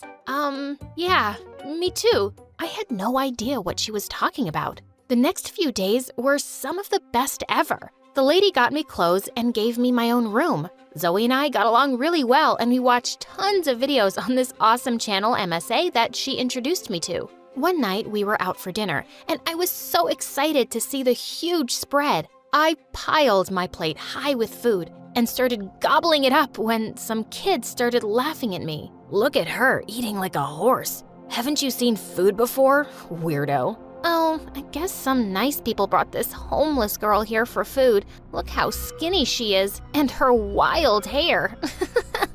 Before I could reply, Zoe had returned to our table, and she smacked her plate in the kid's face. Mind your own business, you limp noodle. I loved the way Zoe stood up for me. She reminded me so much of Gianna. I soon discovered that Zoe's mom owned a beauty salon. One day, she gave me a makeover, and I was shocked at the results. She even managed to tame my crazy hair. Whoa, are you some kind of magician? Oh, I didn't have to do much. You're a beautiful girl, Mary. And it felt amazing to hear that. And a week later, I was officially adopted by them. I had a real family. Soon after, Zoe's mom got me enrolled into the same school as hers. One day when we came back, I was shocked to see so many guests at our place. Mom had organized a surprise party to welcome me into the family. She introduced me to everyone, and they were all so nice, except for this one nasty relative. Do you even make enough from your awful makeup business to take care of another child? Oh God, I can't forget the horrible makeup you did on me once. That made me mad. Well, sometimes all the makeup in the world can't fix some faces. Mom and Zoe laughed out loud while the lady turned red and stormed off. I wasn't letting anyone be a jerk to my family. The only thing that was bothering me now was thinking of Gianna at the orphanage. Mom said she'd help find a home for her too, and we went to see her. But I was shocked when the warden told us she'd been adopted. She wouldn't tell us where Gianna had gone, but in my heart, I was satisfied. She had a family like me. Life was good, and over time, I picked up Mom's love of makeup, and she taught me everything she knew. When I was in 10th grade, Mom took me to a shoot once, and the model I worked on absolutely loved her look. The next day, Zoe woke me up excitedly and showed me my Insta account. I had thousands of followers, thanks to that model who had tagged me in her picture. I started attracting tons of clients to Mom's salon. Then one day at school, I saw a familiar face in the corridor, and my heart skipped a beat. Oh my God, it was Gianna! I ran to her and she screamed in delight as the two of us hugged and jumped around. I feel like I'm dreaming. I thought I'd never see you again, Gianna. I can't believe it myself. I'm so happy to see you, and you look amazing. Gianna and I had so much catching up to do. We were in the cafeteria when Zoe came and sat next to me and started eating my food, and Gianna snatched the tray away from her. Hey, what are you doing, weirdo? Get your own lunch. Excuse me? Who are you and what's your problem? Whoa, guys, calm down. This is my friend Gianna. I've told you about her, remember? And this is my sister Zoe. Sister? Yeah, her favorite sister in the whole wide world. And also her current best friend. So get in line, Gianna. The two were smiling, but I could sense the tension. And now the three of us were hanging out together all the time, but I just knew they didn't like each other. Zoe and I were both in the football club, and a few days later when we had a training session, I was surprised and happy to see Gianna was there too. But Zoe clenched her teeth and ran out to the field. We had such an intense training session, and Zoe and Gianna were being so aggressive. Suddenly, Zoe was racing towards the goalpost with the ball when Gianna tried to take it from her, and Zoe crashed to the ground. That's a foul. This cheater pushed me. No, I didn't. You just slipped. Don't be such a crybaby. They were about to attack each other when the coach stopped them and told everyone to take a break. As we rested in the locker room, we suddenly heard screams from the bathroom next door. We went running to see Zoe standing there and Gianna on the floor. Mary, stop your crazy sister. She pulled my hair and flung me against the wall. What? I barely touched you. Zoe, are you insane? It's just stupid football. Just then the coach walked in, and when she saw everything, she suspended Zoe from the club for a month. Zoe stormed off in tears while I helped Gianna up. What had gotten into her? I decided not to tell Mom anything yet and went to Zoe's room to talk. And she was furious with me. How could you take her side, Mary? Zoe, she was hurt and lying on the floor. What did you expect me to do? She came into the bathroom and kept mocking me, and I only pushed her aside to get out of my way. I never pushed her that hard or pulled her hair. She's lying.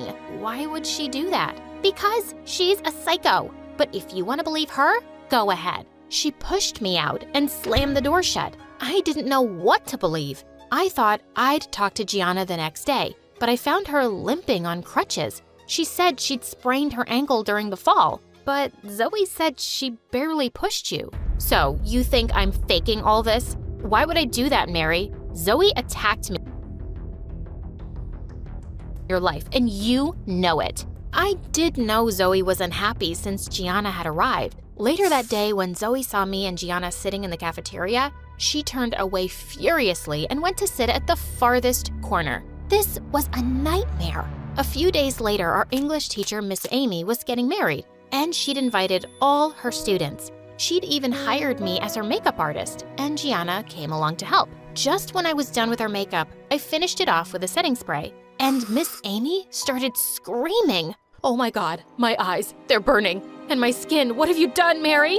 I stood there in shock as Miss Amy ran off to wash her face. I use this spray every day. I was about to test it on my skin when Gianna stopped me. Hey, don't. Didn't you see what just happened? Give it here. And with that, she opened the bottle and sniffed it. Mary, this is frickin' pepper spray. What? How could that possibly get mixed up with my makeup? Just then, Zoe and some kids walked in, asking why Miss Amy had gone screaming to the bathroom. Oh, I think we have our answer, Mary. There's only one person who could have switched this out for pepper spray. Zoe, are you frickin' mental? Mary, don't listen to her. If anyone would do something that crazy, it's Gianna. And how would I do that? You live with her. You had every chance to mess with her makeup. I've just had it with you. And with that, Zoe pounced on Gianna. As the two wrestled, they didn't even notice when Miss Amy walked back in and went crashing straight into her. Get out, all of you.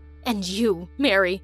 I'll never forgive you for ruining my wedding day. We were all thrown out, and before I knew it, Miss Amy had posted pictures with her swollen red eyes and face on Instagram. She tagged me and Mom's salon, telling people never to get makeup done from us. People were resharing her pictures like crazy. I couldn't bear to see anyone and shut myself up in my room. I couldn't believe someone would hurt me. It was either my sister or my best friend. I had been appointed as the football team captain recently, and the next day, when all the players were gathered, I made an announcement. I feel that I cannot lead a team where all the members can't play well together, so I've made a decision to let one player go, and that is Zoe. Zoe stared at me in shock, and then she pounced on me.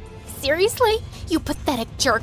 I welcomed you into my home. I made you my sister, and this is what I get? I hate you, and I'll never forgive you. I wish we could throw you back in that orphanage. As some kids pulled her away, she stormed off furiously, and I ran off to the bathroom. Gianna came running after me. Wow, Mary, I can't believe you actually chose me over your stupid sister. Now, you've lost her, and that makes me really happy. What? What do you mean? I mean, I want you to suffer. Just like you made me suffer when you left me at the orphanage. That night, when we were running away, I didn't come to the meeting spot thinking you wouldn't go without me. But you did. You just abandoned me. You didn't come on purpose? I thought the warden had caught you. And I didn't abandon you, Gianna. I came to the orphanage again looking for you. I don't believe you. You just left me and got yourself a sister. You replaced me. Yes, I did fake being hurt in the bathroom, and I did mess with your makeup, so you could hate her.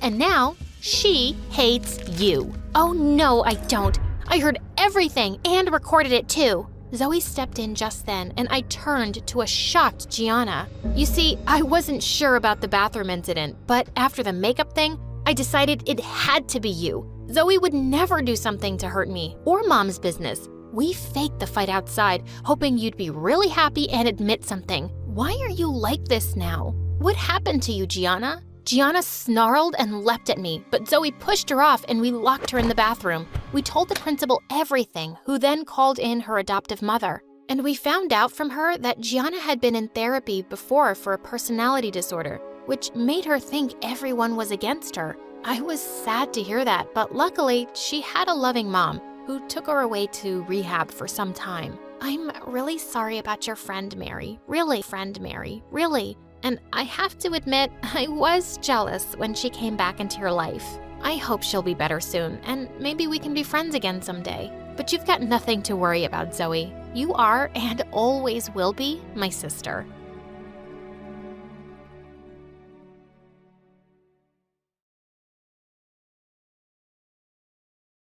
I stared at the horrors in my mother's basement as I realized the truth. She was a total psychopath. I had to get out of here.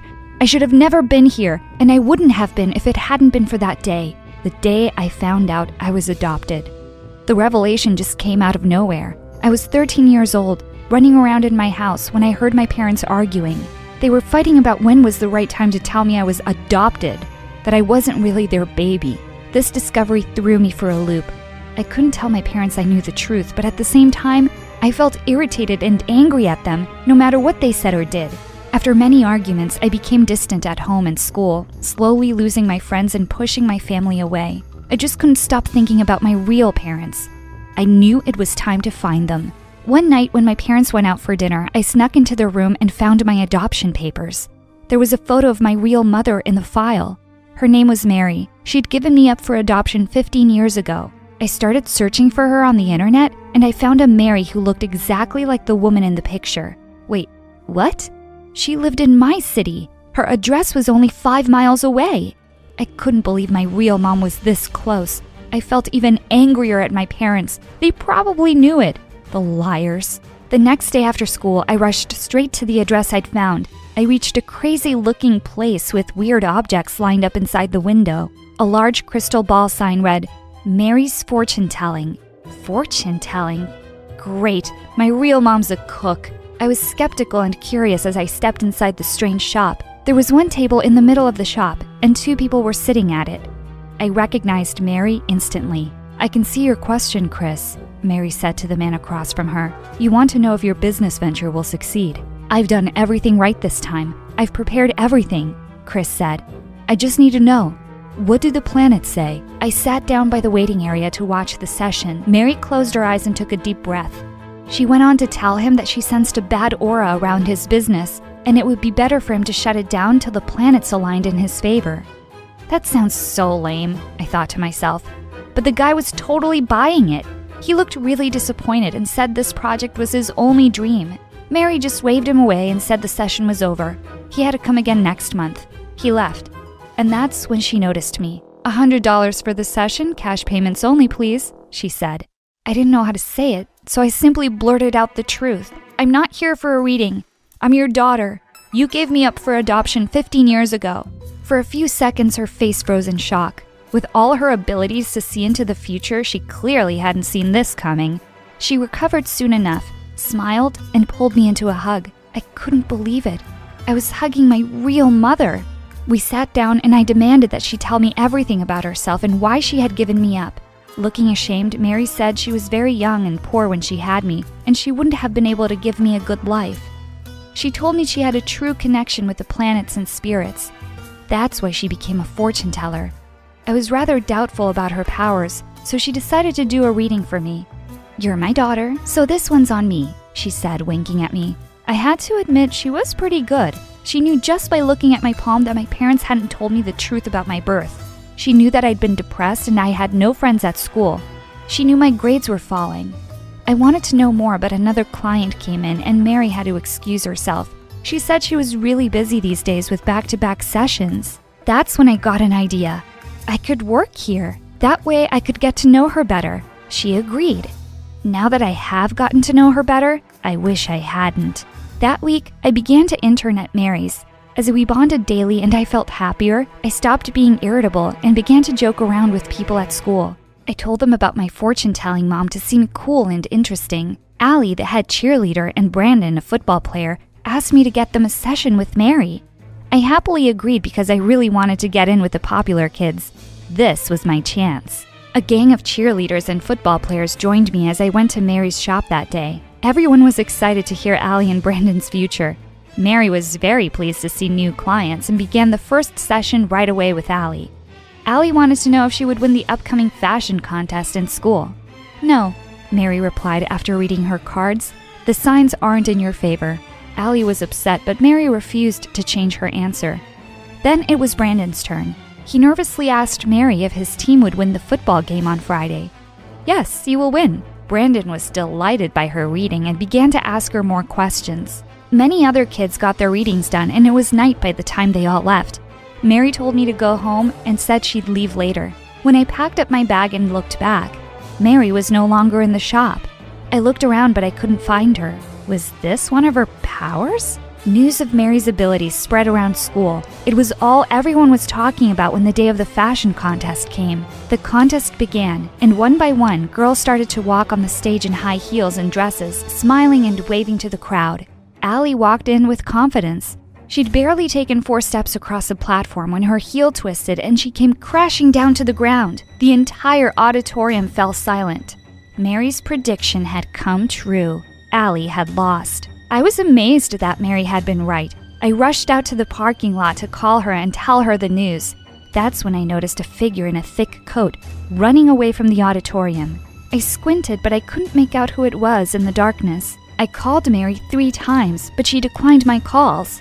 I assumed she was in a session and went back inside. The next afternoon, the whole school gathered in the stands for the football game. It began like any other, but then something strange happened.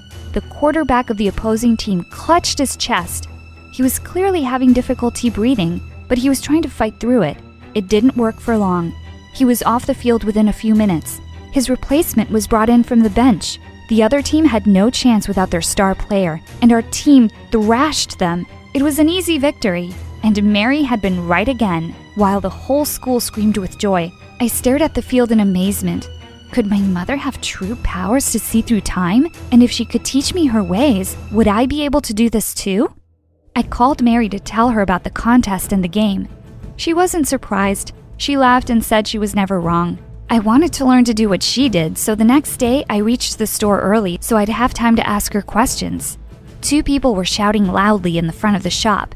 They were Mary and Chris, the first client of hers I'd met. "You predicted that my business would be ruined," the man yelled. "And then you set my shop on fire to make it true. That is nonsense," Mary snapped. The man screamed that neighbors had seen someone outside his shop just minutes before the fire. Mary wore a creepy smile and said that she never predicted that his business would fail on its own. Then a large man appeared. He seemed to be a friend of Mary's. He threatened Chris until he finally fled. When Mary realized I'd seen the whole fight, she looked very displeased. "Why are you here early?" she asked me harshly. "I didn't mean to interrupt," I said. After a pause, she relaxed. "It's fine. Some people just can't handle my gift," she said. "I want to learn," I told her. "All your predictions come true, and I was hoping you could teach me how to do this."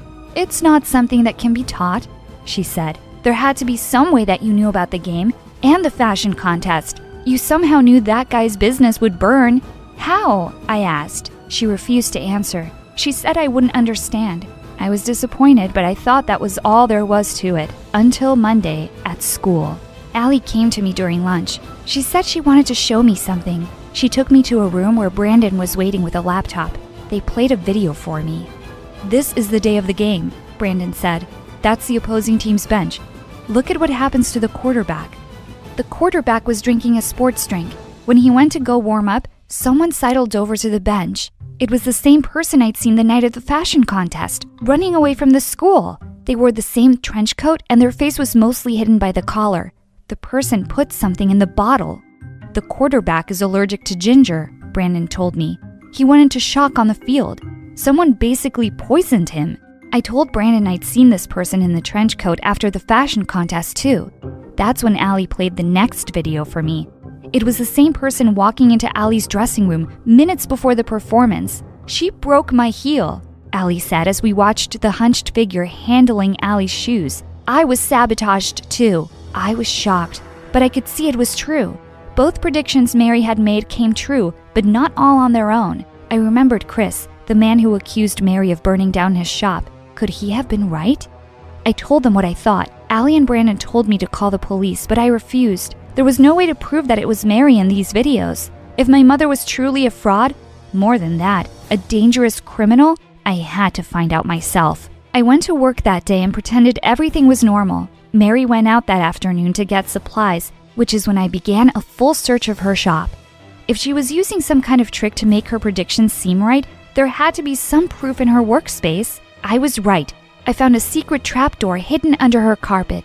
I yanked that door open and stepped inside the dark basement.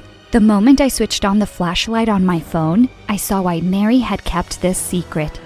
Pictures and detailed information about all her clients covered the walls. So many intimate details about their lives were here, ready for Mary to use. There were even police files. She knew about every single parking ticket these clients had ever gotten. I went through the papers on the table and found a report on the opposing team's quarterback. The police had driven him to the hospital once due to an allergic reaction to ginger. I also found notes about the fashion contest and a detailed diagram of the layout of my school. This was so creepy. The last file I found was mine. It clearly showed my school test results along with pictures of me fighting with my parents at home and sitting by myself at school. Mary had clearly been stalking me long before I even knew she existed. Just as I was about to faint under the weight of what I'd just discovered, I heard Mary speak behind me. "So you have found out the truth," she said. There was no way to hide what I'd found. I turned to confront her. "You were stalking me? I gave you away. I can check up on you," she said. "You gave Ginger to that quarterback?" I asked. "That's how you made sure we won?" "Yes," she admitted. "It was easy to slip it into his drink." "And Allie?" I asked. "A simple broken heel," she said. I wanted to weep now. This was my mother? "Did you really set that guy's shop on fire?" I asked her. "You already knew the answer," she said with an evil grin. "You won't get away with this," I told her. "I have to report you. I have proof, and soon everyone will know what you've done." She literally cackled at me and rushed out of the basement. "I do what I have to do to survive," she said from the top of the stairs. "I always have." She slammed the trap door shut. I froze. Was I locked in? I rushed to the trap door and banged on it with all my strength. It didn't budge. I checked my phone for a signal but had nothing. I went back to banging on the door, feeling more and more frightened with every passing second. Why had Mary locked me in here? What was she going to do to me? Was she just going to leave me here to starve and die alone? That very thought terrified me so much that I screamed. I screamed and screamed, but no one heard me. I spent 4 days in that dark hole. During that time, the trapdoor only opened twice. Once when Mary threw in some candy bars and bottles of water. Before I could get up the stairs, it shut again. The water and scraps of food kept me alive until the door opened again 4 days later. It was the police. They pulled me out and I found my parents outside sobbing with relief. They hugged me tightly and wept as an officer updated me about the situation. Mary was gone. She'd packed up all her things and disappeared. Her con was up in this town, now that I knew the truth. The cops asked me to tell them how I met Mary and what I knew about her. I told them all the whole truth. My mother was crushed to hear that I'd been suffering alone. I cried at my foolishness, knowing now that I'd ignored my loving mother for a psychopath. The police officers asked my parents for my adoption papers so that they could get more details on Mary. We were all shocked when we learned that Mary had given up 10 babies for adoption in the past 15 years. She had done this under various fake names. 10 babies in 15 years? These numbers were ridiculous.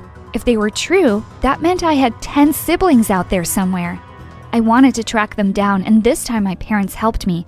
We found one of my half-sisters, Elaine. She said she knew Mary. She'd met Mary, and then Mary had broken into her house, robbed her parents, and skipped town. I was horrified by this, but the true shock was yet to come. Elaine told me that after Mary disappeared, her parents had gotten a DNA test done. She just couldn't accept that she was related to that psycho. The test came back negative. Mary wasn't her mother, and chances were she wasn't my mother either. They supposed it was just another one of Mary's cons. My head began to spin. Was it possible that I wasn't related to Mary at all?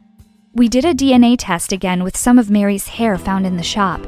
It came back negative. Mary and I weren't related in any way. I was so relieved to learn I wasn't related to that psychopath. News of Mary kidnapping me had spread like wildfire through my school. People were a lot kinder to me now that my family struggles were known. Everyone was curious about my psycho fake mother, and while I enjoyed their attention, I still had a question in my heart. If Mary wasn't my mother, then who was? My parents helped me search, and it took them several months to find Ruth, a woman who'd given birth to a baby girl in the area where I was born, on the same day. The moment I saw Ruth, I knew I'd found her. We had the same green eyes, the same square jaw. This was my mother. My parents introduced themselves and told Ruth who I was. She was very confused. She said that her baby girl had disappeared soon after the birth. My parents asked her if she'd ever seen the baby. Tearfully, Ruth said no. When we showed Ruth a picture of Mary, she recognized her instantly. She said that Mary was the nurse who'd informed her that the baby had been stolen from the hospital. My stomach sank. That baby was me. Mary had been disguising herself as a nurse in small-town hospitals and stealing people's babies. Then she put up these babies for adoption under her own phony names. She waited, and when the children got older and came looking for her, she took them for everything she could get.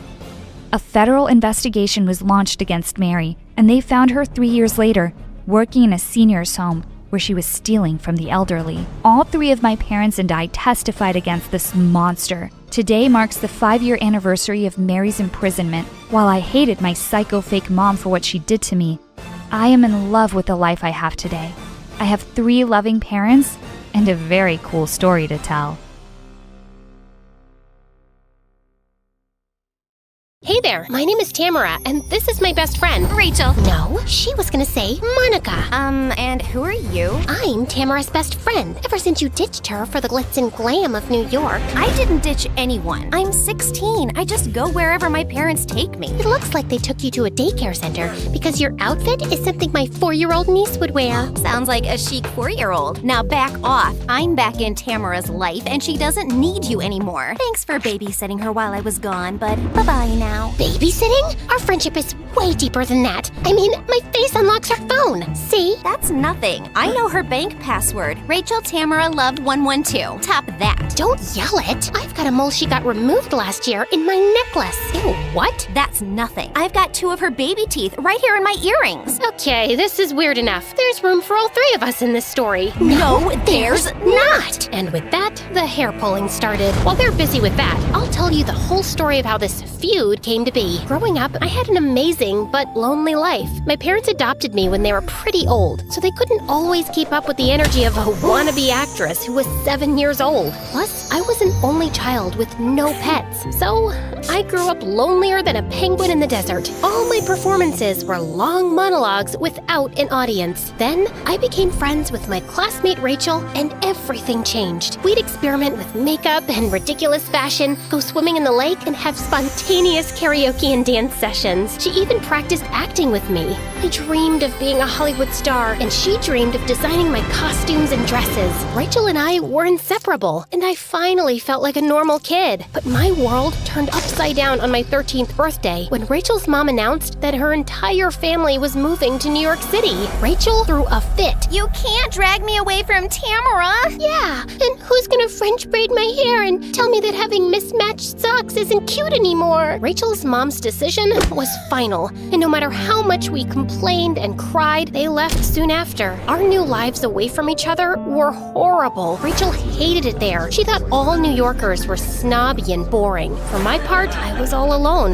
Again, one day, while I was eating alone at lunch, wondering what exactly salami was, when this new girl Monica showed up. Why are you looking at your sandwich like that? I'm trying to figure out what salami is. I was doing the same thing with my bologna. Maybe we can get to the bottom of those mysteries together? Monica smiled and sat next to me, and just like that, we were fast friends. As I got to know her, I learned that she was really shy and was also an only child like me. We soon became inseparable too. Rachel and I still talked on the phone, but apparently she was getting used to her new life in the city. I accidentally stepped on a rat in the subway and then fell, and the cutest guy came and helped me up. And now we're in a band together. I think I'm in love. Wait, you slipped on a rat? From then on, it was like she didn't need me anymore, and we started drifting away. Then, 3 years later, while Monica and I were crying over our new favorite tween drama, Summer Wishes, Rachel called me sobbing because her boyfriend dumped her. Everyone here is horrible. I just want to come back to Arizona. I ended up speaking to Rachel for an hour to calm her down, and Monica felt left out. That's when their rivalry began. It got even worse when Rachel's aunt and uncle let her move in with them back in Arizona. Of course, I was so happy she had returned home.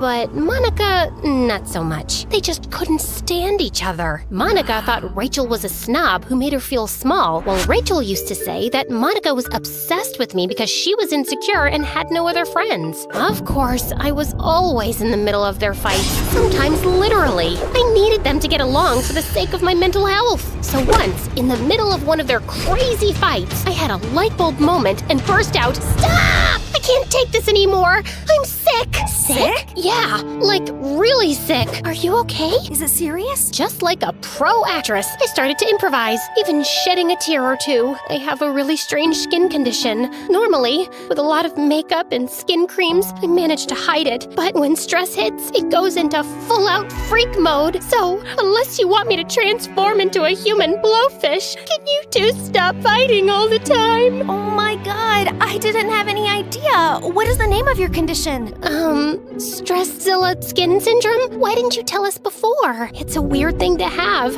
I didn't want to be left out because of it. Then I turned on the waterworks. We'll never do that. We love you no matter what. She's right, and we'll stop fighting, we swear. They both hugged me, crying too. I want to thank the Academy.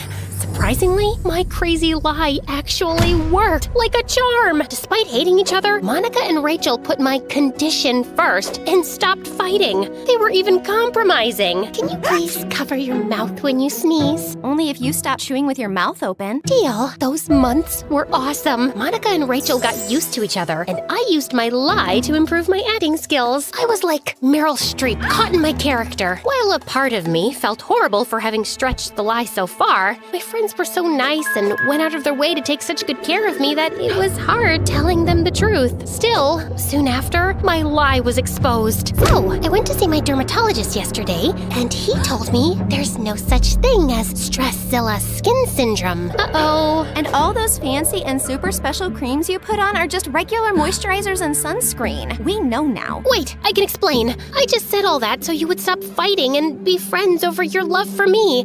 I mean, I can't believe you lied to us all this time. You just did it for attention. You had us waiting on you hand and foot. Yeah, it's kind of disgusting that you made up a disease to manipulate us. This is very upsetting. I need to go shopping to deal. I'll join you. And with that, the two of them left me behind. I felt really embarrassed and sad. They were right. I cried myself to sleep. But the next day, I tried to make things work again. Monica and Rachel were in the hallway, laughing and joking. Maybe I could convince them that I wasn't so wrong. After all, my little lie brought them together. Hey guys, cute outfits. But they just ignored me and walked down the hallway towards Trevor, the it boy of the school. Every girl in our class, including Monica and Rachel, was crazy about him. I wasn't at all. In fact, he was my archenemy because just like me, he wanted to make it in Hollywood. We always fought for the lead roles in school plays. He was really good looking, but really dumb and not as talented as me. So he kind of resented me. That's why, when he saw the opportunity, he made a move to steal my friends from me. You girls are looking super stylish. Rachel has great taste. New York must have rubbed off on her. Aw, stop. You're the one with the amazing fashion sense. Suddenly, the two of them were BFFs, and they had completely forgotten about me. I felt so rejected and alone.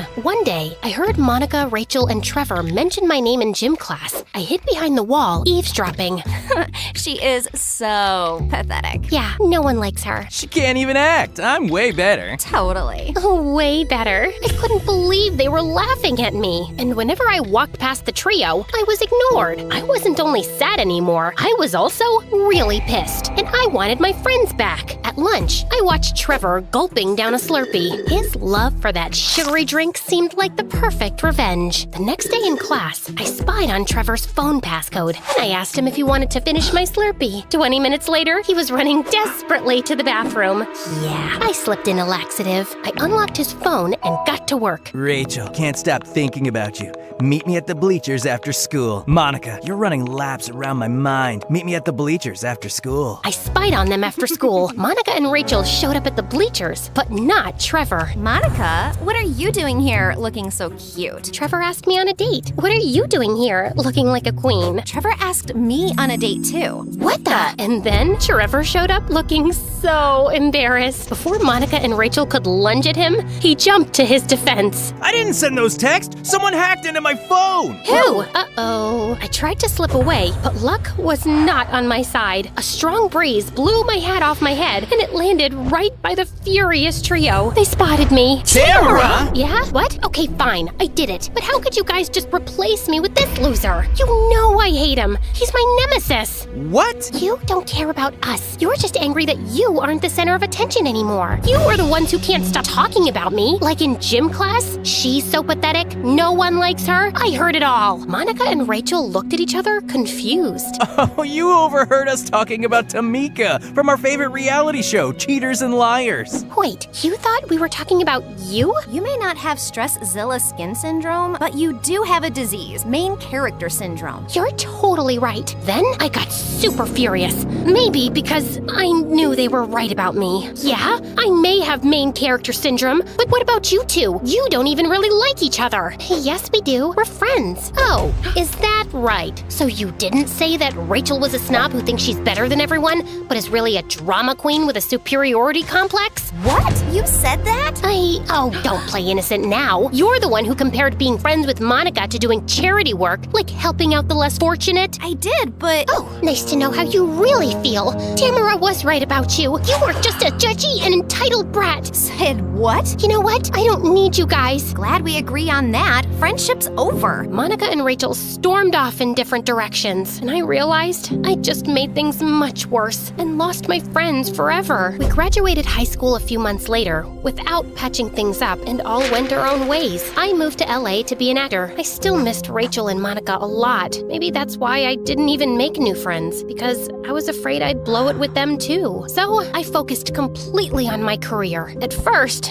it was tough, but then things started to look up. When I turned 19, I got my first movie. Okay, it was a very small role, but still, I was so excited. But just before the shooting started, I got a call from Monica. Rachel is really sick. Trevor told me. They started dating after high school, but now she's in the hospital. It's serious. I immediately burst into tears. I felt horrible. I lied about having a condition, and she actually got sick, and I wasn't there for her. Well, not anymore. I left LA immediately to visit Rachel in the hospital. When I got there, Monica was by her bedside. We three looked at each other and didn't even need to say sorry or anything. We just hugged as if we'd been together all that time. And then Rachel told us about her situation. I need a new kidney urgently. Trevor was a match and he agreed, but then he got cold feet and dumped me. Forget that jerk. You have us. Always. I wanted to donate my kidney to Rachel, but sadly, I wasn't a match. Neither was Monica. We were both devastated. It's okay. You tried. That's all that matters. Just do me a favor and delete all my embarrassing photos off social media after I'm... No, don't even say it. We're not letting you go anywhere. Not a chance. This is not over. Monica and I started an online campaign to find a donor, but we couldn't find another match for her. There was only one way out. I went to see Trevor and offered him my dream. I talked with the producers of the film. I resigned and convinced them that you can play the part. It's just the part of a waiter, so I guess you can do it. Trevor liked my offer, but still hesitated. I don't know.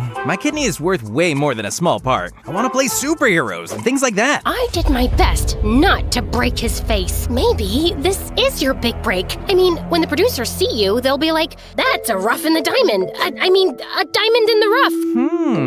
Okay, I'll do it. I let out a joyful cry and hugged him tight. Careful, don't want to damage my kidney. I made him swear not to tell Rachel and Monica that he was giving his kidney in exchange for a movie role. I let them think he'd just changed his own mind, because I realized that I didn't need to make this about myself and be the main character. I just had to support my friend. The surgery was a success, and a few months later, Rachel made a full recovery. The day she stepped out of the hospital was the best day of our lives. Today, I'm still acting, waiting for my big break. Luckily, when the time comes, I'll be ready, because I have like 100 dresses for the red carpet from Rachel and Monica's super successful clothing line, Frenemy Fashions. So, this is my story. I mean, our story. I hope you love it as much as we do. Till next time, keep spreading the love.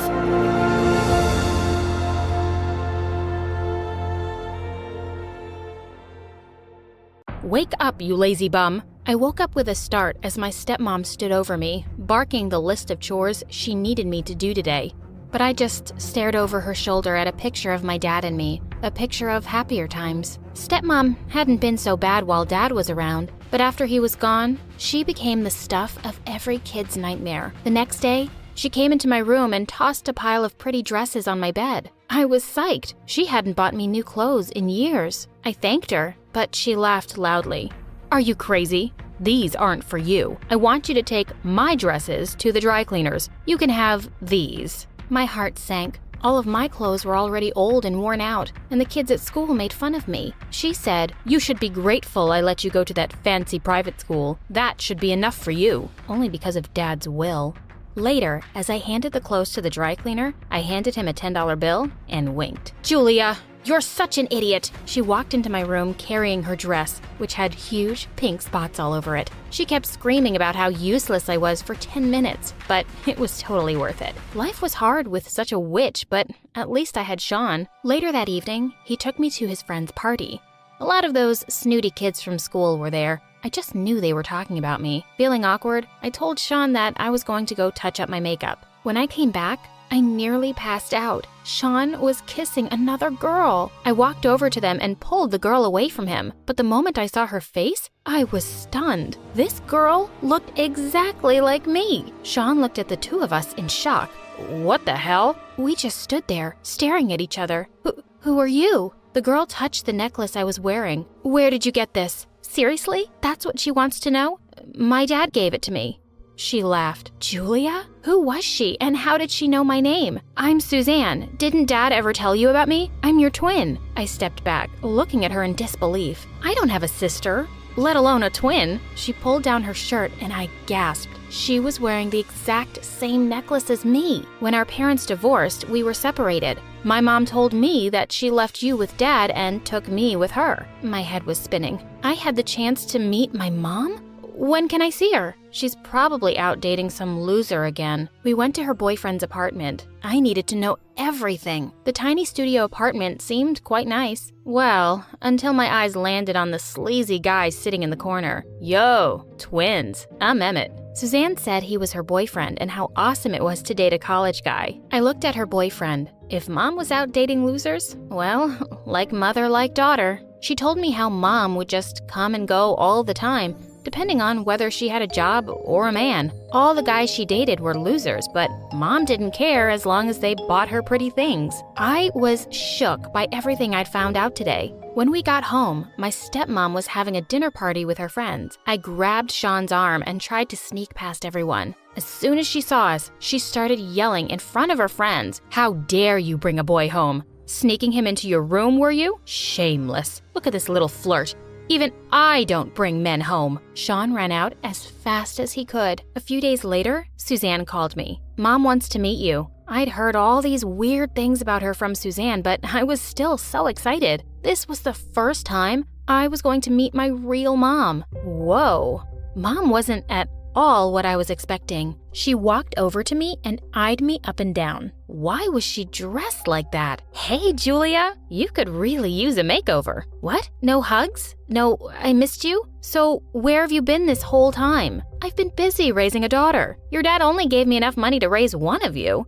And honey, it wasn't easy at all. This was not the reunion I had imagined. I needed to get some air. I ran down the stairs only to bump into Emmett. He blocked my way. "You hurtin', baby girl? Let me take care of you." He leaned in to kiss me. I thought I'd pass out because of his bad breath. "I'll give you $10 if you get away from me." He stepped back and held out his hand. Disgusted, I handed him a note from my wallet and walked past him. What a creep. A couple of days later, I came home from school to find my stepmom talking to someone. "It's been a long time, but I need you now." As soon as she noticed me walk in, she hung up and turned around.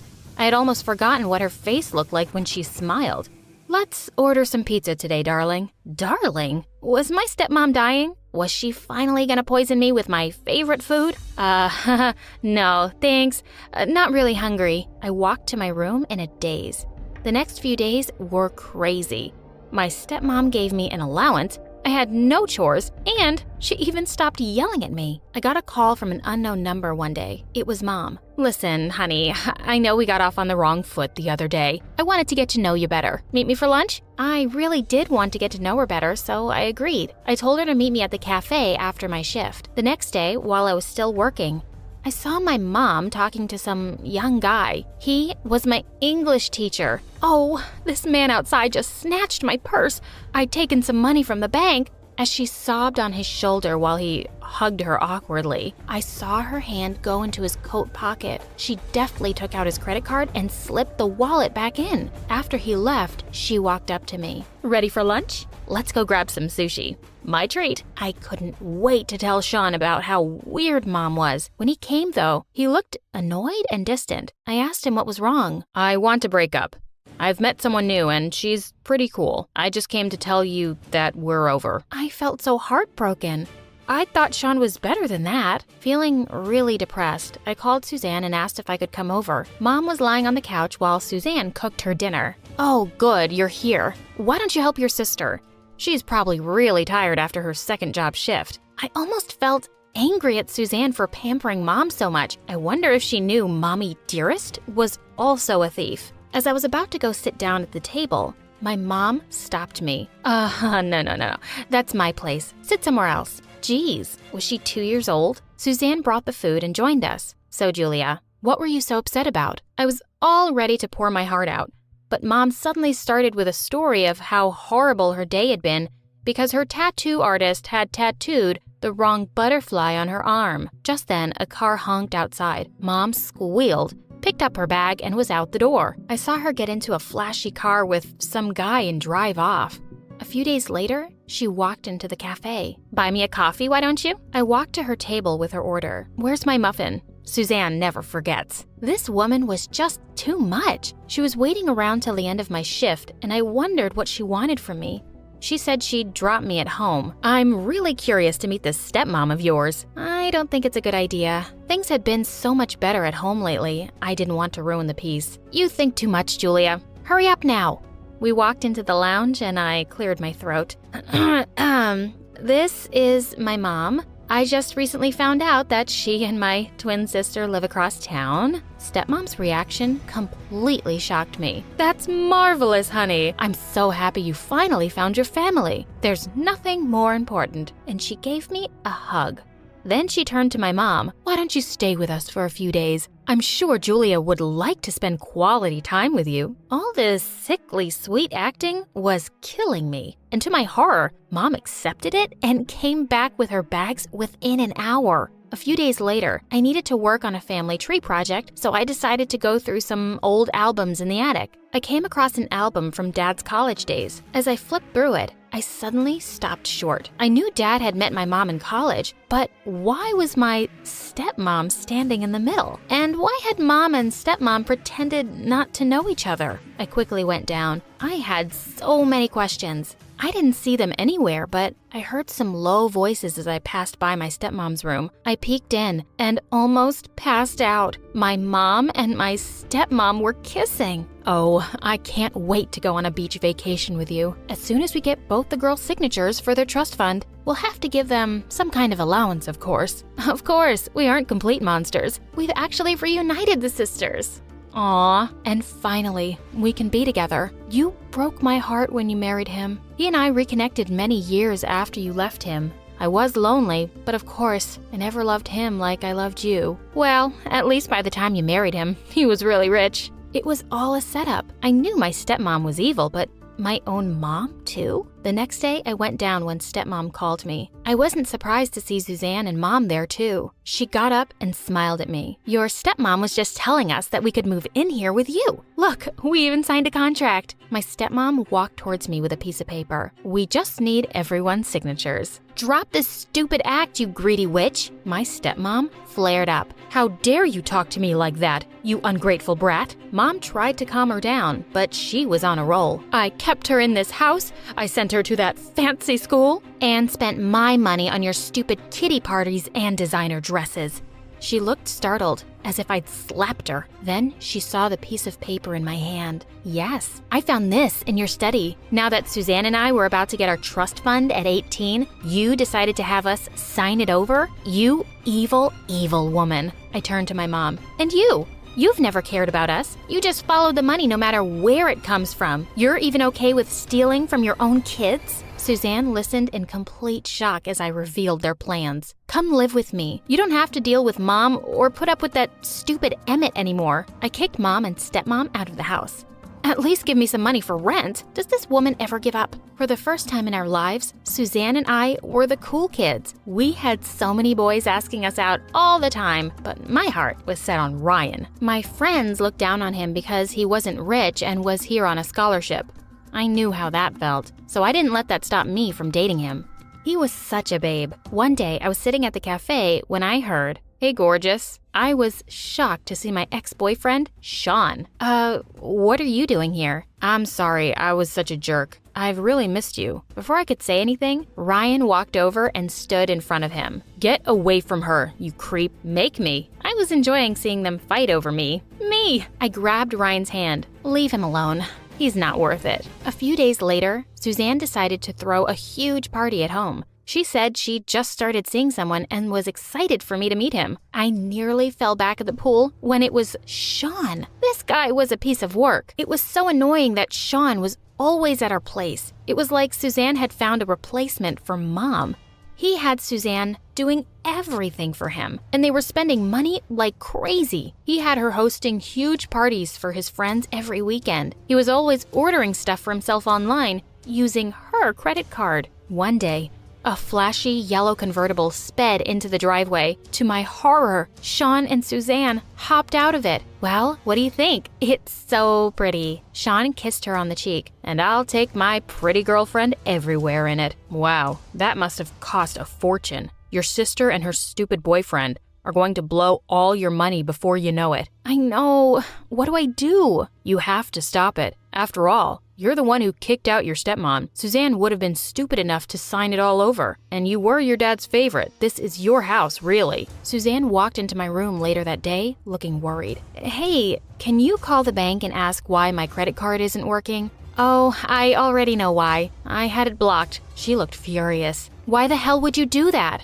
I'm not gonna have you and that idiot spend all of our money on stupid things. You're so dumb. You can't even see why Sean is with you. You're just jealous because he dumped you. I see the way you look at him. Yeah, I do look at him with disgust. I don't want him to live here, and frankly, I don't want to live with you either. I'm going to talk to a lawyer, and we're going to divide the trust fund money. And after that, I want you and Sean out of here. Suzanne was acting out by ignoring me completely and not doing any of the house chores, while Sean was just sulking in some corner or the other and giving me murderous looks. I had to get rid of them both. Soon. I was getting a bit worried about Ryan because I hadn't seen him or heard from him in a few days. When the bell rang, I ran to the door hoping it was him. Instead, I found a courier boy outside.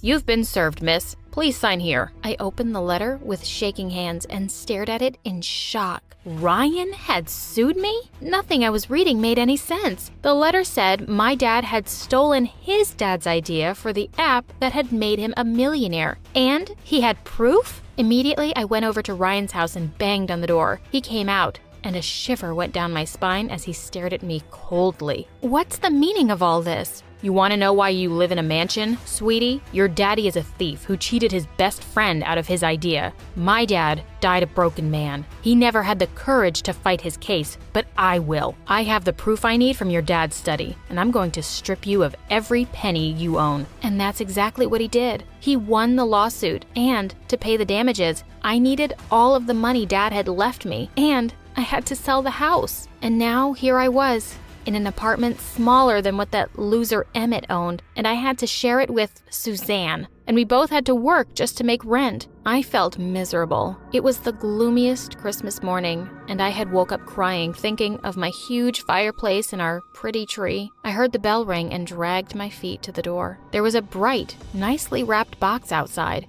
I was so excited to open it. Who could it be from? I lifted the lid and found an old, smelly shoe inside. It wasn't even a pair. I spotted an envelope and tore it open. Inside was a note and a photograph. The note read, "Merry Christmas, from our family to yours." I almost dropped the photo in shock. It was Mom and Stepmom and Ryan and another girl next to them. She looked just like me and Suzanne, and she was wearing the same necklace. We stared at each other, stunned. What could this possibly mean? Hi, I'm Kate from New York, and this is my story. Please like and subscribe. I was born to the CEOs of a multi-million-dollar aerospace company. I grew up with everything a kid could want, and then some. But I was practically raised by my nannies since my parents were always busy. They tried to make time for me, but I didn't really have their attention, and I craved it. I think that's why I was in such a hurry to start talking. I was forming my first words when I was only 1, and by the time I was 2, I could speak short sentences. And once I started talking properly, a rocket couldn't have stopped me. How was your first day of school, honey? Oh, it was so good. I felt kind of scared, but then the teacher with the black hair and the green eyes and the big ears came and took me to class. And my classroom is so nice and it's all yellow and there was 20 kids and they're all my friends. That's because I gave them all markers and my first class was about alphabets and it was boring. And then I saw a boy's butt crack and I started laughing at it and the teacher looked mad, but then... Sweetie, that's lovely. Why don't you just eat your food now?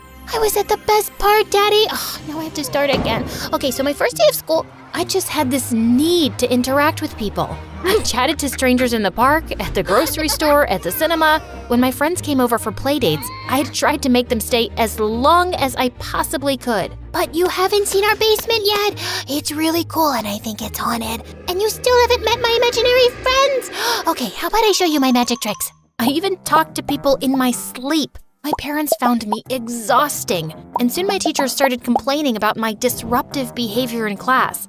I was tested for ADHD, but there wasn't anything wrong with me. She's very bright and just seeks attention a little more than other kids.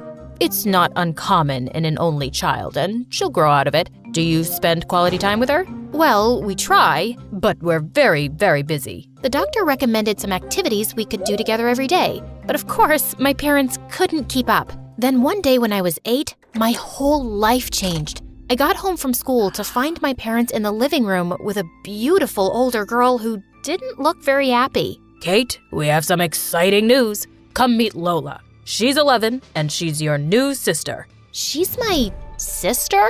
But I didn't see your tummy growing, Mom. Where did she come from? Why is she so big? Why is her hair red? What? Honey, she's our employee's daughter and we've adopted her. I'll explain to you later what that means. Why don't you say hello and show her to her room? Lola still hadn't spoken a word, but I talked nonstop as I took her hand and led her away. And then she shut the door in my face. She didn't even come down for dinner later. My parents said she just needed time to adjust and I should give her space. I tried really hard, but I just couldn't fall asleep and crept into her room. I quietly opened the door and found her sitting next to a carton crying. Lola, what's wrong? Nothing. I was just looking at some old things and it made me sad. Ooh, space boots. My dad got them for me when I was your age. I always wanted to be an astronaut. Well, you should.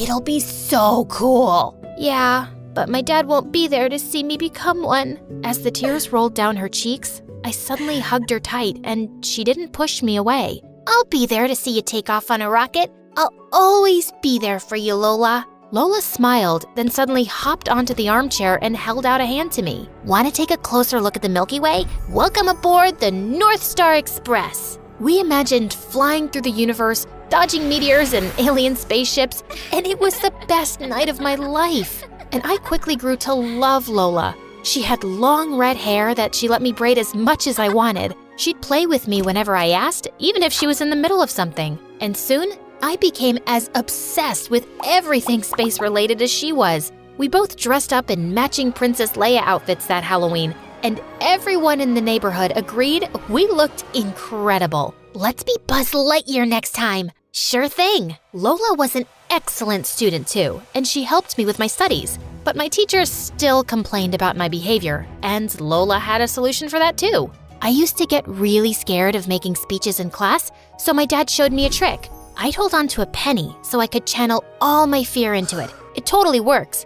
So whenever you feel the urge to talk during lessons, just hold on to this and channel all your energy into it, and save all your stories for me. My parents were so proud of my progress, and they adored Lola. Life seemed perfect. But then Lola started high school and everything started changing. She cut her beautiful hair short and changed her wardrobe. And when I asked her to do something with me, she always had an excuse. I have a club meeting after school. I'm meeting up with a couple of friends. I have a paper to finish. Sorry. On the weekends, she started interning at my parents' company and we spent no time together. But the perfect opportunity came on my 13th birthday when my parents gifted me tickets to an amazing space park and even arranged a hotel stay for me and Lola. I'd barely seen her at home lately, so the next day at school, I ran over to her at recess. Hey Lola, guess what we're doing on my birthday? We're going to Space World and we'll have the whole weekend to ourselves. Woohoo! This weekend? I completely forgot it was your birthday. I'm going to a concert with my friends. What do you mean? It's my birthday! Well, we can do it another weekend. But how could you forget? If you won't come to Space World, then at least take me to the concert with you. No way, no toddlers allowed. Of course I'm not bringing her. We always spend our birthdays together, Lola. What's wrong with you? You've changed so much, and now, will you stop being a baby? The universe doesn't revolve around you. I have a life, and it doesn't have to include you all the time. Why can't you make friends of your own? You're being annoying. Lola had never spoken to me that way before, and I ran off before she could see my tears. I hid in the janitor's closet and was crying my eyes out when suddenly I jumped out of my skin. A boy from my class, Jamie, was sitting on a bucket and casually eating his lunch. What are you doing here? I could ask you the same thing. I'm crying, can't you see? I'm eating a sandwich. Can't you see? Do you want one? This is really not a good sandwich. Oh, I know that. And I have to eat 2 every day. My sister never eats her lunch because she hates it, and I don't want to hurt Mom's feelings. But why are you hiding in the closet? Aren't you one of the cool skateboarding kids? Yeah, but I like being alone sometimes. I have 3 older sisters and the youngest one who practically lives in my room. She's so annoying. My house is almost empty and my sister's too busy for me. She's like you, I guess. She finds me annoying now. Yeah, so how about you back off a bit? And dude, your house sounds like heaven. Jamie and I became friends that day, and soon I started inviting him over. We play video games and have arm wrestling matches. He even taught me how to skate. And maybe he was right. I just needed to give Lola some space to fix things between us. Except they got so much worse. Over a few months, Lola changed into this person I no longer recognized. She suddenly ended the internship, saying she didn't want to work at my parents' company anymore. One day, I walked past her room to see that she'd torn down her Neil Armstrong poster and replaced it with Justin Bieber. She was never home for dinner because she was out with her friends, and even her grades began to suffer. Late one night in 9th grade, when my parents were away, I woke up to some sound and spotted Lola outside in the garden, kissing a strange boy. I sneaked out to get a closer look, but then they both climbed onto his bike and left. I hopped onto my bicycle and pedaled fast to keep up, and to my surprise, they ended up outside my parents' company and then started putting on ski masks and gloves. We don't have a lot of time. The security guards will be coming by in an hour. I'll get you into the system, and you have to make sure the software is completely wrecked, okay? Are you sure about this? Yes, I'm sure. Okay, just checking. It'll only take me 30 minutes, babe. Hold it. What do you think you're doing, Lola? Kate, did you follow me here? Yeah, and good thing I did. Are you insane? Why are you planning on wrecking our parents' software? Your parents are not my parents, and there are things you won't understand. I'm not a kid anymore, so try me. You wouldn't believe me if I did, but trust me, your parents deserve this. After adopting you and raising you as their own kid, they only adopted me to be your companion. They were too busy to deal with you themselves, so they dumped you on me. That's what I am? A burden you got dumped with? I thought I was your sister, and you've been my everything. I've always looked up to you, and now I don't even know who you are. I didn't ask you to make me your role model, and you're right, you don't know me, and you don't even know your parents. What do you mean? Please, Lola, let's just go home and talk, okay? I'm not letting you into that building anyway. I'll call security myself this minute if you try. Lola looked furious, then took her boyfriend's hand and left with him. Feeling shaken, I was riding back on my bicycle when I missed a speed breaker and went flying. My head hit the ground and everything went black. When I woke up, I was in the hospital with my parents, Lola, and Jamie in the room. Oh, thank God you're finally awake. We still can't believe that you went cycling out alone so late at night. If Lola hadn't found you. I looked over at Lola, sitting with her head hanging, and then she quietly left. I was discharged soon from the hospital, and I knew I just had to talk to Lola soon. But the next morning when I went to her room, she was gone. My parents reported her missing to the police, and they searched high and low, but it seemed like she'd just vanished. Mom, Dad, why do you think she was so mad at you guys? You must have some idea. Sweetheart, we don't know, really. We'll find her, and whatever it is, we'll fix it. But months went by with no news, and I almost gave up hope. I even shut out Jamie, and my grades were falling rapidly. I just wanted to know if my sister was okay. One rainy day, I was walking out of a coffee shop when I spotted a girl with red hair getting onto a bus and she turned her face just a little. Lola! I started running after the bus, calling her name, but it just kept going faster. Suddenly, I slipped on a puddle and landed on the pavement. I looked up to see the bus getting smaller in the distance, and my heart broke all over again. Just then, someone helped me up. It was Jamie. He pulled me into a hug, and I cried like a baby. The girl on the bus? That wasn't Lola. I got off that same bus, and I saw her too. It wasn't her. Do you think Lola's okay? Yeah, I think so. She's almost a grown-up, Kate. You can't find her because she doesn't want to be found yet. Till then, you can have all 4 of my sisters. I started hanging out with Jamie again, and slowly I started getting better. By the time we graduated high school, we'd started dating. I began my degree in astrophysics because I still wanted to be an astronaut, just like Lola and I had dreamt. My parents asked me to visit them one weekend at their office, and when I entered, I was completely shocked to see Lola inside. She looked thinner, but as beautiful as always. Kate, we were waiting for you to start. Lola is here because she's suing our company.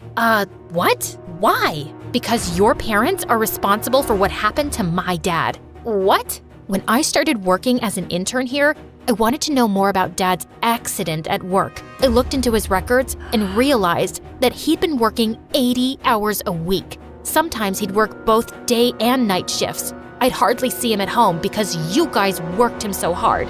You caused his heart attack. Lola, he never mentioned any medical condition in his records, and he requested to work overtime for extra money. It was his choice, but it's way beyond the legal limit, and you should have never allowed it. My parents stepped out of the room with their lawyer while my head was still spinning. When they returned moments later, my dad spoke. We don't want to fight our daughter, and you're right, Lola. We never should have allowed that. We didn't realize the toll it might take on him. We'll pay whatever damages you've demanded, with our deepest apologies. And we can't replace your dad, but you will always have a family to come to if you want it. Lola teared up and left the room wordlessly, and I followed. No, you don't get to do that again. You're gonna leave without even speaking to me? If only you talked before. I was so angry. I felt rage every time I thought about my dad and the life I never got to have with him. I don't want your parents' money. I just wanted to make them suffer, but I can see I've already done that. Maybe it was nobody's fault. Just come home, please. I can't, but I'll make plans to see you in a few days. I promise. And she kept her word when she met me at a cafe a week later with a beautiful red-haired baby. Is this your daughter? Lola then told me that she'd moved to another town with her boyfriend, who she was still happily with, and she'd put herself through community college to study engineering and had also been working on the side. I was so driven to save up for a lawyer to fight your parents, and I've caused everyone so much pain. Most of all, you. I am so sorry. You were in pain yourself, Lola. Just come back and be an astronaut with me. I don't think that's my dream anymore, Kate. It hasn't been for a while, but I'm so proud that you're pursuing yours. And I'll be there to see you take off on a rocket, and I'll always be a part of your life. 4 years later, I'm on my first mission to space, and my big sister's face is the proudest.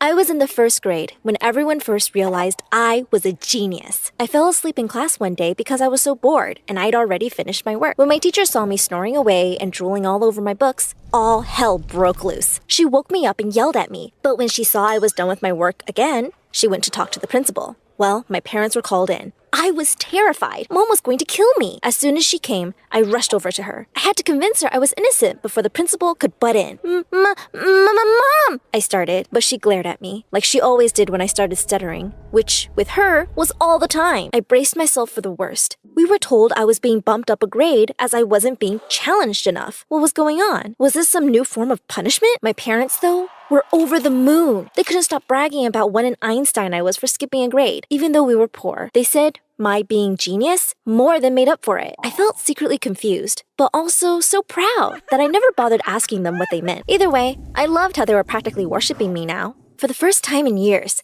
they didn't even make fun of my stutter. Life was great. But then they decided I needed to be smarter. Suddenly, Mom and Dad started taking way too much interest in my classwork. They were always at home and always on my back, asking me to go over everything that I learned. Why did I need to do extra work at home? Then there were all these lame juices I was suddenly drinking. Could my parents not waste money on all this stupid stuff and just take me to McDonald's instead? In the 3rd grade, I got an A- on a test, and my mom thought that something was wrong with me. She took me to a doctor.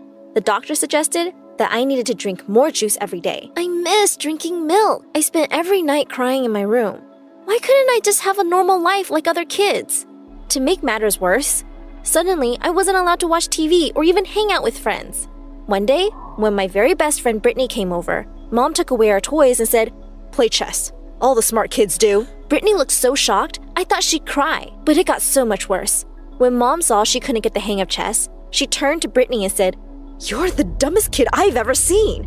Your parents are probably so disappointed in you." That's when Brittany started crying and ran home. She never spoke to me again, and that broke my heart. By the time I was in 4th grade, I had a sad realization.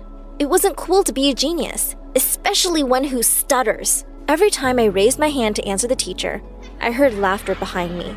And when I turned around, 2 girls were imitating me. Then to make matters worse, someone called me Baby Genius, and that stupid name just stuck. 6 months later, I skipped another grade and walked right into the most embarrassing situation.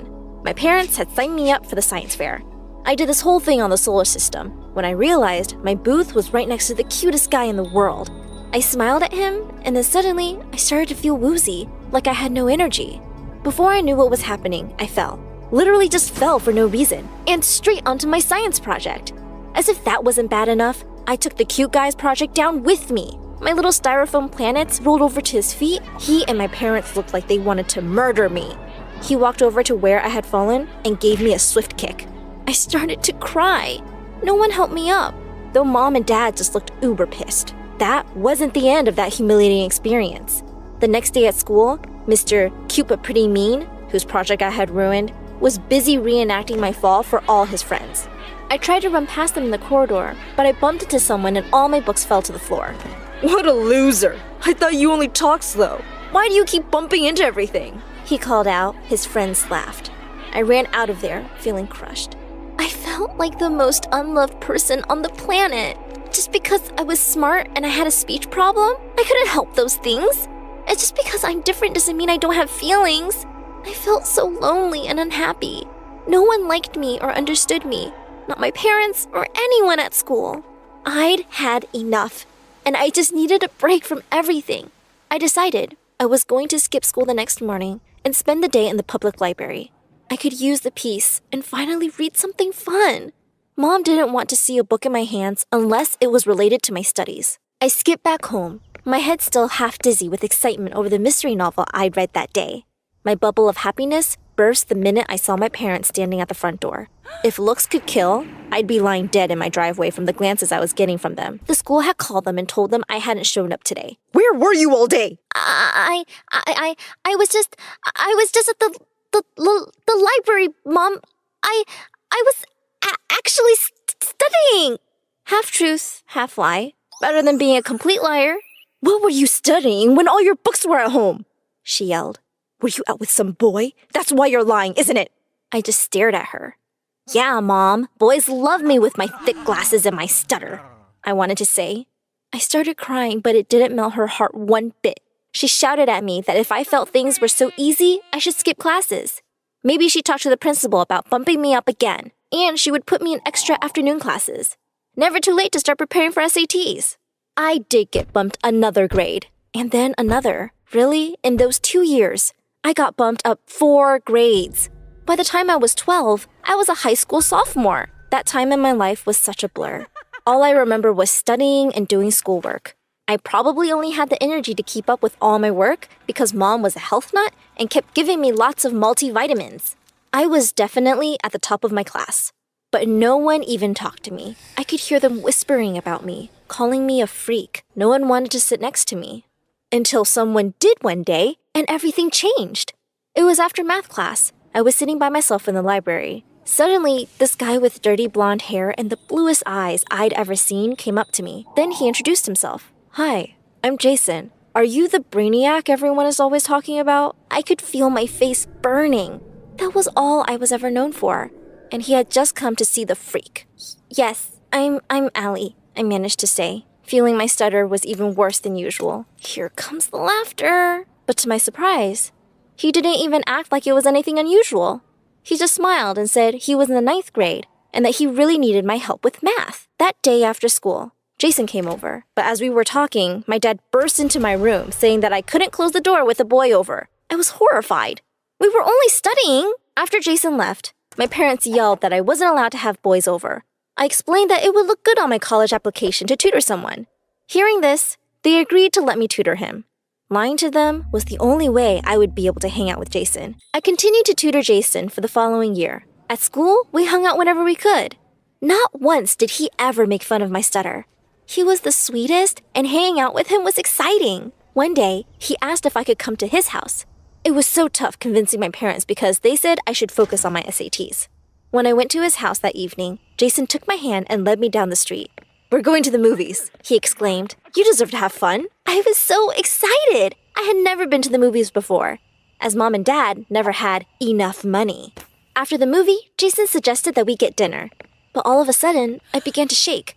I was feeling woozy. Jason asked what was wrong, as if I knew. My parents always said it was just stress and there was no need to go to the doctor. He offered to walk me home. When we were about a block away from home, he stopped me and looked into my eyes. "I really like you, Allie. Would you go out with me?" OMG, yes! I nodded excitedly, and he leaned in to kiss me. My first kiss! It was so incredible. I felt an entirely different kind of woozy, in a good way. But my bubble of happiness burst as soon as I stepped inside my house. My parents were pissed at something and started yelling. I had left my books at home. Whoops!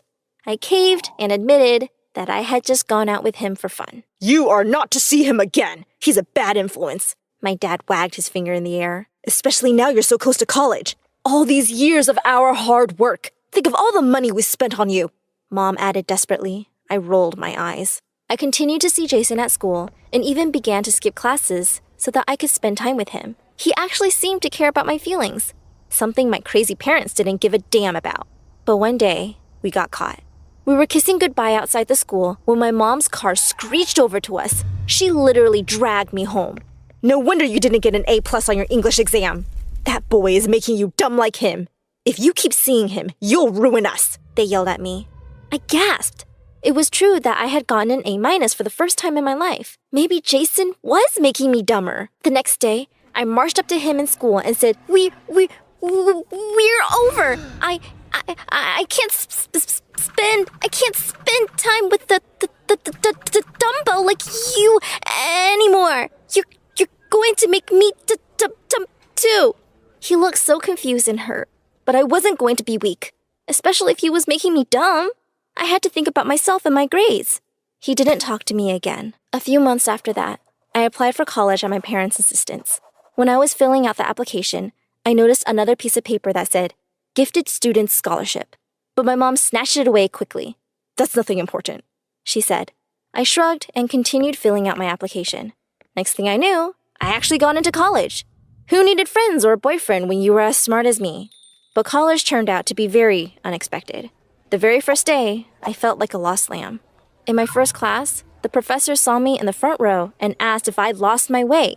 Everyone laughed, and I felt so embarrassed. I tried to explain that I was a genius, but I felt so nervous I blurted, I'm a genie! Everyone roared with laughter, and the professor looked as though he enjoyed how nervous I was. I ran home crying that day only to find out that my parents weren't home. I looked around everywhere. Their rooms were a mess and everything was thrown about. I checked their closets and realized their clothes were gone. I tried calling them on their phones. No luck. What was going on? I began to panic. I had the strangest thirst. I stumbled over to the fridge and grabbed a bottle of juice. Immediately, I felt better. I knew what would fix me, a multivitamin. Then I began trying to call my parents again, wondering if there was any clue as to where they went. I searched the papers scattered all over the floor and saw an envelope addressed to me. I picked it up. It was the same letter my mom had snatched from me, the one that read, Scholarship for Gifted Students. I skimmed through it and realized I had apparently been given $100,000 as a stipend to cover the cost of college. Why hadn't Mom and Dad told me? They were always complaining about being short of money. This was great. But where were they? I tried calling my aunt who lived out of town and even checked with the neighbors. No one had any idea. The next day, I skipped college and was still asking around for my parents when I came home to a for sale sign on the door. What? I ran inside and saw some strangers knocking down a wall. What do you think you guys are doing in my house? I yelled at them. They looked at me and said, "Your house, kid? The last owners moved out today. They never mentioned having a kid." What? I demanded to know where they were. They shrugged and said they'd not seen my parents since last week. That's when they had said they were leaving town. Leaving what? Without me? Panic rose in my chest and the world began to spin around me. Suddenly, I heard Jason calling my name. I looked around desperately and began to hear my parents too. They were all calling me, Allie, Allie, Allie. The world spun out of control, and I fainted. When I woke up, I felt someone holding my hand. I didn't want to open my eyes. Mom? Dad? I asked. I had the weirdest nightmare. Allie, it's me. I heard Jason's voice. I opened my eyes. It was Jason. What was he doing here? I looked around. I was in a hospital. What was I doing here? Before I could ask anything, the nurse and doctor rushed in and took tests. When they were done, I finally asked everyone what the hell was going on. Finally, Jason took my hand and said the craziest thing. He said my parents had run away with my scholarship money. I laughed. There was no way. Then he said something even wackier. He said I had been ill for so long because they had been giving me medicines and drinks to make me smarter. Those medicines had side effects, Sally, Jason said. You passed out when you panicked, and they called me because I was the only other number you had saved on your phone. What medicine? I demanded. They only ever gave me multivitamins and juices. You are all crazy. Just call them. I yelled at everyone, but the look on their faces told me they weren't lying. A few months later, I dropped out of college and started school again. I had moved in with Jason's family for a while. The police were looking for my parents. One day, I got a phone call from them, telling me to come over to my old house immediately. My parents had been trying to break in and had been reported by one of our neighbors. Must have forgotten something more important than me, I thought bitterly as I rushed over. There they were, my parents. I ran to them yelling and they just looked at me coolly. I demanded to know why they had done what they did. And they told me something I had never imagined I would hear. They said I wasn't their child. They said I was the daughter of a very distant relative who had made them my godparents. My real parents had promised to leave them money to look after me, but they left me nothing but a cradle. They said rather proudly that feeding me meds to make me smart was a great idea. They had made so much money from various scholarships and grants I had never even known about. Someone had to pay for keeping you fed, said my mom. I couldn't take any more of it. I rushed to my dad and punched him. Before he could retaliate, the police took them away. I turned to Jason and told him I was sorry for all the trouble I had put him through. I moved out that day to a shelter. A year has passed since then. I've actually shifted back a few grades because once I stopped the meds, my mind was working much slower than an average 15-year-old's. I still live at the shelter, but it's not half bad. In a few years, I'll move out. And Jason? Well, Jason helps me study now. And I have the hugest crush on him. I wonder what he'll say if I ask him to go to the movies with me.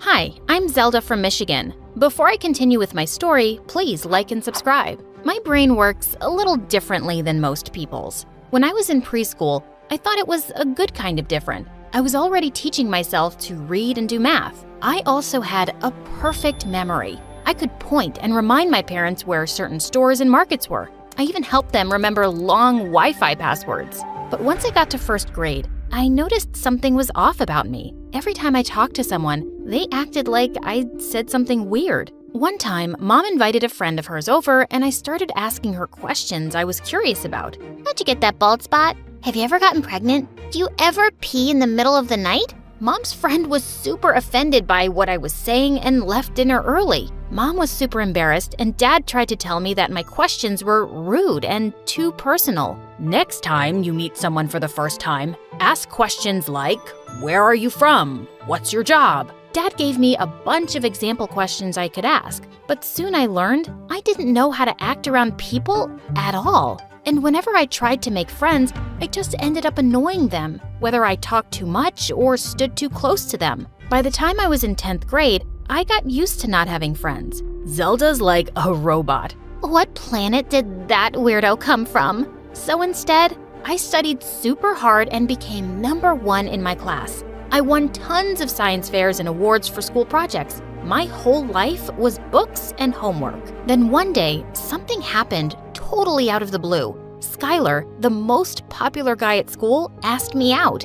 It's so fun being in biology class with you. You're funny and interesting, and hands down, the smartest person I know. I had no idea how to answer, but from that day on, Skylar treated me like a queen. He bought me jewelry and roses and always wanted to be my lab partner. 2 weeks later, we started dating, and everyone was super confused by it. What's a guy like Skylar doing with a loser like Zelda? She's gonna ruin him socially. We were the talk of the school. Every day, I asked Skylar why he chose me out of all the girls he could have dated, and he always told me the same thing. You're different, Zelda. I like that about you.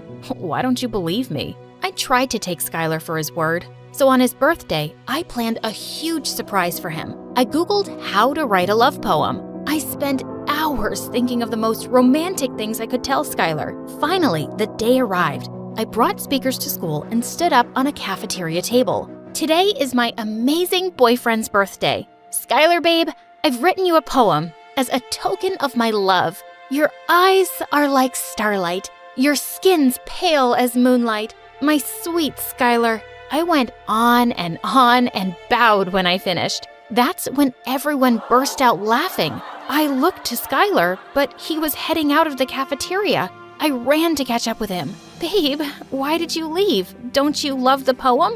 I don't get it. Why did you read it to the whole school? That was the most embarrassing moment of my life. Why? 'Cause you're embarrassed of our love? Embarrassed of me? That's not what I said. God, why are you so stupid, Zelda?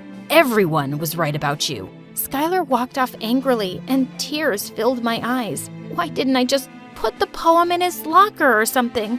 Or read it to him on a date? I was so sick of being a chronic moron. I came home early that day from school. My parents were working in the living room. Then suddenly, the house started shaking. We were having an earthquake.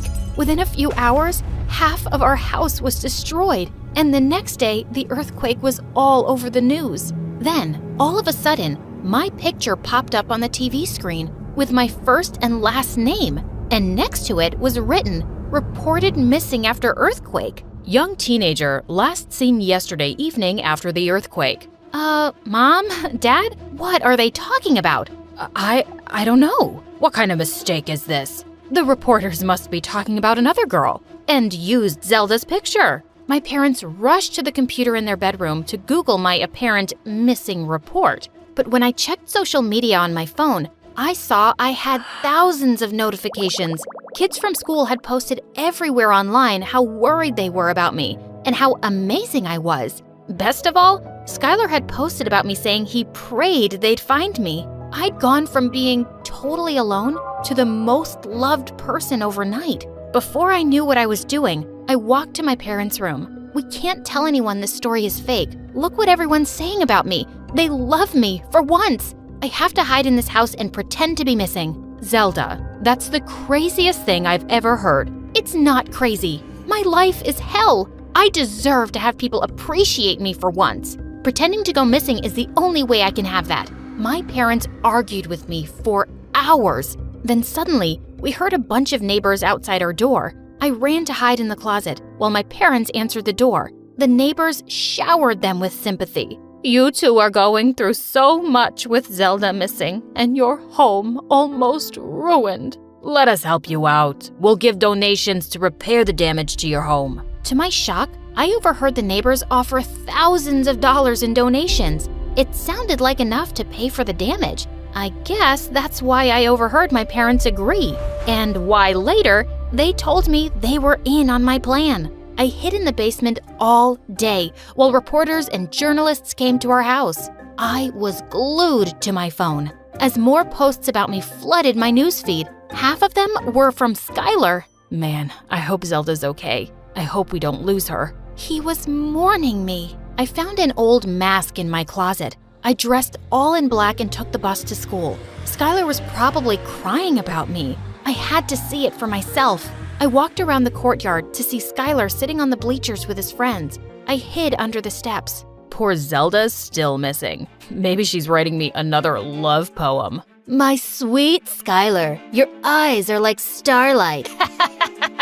I told you guys I could get that weirdo to date me for 2 months. Now pay up, $200 each. I watched in horror as all of Skylar's friends gave him $200. My head was spinning, and I had to keep from crying. I ran from the bleachers and wandered the street for hours. Of course, Skylar had never liked me. Instead, he dated me as a joke, for money. I decided then I wasn't gonna let Skylar get away with it. The next morning, I started to walk out of the door with my mask on. I was going to find Skylar and let him have it. Zelda, why are you carrying your school backpack? You're not leaving the house, are you? I'm wearing a mask. No one will know it's me. That's ridiculous. You could get this whole family in trouble. This going missing scheme was your idea. I'm still allowed to leave the house. I'm not gonna stay cooped up in my room forever. I'm going to school today, whether you like it or not.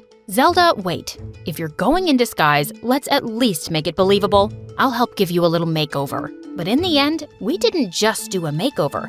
I decided to completely transform myself. I got a whole new wardrobe, fake eyebrows, eyelashes, and a black wig. But I covered all of it up with a mask and hoodie. When I got to school, a couple of kids approached me, wondering who I was. Are you new here? Why are you wearing a mask? Because I like wearing masks. I'm like a mugger. Come at me, bro. The kids walked away quickly, and I was glad. All I could think about was Skylar. I followed him around the whole day, hiding under stairs and even sneaking into the boys' bathroom. But Skylar just seemed like his normal, popular self. Just a hot guy who'd rejected a dork like me. Maybe I was the problem, not Skylar. Then suddenly, I saw Skylar in the alleyway, smoking with a bunch of guys. They were all wearing the same bandanas and counting money from a giant backpack. I paid you $50 to date that emo girl. You should have paid me $1,000 to date that freak. It hit me. Skylar was in a gang. I wasn't the only girl he'd bet on for money. Their backpack was full of loose bills and even some gold jewelry. They were stealing too. I ran away before anyone could see me. When I got to the cafeteria, all the girls stared at me and started whispering. That girl's probably wearing a mask and hoodie 'cause she's hideous. I'd wear a mask too if I had an ugly face. I felt my skin boil. I'd been the school freak my whole life. I wasn't gonna let it happen again. With that, I unzipped my hoodie to reveal my black dress and black wig. I took off my mask and tossed it to the ground. I could feel all the kids in the cafeteria turn their heads in my direction. And finally, at the corner lunch table, I saw Skylar. He waved me over. Hey there, you new here? Because I think I would have remembered seeing someone as pretty as you. Yeah, I'm new. Call me Z. That's my name.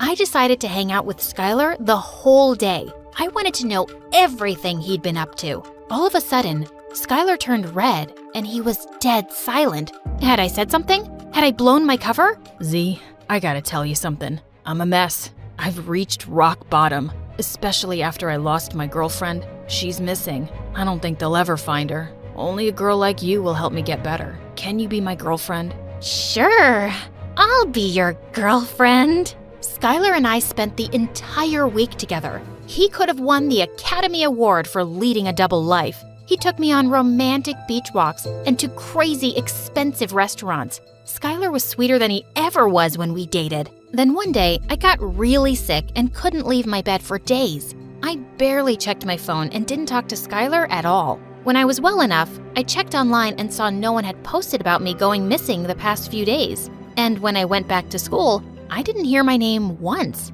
I was waiting in line at lunch next to a couple of girls. I decided to bring the news story up. So, people still remember that missing girl Zelda, right? What missing girl? That missing girl Zelda from the news? She's probably missing for good. What reminded you of her anyway? For once in my life, I couldn't speak. Everyone had forgotten about me. Just like that. People loved me and celebrated me for a bit, and then it was over. I couldn't think straight. I searched the school to go find Skylar, and when I did, he was kissing another girl. That's when I totally lost it. I sprung onto Skylar and tackled him to the ground. You're a cheat! You're a fraud! You're a liar! Skylar tried to fight me off and crowds of kids gathered around us. Get off me, you psycho! You're not going anywhere until you tell the truth. Until you tell everyone here that you're in a gang and you break girls' hearts for money. I pinned Skylar to the ground and he started to cry. Okay, fine. I'm in a gang where people pay us to date girls as a joke or for revenge. We've also stolen money and expensive jewelry. Everyone gasped and started whispering. Some girls Skylar had dated began to cry. You want to know something else, genius? If you had actually cared about me, you would have been able to recognize that I'm not Z. I'm Zelda, your old girlfriend that you dated for a bet. With that, I took off my wig. Zelda? What is happening right now? I was never missing, okay? I hid in my bedroom and lied about it for attention. I wanted to feel loved and appreciated for once in my life. But it doesn't matter, because everyone forgot about Zelda, the missing girl. Kids had gathered all around the courtyard and had heard everything. Some of them were laughing, others were whispering, but wherever I went, I could feel stares. My secret was out and posted everywhere online. I was getting attention again, except bad attention this time. Everyone thought I was a heartless witch, and they were right. How could I do something so selfish? All of a sudden, I saw my parents walking towards me. Someone had called them. Kids started pointing at me. You know what? I get it. I messed up. I'm sorry, okay? I wish I didn't care so much about what everyone thought of me, but I want to be better. And the truth is, I like who I am, even with all my weirdness and my problems. I need to remind myself of that. But both my parents hugged me. You did the right thing by admitting your mistake, sweetie. And we're sorry we agreed to let you do this. We should have been the responsible ones. We promise we'll always be there for you. And we want you to know we're proud of you. We love you, Zelda. Thanks, guys. I needed to hear that. I love you too.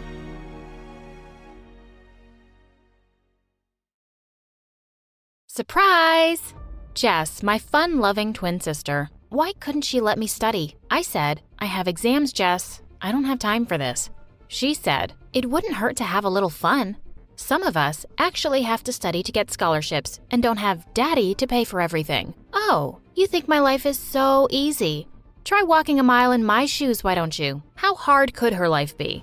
She has everything. She lived with our rich dad and his wife, while I lived with our mom. I had to work an entire summer to buy a bike and shopped at the thrift store. I said, you know what?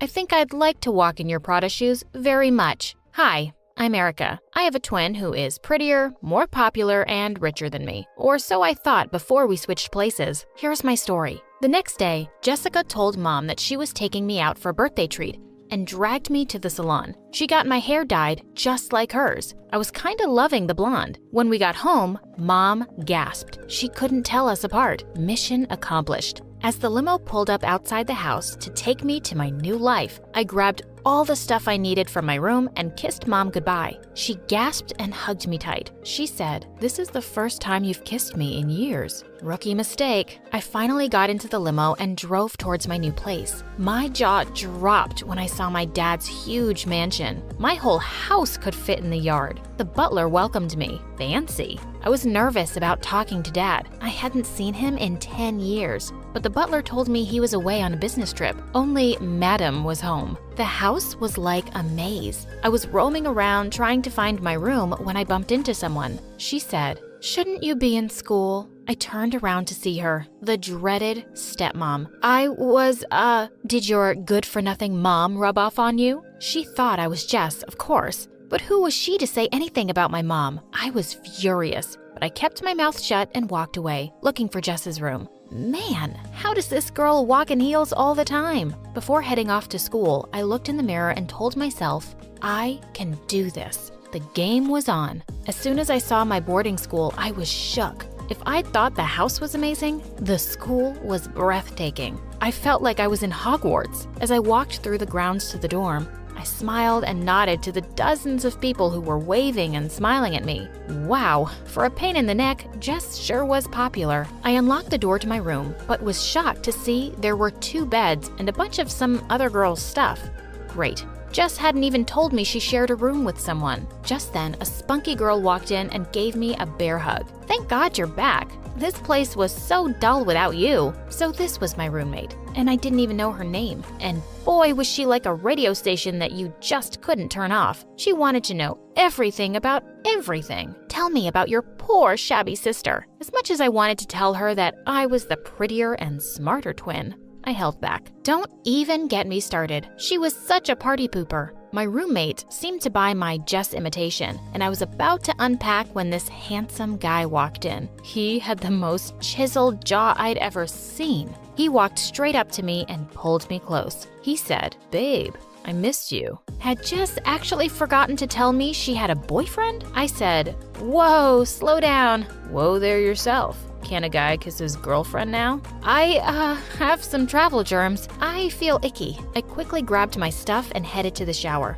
I needed to stay away from this guy. Over the next few days, I tried to fit in and not look like a fool, which is really hard when you don't even know anyone's name. I found a copy of the school magazine and tried to learn everyone's names and faces from our class picture. I saw my roommate reading the latest edition of my favorite magazine, Sky and Telescope. Oh my God, I've been meaning to read this. Since when do you read anything besides beauty magazines? Geez, Jess, why do you gotta be so dumb? I also tried really hard to make sure I was never alone with Matt. Luckily, he had a lot of friends and was always surrounded by them. There was one in particular that I really didn't like, Remy. She was always hanging around Matt and always had some insulting remark to throw my way. I was walking down the corridor one day when Remy stepped in front of me along with her clan. I said, "Move out of my way." Remy said, "Or what? You're gonna go cry to daddy?" I didn't know what her deal was, but I wasn't gonna stand around listening to her. I'd just walked a few steps when her expression changed. "You chose to mess with the wrong girl today. Get lost or else." "Please don't hurt me. You can have all my allowance." "What? What's going on here?" I froze. It was the headmistress. Remy said, She was forcing me to give her all my money." I started to argue, but the woman was on a mission and wouldn't hear a word. "The semester has barely begun and you're already making trouble. You will not be allowed to leave the school premises for 1 week." That was so unfair. I went to my room and took out my diary to vent. I couldn't wait to talk to Jess and ask what the deal with Remy and the principal was. Clearly, they both hated her. "Writing about me, gorgeous?" I jumped up on my seat and quickly closed my diary. I could feel my heart racing. Matt was just so close to me. And he smelled so good. And he had such tempting lips. And he's your sister's boyfriend, idiot. I didn't think it was possible. But you came back even more beautiful than before. Oh my God, Matt thought I was more beautiful than Jess. I was so lost in his blue eyes that when he leaned in, I didn't stop him. I felt so guilty, but I couldn't help it. He was just so perfect, just like Jess's life. He said, "I heard about what happened with Remy, and yeah, I know we'll miss our weekend trip, but I'm gonna be here the whole time. We'll still have fun." My stomach did a somersault. This was even more perfect. I told him I was looking forward to it as he left for basketball practice. I couldn't stop thinking about the next time I would get to kiss him. Just then, a few girls barged in. One of them said, "Jess, you promised us a helicopter ride on your birthday." I said, "But my birthday was 2 months ago." She said, "Earth to Jess, you celebrate it every month." Of course she does. I'm just messing with you guys. I have it all planned out. Why couldn't Jess have said a trip to the museum or a cruise? I have such a fear of heights. How was I gonna pull this off? Jess had told me to call the butler in case of any emergency, and this definitely was one. He said he'd arrange everything and have a limo pick up my friends and I the next afternoon. The next day, as we were all getting ready to head out, the headmistress showed up. She said, "Where do you think you're going?" I said, "Out." "Dream on, sweetheart. In my school, you follow my rules. and I say, you can't go. Just then, the limo pulled up and the driver handed me an envelope. I believe this is for you. It was a letter from my dad allowing me to go out for the weekend. I got such a kick out of seeing her turn pale. She turned around and stormed back inside. The ride to the helipad was full of excitement and giggles. Everyone was going on and on about how awesome the ride was, while I didn't look down once and tried not to throw up. After the helicopter ride, I treated the girls to a fancy dinner at the hottest new restaurant in town. Whoever said money couldn't buy happiness didn't know where to shop. It was the least Daddy Dearest could do for me. When I got back, Matt was waiting for me. My heart skipped a beat whenever I saw him. There's my favorite girl. I miss you when you're not around. He said he had promised me a fun weekend, and he was a man of his word. He led me up to the rooftop, and I was speechless when I saw everything he'd arranged. This could not have been more perfect. Oh boy, I was in trouble. He spun me around and said he had a surprise for me. I gasped when I saw the necklace he'd put around my neck. It had our initials on it. Well, not mine, actually. He looked deep into my eyes and said, something about you feels really different, Jess. Good different. Like we might actually make things work this time. What was he talking about? He was about to kiss me when someone totally ruined the moment. You really need to raise your standards, Matt. What was Remy doing crashing my date? It was time to show her who Matt really belonged to. I grabbed him by the face and kissed him. She slammed the door and left. Remy 0, Erica 1. I got a call from Jess later that night, and I really didn't want to talk to her. What was I supposed to say?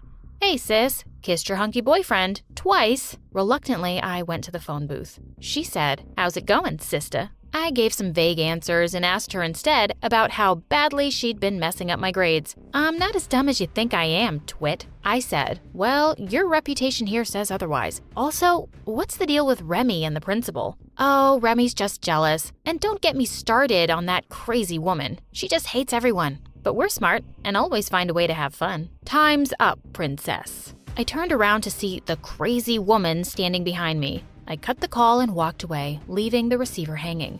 She wasn't the boss of me. The next morning, Remy barged into my room without even knocking. How dare she? What do you think you're still doing in bed? I need you down at the lacrosse field, now! And with that, she just walked out. I said to my roommate, is she crazy? What is she even talking about? Jess, the lacrosse match? You play for the team, remember? Did you hit your head last night? Oh my God. I talked to Jess last night and she couldn't be bothered to tell me? I'd never played a sport in my life. How was I supposed to fake this? I made my way to the sports field to see Remy barking orders at the whole team. Of course she's the captain. Suddenly, I felt Matt pull me in and kiss me on the cheek. He said, right on time to cheer my star player on. Break a leg. That might actually happen. No amount of luck was going to get me through this. I was terrified out on the field. I really had no idea what I was supposed to be doing. Remy looked like she was about to kill me. Just then, a girl bumped into me out of nowhere and I fell face forward on the ground. There was a timeout and I was carried off the field. Hey, you okay, babe? What's going on with you today? I told everyone I was just having an off day and I'd like to sit this one out. Luckily, with me out of the game, we actually won. I said, woohoo, let's party Jess style. I had to throw the party of my life to make everyone forget about this horrible morning. There were so many cute guys at the party, but I only had eyes for Matt. He was hanging out with his teammates, and when he smiled at me, I felt weak in the knees. I saw Remy walk up to him and put her hand on his arm. Why was she touching my boyfriend? Okay, not mine, Jess's. She was all over him, and I saw him shrugging her hand off his arm more gently. But man, she was persistent. But I did something stupid because I was super angry. I grabbed one of the jocks and started dancing with him. I looked over to see if Matt was looking at me. Instead, I saw Remy giving me an evil smile. She whispered something in his ear and moved aside. He looked at me for a minute, his eyes full of anger, and then he stormed out. Well, I wanted to make him a bit jealous, but I hadn't expected that. I turned to my roommate. Why'd Matt leave like that when he saw me dancing with that guy? He was just dancing with Remy. Well, if you dance with a guy he caught you making out with last summer, what else do you expect? What? Jess, you moron. I rushed out to him. Matt, give me a chance to explain. He said, there's nothing to explain. I thought you'd change, but I was wrong. You're the same selfish person. We're done. How I wanted to wrap my arms around him and tell him I was different, but I just stood there watching my McDreamy walk away. The next day, I couldn't bring myself to get out of bed or eat anything. I was heartbroken. Some of the girls came by and were begging me to take them shopping. Were they blind? How can you guys be so insensitive? My boyfriend just broke up with me. With a whatever, they just filed out of my room. I realized the girls didn't care about Jess at all and were only using her for her money. Everyone was so fake in this place. For the first time, I felt sorry for her. Thanks to Remy, I had no permission to go out and no boyfriend to spend time with. Matt was still avoiding me and it broke my heart. I spent any free time moping around my room and watching this awesome YouTube channel, My Story Animated. My roommate had introduced it to me, and I was hooked. As the mids drew near, I started studying harder. Maybe I'd get just good grades for a change. The day before the first exam, I heard loud noises outside. Just as I was about to go check, someone barged into my room. I was surprised to see the headmistress. What now? She said, "Search her room. I know it's here. Only someone as rotten as her would do something so despicable." She screamed at me that Remy's diamond necklace, which was a family heirloom, had gone missing and all the rooms were being searched. Knock yourself out. You're not finding anything here. But 2 minutes later, my jaw dropped when I saw the headmistress pull the necklace out of my jewelry box. That weasel! I knew it. You think you're too good for this school? We'll see about that. I rang up Jess and cried because I was dreading about what would happen the next day. And sure enough, first thing in the morning, I was told my parents were here and I had to go to the principal's office. I was seeing my dad for the first time in years, and he looked really disappointed. My stepmom, however, had such a smug look. I tried to explain that I had no idea how the necklace ended up in my room. Despite all my pleading, I was suspended from school. My dad didn't even defend me and said that this should teach me a lesson this time. As I walked to the car, I saw Matt watching me leave, looking disappointed. This is not how I'd wanted to meet Dad. Just as we were about to get in the car, I saw Matt running towards us. He said, "Stop! Wait!" "Matt? I just heard Remy talking to her friends about how she planted the necklace in your room so that the brat would finally be out of the picture." I knew it! My dad said, "I was having a really hard time believing my Jess would steal anything." Jess very suddenly walked in. Matt said, "What the?" Dad said, "Erica, what are you doing here?" Jessica said, "No, Dad, I'm Jess. Erica has been taking my place for the past month. We switched." Dad pulled me in for a hug. I'd waited 10 years for this. He said he'd realized how wrong he had been to leave me out of his life and was really sorry. Jessica said, "Yeah, and Dad, Erica's a genius, and she works so hard. It's been really tough being her all these weeks. She really deserves to go to a good college." "How about we start with getting you both through high school?" my dad said. Matt then said, "Hold on a sec. Who have I been seeing for the past month?" We turned around to look at a completely baffled Matt. Jess said, "Hey, Maddie, that would be my sister Erica. I've kind of found someone else. You know how things were when I left." I took Matt's hands in mine. "Matt, you were right. I was different. I am different. I fell in love with you the first time I saw you a month ago, and I would never choose anyone over you." He just stood there and turned to walk away, but then he grabbed me by the hand and pulled me in for the most magical kiss ever. "Get a room, you two."